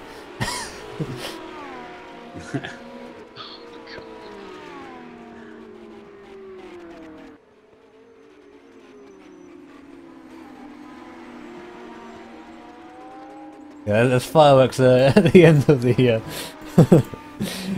the VEC season. Hooray! Fantastic effort by everyone involved. The admins did a fantastic job as well. It's been a brilliant season. Crazy. Uh-oh. And yeah, like I say, there's Odin Racing getting 2nd place. Another great finish. These guys, it's great to watch. You know, they're able to finish these races. I don't know how the heck they do it, but you see them here doing it. So it's and a whole nother season coming up. So good on everybody. Man, wild stuff. I tell you. Fireworks. There you go. Now we got huge fireworks. Yeah, huge fireworks. Massive fireworks. There you go. That is the end of season 6. Brilliant season. No post-race interviews today, so sorry about that, ladies and gents. But we will take this time to very quickly do a couple of plugs for us. Grip TV Hangout tomorrow. Over here at Grip TV Live, 5 PM CST. CDT, whatever. DDT, WTF. Yeah. 5 PM WTF our time. We'll be on tomorrow. Just make sure to give us a follow. Yeah, definitely. With a special guest is going to join us. A special guest. So you're not going to want to miss the Grip TV Hangout, backed by popular demand. Exactly. Popular demand. I think this is me saying we should do one. That popular demand, no. Fantastic. I think that's it. I think that's it for us. So thank you everyone for... I was going to say, should we let Malone do a classic takeout? We will. I think we should say thank you first. Yeah, thank you for everyone for supporting us over the course of this season. It's been awesome having you here with us, and yeah, it's just been brilliant to have such a dedicated and awesome audience. So on that note, Malone, if you want to... You gonna get some epic music for me? Cue the epic music. Well, everybody right here at Grip TV just wants to thank everybody for watching. This was VEC 8 hours at Indianapolis Motor Speedway. You guys stuck it out with us the full 8 hours. It was wild stuff, and that concludes VEC season. But a new one's starting up, so get signed up, head over to the forums, give the channel a follow, head over to the YouTube channels where you can find past broadcasts and also some other stuff like maybe Grip TV Hangouts available on demand, and don't miss the one tomorrow. But anyway, thanks for watching, thanks for following, and we'll see you next time. Good night, everyone.